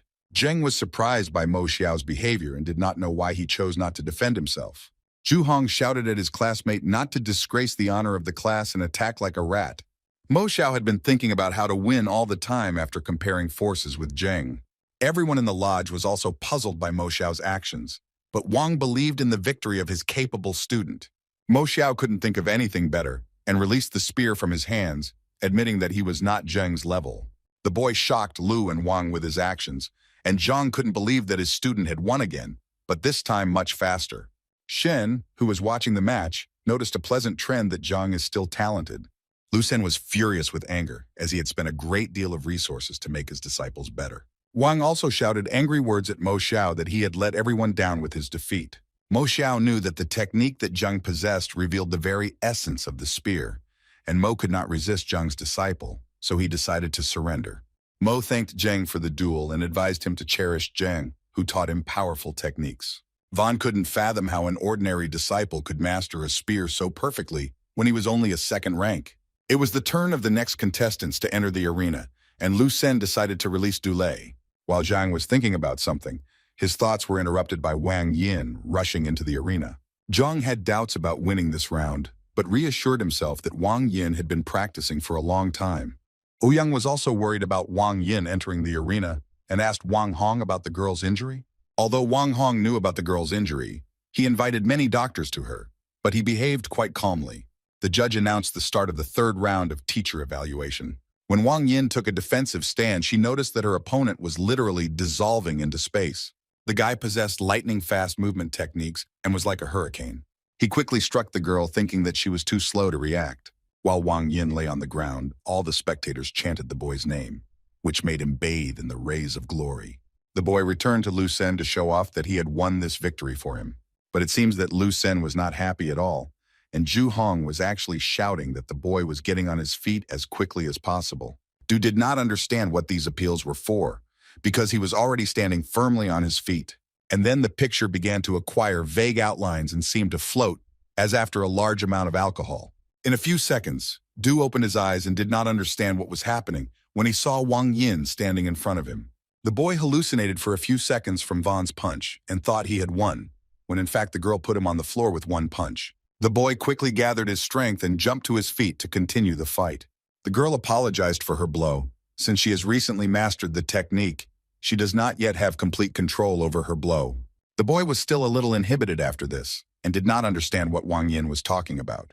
Ouyang was shocked by the girl's speed, and the uncle did not regret coming to see this spectacle because Zhang managed to heal the girl's injury. When Ouyang heard that Zhang could also heal, he couldn't believe his ears. Zhu Hong urged Du to be quick and not distracted by all sorts of trifles. But Lu Sen was worried about Wang Ying's skill, as she was far superior to Du in shadow technique. With just one kick, the girl was able to stop the boy and cause serious injuries. Du was also angry because Lu Sen had taught him the technique and he couldn't let him down. Otherwise, he wouldn't be able to look him in the eye. Therefore, the boy did not think for a long time and quickly wanted to strike Wang Yin. But the girl was much more agile and faster than the boy, so she seemed to dissolve in the air. She stopped a few meters away from the boy, who simply punched the space. He couldn't believe that she had managed to jump so far in a second. Lu Sen tensed and understood that the technique the girl possessed was definitely not the style of the Wang family. So Lu Sen couldn't believe that such a hopeless teacher as Zhang was able to teach the girl an incredible technique. Zhang, who was watching the match, understood that Wang Yin's character was still weak and would have to be worked on.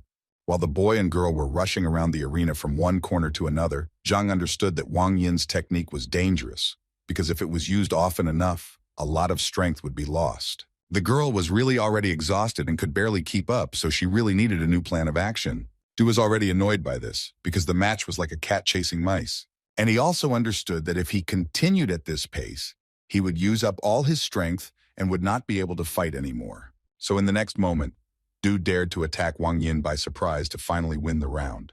But the girl was ready for a blow, and waiting for the right moment, decided to repel the attack with her foot. Due to the impact, Du's face was distorted, and he again flew down to the ground, unable to do anything.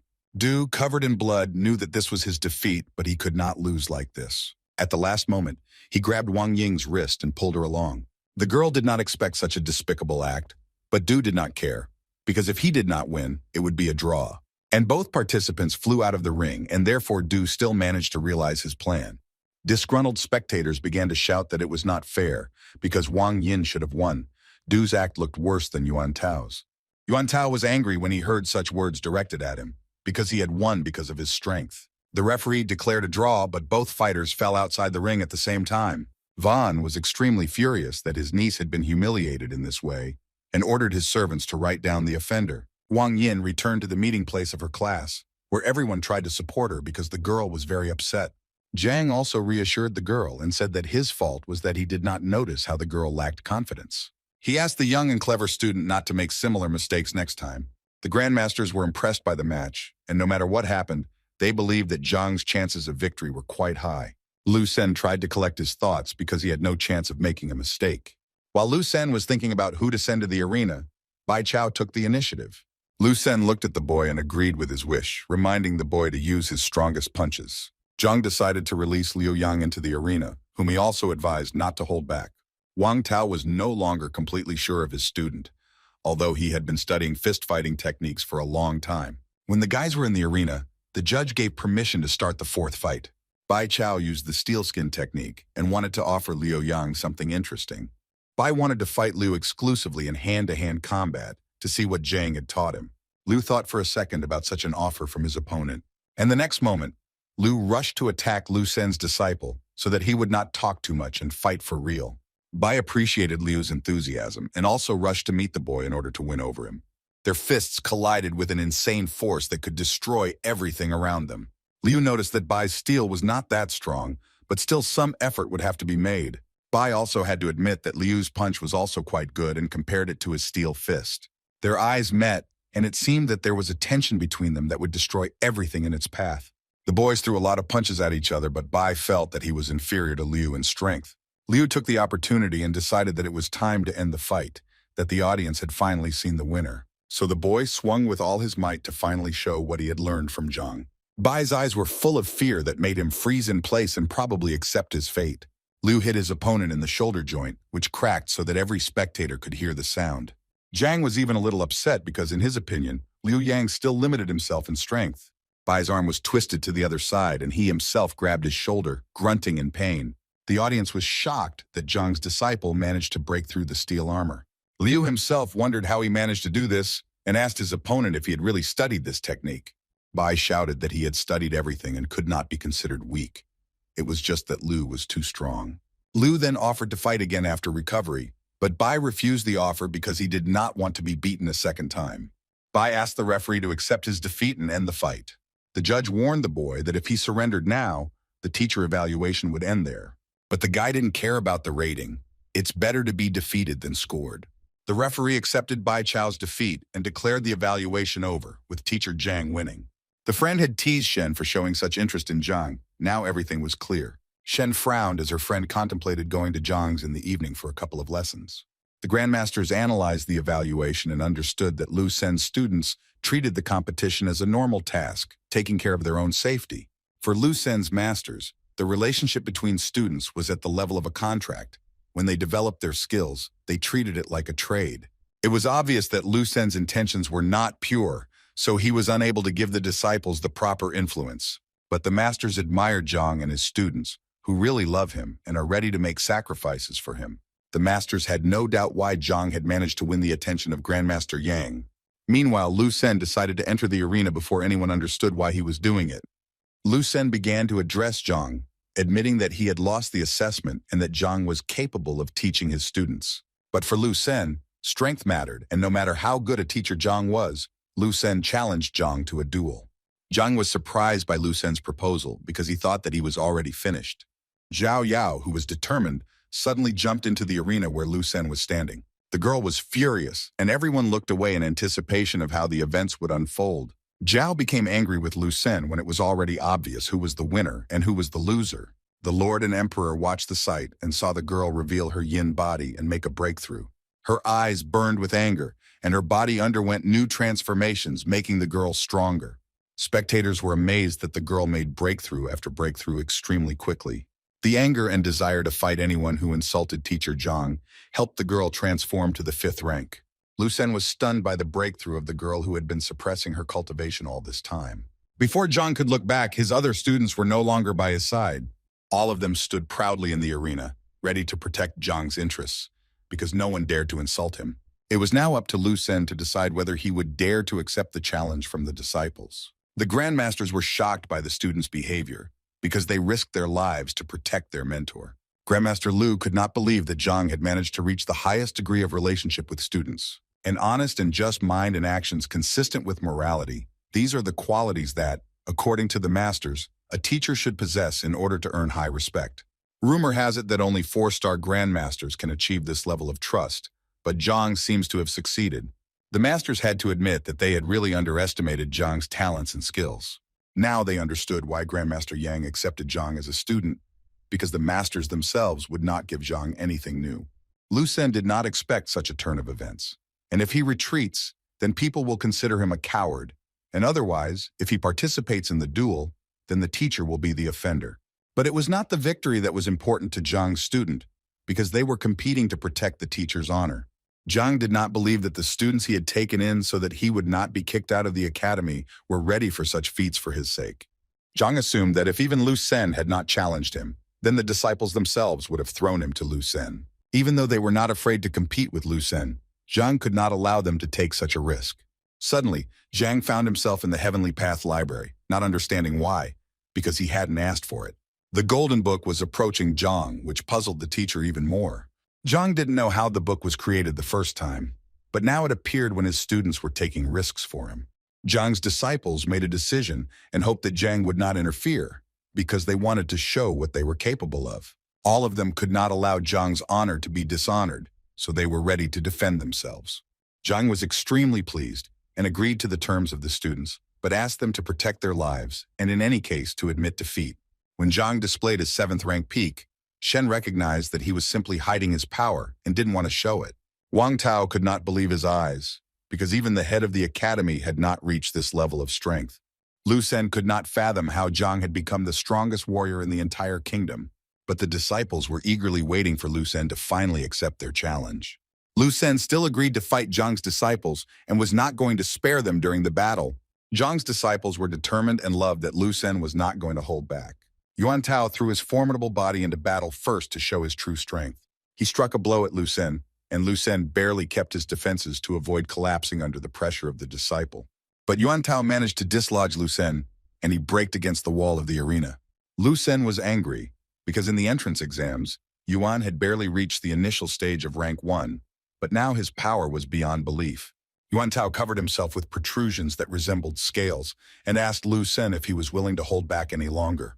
Wang Tao and the elder sitting next to him were shocked when they saw the ancient dragon blood technique. The elder thought about how this kind of equipment got into the kingdom. He abruptly got up and hurried off, ordering Wang Tao not to tell anyone about their deal with Lu Sen.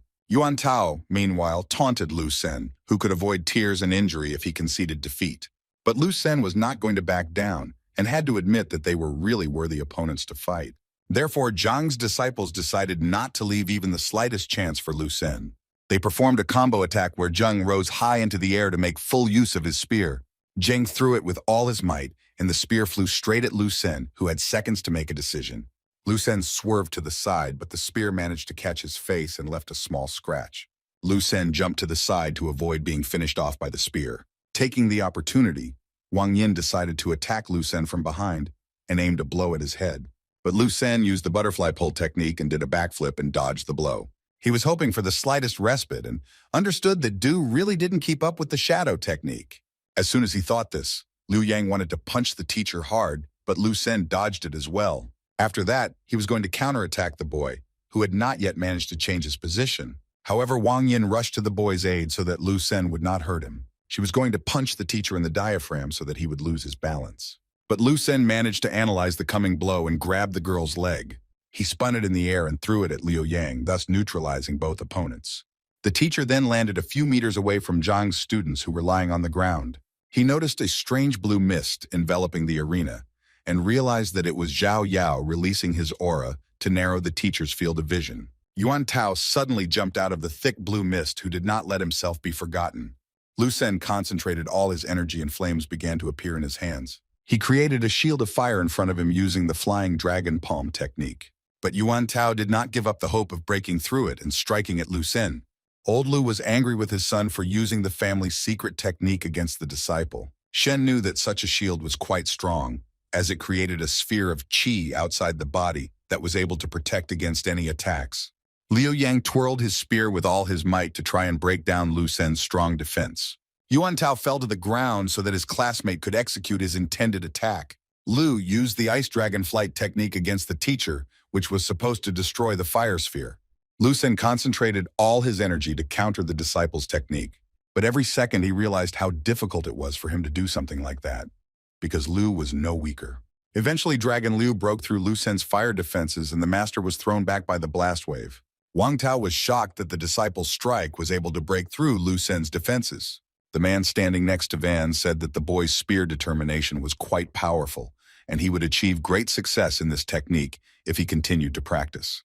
When Wang Tao turned around to look at the man, he saw that it was his father, who as it turned out had come to meet his brother Zheng Yang. He also explained that teacher Zhang is half his teacher, so the son should call Zhang uncle.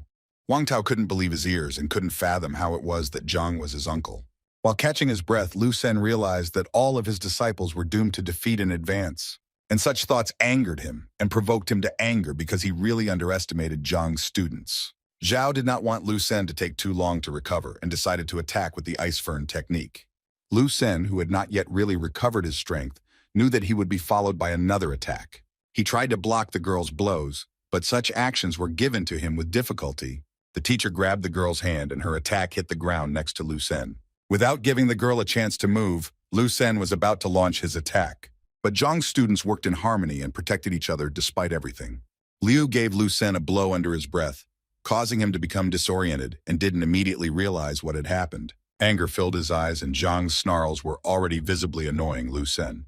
Meanwhile, while Lu Sen recovered from the blow, Zhao tried to get out of his trap. But Zhang's disciples were in no hurry to leave Lu Sen without surprises, so they attacked every second. This time, Wang Yin took the initiative and gave the teacher a good kick on the shin. Taking the opportunity, Zhao decided to finish what she had started and used ice fern again. This time, the technique was successful and the girl managed to cover half of the teacher's hand with ice. Liu Sen's eyes became bloodshot with anger and veins began to appear on his face. He was so angry that he had to defend himself all the time, that he scattered Zhang's disciples to the side. Shen's friend did not understand that Lu Sen could be so mean to the students, because she always thought that he was kind to them. Shen tried to shout at Zhang to stop this nonsense, but the teacher didn't even hear her. Lu Sen, with hundreds of wounds, was not going to give in to Zhang's disciples and wanted to teach them. He tore off his cloak and shouted that he was a star teacher and would not allow such a thing to happen. While Lu Sen was focused on his own ego, large hands crept up from behind his back. Yuan Tao grabbed the teacher from behind and pressed him against him, preventing him from making any movement. Zhang's students were happy that they were able to achieve what they wanted and already felt the taste of victory. A few days before the assessment, Zhang's disciples secretly thought of a plan to teach Lu Sen. Zhao knew that Lu Sen possessed the dragon defense technique, and it would not be easy to break through such a shield. Zheng decided to take it upon himself to solve this problem with his spear, and Yuan Tao agreed to restrain Lu Sen for as long as it took to make things work. Liu shouted to Yuan that now was the best time for him to use his technique. Yuan Tao listened to his friend and immediately covered himself with scales similar to dragon scales. Lu Sen understood that the boy was extremely heavy and could not move even a millimeter. Zhang immediately understood what his student was up to. He used the rooting technique and stood firmly in one place thanks to it. Lu Sen tried to undermine the boy's fighting spirit with all kinds of shameful remarks, and he hoped that this would help him break out of the embrace. So he tried to realize what he had planned. But the attempt was not successful and the teacher remained trapped in the boy's arms. Yuan Tao remained unperturbed as if he did not use any extra strength for his actions. But Lu Sen was incredibly furious and tried in every way to break free from such shackles. He saw that he couldn't do anything, so he hit the boy in the face with the back of his head with all his might. Yuan Tao cried out in pain, but continued to hold his abuser tightly. Zheng understood that no matter how strong his classmate was, he would not be able to restrain the teacher for long. So the boy rushed to help his friend to finish what he started once and for all. Zheng swung his spear to launch his decisive attack on the teacher. Zheng's spear flew towards the offender with determination and ruthlessness to show his true intentions. The sharp end of the spear stopped a millimeter from Lu Sen's chin. Zhang, who held his spear at the ready, demanded that Lu Sen concede defeat. But Lu Sen was not ready to admit defeat, especially in front of Zhang's disciples. He pushed Yuan Tao and used the boy as his shield to avoid the attack. If Zhang wasn't so good with the spear, he could have hurt his friend, but he came to his senses in time. Therefore, Zhang decided to attack the enraged Lu Sen from behind to help Yuan Tao. The audience was shocked by Lu Sen's act that the star teacher had fallen so low. Lu Sen pushed Zhang away and he lost his balance and fell, dropping the spear from his hands. Yuan Tao, who was still holding the angry Lu Sen, was worried about Zhang and wanted to help him. Lu Sen seized the moment and tried to break out of Yuan Tao's arms again. But Wang Yin could not allow this to happen and came to the rescue to finally defeat Lu Sen. Wang Yin understood that Lu Sen was too persistent, but she was not going to back down either. So with all her might, she kissed Lu Senyu's face from her leg while Yuan Tao held him. Liu also decided to use the opportunity to charge Lu Sen with his fist. The blow landed squarely on Lu Sen's face and he winced in pain. Zhao was not going to forgive Lu Sen for his prank on Yuan Tao, who he used as a shield. The girl used the ice fern technique and was already rushing towards Lu Sen to finish him off once and for all. Wang Tao held his breath because in a few minutes, something he had never even imagined could happen. Ouyang and Wang were also preoccupied with the events in the arena and were numb in anticipation of how the events would unfold. Zhang suddenly appeared in the arena and stood in front of his student to block her attack. The girl did not expect such a turn of events, but Zhang ordered her to stop immediately. Yuan Tao, who was still holding Lu Sen, did not think that Zhang would feel sorry for Lu Sen. When everyone stopped, Zhang ordered Yuan Tao to release Lu Sen from his tight embrace. The boy listened to the teacher and let go of Lu Sen, who also looked confused. Zhang admitted that his students must have trained for a long time for such attacks, but there were certain nuances. Zhang turned to his students for someone to explain to him exactly what he meant when he intervened and stopped the duel. Lu Sen's disciples were frightened, as they only now realized the risk they had taken when they agreed to the duel. The emperor, who was trying to figure out what was going on, turned to the grandmasters for help. The grandmasters did not have a concrete answer and believed that Zhang was too strict with his students. Lu Sen, who was catching his breath, could not understand what was happening because the combined attack of the disciples almost overcame him. Zhang noticed that none of the students could explain to him why the match had stopped, so the teacher decided to do it himself. Zhang began to tell everyone about the mistakes that had been made in the duel with Lu Sen. Lu Sen was shocked to see how Zhang was detailing every movement of his students, showing great knowledge as a strategist. The grandmasters were shocked by the fact that Zhang talked about the correct construction of techniques and strikes, which are capable of creating miracles by multiplying the strength of fighters several times. When Zhang finished making his corrections, he inquired if everything had been absorbed by his students, and they nodded in agreement in response. Zhang liked that the students memorized information quickly, so he now gave the go-ahead for them to continue the duel until Lu Sen conceded defeat. The students were stunned by Zhang's decision because they believed that the duel was long over. Lu Sen also did not expect such developments and was shocked that Zhang stopped the duel just to point out the students' mistakes. A man appeared in the arena asking for mercy for Lu Sen, and therefore the match should not be continued. The man turned out to be Lu Sen's father, who came to kick his son for his shameful behavior. He also ordered Lu Sen to refer to Zhang as uncle, further humiliating Lu. The emperor and the lord also did not expect to hear such a thing and thought that they had heard something wrong. But old Lu slapped his son so that he would finally show respect to Zhang because he addresses Zhang as a brother. Old Lu was angry with his son and almost leveled him to the ground if Zhang hadn't intervened. Lu Sen rose to his feet and shouted to Uncle Zhang that even though he had won the grade, he would not become Grandmaster's apprentice. In order to achieve such a thing, one must first become a star teacher, and in Lu Sen's opinion, he was still a second-rate teacher. Old Lu took his son by the ear and dragged him away from Zhang, apologizing for bothering Zhang. Zhang reassured the old man that everything was fine, as Lu Sen just wanted to become Grandmaster's disciple, and being single-minded was a great trait. Zhang turned and saw 3 grandmasters walking towards him, whom he gladly welcomed. He made a request to them about Lu Sen, who had not been behaving quite properly, but Zhang believed that Lu Sen was the perfect candidate to be the grandmaster's apprentice. Lu Sen did not expect Zhang to show such mercy to him despite the competition. The grandmasters folded their hands and bowed to Zhang in agreement with elder brother's words. The emperor was stunned that Master Zhang was older than all 3 grandmasters. Zhang explained to everyone that he was Grandmaster Yang Huang's disciple, and also the only disciple. Lu Sen was depressed when he heard that, because all this time he had been competing with Zhang for the opportunity to become Grandmaster's apprentice, but for Zhang it was already a past level. Grandmaster Lu agreed with Zhang's words and spoke positively of Lu Sen, offering him to become his disciple. Lu Sen knelt before the Grandmaster and gladly accepted his sincere offer. Lu Sen also apologized to Uncle Zhang for his actions, because he was stupid and blind in his intentions. Lu Sen begged Grandmaster Lu for one request that he needed help with. Master Lu was willing to listen to the teacher, so he advised him not to be shy in his statements. Lu Sen admitted that he gave his disciples the crazy demonic breakthrough pill for the sake of victory, but he knows the negative consequences that he cannot fight against. Lu Sen's students were shocked by the teacher's confession and believed that his reputation would deteriorate after this. Master Lu also did not expect such a confession because he understood that such a pill was forbidden to use. The other Grandmasters explained to Lu Sen that this would negatively affect the student's achievement in the future. Master Lu did consider Lu Sen to be a fool and had great doubts about helping to solve the matter. Lu Sen was in despair that even the Grandmaster was unable to help solve the problem. Zhang pondered that no matter how incredible the toxins were, he could still help Lu Sen's disciples by infusing his own qi. Therefore, he offered his help to Lu Sen, surprising the man with unprecedented generosity. Zhang promised that he would later prepare a medicine that would neutralize the residual poison in the students' bodies. Lu Sen fell at Zhang's feet and thanked the new uncle profusely for his help. But Zhang quietly asked Lu Sen if he still had those pills, and could he tell where he got them. Lu Sen didn't know what to say to him, because on the one hand he was indebted to Zhang for his help, and on the other hand, he didn't understand why the teacher was forbidden from taking the pills. Zhang's students were proud of their teacher, and were finally satisfied that Zhang was being recognized as he deserved.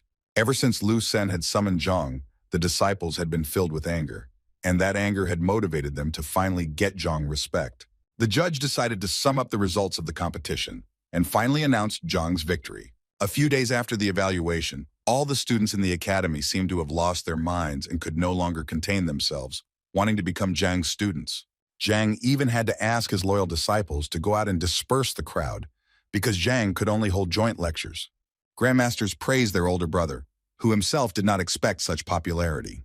Zhang had a certain request for the Grandmasters, which they were willing to listen to. He said that his Grandmaster traveled a lot and had not made any record of Zhang's position, so the man wanted the Grandmasters to help him pass the Grandmaster exam. The Grandmasters accepted this request as an honor and were ready to help Zhang obtain the title. But the Grandmasters warned Zhang that there are certain requirements to obtain Grandmaster status. 2 things are required from the person himself, and the first of them is the achievement of the 7th rank, and the second is the mastery of the state of enlightenment of the serene water glade. Zhang knew that the second stage of mind cultivation was called serene water glade, but he had never heard of the state of enlightenment. The Grandmasters explained to Zhang that the state of peaceful water glade is when a person is able to concentrate and no one can distract them.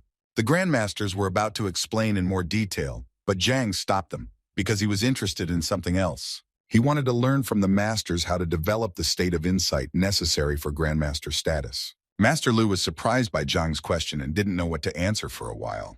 But later, other masters explained that this state cannot be developed because it is a gift that a person is endowed with by nature. Zhang did not understand why he was not gifted with this gift, as he had already succeeded in the serene water glade. Master Lu rummaged in his pocket and handed Zhang the Stone of Insight, which would help to know Zhang's level.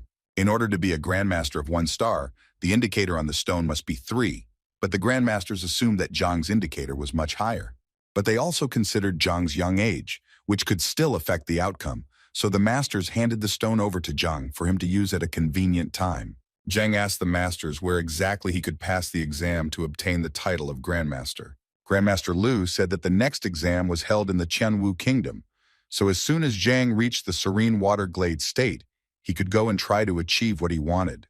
When the Grandmasters left, Zhang decided to try to test his skills on the stone to see if he had reached the serene water glade state. Zhang gripped the amulet tightly in his palm and waited for it to show the required result. But he was extremely disappointed when he saw the result on the amulet was much smaller than the desired one. After listening to Grandmaster Lu, Zhang believed that he could score more than a 4, and his value had not even reached the 1 mark. Zhang did not believe this result and assumed that the stone was in a bad mood, so the teacher decided to try again. But his result was not crowned with success. If the first was within tenths, then subsequent attempts reduced the indicator to hundredths. With such a score, Zhang didn't even want to become a grandmaster, so he decided to ask the masters more about mind cultivation techniques next time. Zhang decided to deal with the Golden Book from the Heavenly Path library while he had time. Zhang noticed that the title Heavenly Path Book appeared on the book, which most likely appeared after the disciples' gratitude. Zhang tried to study the book in more detail and try to use it to create a mind cultivation technique. He closed his eyes and concentrated all his energy on the book, hoping that it would help him. Zhang expected some change, but nothing happened, so he opened his eyes. Zhang opened the book and was disappointed to see that the pages were still blank. He hoped that whoever came up with this book had created at least some kind of instruction for it, but there was nothing of the sort. He decided that it was time to stop working on the book and pay attention to it later. As Zhang walked down the corridors of the academy, he was stopped by Zhao, who looked sad. She found out that Zhang was leaving the kingdom and hoped that she was wrong, but Zhang was really going to travel to Qianwu Kingdom. The other disciples, when they heard this from Zhang, begged him to take them with him. Zhang warned the students that there were many dangers ahead of him, and he could not risk the students' lives. But the students were determined and persistent in their desires, so they did not back down from the idea of traveling with Zhang. Zhang agreed to take the students with him, but they would have to take different routes. The students were extremely happy at such a generous offer from Zhang and thanked the teacher. Zhang also returned to his estate as grandmaster to give instructions to the butler before leaving. He ordered the boy to find Zhang and serve him while the grandmaster was away, and handed the boy a book of strength enhancement techniques. The boy could not understand the grandmaster's generosity for such an incredible gift. Time passed quickly and Zhang was already returning to his classroom in the evening to prepare for the morning lecture. Hundreds of young people gathered to listen to Zhang's lecture at the arena where the evaluation was held recently. People were crazy about Zhang, who was recognized by 3-star grandmasters at once. Zhang entered the arena and began his lecture by thanking those who chose to listen to him. Zhang told the young students the basics of combining the energies of yin and yang with each other. People immediately started using Zhang's techniques and noticed how easily they managed to break through. Of course, they did not succeed without Zhang's special technique, because the teacher used the skill of transmitting the will of heaven and turned the power of his words into energy. The masters were once again convinced of the uniqueness of Zhang, who was capable of such things. Although Zhang only explained the basics of the first 2 ranks, his words were extremely profound, and hearing his words, those present instinctively followed the instructions. At the end of the lecture, the masters approached Zhang and admitted that the lecture was impressive. Master Lu was curious and went to check Zhang's soul depth. Zhang didn't really want to show off his performance and started pretending to be a humble teacher. But Master Lu assured that if Zhang is capable of lecturing in this way, then his skill is at a high level. Zhang did not believe what Master Lu was saying to him and was somewhat nervous about it. Other masters also assured Zhang that the indicator was high, and they were very interested. Zhang pondered, and suddenly, thanks to the Heavenly Path book, he managed to raise his score. He clenched the amulet in his palm as tightly as he could to determine his level. When he looked at the result, he intrigued the masters who were standing next to him even more. Zhang got a result slightly higher than 5, although yesterday his performance was measured in hundredths. Master Lu told Zhang that with this score, Zhang was close to passing the 2-star Grandmaster exam. While Zhang and the Grandmasters were talking, their conversation was interrupted by Lu Sen, who wanted to show something. Lu Sen wanted to brag about the fact that he had made a breakthrough and had succeeded in mastering the Serene Water Glade technique. Master Lu inquired about Lu Sen's profound level, and Lu Sen was happy to show off the level. Lu Sen scored 1 hole and 8/10, which greatly increased his chances of becoming a Grandmaster. But it seems that no one was as happy as Lu Sen himself, so the man was praised and the topic of conversation changed. The masters returned to discussing with Zhang again while Lu Sen was out of business. Zhang was holding a medallion on which Lu Sen could clearly see Zhang's result. The result, which exceeded Lu Sen's result by 5 times, simply smeared the man on the ground. Finally, Zhang traveled to a neighboring kingdom, instructing the grandmasters to deliver the disciples, and he himself went with Shenbing. 3 days ago, the girl suddenly asked when Zhang was going on a trip.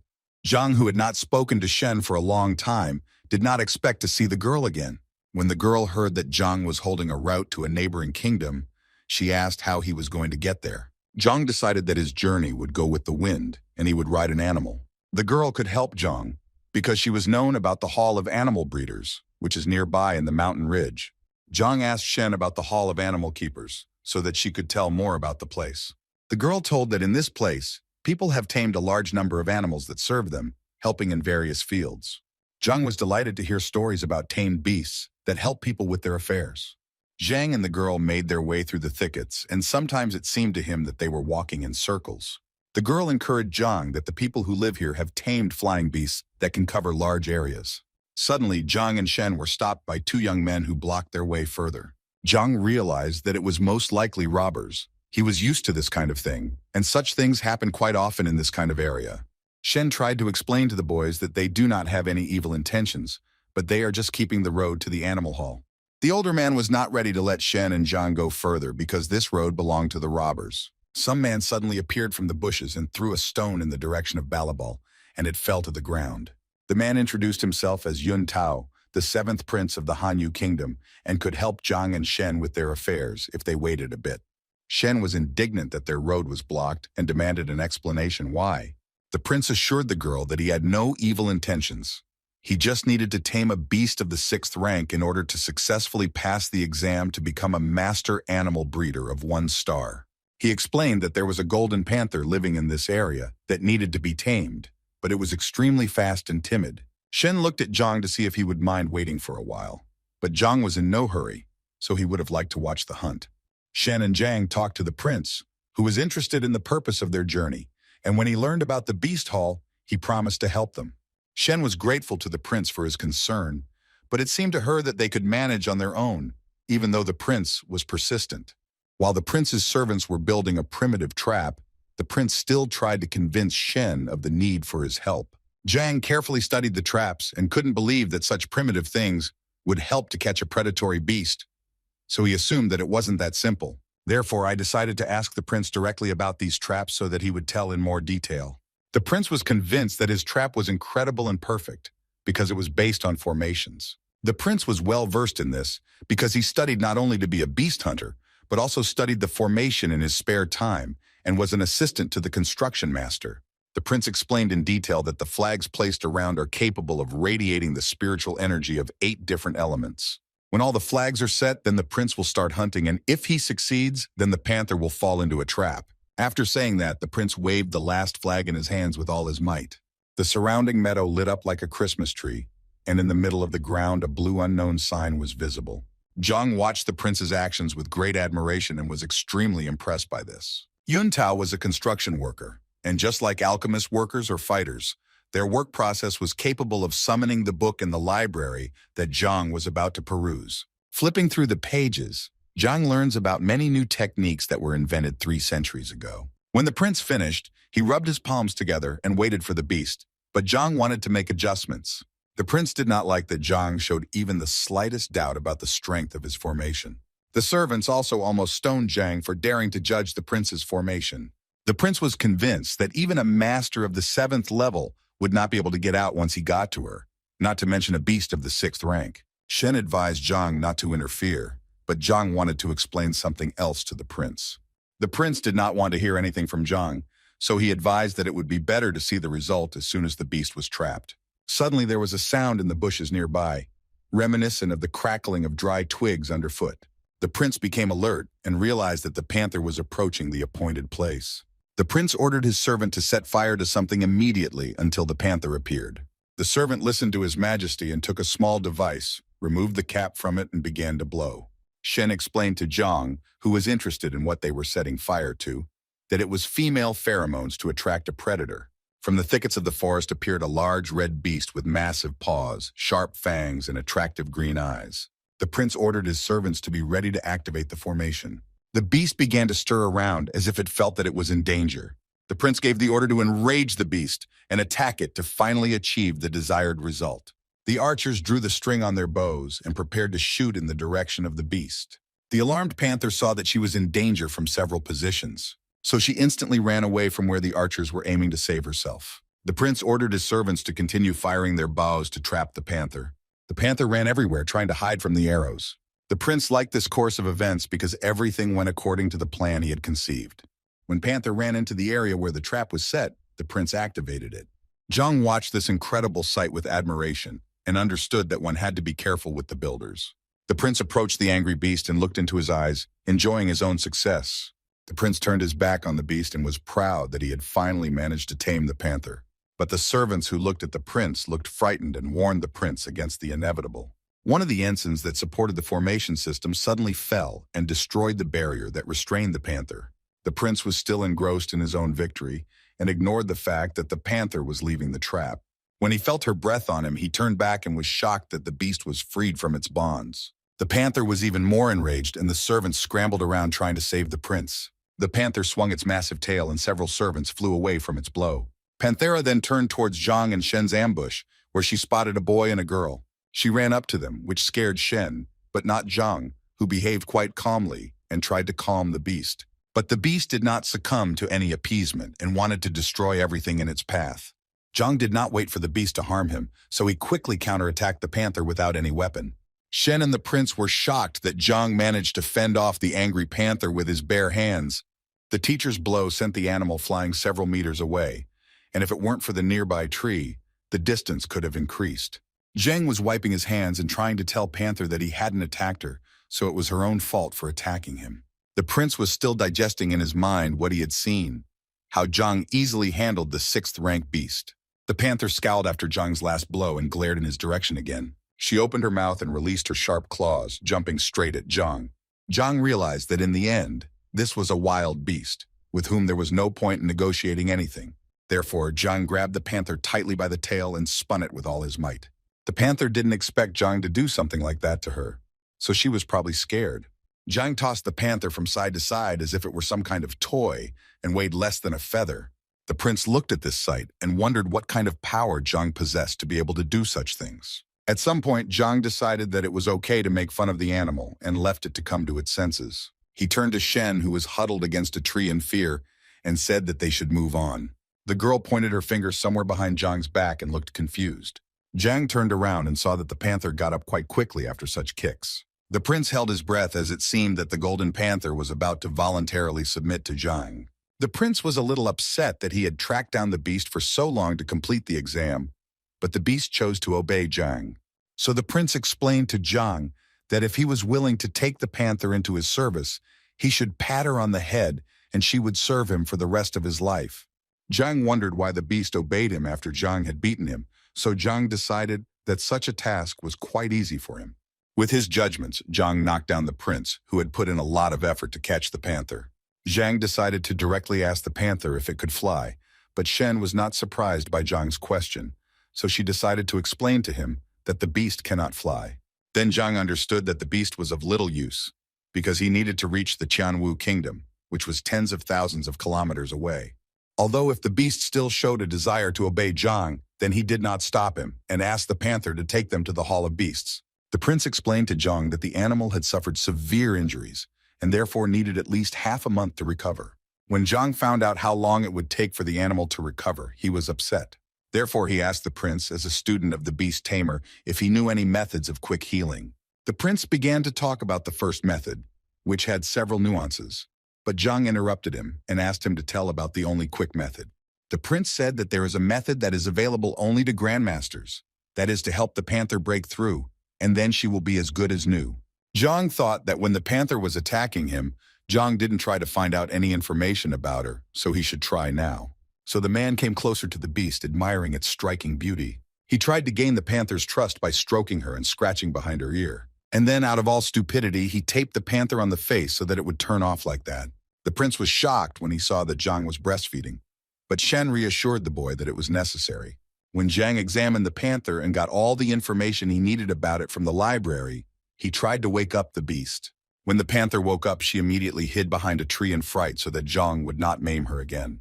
Zhang looked at the beast and explained that all the actions were based on good intentions, as he wanted to help the beast recover from its injuries and move to a new rank.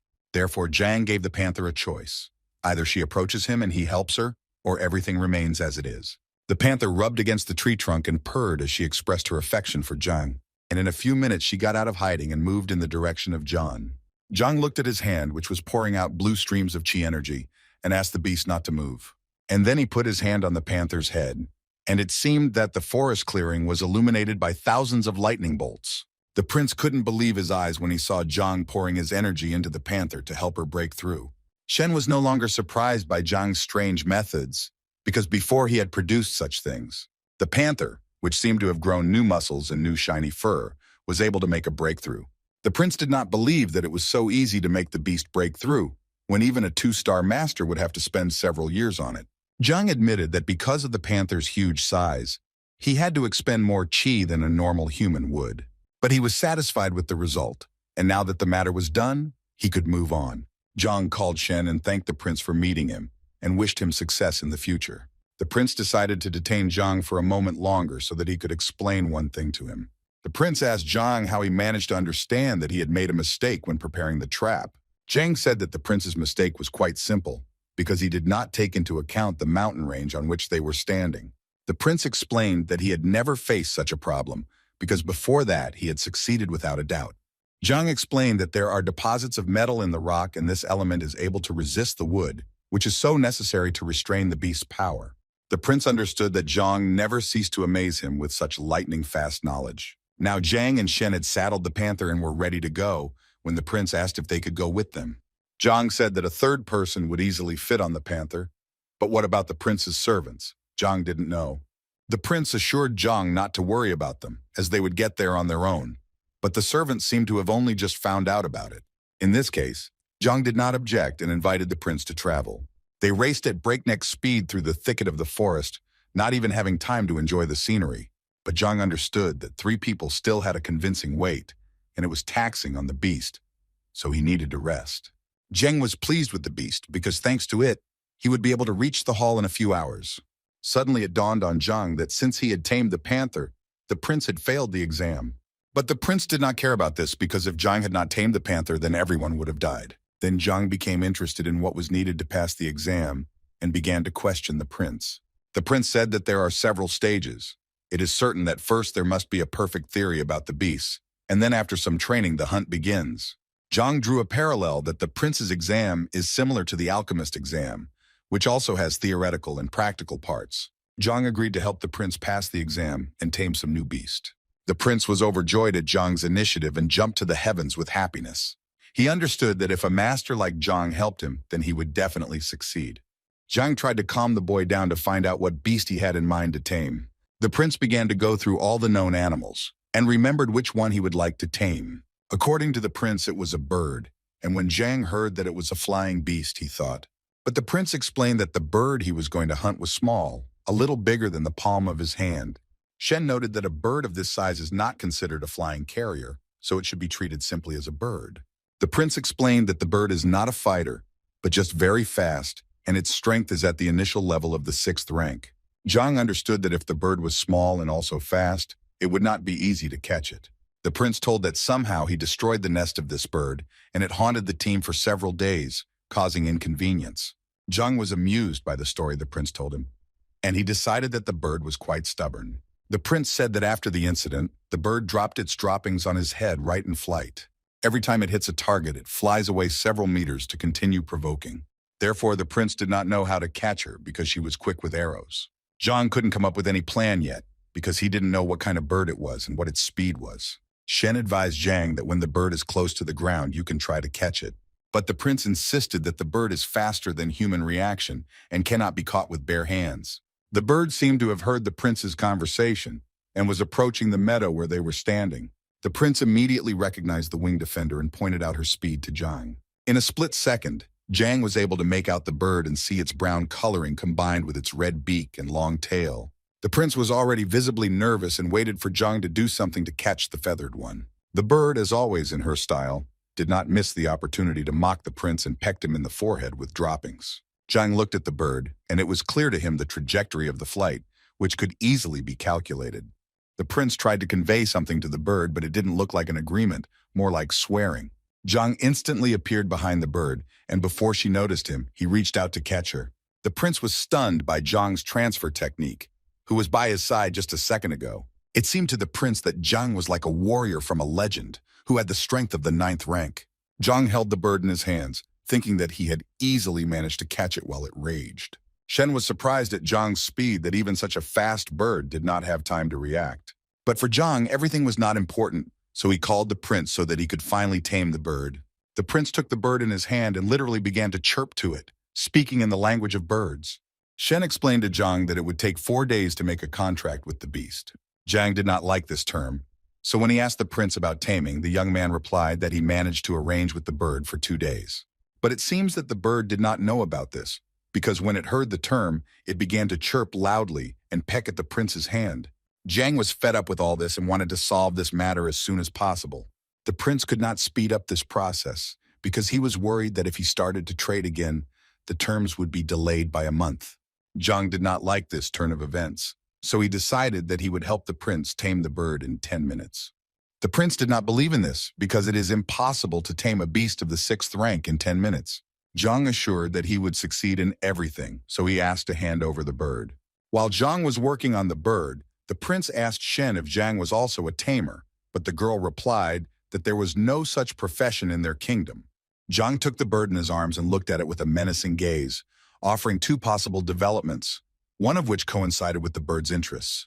And the second was that Zhang showed the panther bird sleeping sweetly and promised to put it in the beast's mouth if the bird did not obey. The expression of the bird was such that it seemed to have understood everything and thought about its decision about taming. Zhang praised the feathered for making a good choice and for making a decision so quickly. Zhang waved to the prince that the bird was ready to sign a contract, so he should hurry. After several hours of travel, Zhang and his company finally arrived at the Hall of Beasts. The first thing Shen felt was how powerful the aura was next to Zhao. The prince explained that before it was only a hall, but over time it turned into a real city where merchants began to live. Walking along the paths of the picturesque city, Zhang asked the prince if the beasts could not escape from the hall, but the prince assured that there was a special guard for this. The prince talked about how many people come from other kingdoms to see the beasts, but the flying beasts are in particular demand, where queues can reach weeks. Zhang was upset that he would have to wait so long, but the prince promised to reserve a place for him once he became a tamer. Then Zhang wished the prince good luck and advised him to hurry, because his excitement was fueled by the poison that could strike at any moment.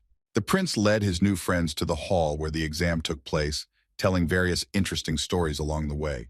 There they were met by a man with short hair who mocked the prince who could not tame anyone. The prince introduced a man who was also a prince, but the 6th in the kingdom of Baikan, and his name was Zhu Jin. Zhang knew about this kingdom, which was almost indistinguishable from Hanwu, but the prince assured them that they were not rivals because of the kingdom. Another young man appeared in the hall, who noticed the big panther and was certain that now the prince would still pass the exam. But the boy, whose name was Zhou Xuan, and he was the 9th prince of the Qianyuan kingdom, was not completely sure that this was the panther prince, because he was also in the counters with him. The princes continued to mock Yun Tao, and did not believe that he had managed to tame the beast. Rather, he borrowed it from someone in order to pass the exam. Yun Tao was very angry that the other princes underestimated his abilities, and advised him to pass the exam first before saying anything. But this did not affect the princes, and they continued to mock the young man and would have looked with interest at his grade for the exam. Zhang believed that the princes were quarreling because they could not share possessions, when in fact their quarrel was over a girl whose attention they wanted. At that time, a red-haired girl flew up to the hall on a large fiery bird, and when the bird landed, you could see its likeness, which resembled an eagle. Poets who praise nature and the moon pale against the background of how beautiful the princes thought a young lady named Mo Yu. Zhang didn't care about the girl. He looked closely at the beast and noticed that the eagle had reached the last step of the 7th rank and was much stronger than Zhang's panther. The boys approached the girl and began to praise her eagle, which in their opinion only Mo Yu could handle. Moreover, the boys believed that with the talent of the girl, she was able to subdue any beast. The girl chatted with the princes for a while, and then approached Zhang and Shen to find out the purpose of their visit. Zhang noticed that Shen was talking quite freely with Mo Yu, to which Shen replied that she had met Mo when they were together last time Hanqiang. It was rumored that Mo came to the hall not to become a tamer, but to develop moral fortitude and take the grandmaster exam in her kingdom. Now Zhang's attention turned to the girl, whom he also considered talented, that at such a young age, she is already a student of the grandmaster, and also a 1-star alchemist. A man with a scar on his face came out to the young people, who said that the head of the estate and other elders would join later, and in the meantime he would evaluate the skills. The princes and Mo recognized a man named Hong who was respected in the beast hall, but was a 1-star tamer, which meant the man was not qualified enough to take the exam. But the man began to announce the rules, which said that for the exam, it was necessary to tame a beast that should be stronger than the tamer, and depending on this, 3 ranks would be awarded. The man continued that depending on how advanced the beast was, as he trusted the tamer, the more chances to get a higher rank, and since no one objected, Hong suggested to start the exam. The first to display his beast was Zhou Xuan, who managed to tame the fanged wolf at the initial stage of the 6th rank, and with a result on the scanning crystal of 20. Zhang was surprised to see that the crystal used to test Luo Yang's trust was also used for beasts. Hong took a close look at the contestants and decided that they had done well in 2 months, earning them the 2nd rank. The second prince also decided to show off his achievements with the tiger beast, where the result of trust on the crystal was no worse than the previous prince. Mo Yu, who was next, had tamed a celestial beast that was much more difficult, and the bird was rank 7, and the golden eagle's subjugation level had reached the 30 mark, which earned the girl the 1st rank. The princes knew that the girl was quite capable and talented, but they were still shocked by her result and began to envy her. Finally, it was Yun Tao's turn, assisted by Zhang, to demonstrate his achievements in taming the beast. The princes mocked the young man that the first 2 ranks definitely did not shine for him, and if he received the 3rd rank, then it would be a shame, and in the worst case, he would simply not pass the exam. The golden panther had not been tamed by Yun Tao, so the tamer with the scar on his face waited for the young man to show off his beast. The boy was embarrassed and did not know how to tell him that he tamed the little bird. When everyone heard who the boy had tamed, they fell into a depression and no longer expected any outstanding results from the young man. The princes laughed out loud at the audacity of the boy who dared to voice such a thing to the tamer. So they continued to taunt him that Yun had not tamed anyone, but was flaunting some unknown bird. But the tamer was a formidable judge and advised the princes to keep their mouths shut until he made an official decision himself. He looked the boy in the eyes and asked him to repeat whom he managed to tame during his travels through the forest. The boy understood that his statement sounded ridiculous, but still assured that he had tamed the little bird, and he did not have time to check the level of trust on the crystal. Therefore, the young man decided to demonstrate his prey by calling the bird with a loud whistle. The bird heard the call of its owner, and in a few seconds flew to the hall, flying around it several times. The bird ended its flight by perching comfortably on Yun's finger. The princes did not expect to see this, because they considered Yun a liar, but now their faces showed surprise and curiosity about the bird. They didn't know that taming such a tiny beast was also considered taming, and still thought that Yun had bought her from the market and let her out of the cage. Tamer Hong reminded Yun that the tamed beast must be stronger than the tamer, and the bird the young man was holding could be killed with his fingers. But Yun insisted that it was possible that the bird, although small and strange-looking, could fly at such an incredible speed that even 6th-rank warriors could not catch it. Hong was angry with Yun and thought that the young man wanted to trick him with his stupid prank.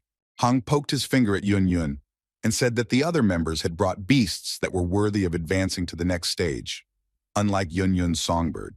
But Yun insisted that although the bird was strange, it was the 6th rank, and he was definitely no match for her. The princes also tried to tell Yun that he should not argue with Hun, who made it clear to the boy that he was not allowed to take the exam. Yun tried to convey something else to the examiner, but the man was stubborn and did not want to explain to the boy a 3rd time. Zhang intervened in the matter, who advised Yun to not worry about this exam because there are only unenlightened fools around. Participants who heard such statements from Zhang were shocked, because with such statements Zhang was digging his own grave. Yun's eyes were already wet because he hoped to try his hand next year. But after Zhang's words, he no longer believed in such a miracle. Hong stopped short and glared at Zhang to explain what he meant. Zhang didn't go back on his words and still thought Hong was a fool because his words had nothing to back them up, because he didn't check and thus ignored all the rules. No one expected Zhang to start lecturing Hong, who was seething with anger at Zhang's words. Hong Feng considered himself a beast tamer with almost 40 years of experience in the business, and he demanded an immediate explanation from Zhang, otherwise he would not be well. Shen tried to calm Zhang down so that he wouldn't say too much, but Zhang didn't back down and insisted that Hong refused to admit his mistakes. Shen was already noticeably nervous because she understood that the hall was surrounded by a large number of beasts that were about the 7th rank, and in the event of a conflict, it would be difficult for them to get out of the situation. Suddenly, 3 more men appeared in the hall. 2 of them were beast tamers, and a stout man named Feng was the master of the hall. Yun panicked when he saw the men, 2 of whom were 2-star beast tamers. The princes were convinced that Zhang was creating trouble for himself every minute, defying the wrath of the beast hall. Master Hall turned to Zhang to explain his words because with such statements, he had actually questioned the competence of the 1-star tamer. Zhang believed that when someone makes a mistake, they should take responsibility for it, and wanted one of the masters to tell him about the bird that Yun tamed. Hallmaster carefully looked at the bird, which was sitting calmly in Yun's arms all this time, and assumed that it was an ordinary bone bird that was not worth attention. Hun agreed with the master because he had come across a description of a similar bird in textbooks, where it was said that the bird has an additional bone on the back that supports the body. Another master explained that there are 3 feathers on the back that emit a characteristic sound during flight, and thus her melodious singing does not come from the throat, but from the feathers on the back. Zhang was still not convinced by the master's statements, so he waited for another explanation that could refute his claim. Hallmaster assured Zhang that it was the bone bird, as she clearly had the same extra bone on her back.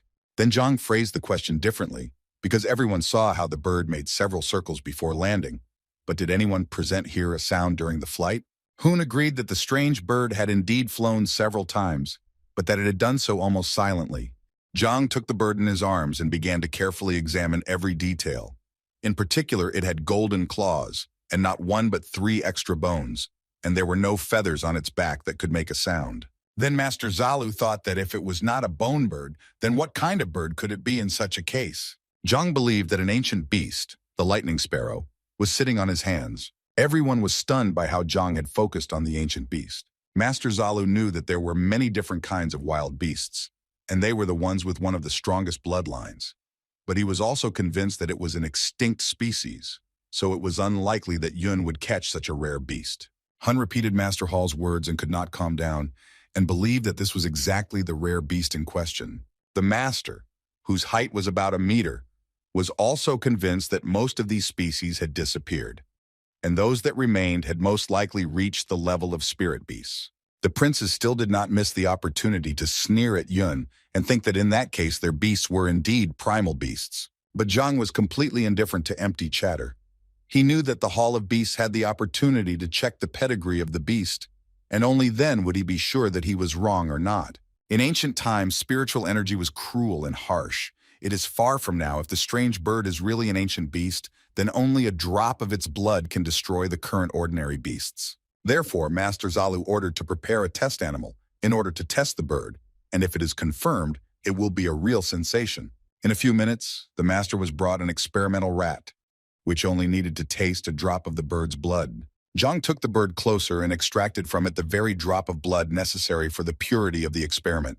He gave it to a rat to try it, which at first did not understand anything, but in a few seconds its eyes were bloodshot. Thick foam came from its mouth, and the animal died. Master Zalu could not believe his eyes, because the experimental rat was immune to the ordinary blood of high-level beasts. Everyone was waiting for an explanation from Master Hall, but he had no choice but to confirm that the bird that Yun had caught was indeed an ancient beast.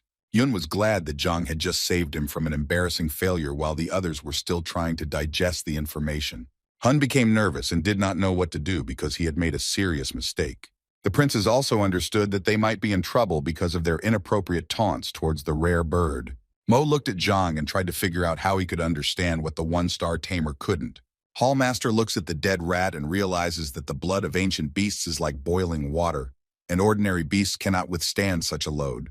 Zhang informed everyone that the ancient lightning sparrow has the ability to absorb lightning to awaken the bloodline, and after reaching the 7th rank, it can cause devastating damage. Now Zhang wanted to hear an explanation from Hong, who hastily fired Yun without checking and admitting his mistake. The man sighed heavily, and now understood that he had made a serious mistake for which he would be severely punished. Zhang was confident in his knowledge, because on the way to the hall, he had stunned the bird and created a book about it in the library, so he put so much pressure on Hong, who did not want to admit his mistake. Master Zalu recognized the mistake and decided to give Yun one more chance to pass the exam. And as for Hong, he will be sent to the Beast Forest for 3 years. The princes were shocked by such a severe punishment and understood that it could not be appealed.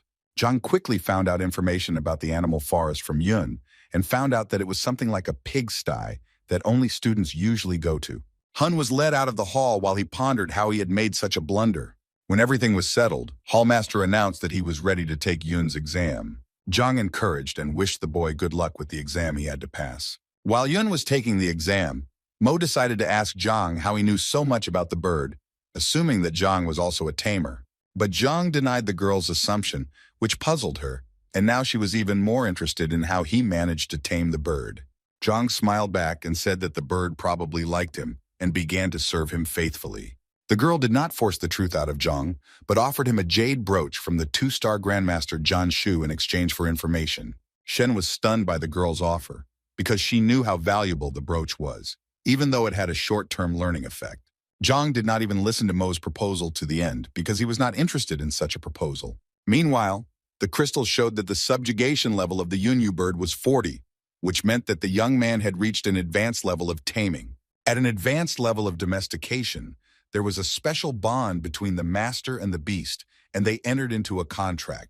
Reaching this level of domestication was already a big indicator. It meant that the bird was far from just following Yun, they had a special bond. Hallmaster tried to find out from Yun how he managed to reach this level, but Yun struggled to find the right words for it. At some point, the boy blurted out that all this was thanks to Zhang, who simply threatened the bird, and it agreed to everything. The masters were shocked by such a situation, because they did not know that the beast could be tamed in such a way. The master began to reconsider that perhaps it is necessary to tame wild animals in a different way, to treat them with violence and not with caution and care. The master immediately asked Yun where he could find Master Zhang, who helped the boy tame the bird. Yun smiled and assured the master that there was no need for that, as Zhang was standing by ready to ask questions.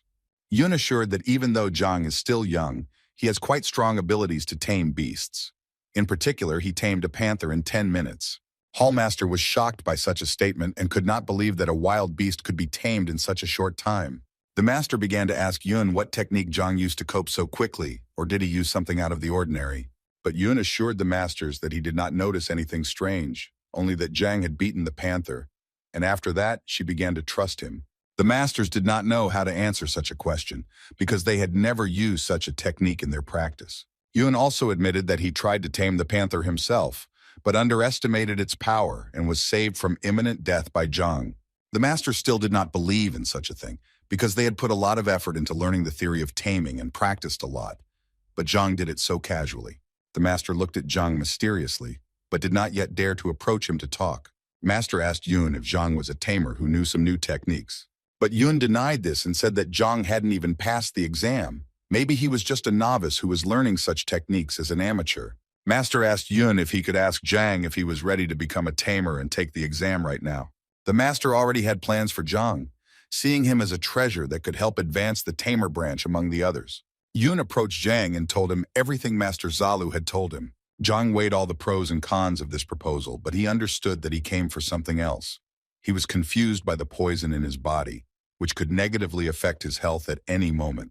But Yun tried to convince Zhang that after passing the exam, Zhang would have many benefits, including choosing any beast for free. Zhang was fired up when he heard that after the exam he would have the opportunity to choose a beast, and all for free. So Zhang decided to change his plans and try his best to pass the exam. Mo thought that Zhang was some kind of reckless fool who agreed to take the exam so quickly, as if it were some kind of game. Shen also didn't know how to explain Zhang's behavior, but she hoped that he knew what he was doing. Master Zalu dared to speak to Zhang, telling in detail about all the advantages that await him. But to get all these advantages, Zhang will need to pass the exam, including the theoretical part.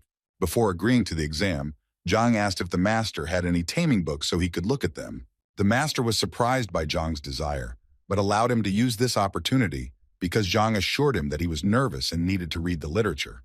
The hall master asked his colleague Liu to take him to the library so that Zhang could look through the necessary books. The princes also did not understand Zhang's desire and thought that he was obsessed and would not pass the exam. Shen tried to figure out what Zhang was up to because she had already witnessed a similar situation and assumed that Zhang had a photographic memory. When Zhang got to the library, he couldn't believe what volumes he needed to look through. In order to understand all the information in the library, Zhang will need at least 3 days, and this is provided that he does not lose his mind. Zhang tried to come up with a plan that would allow him to get the information he needed as quickly as possible and combine it into one book in the library. Zhang understood that he could get information by just touching an inanimate object, so he assumed that this could be done with bookshelves. When he opened the book, he saw how the information was extremely structured, but not about the animals, but about the material from which the cabinet was made. Zhang got angry and threw the book at his feet because it was not what he needed. Zhang sat down by the wall to make notes on how he could solve this problem in a short time and pass the exam. It occurred to him to try to touch the books, and perhaps in this way he might find out something about taming. He stood up and walked over to the first bookshelf, hoping that this time he would succeed. And Zhang finally got the desired result. At this rate of reading books, he managed to absorb large amounts of information. Meanwhile, Master Hall together with Master Feng were preparing for Zhang a list of questions to which clear answers had to be given. Hall Master was convinced that Zhang was extremely skilled because he was able to recognize the ancient lightning sparrow. So the man did not want to miss out on Zhang's talent. The master would also benefit from the fact that if Zhang successfully passes the exam, then perhaps the master will be promoted to 3 stars. Master Feng said that he watched Zhang for a while he was in the library and noticed that he was darting from shelf to shelf very quickly. Master Zalu was very surprised at this level of training because he had never seen or heard anything like it. The master was also concerned that Zhang would not cause mischief in the library because valuable tomes were kept there. But the master did not have time to reach the library because Zhang had already finished his training and was ready to take the exam. The princes understood that Zhang had received a special honor because he did not pass the apprentice exam and was immediately admitted to the Taming exam. Even Mo had not received such an honor. Zhang looked a bit tired after several hours of tossing around the library, and Yun suggested that he rest if he wasn't ready yet. But Zhang insisted that he was fine and could continue. However, he was not happy that the hall master was offering him a written exam. He understood that he could not hold a pen in his hands now, so he offered to pass the exam in the format of a discussion. The masters convinced Zhang that although this was a fairly quick way to pass the exam, it was also more difficult. Yun also told Zhang that he wouldn't have a chance to think about his answers, and one mistake could be fatal. Master Zalu also explained to Zhang all the risks of this format, because thoughts and answers must be clear and understandable, without the right to correction. Zhang grew even more tired of this chatter, but assured that he understood all the risks that lay ahead of him, but this format was the most convenient for him. Then the master did not contradict Zhang, and since he clearly understood all the consequences, he decided to give Zhang an oral exam. No matter what question the master asked, Zhang answered it quickly and comprehensively, which made it clear to the masters that he was extremely talented, and it was no wonder that he was able to recognize the lightning sparrow. Zhang had taken the first stage of the exam with ease, so he was looking forward to the next one so that he could get it over with and get down to business. The master assured Zhang that he had successfully managed the first stage, so now it was time to move on to the second, where he had to tame the beast with half a month of time to spare. But Zhang didn't like this course of events because it was too long for him, so he asked the masters if they had any untamed beasts that could be tamed quickly. The princes were shocked by Zhang's statement and thought he was crazy because he did not understand what he was saying. Master Fen assured Zhang that each beast was extremely valuable and there were no untamed ones among the hall, because such a beast could wreak havoc. Then Zhang looked at Eagle Mo and asked the girl if he could borrow her beast to tame it. The girl was outraged by Zhang's request and did not understand how such a thing could come to his mind, because a tamed beast is something like a second half for a tamer. Mo yelled at Zhang that it was very impolite to ask such a thing, and it was the first time she had ever heard someone ask such a thing. But one of the princes tried to convince the girl that letting Zhang tame her eagle was not such a bad idea. After all, the prince considered Zhang a narcissistic and arrogant man who believes that the theory and practice of things are similar. Besides, a high level of trust was developed between the girl and the eagle. Another prince was convinced that Zhang should be taught a lesson not to be so arrogant, because even experienced masters are not capable of such things. Mo thought that it was almost impossible to tame a tamed beast, so this was a good opportunity to look at Zhang's methods. Therefore, she agreed to this adventure and gave permission for taming, and if Zhang succeeds, he can keep the eagle for himself. Zhang asked the masters if he would be credited for the exam if he did tame Eagle Mo, and the masters assured him that this would allow him to pass the exam. Mo wanted to say something to Zhang about what she would do to him if he failed to tame Eagle, but Zhang didn't listen to her because he was busy with Eagle. Zhang told Oral that he was not willing to mess with him for long because his mistress had borrowed Oral for an exam, and Zhang hoped to resolve the matter as soon as possible. Zhang assured Oral that if he obeyed him, Zhang would help Oral break through to the next rank. But Eagle defied Zhang and attacked him, but Zhang managed to dodge the blow and jump to the side. Orel was furious, and everyone who watched it was pleased that Orel would put the narcissistic Zhang in his place. Zhang did not put up a fight for long, and realizing the eagle's disobedience, decided to strike back at him so that the beast would understand who he was dealing with. He slapped the bird hard, causing it to fall to the ground with a thud. The masters were shocked that Zhang hit the bird so easily and the blow was able to stop such a formidable beast. Mo was angry that Zhang would allow such things to happen to her beast, But Yun tried to calm the girl down, explaining that it was a form of taming. Mo didn't understand how to tame a beast like that, but Yun explained that this was the method Zhang had used to help him in the forest. The girl panicked that Aurel might take offense and fly away, and did not trust Zhang's method very much. The princes were stunned that Zhang managed to take down the eagle with a single blow, who had an essentially phenomenal level of defense. Mo remembered the efforts she had to make to tame the beast, feed him, and even after that, he did not willingly agree to serve her. The princes tried to reassure Mo that after the beating the eagle had a moment of weakness, and in a few seconds he would return to his usual state. But Yun insisted that this is just an effective technique that Zhang works on, and it is bearing fruit.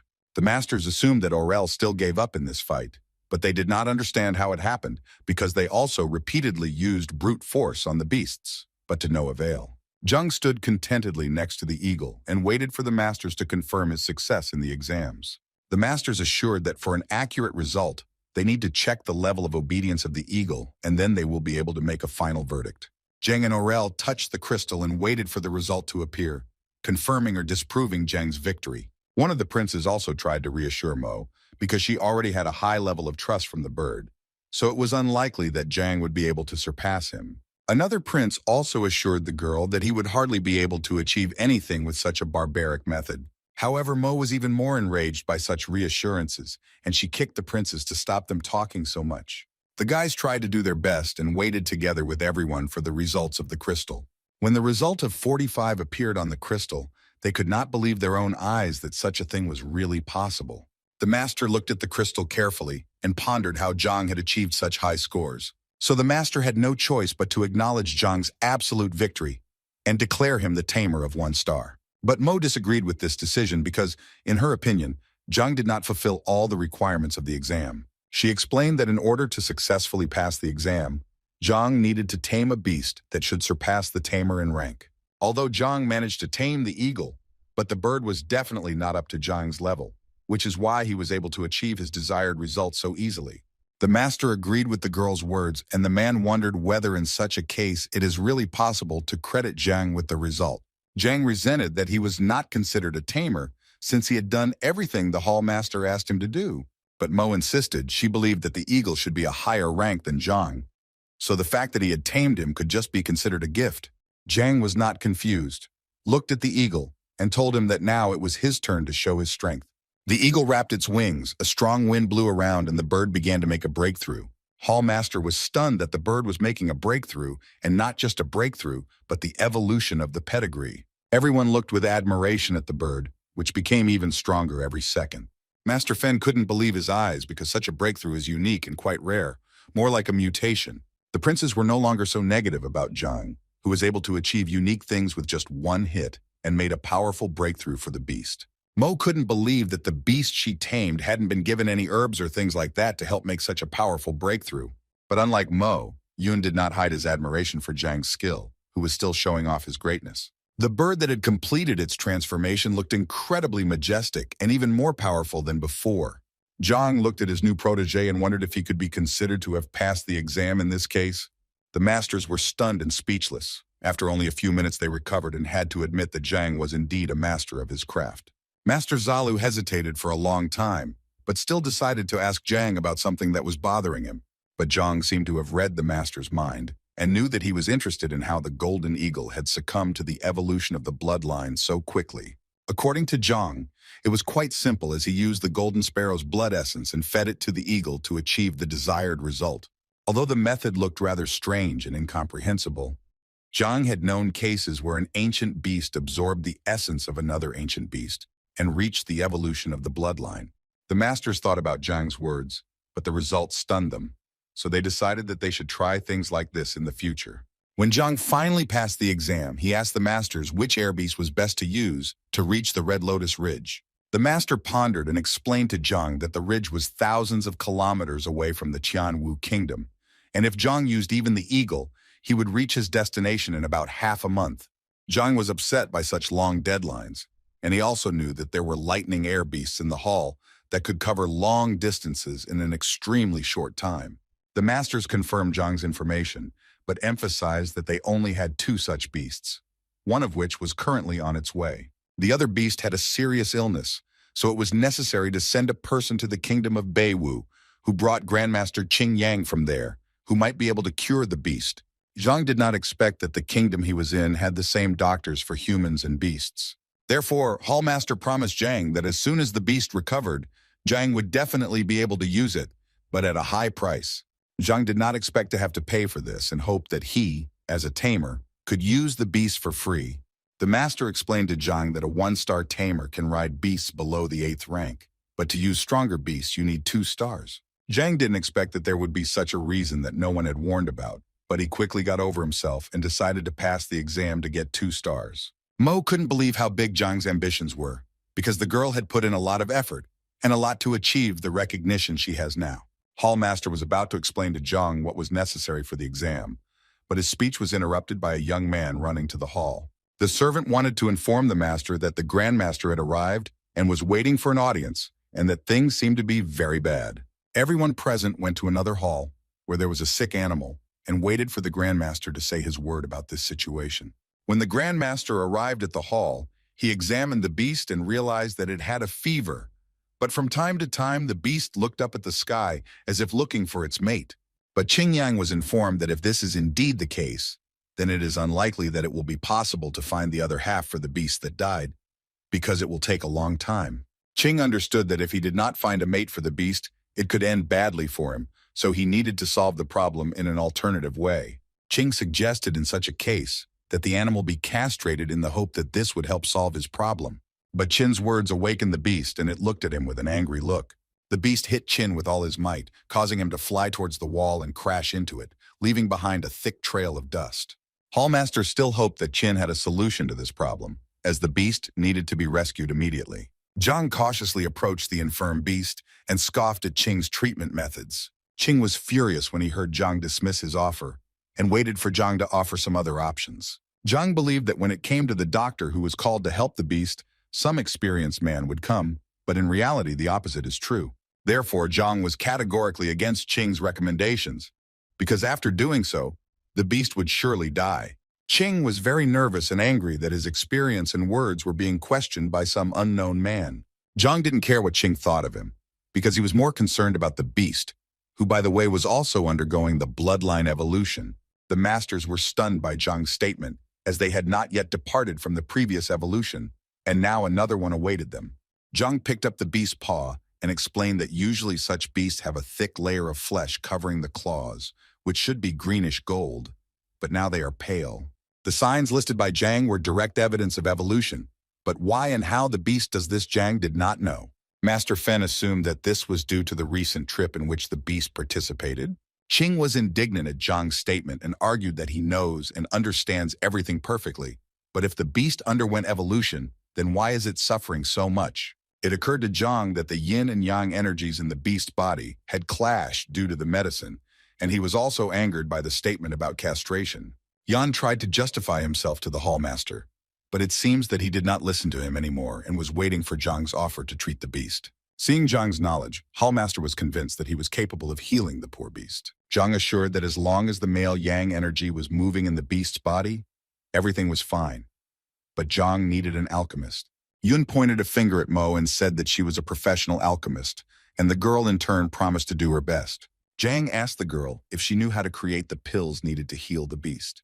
The girl was indignant at Zhang's question because she was an alchemist of 1 star, and it was certain that she could create pills. Zhang apologized to the girl because he didn't want to offend Mo with his question.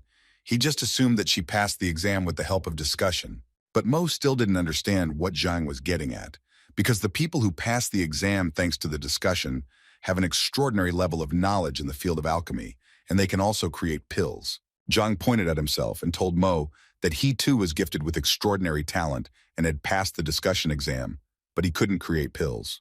The girl was already losing faith in her strength and capabilities, because Zhang appeared so suddenly and every time flaunted his knowledge, preventing the girl from showing herself. Zhang asked the hallmaster to prepare for him a list of the necessary herbs to prepare the healing pill.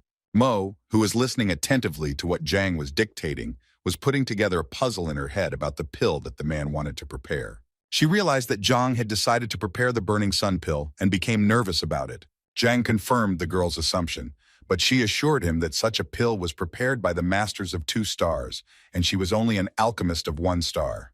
Zhang reassured the girl that he would give her instructions, and if she knew how to use the cauldron and control the temperature, everything would be quite simple. But this did not reassure the girl, because controlling several processes at the same time is not simple arithmetic. So the girl could not understand where Zhang had so much confidence. Zhang then told Mo that if she wasn't confident in her abilities, it would be better to find a skilled alchemist who could do it. The girl was touched by these words, and her anger pushed her to agree to such an adventure, but she did not believe in ultimate success.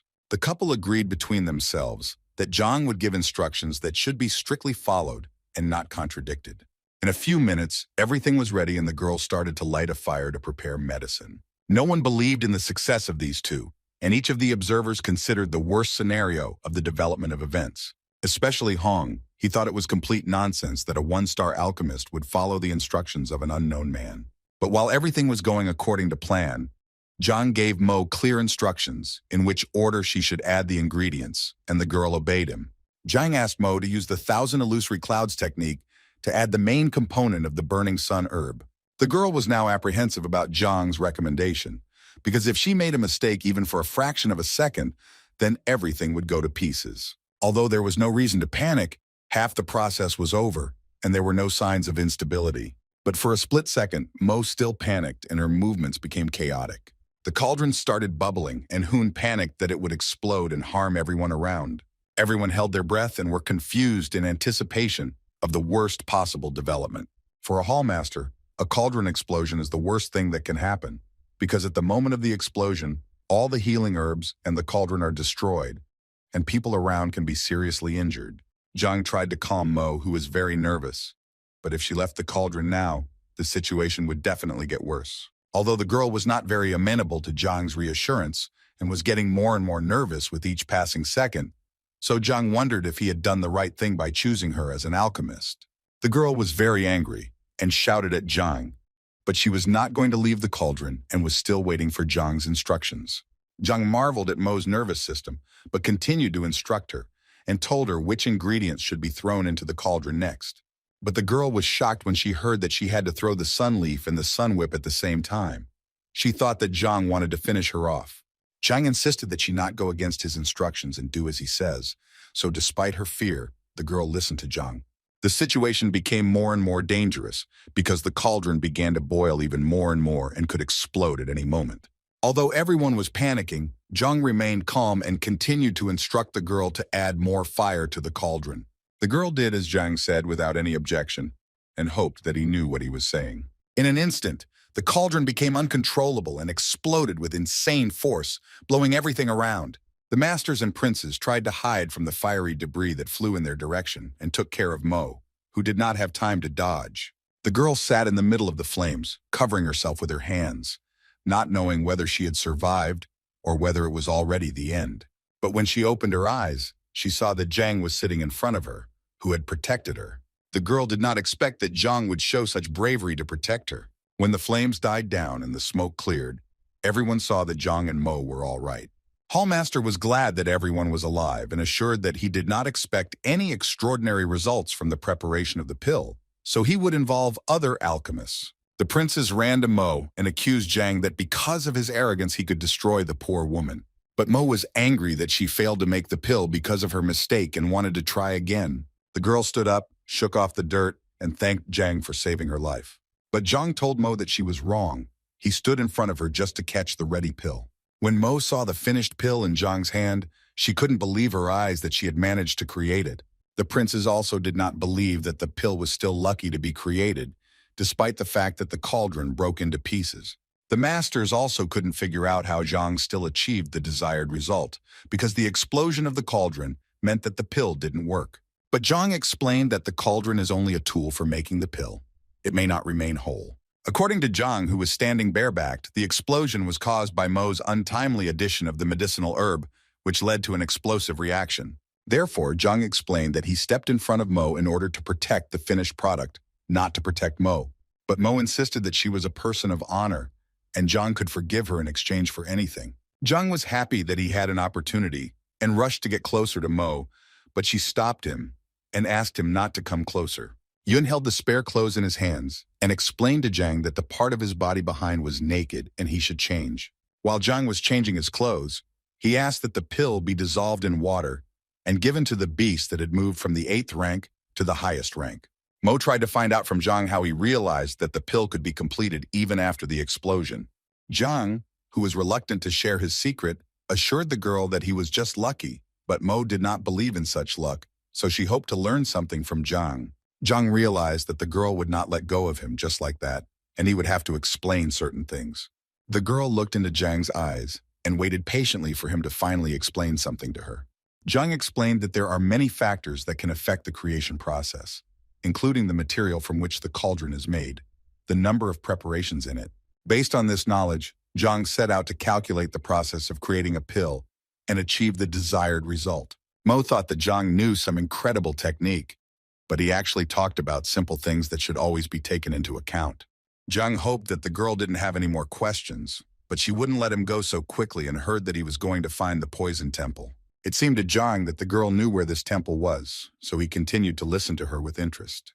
Mo assured her that no one knew where the temple was, but the girl knew the dangers on the way to it, so she assumed that Zhang would need help. Zhang smiled back and assured Mo that if the temple was there, he would definitely find it, and everything else was minor. But Mo insisted on her help, so she wanted to keep Zhang company during the adventure. She also added that she knew someone who could help get inside, and in exchange, Zhang would teach Mo alchemy. Zhang decided to accept such a proposal, and decided that he and Mo would go on a journey at dawn.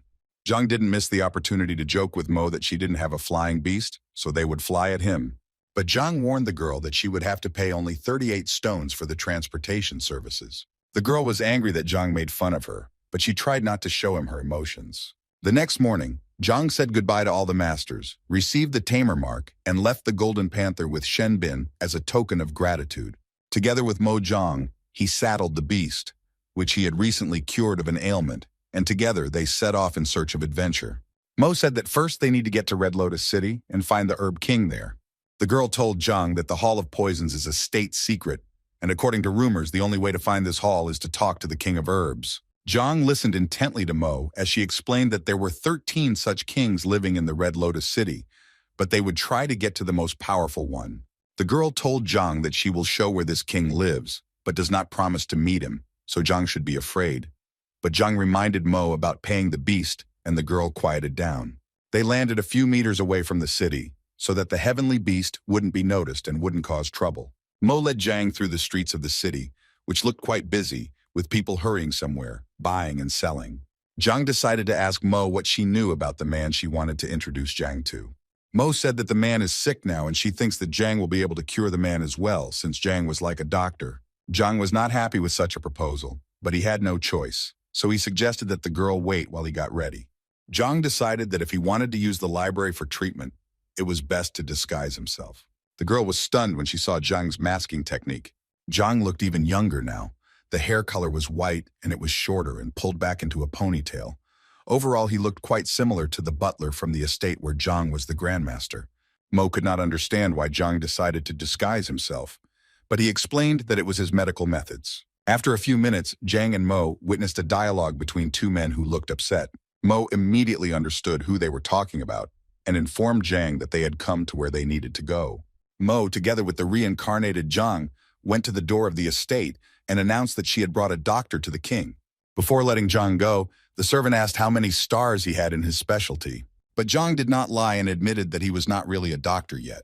Mo tried to fix the situation somehow and assured her that even though Zhang was not a doctor, he had excellent medical skills and could easily treat the beasts in the beast hall.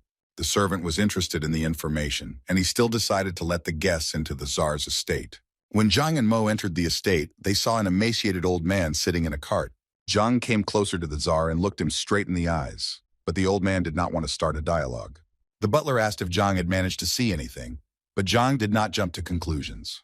Afterwards, while the old man expressed his distrust of Zhang, the teacher said that he had one secret method that could heal the Herb King. Dvoretsky was excited by the fact that there was hope for saving the Tsar and was ready to cooperate. But Zhang assured him that he didn't need anything while the old man continued to express his displeasure. Zhang slapped the old man on the head and he lost consciousness, which infuriated the butler. Zhang hastened to reassure the butler that for his method, the person must be unconscious in order to diagnose the disease. Mo also couldn't understand what Zhang was doing because she had read many medical books and had never heard of such a method. The butler lowered his ardor and decided to rely entirely and completely on the actions of Zhang the doctor. Zhang reported that the great herb king was leaving the world of the living because of his own sins. The butler got angry again and advised Zhang to choose his words more carefully. Mo was already panicking too, because it seemed that Zhang was not helping much yet, but rather harming her. The butler was already ready to crush Zhang like an ant for such shameful behavior. Meanwhile, the old man came to his senses and Zhang was about to tell him something important. Zhang looked the king in the eyes and spoke only the treaty of Gu, which touched the old man to the core. The butler looked at Mo in the hope that she would explain something, but the girl did not understand anything either. Zhang explained, "The Gu contract is very similar to a death contract between a tamer and his beasts." So Zhang believed that the Beast King had become a victim of the Gu treaty and accepted his submission, recognized someone as his master. His life was no longer in his hands. The old man was frightened and could hardly utter words, but begged for salvation. Zhang agreed to save the old man, but before doing so, he put forward a condition. Zhang emphasized that he needed to get to the poison hall, and he hoped that old Zhang would be taken there after he recovered. But the butler reported that there was great chaos. The gate was closed, and even his master could not get there. The butler advised Zhang to wait at least a year when it would be safer to visit the place. Zhang was stunned by such terms and did not want to accept it at all because he had come too far. That's why he insisted on being taken there, and whether he survives or not is up to him. The butler looked at the Tsar and at Zhang, hesitating between a decision, but still agreed to Zhang's terms. Zhang was happy, and a smile appeared on his face. Now he was ready to treat the infirm old man. The butler suggested moving to another room where there was a bed, but Zhang asked to stay put. Zhang took a needle from his pocket and threw it at the old man, and it flew away like a comet, leaving behind a trail of fire. The old man sat patiently and watched the treatment process, hoping for a miracle when the needle hit his body. Zhang tensed because the needle did not hit the worm that was poisoning the old man's body. Therefore, Zhang emphasized to the old man that he could cure him only if he was unconscious. Zhang slapped the old man again, and Tay fainted, while Mo and the butler were shocked. It turned out to be much more difficult to destroy the worm than it seemed at first glance, and Zhang poked needles all over the old man's body. Zhang held a dozen needles in his hands and was already very angry that he could not achieve what he wanted. Needles were sticking out from everywhere, but the worm continued to migrate and was now on the old man's bald spot, where Zhang was trying to drive another needle. The old man regained consciousness in a few seconds and hoped that Zhang had finally put him out of his misery. Zhang slapped the old man again so that he lost consciousness again, and ordered the butler that as soon as the old man regained consciousness, he should be silenced. While Zhang was freaking out that he couldn't finish off the worm, Mo advised him to use soul-numb powder, which allows you to put a person into an unconscious state without harming the body. When Zhang heard talk of the powder, he wondered if Mo had it to use. Dvoretsky was shocked that Zhang did not know about such a basic pain reliever that was used quite often. The butler took out the powder and gave it to Zhang, who was angry that no one had done it sooner. Zhang held the powder up to the old man's nose, and Tay inhaled the required amount of powder. Zhang noticed how the old man's body relaxed and was now able to work much better. Finally, when the worm appeared on his arm, Zhang thrust a needle into it with all his might. The worm did not like this procedure and the blue larva broke out. Butler and Mo were stunned when they saw the same goo worm that was harming the old man. Zhang reported that now, the cause of the great herb king's illness had been neutralized, and he would soon get better. The old man began to regain consciousness, and the butler immediately ran to him if he needed help. The old man grabbed his head, which probably hurt a lot after the slaps, trying to figure out what was the matter. The king was afraid that he would be beaten again, but Zhang assured him that there was no need because the worm had already been removed. Such words seemed to cheer up the old man even more, and he felt how much better he felt. The king got up and immediately fell at Zhang's knees, thanking him for saving his life. The old man could not thank him, because the worm had been eating away at his body for a long time, and now his strength was exhausted, so the king hoped that Zhang would help him recover. Zhang rubbed his beard as if pondering something, but agreed to help on one condition. The old man did not allow Zhang to negotiate a condition, saying that he himself understands everything perfectly. The Tsar took the slap of his head with a full swing and leaned back on the floor, which surprised those present. Zhang was disappointed that the old man had fooled himself, because now he had no one to negotiate payment with. Dvoretsky apologized for the old man's behavior and assured Zhang that he could confidently voice all suggestions. Then Zhang decided that he wanted a similar powder for himself, but for a long time, he could not figure out the amount. Still, when 10 servings would be enough for Zhang, the butler wondered why it was for Zhang, if such things were sold in the market for pennies. Zhang decided to change his mind quickly and asked the butler if there were any books on the 8th rank. The more the better. Dvoretsky said that over the years it was possible to collect several hundred secret manuals of the 8th rank, so finding them is not a problem. Zhang was happy at this news, and while the butler was busy looking for manuals, Zhang helped the old man restore resources. In a few minutes, Zhang managed what the 3-star doctors could not do, and now the old man was completely healthy. Zhang wondered why someone like the Herb King would accept the Gu Treaty and allow himself to be manipulated. The old man did not willingly answer Zhang's question, saying that it was a long story and that the person with whom he made a contract was the master of the Hall of Yads. The old man emphasized that he was not the only one who had fallen into this trap, as each of the great herb kings of previous generations had also contracted and become puppets. Zhang understood that the only reason the Gu Treaty would work was because the master had died. The old man confirmed Zhang's words and informed him that the master had been dead for a long time. Dvoretsky was not lying when he said that there is an internal conflict in the Yadiv Hall, because at the moment, 3 candidates are vying for the main position. The old man wanted to thank Zhang for his help, but also tried to warn him of the danger and wait a certain time. But Zhang could not wait long. Then the old man told the teacher that there was another way. The confrontation in the Hall of Poisons can end with the arrival of a special ambassador from the headquarters of the Poison Hall. Zhang was very interested in this information, and he tried to find out as much as possible about it. The old man scratched his bald head and tried to remember if there had been anything similar in history, although he believed that the ambassador could resolve the conflict in half a month, or else he would have to wait. Zhang understood how badly he needed the books from the Poison Hall to get rid of the poison in his body, so he couldn't wait that long. But the old man advised Zhang to wait. But if this option does not suit him, then the Tsar will show the way to the hall, but does not guarantee safety. Zhang paused for a few seconds to think and weigh all the risks that awaited him. Still, he decided to set off after the Tsar had finished collecting the books on the 8th rank. In his 3 days at the Emperor's Manor, Zhang had been able to show Mo several alchemy techniques and was half a step away from rank 8, and now he wanted to go to the Poison Hall. Zhang also came up with a plan that allowed him to play big, so he decided to use the idea of a headquarters. The old man was surprised at such an idea and warned Zhang that if the headquarters really sent someone, then the teacher would have problems. But Zhang assured that he had thought everything through, and instead of waiting for an ambassador who might not even come, it is better to become this ambassador. The Herb King looked at his butler, who was no less surprised than his master. It seemed pretty simple to Zhang because no one had seen an ambassador before anyway, so no one would say that Zhang wasn't a real ambassador. The old man was shocked with every word Zhang said because Zhang's idea was even more dangerous than a simple visit to the hall. But Zhang reminded the old man that he had given him a promise, and besides, the old man did not have to enter the middle of the hall. The old man was torn between the choice because Zhang had indeed saved him, and now he needed to be thanked for it. So the men set off. On the way to the hall, through eerie routes, Zhang and the Tsar came across wetworms, which were a curse to this area, but their corpses had many useful substances for medicinal herbs. And the old man also told Zhang that there is a volcano under the Red Lotus Ridge, which is capable of heating the surface, which is why there is no greenery in the region, and a poisonous fog creeps tens of meters high. Zhang now understood why no one could find the Poison Hall, and why many doubted its existence. After a few minutes, the Grass King and Zhang finally came to the cave, at the entrance of which was a huge spider.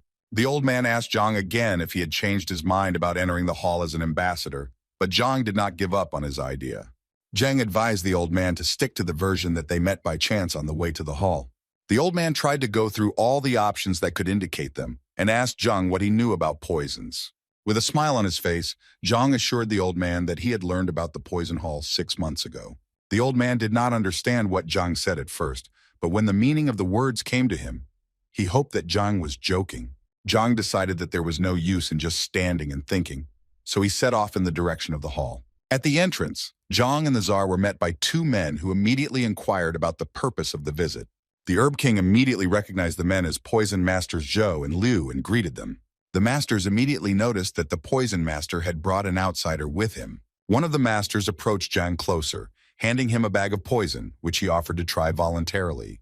The Herb King wanted to assure the masters that this was the ambassador, but he did not have time to do so, because Zhang kicked the insolent master.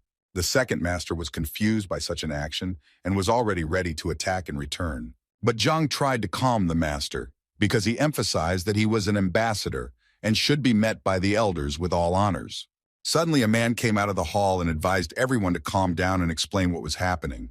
The master explained to Elder Black Eyes that the Herb King had come with an ambassador sent from the main poison hall. Black Eye looked at Zhang and said that the ambassadors are divided into red, white, gold, and green. So the elder was wondering what kind of Zhang. The Herb King had no idea of such a division, and when he heard about it, he began to panic that they would be exposed. Zhang asked Black Eyes if he was the deputy hall master and advised him not to talk nonsense. Zhang decided to read off Black Eyes, emphasizing that the previous ambassadors were extremely kind, and because of that, everyone here relaxed. The elder decided that it was necessary to somehow correct the situation, and ordered to immediately call the deputies of the poison master. In a few minutes, Zhang was greeted by 3 deputies who showed at least a drop of hospitality. Liao Xun, one of the deputies, decided to ask Zhang about the possession of the golden poison heart brooch, as required by the rules. Zhang understood that if he admitted that he did not have such a brooch, then everything would go to pieces. So he decided to bluff and inquired whether the porters were worthy to see the brooch. Yao Qian entered the dialogue and introduced himself as the first deputy master and said that he had a high rank that made him worthy.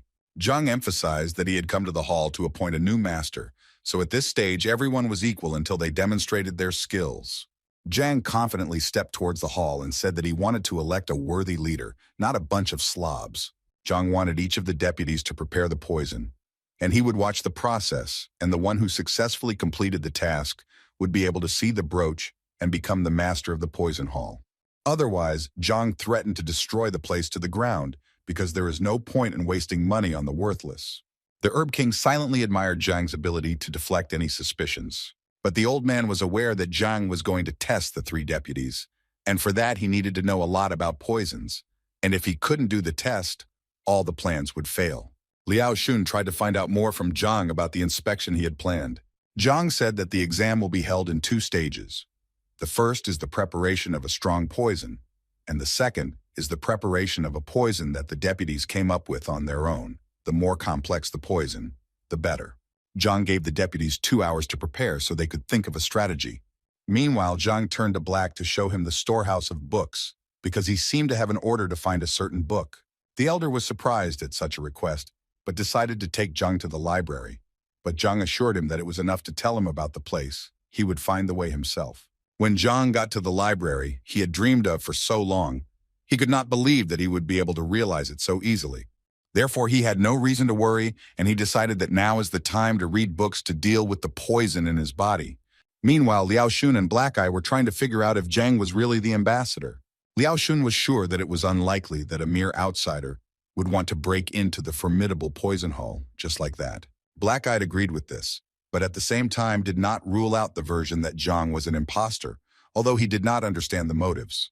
Liao Xun thought about it and understood that there was nothing valuable in the poison hall except for poisons, so it was unlikely that anyone would risk their lives for poison. But Black Eye reminded Liao of one thing, and the boy understood that it was about what was hidden under the volcano. Black Eye suggested that perhaps the news of this thing could have reached the outside world. Liao decided that the best way to find out at least some information was to ask the Herb King. Therefore, in a few minutes, Liao and Black Eye questioned the Herb King about how he met the ambassador and why the old man looked so cheerful. The king explained that it was the ambassador who saved him from his illness and ordered him to be taken to the Hall of Poisons. Liao was surprised because even his mentor could not get the goo contract placed in a human body. Suddenly, a servant burst into the hall with urgent news that the ambassador had arrived and was requesting an immediate audience with the master's deputies. Liao and Black Eye were surprised because it seemed to them that the ambassador had already arrived. Liao tried to ask the Herb King what was going on, but the old man turned pale and seemed to swallow his tongue. When everyone went outside, the Tsar noticed that Lu, his butler, was standing next to the ambassador, who remembered the road from only one word. Liao greeted the stranger and asked him to show the golden brooch, as the rules required it. The man smoked a pipe and put his hand in his pocket to reveal the brooch and introduced himself as Gu Mu, a 3-star poison master, representative of the headquarters. When Liao saw the brooch, he realized that before him was the real ambassador of the headquarters. But he now did not understand who had come to this. Gu continued to smoke his pipe and saw Liao's nervous look, so he asked if he was okay. Liao said that before Gu arrived, another ambassador had arrived, and now Liao did not understand anything. Gu explained that the head of the Yadiv Hall only sent him to choose a new master and to take away a certain thing for a certain time. But Liao tried to convey to Gu that 2 hours ago, a man had arrived at the hall and had gone to look through the books in the library.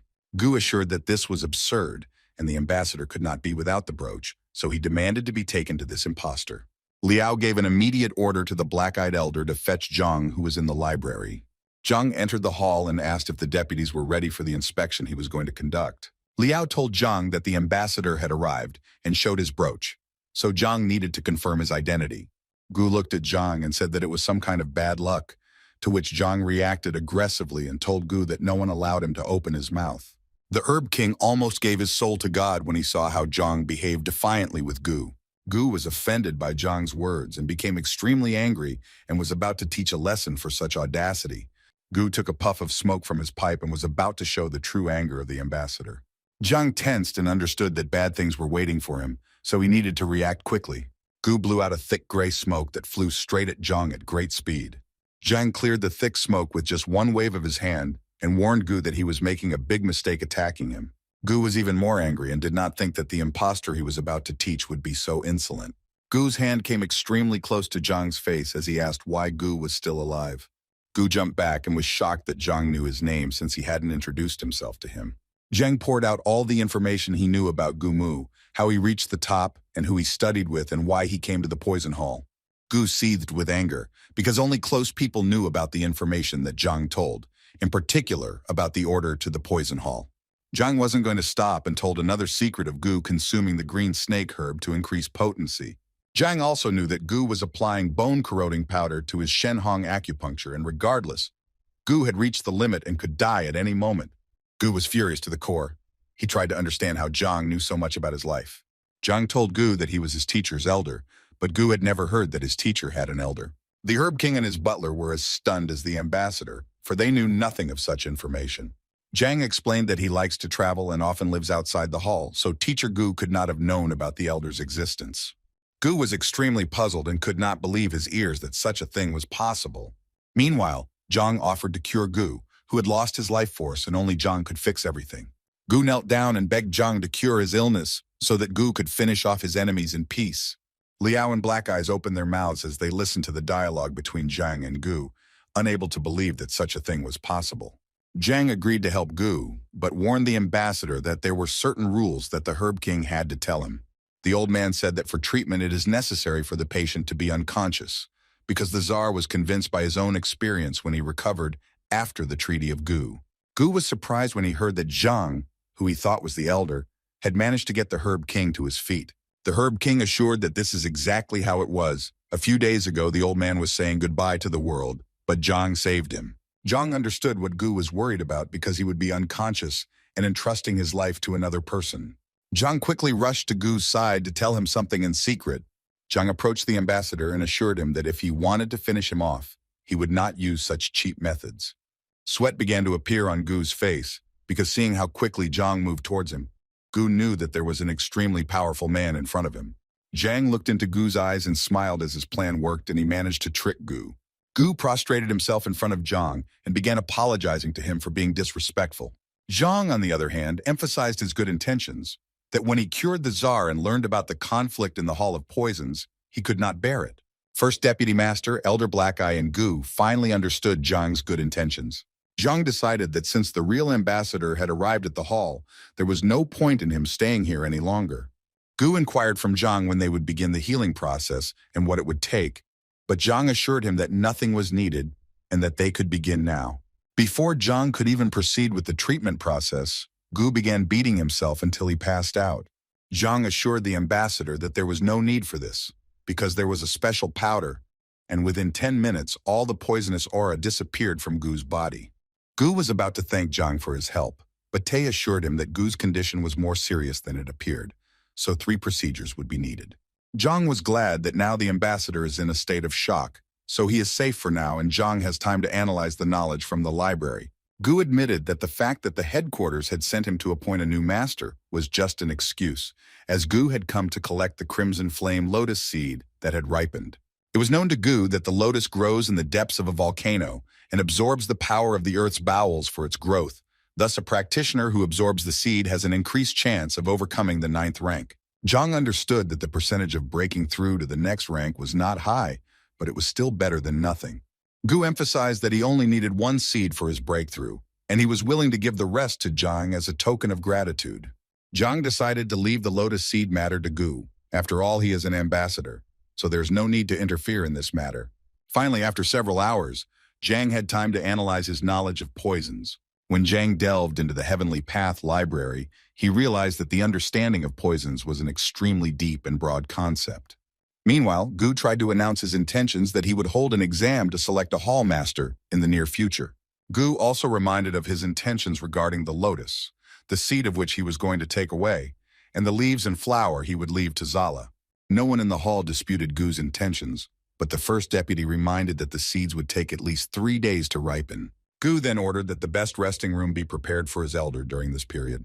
Meanwhile, Zhang analyzed all the information and was in despair, because he learned that inside him was not poison, but a poison germ that merged with the soul and blood and made treatment impossible.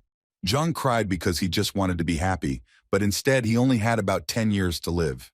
But suddenly Zhang realized something else, that for such poisoning there must be someone who knows poisons with at least 7 stars. But Zhang is an ordinary orphan, and someone wishes him harm.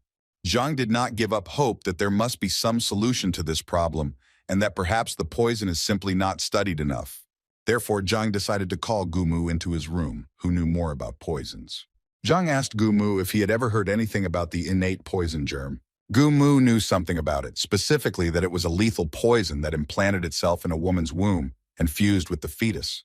Gumu assured Zhang that it was almost impossible to cure this poison, and Zhang wondered why almost.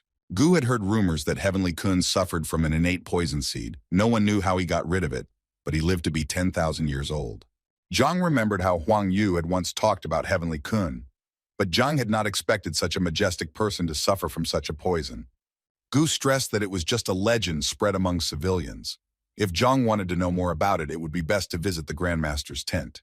Zhang decided to change the subject until Gu started asking him too many questions and inquired about how things were going in the hall. After several rounds of exams, Gu decided to appoint Liao Xun as the new hall master, and tomorrow it would be possible to go for the lotus seed. The next day, Gu, Zhang, and the new hall master Liao Xun descended into the volcano dungeon. When the branch was built, the formation master suggested building a formation to wall off the volcano and collect the underground flames to feed the lotus. A huge red lotus was growing right in the center of the volcano, and thanks to the lava, it seemed impregnable. All 3 men puzzled over how to reach the lotus to collect the seeds. Liao said that his teacher, when he saw that the lotus was nearing maturity, burned himself to death trying to harvest it. Gu knew that the lotus seed matured once every century, and each time someone managed to harvest it, so why couldn't the master do it? Liao said that they had one way, but they no longer use it. Liao bent down to pick up a pebble and threw it into the mouth of the volcano, surprising Zhang and Gu. When the pebble bubbled into the lava, a huge red beast broke out from its depths. Gu immediately recognized the lava beast that had been reported to the main hall more than once. The lava beast had a unique scale around its body that gave it resistance to high temperatures and allowed it to live in lava. Liao explained that he doesn't know when or where the beast came from, but it carefully guards the lotus and attacks everyone. Gu understood that even though the beast had reached the peak of the 9th rank, just like the man himself, it was risky to fight him in the ranks, so Gu suggested using poison. Liao said that none of the poisons would be able to withstand the high temperature, and until the beast was tamed, there would be no other choice. Liao didn't want to invite tamers to the hall either, because it could cause unnecessary problems. Zhang thought about it, and thought that he might be able to help solve this issue. Zhang said that it was only a small beast, which was a certain thing that was not his level. But Zhang was actually aware that the beast was quite powerful, and if he met one somewhere in the field, he would run away from it in an instant. Zhang explained to Gu and Liao that it was not easy to find a beast that had reached the 9th rank, so it would be a shame to kill it. Zhang turned to Gu Mu and gave the man the opportunity to tame the beast, and then take the lotus seed with ease. Gu panicked, because even on solid ground it would be difficult for a man to defeat such a giant, let alone lava. Gu wanted to shift the responsibility to the new hall master, but Zhang reassured Gu that he would give him advice. Zhang tried to encourage Gu that this was a great opportunity to tame such a powerful being. If Gu follows Zhang's instructions on taming, he will easily achieve the desired result. Gu was excited that he had a great opportunity to prove himself, so he asked how best to prepare. Zhang said that there would be no preparation, as the beast probably preferred the lotus, and the time spent on preparation might not allow for the seed to be collected. Zhang assured Gu that it was quite simple. Just jump down and hit the beast and then follow the instructions. Gu began to sweat. He thought that it was necessary to gain the trust of the beast first, and not just jump down from where you can never come back. But Zhang tried to reassure Gu that he would be nearby and could intervene at any moment. Gu collected his spirit, and since he understood that poison is useless in this case, only physical strength remains. Gu took out swords from his sheath to properly defend himself against the lava beast. Gu took another deep breath before charging into a duel with the dangerous beast. Gu swung his swords with concentration, leaving trails of glowing energy behind him. Gu managed to knock the sharp stones from the ceiling of the cave, distracting the beast and approaching him. Gu first struck the lava beast's tail but immediately felt strong resistance. Gu realized that the beast had thick armor and his weapons were unable to break through it. So Gu quickly jumped away from the beast to reconsider his tactics. The man managed to jump to one of the walls of the mouth of the volcano, where the beast was clearly visible. The beast was enraged and also decided to attack in response, releasing fireballs from its mouth. Gu didn't expect the beast to be capable of such a thing, so the man had to quickly dodge the attack. But the beast wasn't going to stop and fired a volley of fireballs straight at Gu. Gu managed to stay safe, but he knew he might not last long, so he asked Zhang for help. But Zhang could not say anything yet and advised to continue the battle until the right moment. At some point in the battle, Gu didn't notice the beast disappear from sight, and the man panicked a little. The beast suddenly broke free from the bench and scrambled up the rock straight towards Gu. Gu managed to block the beast's attack by crossing his swords, but with each passing second it was getting harder and harder to hold back the beast. Zhang decided to enter the game, and with the help of Qi communication, he gave instructions not to resist and to hide the sword in the ring. Gu was surprised at this decision, because if he removed the swords, he would die from the beast's attack. But Zhang insisted and Gu did as he wanted. If Zhang wanted to finish Gu, he would have done it long ago. The next piece of advice from Zhang was no less surprising. He asked Gu to tilt his head forward. It seemed to Gu that Zhang was sending him to his death, because in front of him was a healthy open mouth of the beast.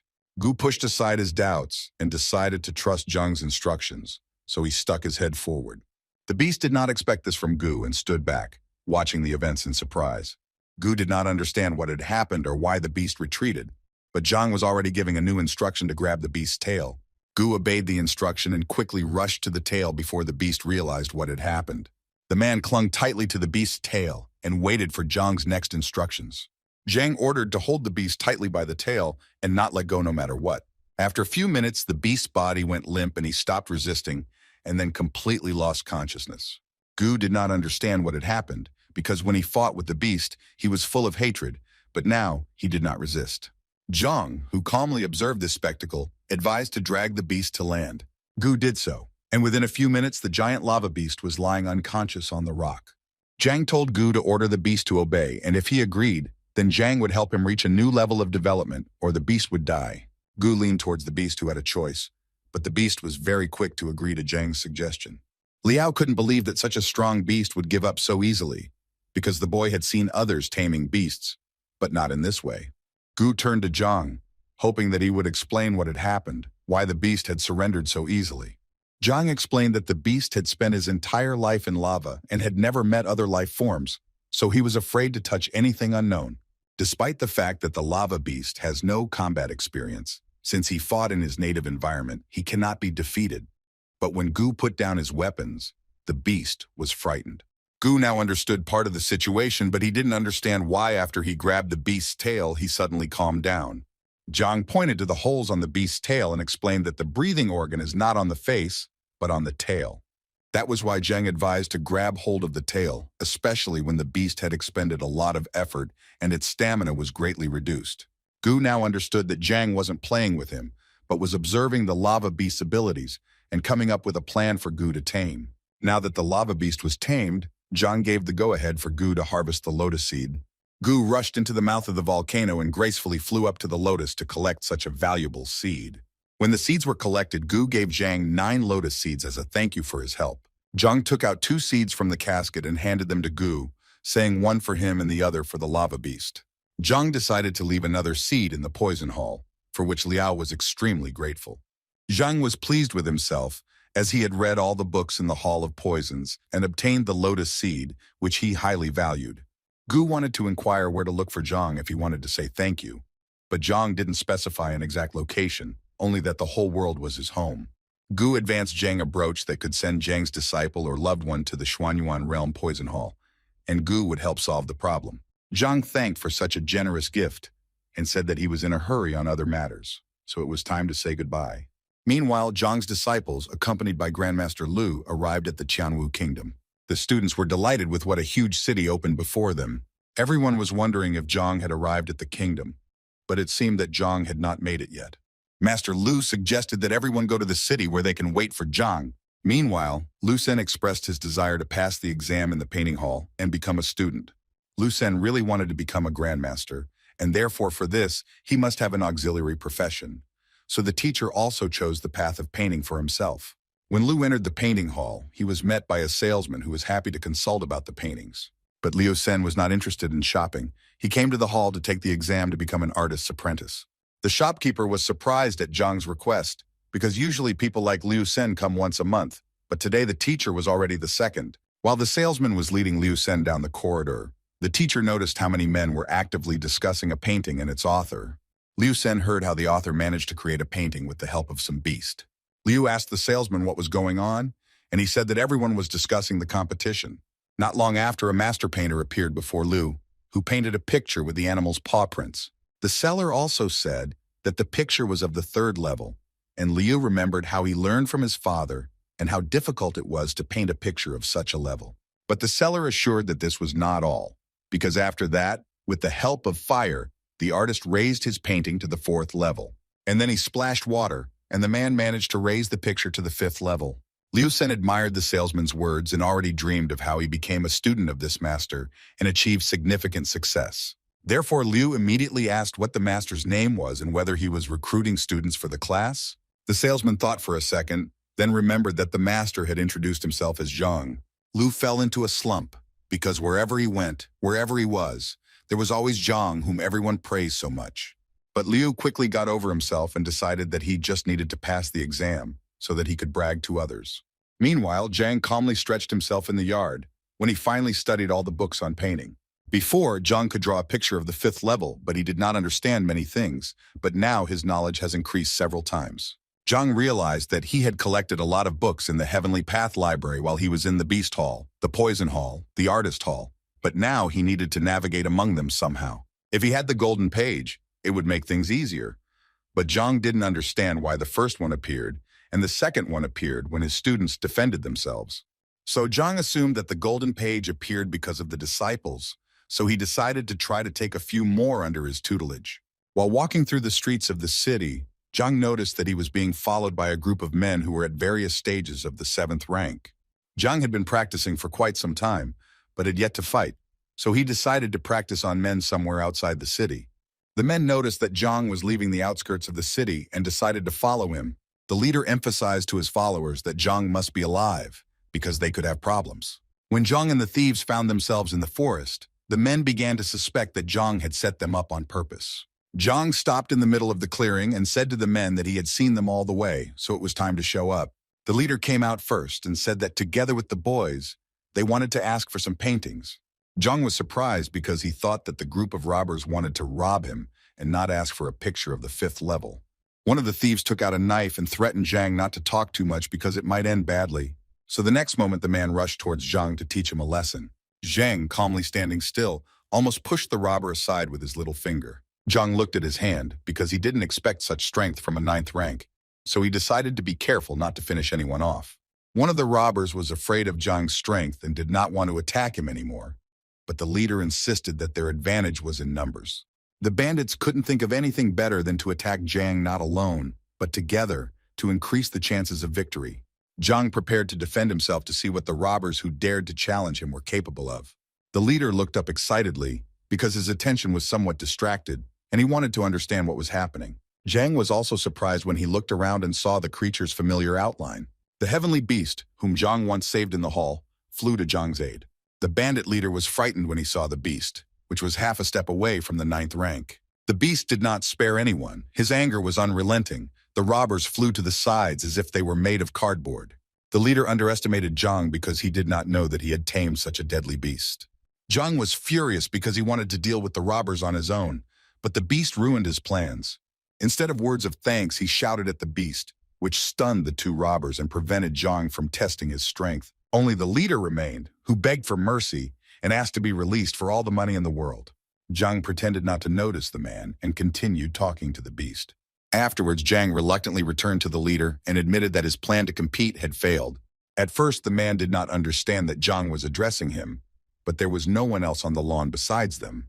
Zhang offered the leader a deal. Since he had spent a lot on renting the beast, he wanted the robber to cover these expenses. When the man heard that Zhang demanded 100,000 from him, he burst into tears because it was all his savings. But the robber had no choice, and he agreed to give Zhang the money so that he would not test his strength on him. Zhang heard the sounds of fighting coming from another corner of the forest, so he wondered what was going on there. After mounting the heavenly beast, Zhang went in search of the source of the noise coming from another corner of the forest. At that time, a certain man was fighting a healthy bear, which did not spare its opponent. The man did his best to fend off the attacks of the bear he was trying to tame. The man grabbed the bear by the paw and was about to throw it over him to momentarily stun the beast. Zhang, who was observing from a bird's eye view, noticed that the man and the beast were of the 8th rank. The man noticed Zhang and asked him why the elder was watching this spectacle. Zhang realized that the man was very observant, but since he assumed that Zhang was an elder, the teacher decided not to reveal his persona. Zhang transformed into Grandmaster Yang and gracefully descended to the ground to greet the man. Zhang explained that he was just flying by and happened to notice a fight with a bear, and it fascinated him. The man couldn't judge Zhang from the outside to say anything about the rank, but Zhang's beast made the man believe that he was a respectable person, so the hunter happily greeted Zhang. The man said that he tried to tame the bear, which is essentially the king of the forest, but because of his greed, the man wanted to achieve what he wanted. Zhang promised the man that he would help with the taming, which made the man very surprised and wanted to thank Zhang for his help. Zhang offered the man a deal. He would help him tame the bear, and he would become his apprentice. Zhang noticed that the man was thinking about why he had decided to take him on as his apprentice. The man was embarrassed and waited for Zhang to explain his generous gesture of help. Zhang said that he watched the battle with the Crimson Tiger as the man combined various techniques, but was unable to demonstrate them to their full potential. Zhang assumed that the man was a grandmaster and combined the incongruous, despite the injury. The man tensed. How did Zhang manage to understand his status? Because he didn't look like one and didn't even have a grandmaster emblem on him. But it was enough for Zhang to watch the man fight the tiger, anticipating the enemy's deadly blows and dodging them. The man thought about the fact that in front of him was not just an elder, but also a grandmaster. Zhang confirmed the man's assumption and said that he was traveling the world and it had been years since he had been approached for a title. The man understood that Zhang was at least a 9th rank, so he was most likely a 3-star grandmaster. The man expressed his deep respect for Zhang and informed him of the honor of becoming such a strong elder's disciple. Zhang said that the bear the man was fighting had not yet reached its peak, so if the man managed to increase its development level to the top of the 9th rank, then the matter would be solved. The beast hunter said he was aware of this and had tried more than once, but could not find anything to enhance the beast's development. Zhang handed the man a red pill that would help with this, and to begin with, the bear had to be stunned. The man took the pill and began to look at it skeptically, wondering how an ordinary healing pill would help solve the problem. But the doubts disappeared in an instant because the Grandmaster was standing in front of the man, and 30 minutes later the man was expressing his respect to Zhang for his help.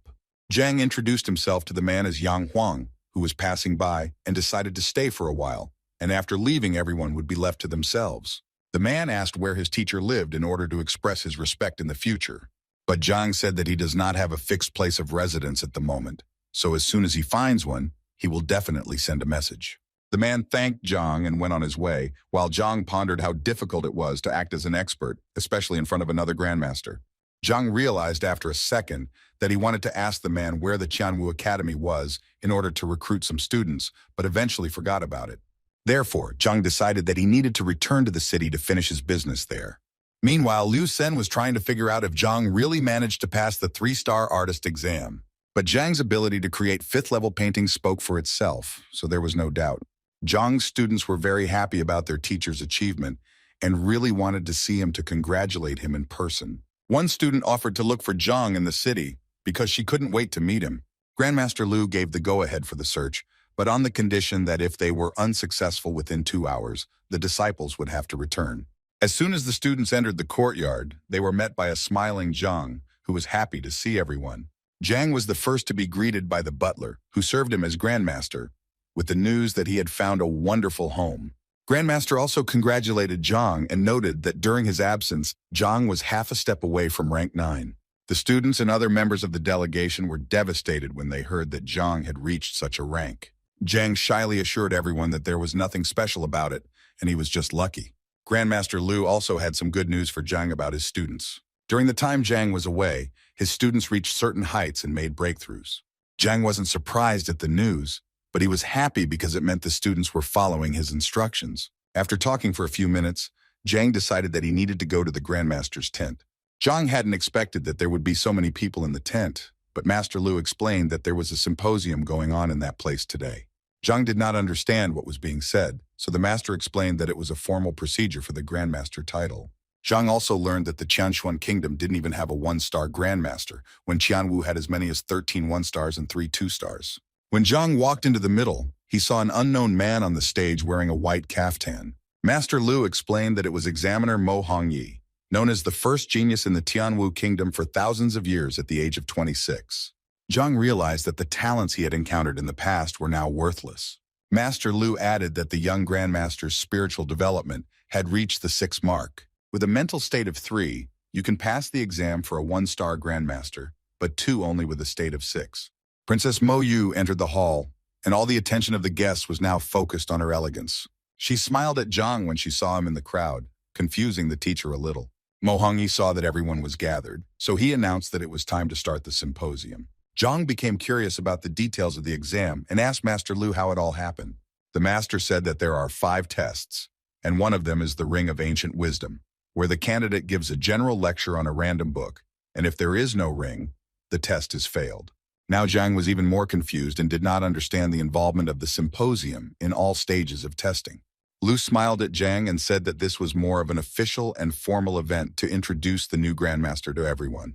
While Zhang was talking to the master, cheers for Mo Yu, who had become the Grandmaster, could be heard from the stage. The girl was presented with an emblem that gave her the right to proudly wear the title of 1-star Grandmaster. After presenting the award to the girl, Mo Hongyi decided to leave to deal with some business. Zhang and Master Liu then approached the girl to personally congratulate her on her great achievement. The girl thanked for the greeting and also expressed her respect for Zhang as a mentor. Mo Hongyi, who saw that Princess Mo, the second majestic genius of the kingdom to reach the rank of Grandmaster at such an age, was paying respect to a certain young teacher. Zhang's disciples were also stunned to see that Zhang, who had only recently arrived in the kingdom, managed to do so much. A man with slicked back hair was approaching the princess, who wanted her to introduce him to Zhang. The princess gladly introduced Zhang Chen to Zhang and told Zhang that thanks to Zhang, she was able to create a 2nd-grade pill, so now Zhang is a mentor. Zhang was suspicious of Mo considering some young teacher as his alchemy mentor. Grandmasters who were nearby and heard that Mo considered Zhang his mentor began to discuss what unusual talent the boy must have. Zhang Chen decided to express his respect for Zhang and thank him for helping to mentor Mo. A member of the guild, Alchemist Hong was a friend of Zhang's and had recently passed the 3-star alchemist exam, so Zhang advised Zhang to get to know him. Zhang thanked him for the offer and told himself that he was only a 1-star alchemist. The Grandmasters were surprised that a 1-star alchemist was teaching Princess Mo how to create a grade 2 pill. Zhang expressed his admiration for Zhang, because to reach 1 star at Zhang's age, it is certain that the boy is gifted with talent and will definitely reach greater heights if he puts in the effort. Zhang told Mo that he had prepared a banquet in her honor to celebrate the rank, but Mo refused because she wanted to consult with teacher Zhang. But Zhang wanted Mo to come because the banquet was organized in her honor, and besides, Zhang could be invited to the celebration. Zhang was angry when he heard Zhang's refusal as well and advised him to reconsider his decision, because misunderstandings could arise because of such nonsense. Zhang ignored Zhang's words and asked Princess Mo to lead him to the venue for the Grandmaster exam. After a few minutes, Mo introduced Zhang to Grandmaster Wu and explained Zhang's intentions to pass the exam. Wu listened to Mo and told him that before taking the exam, Zhang must have the Grandmaster's recommendation, help profession, attain the state of Serene Water Glade, and rank 7. Zhang showed Wu his Grandmaster Apprentice and 1-star Alchemist badges, which Wu accepted. Zhang still couldn't control his emotions and became angry with Zhang while his comrade tried to reassure him that Zhang was unlikely to be allowed to surrender. Zhang understood that Zhang might not pass the soul profound test, because despite his experience in making the pill, Zhang was still not up to par. Zhang handed Wu the badge used to evaluate soul depth, and when the master saw the result, he was stunned. Zhang was also impatient to know the result, because he did not believe that such a simpleton as Zhang could compare with him. Master Wu announced that Zhang's score was above 5, and he was just a genius among geniuses who could take the exam right now. Zhang was just devastated by Wu's words, because he was the only one who was throwing crap at Zhang. How did he show such a high score? On the way to the exam, Wu said that there were 5 tests waiting for Zhang: public trust, holding a position, a hall of dolls, an ocean of development techniques, and a tent of infallibility. Zhang arrived at the hall where the first part of the exam was to take place, which required students to test their confidence level. Zhang said that the 5 young people outside the door are his disciples, so you can safely invite them. Wu was worried because the age difference between Zhang and the students was not big, so it is difficult to talk about the trust level of over 50. Wu decided to ask Zhang how long he had been teaching his students in order to understand the full extent of the situation. Zhang scratched his chin and said that he was often absent for about half a month, so he had been diligently studying the students for about 6 days. Wu and Mo fell into a slump. Usually when someone passes the grandmaster exam, they take care of their students for years. Wu dared to ask Zhang if he had any students he had been teaching for a longer period of time. But Zhang denied the existence of other disciples, and if they suddenly did not fit, then Zhang pointed to Princess Mo, who was also a disciple. Wu decided not to drag out the process and allowed Zhang to summon his disciples, but reminded him of the terms of the trust level. Zhang looked out the door and called to his disciples, who assured Zhang that they would not let him down. Once again, Zhang resented that Zhang had brought such young disciples and did so little to educate them. So Zhang looked forward to Zhang's failure. Mo dared to ask Zhang if he was joking when he said that he spent so little time on the students, but Zhang admitted that in all seriousness, he spent about 8 hours on them. Mo was shocked and didn't understand what Zhang hoped for when he spent so little time with the students. Wu left the room to report that the result of the trust had manifested itself quite quickly. Mo and Zhang entered the room, and when Mo saw the result, she couldn't believe that such a thing was actually possible. The level of trust between the students and Zhang had reached 85 marks, a result usually seen in students studying with the grandmaster. Wu was surprised at the result because the ratio between parents and children is about 60, and Zhang has a trust level where both parties trust each other unconditionally. Zhang was also shocked that Zhang had managed to achieve such a large score in such a short period of time. Zhang was already angry and trying to figure out who this Zhang was after all, which was more and more surprising with each passing minute. Mo guessed that Zhang would pass the test, but she didn't expect him to do so with such an impressive result. The students bowed their heads and apologized to Zhang for not being able to live up to his expectations, but he assured them that everything was fine. Grandmasters and Mo were shocked that the disciples were dissatisfied with such a high level of trust. Wu told Zhang that with this level of confidence, the teacher had passed the first test, so now it was time to move on to the second. Wu explained that Zhang needed to create a first-level pill, but that it would not test his understanding of creation, but his ability to impart knowledge. Wu wanted to tell Zhang something else, but he didn't listen to the end and went to the room where the exam was being held. Mo tried to convey to Master Wu that teacher Zhang was incredible at what he did. To pass this stage, Zhang needed to successfully create a pill and score 50 points or more. Zhang was looking forward to Zhang's results because the previous ones had surprised him, so he assumed that the teacher would score no more than 55 points. Zhang found himself in an empty room with only a cauldron in the middle to prepare the pill. Zhang was approached by a metal doll holding the ingredients for making a pill. The ingredients varied in their assortment. There were both popular and rare herbs. After showing Zhang the ingredients, the doll went to light the cauldron to prepare the pill. Zhang observed the actions of the doll and understood that it makes many mistakes, and thus it is impossible to create anything. After a few minutes, a sound was heard to announce that the doll had failed to prepare the pill and now needed to be given instructions to improve the process. Zhang understood everything, and it was even better for him to give instructions to a doll that would not suffer from loss of concentration. As long as it followed the instructions, it would create the pill without a doubt. Meanwhile, Mo and Wu could see Zhang's first grades according to his work. At first, the score may be low, but as Zhang gives correct instructions, the score will increase. But with wrong instructions, the score will fall. Zhang noticed how Zhang's score was increasing and it worried him, although his friend reassured him that the mistake was only a matter of time. In a few minutes, Zhang already had 40 points, and he had not yet made a fatal mistake, which angered Zhang even more. The students who also observed Zhang's actions admired him and believed that everything would be perfect for him. The result increased to 60 points. Wu recorded a new record, which had been held for a very long time. In a few seconds, Zhang made a mistake and his score dropped by 1 mark, which made Zhang extremely happy. Mo understood that over time, increasing temperatures and increasing the amount of medicinal herbs in the cauldron made mistakes more likely. Mo Hongyi, while Zhang was taking the exam, sat in his residence and meditated to improve his body condition. Suddenly, his meditation was interrupted by a servant, to which Mo reacted with displeasure, because he did not like being disturbed during meditation. The servant tried to choose words that would not further anger his master, who was already displeased. The servant told Mo that some people were taking the grandmaster exam, but this news did not excite Mo and made him even more angry. The servant added that those who pass the exam have a soul depth score of over 5. It was nothing special for Mo, but to achieve such a result requires extraordinary talent. But the servant said that this is not all, because the exam is being taken by a young man named Zhang, who is about 20 years old, and his students are 16-level teenagers with a trust level of 85.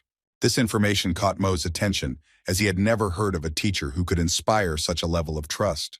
Mo opened the door to listen to the servant tell him that Zhang was taking the second test and had not made any mistakes. Mo couldn't understand how Zhang managed to do this, and he also scored 60 points. The servant said that Zhang had made a mistake at the 60 mark, and his score first dropped and then jumped to 62. Mo understood that the scoreboard of the Grandmaster's tent was created with the help of formation masters and numerous grandmasters. But why did it behave so strangely? When Mo heard that the situation had happened 3 times, he was shocked and wanted to know Zhang's current result. The servant tried to choose the words softly to tell Mo that Zhang's score was 101 points. Mo was puzzled because the maximum score that could be obtained was equal to 100 points, but Zhang's score was 101. When Mo heard that the test was not over and the scores were still rising, he decided to immediately see for himself. Meanwhile, in the Alchemist Guild, pharmacist Hun was congratulated on his breakthrough to 3 stars. Hong thanked for the greeting and admitted that he had met with an expert, thanks to which he had achieved enlightenment. One of the students ran to the alchemists with some urgent news, which puzzled the teachers. Catching his breath, the student explained that something incredible was happening in the Grandmaster's pavilion. Hong tried to figure out what was going on and wondered if the passer's grade was higher than Mo Yu's grade. When Hong heard about the result of 101 points, he immediately ran to look at the incredible person who achieved such results. Hong quickly burst into the pavilion and asked Master Zhang for a brief briefing. At that moment, the scoreboard showed the result 130, and Hun began to think that the scoreboard was broken. Otherwise, it was impossible to explain such a thing. At that moment, Grandmaster Mo entered and explained that the scoreboard was created by specialists, so it is not possible that it has any problems. What is tested in the second test is the ability to mentor others, where incorrect mentoring subtracts points and correct mentoring adds points. But the system is set up so that the correct test procedure is based on the standards of the 4-star alchemist creating such a pill. So Mo assumed that the person taking the test might turn out to be a 6-star grandmaster. Therefore, it seemed to Mo that the person taking the exam had discovered errors in the procedure for creating a 4-star alchemist. Hong tried to find out more about this person and learned that he was only a 1-star alchemist. Suddenly, the door of the exam room opened and Zhang Huang stepped out. When Hong saw Zhang, he was startled because it was thanks to Zhang that he was able to achieve a breakthrough in the skill of creating a pill. Mo did not understand how it was possible to possess such profound knowledge at the age of 20. Hong said that he too had doubts at first, but later learned that Zhang had a mentor, the talented Grandmaster Yang. Everyone was shocked to learn that the rank of the Grandmaster Zhang studied with was above 3 stars. When Zhang looked at the scoreboard, he assumed that he had made mistakes, but it was explained to him that on the contrary, he found the mistakes of his predecessors. Then Zhang was even more surprised because the exam seemed simple to him and was not at all up to the level of a 4-star alchemist. Wu was stunned by Zhang's results and was already about to take Zhang to the room where the third part of the exam would take place. Wu explained that in the room, Zhang would see a red and a blue doll of different development, and he needed to give instructions to the red one to defeat the blue one. When Zhang entered the room, he realized that in the Qianshuan royals, 7th-level masters were considered strong people, and Zhang assumed that this part was the barrier to the exam. Zhang was interested in starting a challenge where he was going to point out each side's weaknesses so that red would win. Zhang watched the match closely and ordered the red doll to step back 3.5 inches turned to the right. Meanwhile, the grandmasters wondered whether Zhang could pass such a test, despite his considerable success before that. In turn, Mo defeated the blue doll with a red one in less than 20 strokes, making her a legend in the grandmaster's tent. But Brother Mo remembered the exact number and said that his sister managed to achieve victory in 17 strokes. However, now everyone was interested in how many punches Zhang, who was quite talented, could handle. The masters recognized that despite his age, Zhang had phenomenal knowledge in making pills, but they did not believe that he was also perfect in martial arts. Zhang knew that the initial display would take about 300 breaths, and in another 10, the task would officially begin. 335 breaths later, Zhang was angry that Zhang's martial arts skills were not very good. The masters understood that everyone has their own strengths and weaknesses. Maybe Zhang has no equal in making pills, but his martial arts skills are not perfect. 352 breaths passed, and the door of the room opened. Everyone held their breath in anticipation. Zhang looked confused and was holding the blue doll's head, which the red one tore off after Zhang's instructions. The grandmasters couldn't believe their eyes because this had never happened before, so they didn't know what to say. Mo knew that the puppets were on the same level in physical strength, so what would have to happen for the other puppet to rip its head off? In such conditions, an outsider could give instructions to one doll, which preferred and tore off its head. Mo decided to ask Zhang how many hits it took for the red doll to beat the blue doll. Zhang raised the head of the blue doll and said that the red one only needed one fatal blow. The masters were shocked because they believed that Mo's result was excellent and could not assume that victory was possible with one blow. Wu was extremely heartbroken to learn how the red doll had destroyed the blue one with just one blow. Zhang explained that everything is quite simple. You only need to predict the place where the blue doll will stop and order the red one to strike. The masters could not understand how it is so easy to predict the place where the doll will stop. Zhang tensed, because to predict such a thing, one must fully see the course of the battle, the physical condition, the speed of the puppet's movements and blows, and much more. Zhang was worried that he would have to pay something for the mutilated doll, but he was assured that everything would be restored in time. Then Zhang calmed down, but was still anxiously waiting for the results to be announced to see if he had passed the exam. Wu assured that he has no doubts about successfully passing the exam. Before the next stage, Wu told Zhang that the ocean technique was waiting for him, which contained a large number of books, among which Zhang would choose a random one and lecture on it. The lecture will be evaluated not only by a large number of teachers, but also by the Bell of Wisdom, which has absorbed the knowledge of the sages of the past. As soon as Zhang steps up to the podium, a random book will be waiting for him and he can begin.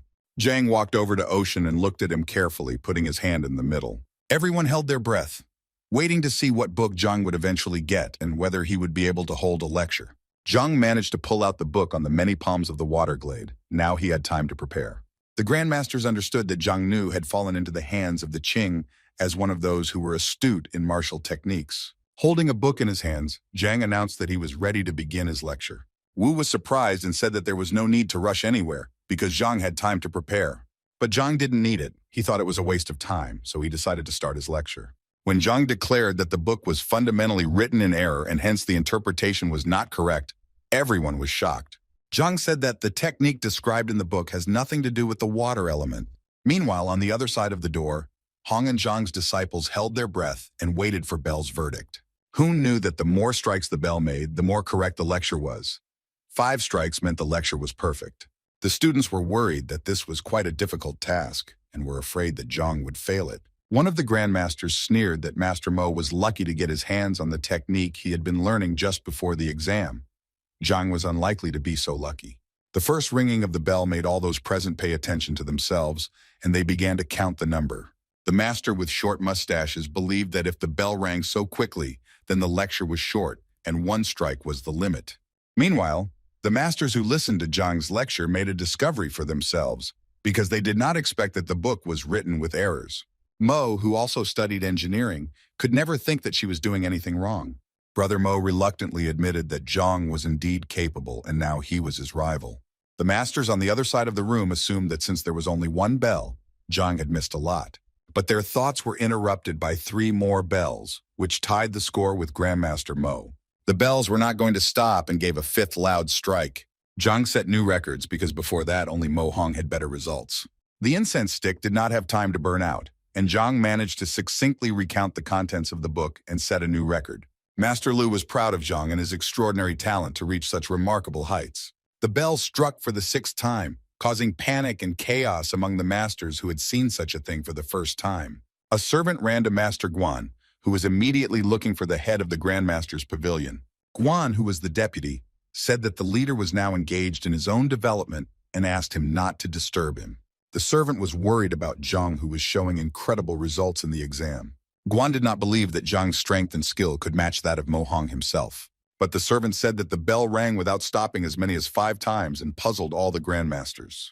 Guan calmed down, because if the bell struck 5 times, then the person passing the exam has absolute knowledge. However, the servant reported that the bell did not stop at 5 strikes and rang the 6th, and now 7 in total. Guan hesitated because the 7 blows indicated the appearance of a sage, and Guan did not believe that such a thing was possible. That is why the servant was so worried about the events, and decided that such an event deserved the attention of the head of the pavilion. In a few minutes, all possible bells rang throughout the city, and the men were perplexed. This meant that Zhang deserved to be admired by the sages. In other words, his skills exceeded the 4-star level. The servant was shocked that such a thing was even possible, because he had never seen anything like it before. But Guan did not understand why the harmonic transfusions of 100 bells sounded just moments before ending. It seems that the answer to this question could only be obtained when the grandmasters appeared. Guan quickly reached the pavilion to find out what was going on and talked to the grandmasters. Grandmaster Wu didn't expect to see Guan and didn't understand why he looked so confused. Guan asked Wu why the harmonious transfusions of hundreds of bells that should last like a tea break stopped within a few breaths. Guan was shocked when Wu explained that it was because the bells disturbed Zhang during his lecture, and he yelled at them. No one understood the behavior of Zhang, who dared to raise his voice at the sacred bell. Zhang was only interested in whether he had passed the exam while the grandmasters were trying to come to their senses after what they had seen. While Guan was trying to figure out what technique Zhang had gotten his hands on, Zhang hurried to the next stage. When Guan learned what kind of sophisticated technique had fallen into Zhang's hands, he almost went mad with the realization. But he controlled himself and appreciated Zhang's talent, so he decided to tell about the rules of the next level. Everyone tried to find Zhang, but Mo reported that he had gone to the mistakes tent on his own.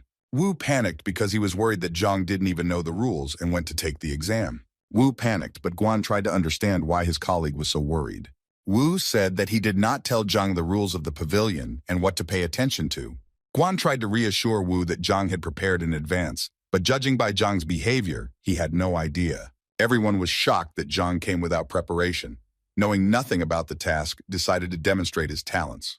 Since Zhang doesn't know anything, he probably doesn't know that there are 2 rooms in the tent with entrances facing each other.